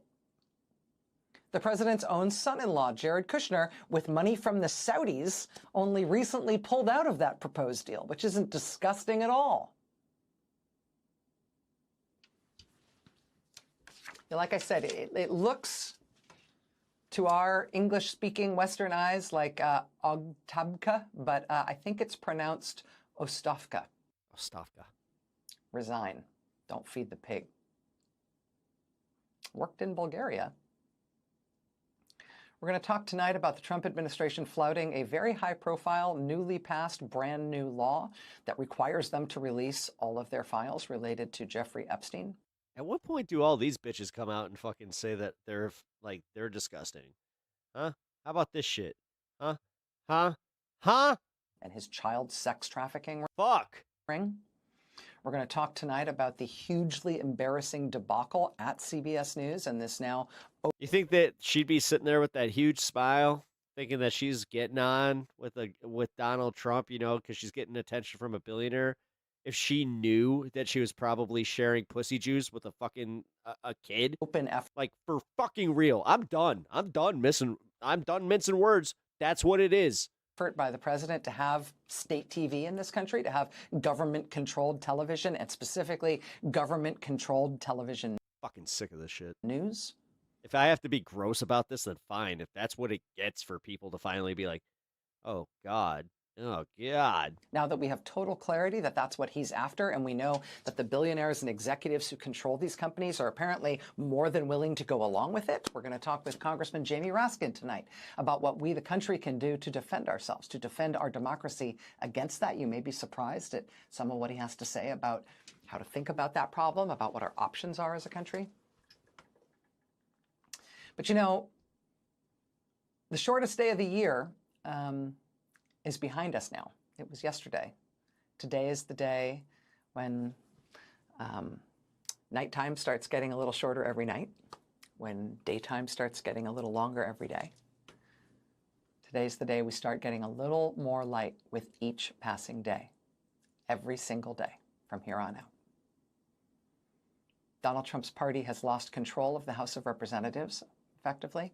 Multiple discharge petitions there, now moving bills without the Republican Party's permission, despite the fact that they nominally control the House.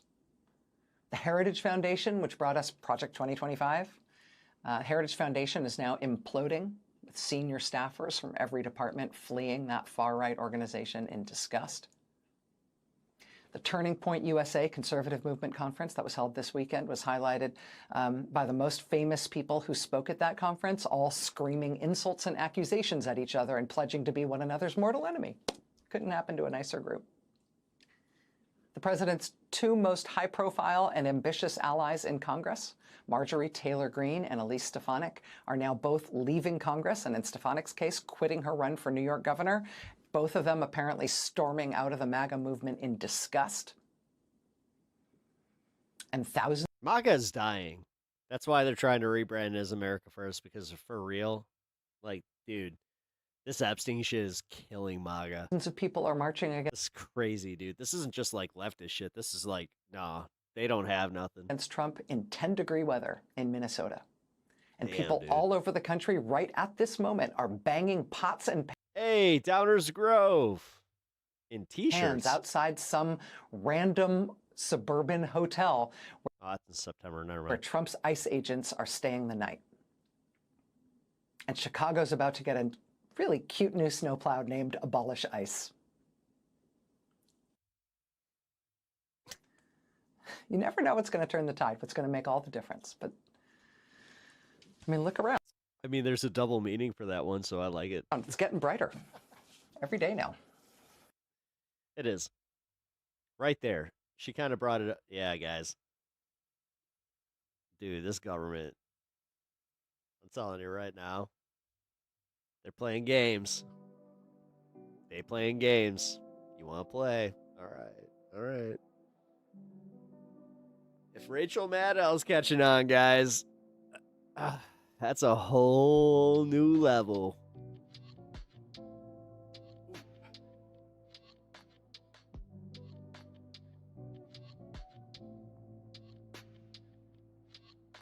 The new head of CBS pulls a report about Trump's deportation program.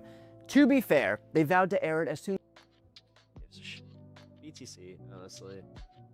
This is from the last couple of weeks. We are now 300. I gotta say, the FBI just Milo always has dirt on. Oh my God, how many of these are there? I can't believe that you would associate. I can't watch this. Well, fuck.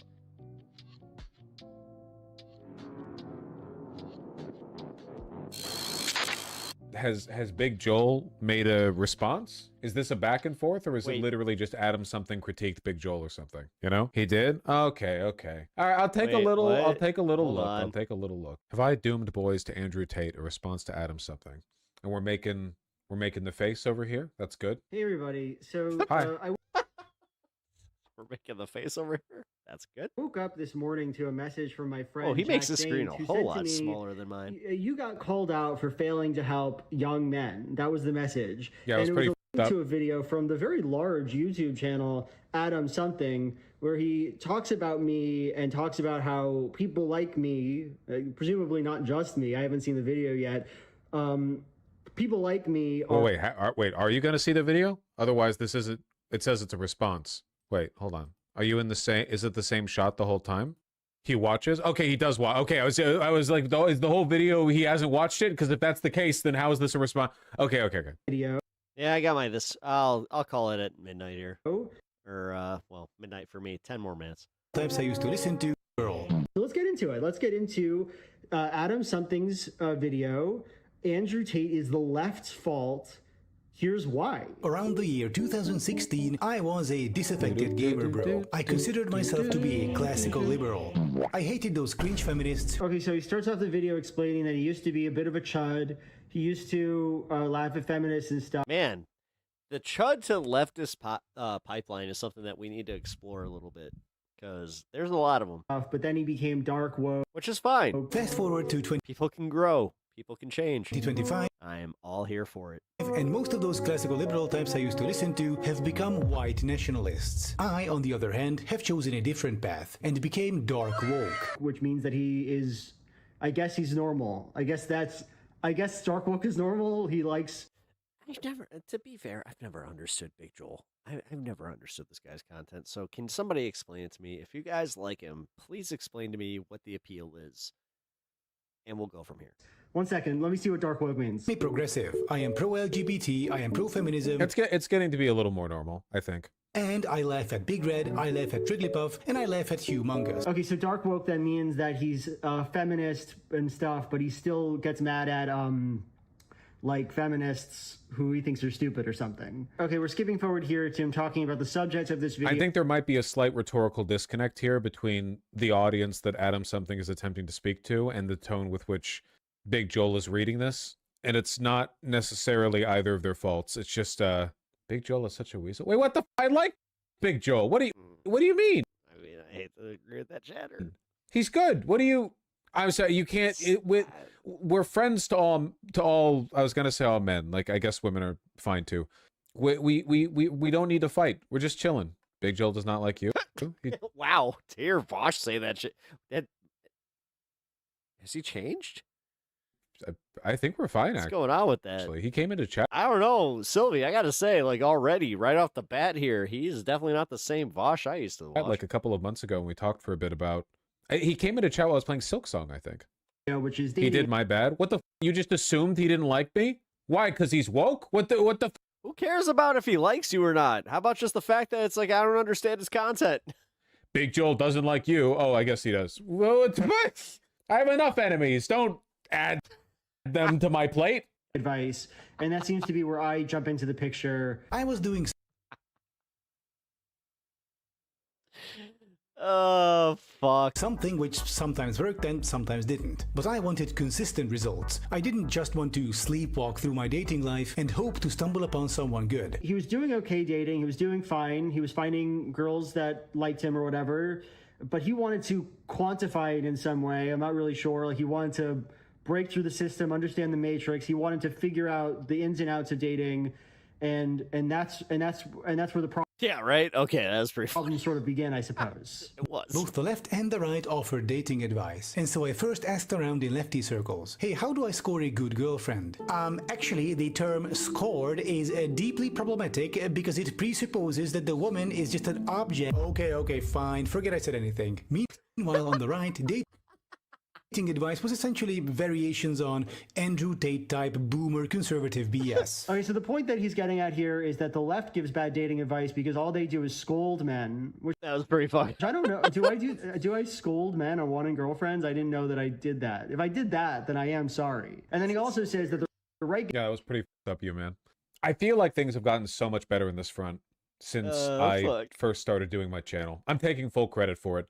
Like 5-6 years ago, I feel like I think it's the difference between woke 1 and woke 2, because woke 1 was very self-serious and very God, he really has been here for almost 10 years. Formatively crazy. Misinterest, basically. It was, right? Like I'm not in a way that was like socially harmful or whatever. It's not as though men were, having their employment numbers tanked by feminists or anything like that, but you know, it was a little bit obnoxious. And I think now that we've all seen what real reactionary behavior looks like, we can coalesce around its opposition a bit, right?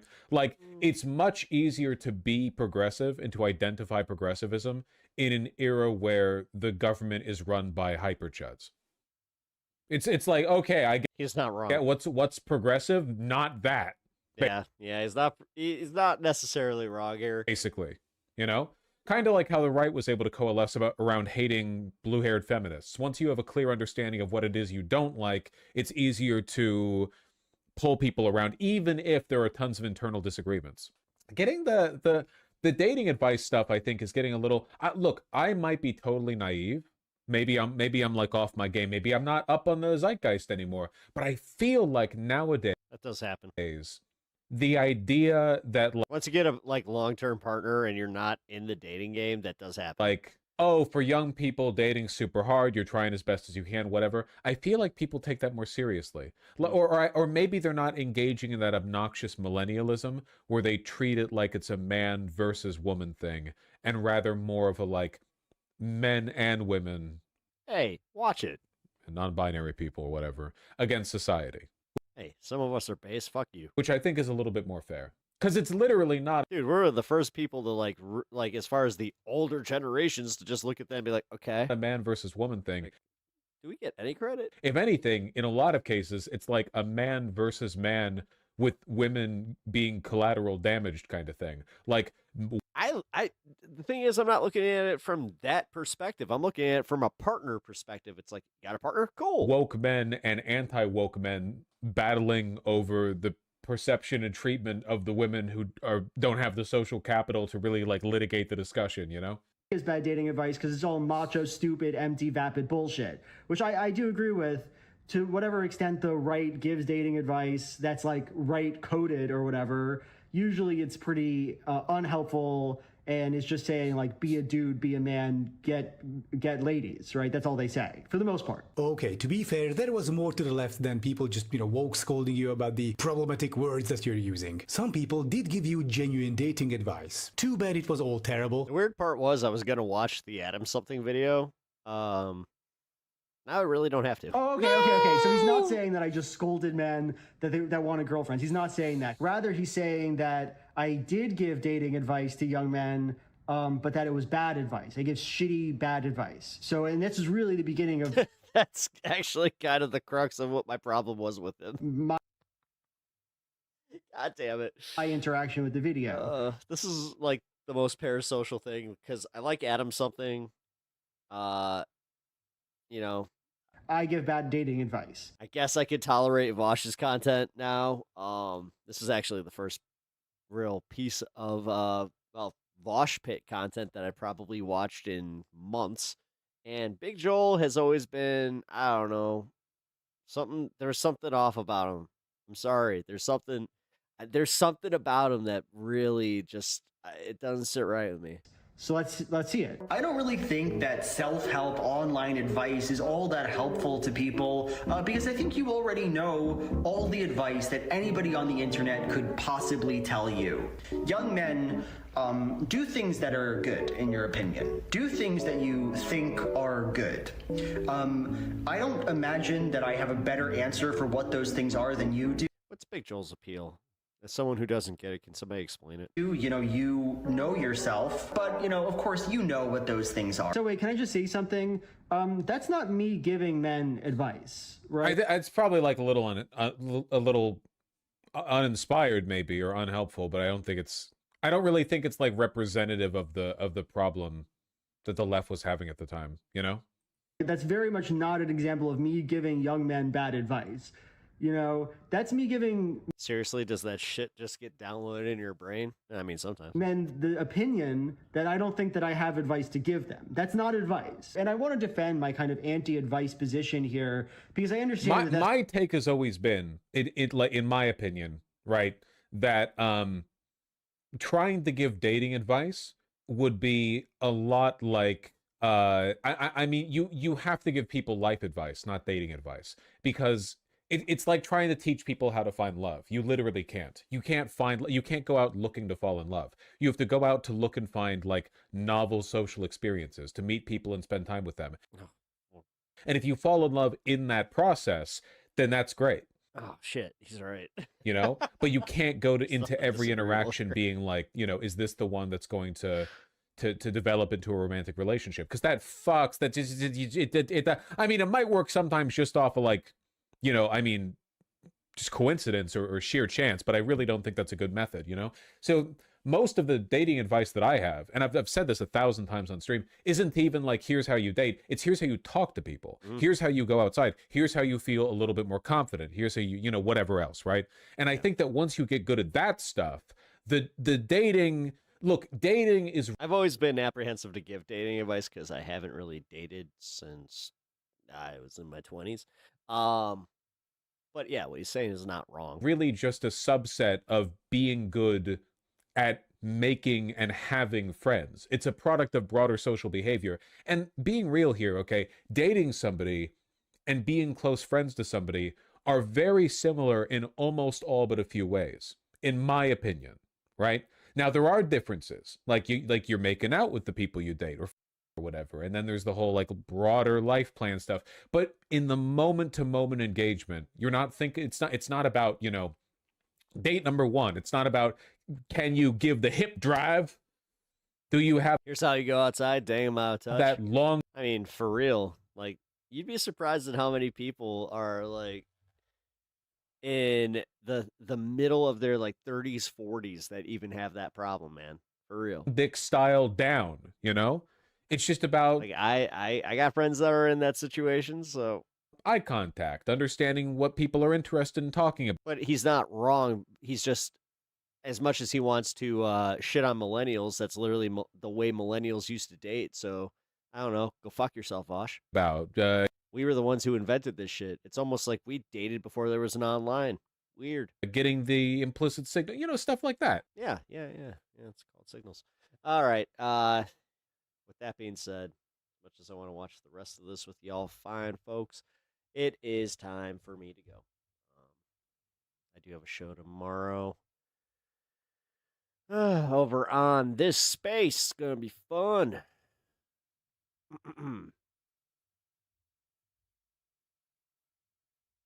I have a feeling that we're going to be covering some more of the Epstein stuff and the just overall fuckery that was the release of the Epstein files. So come and check that out. And also, I'll do like a little Christmas message because it's Christmas. Yeah. But yeah, I will be live tomorrow. Great show, Pep. Looking forward to Pepaganda tomorrow. Hell yeah. That's the thing to look forward to. Come and check out this space. Somebody link this space before I hit the outro because I don't feel like looking for it. So I will catch you guys on this space tomorrow. Let me find my my outro. I have a feeling that since I moved this, it's going to be all janked up. Let's just do a little adjustment. Yeah. Adjustment time. There we go. All right, so I will catch you all tomorrow. Appreciate you all hanging out tonight. I had a good time. Hope y'all had a good time. And I will see you on this space. Catch you all there. Who the heck is Pep Talks? I'm not gay, but I fantasize about Marco Rubio. Pep Talks. Pep Talks. Pep Talks. Let's eradicate the Kung Flu. I'm literally coming. Pep Talks. Pep Talks. Who the heck is Pep Talk? They want our women. They want our children. Pep Talk. Sometimes no means yes. Grab them by the pep talk. Grab them by the Marco Rubio. Obama is a racist. Pep Talk. I'm literally coming. I'm Pep literally coming. Pep Talks. We found weapons of mass destruction. My fellow Americans, it has been confirmed today from Pep Talks that we are indeed all high on politics.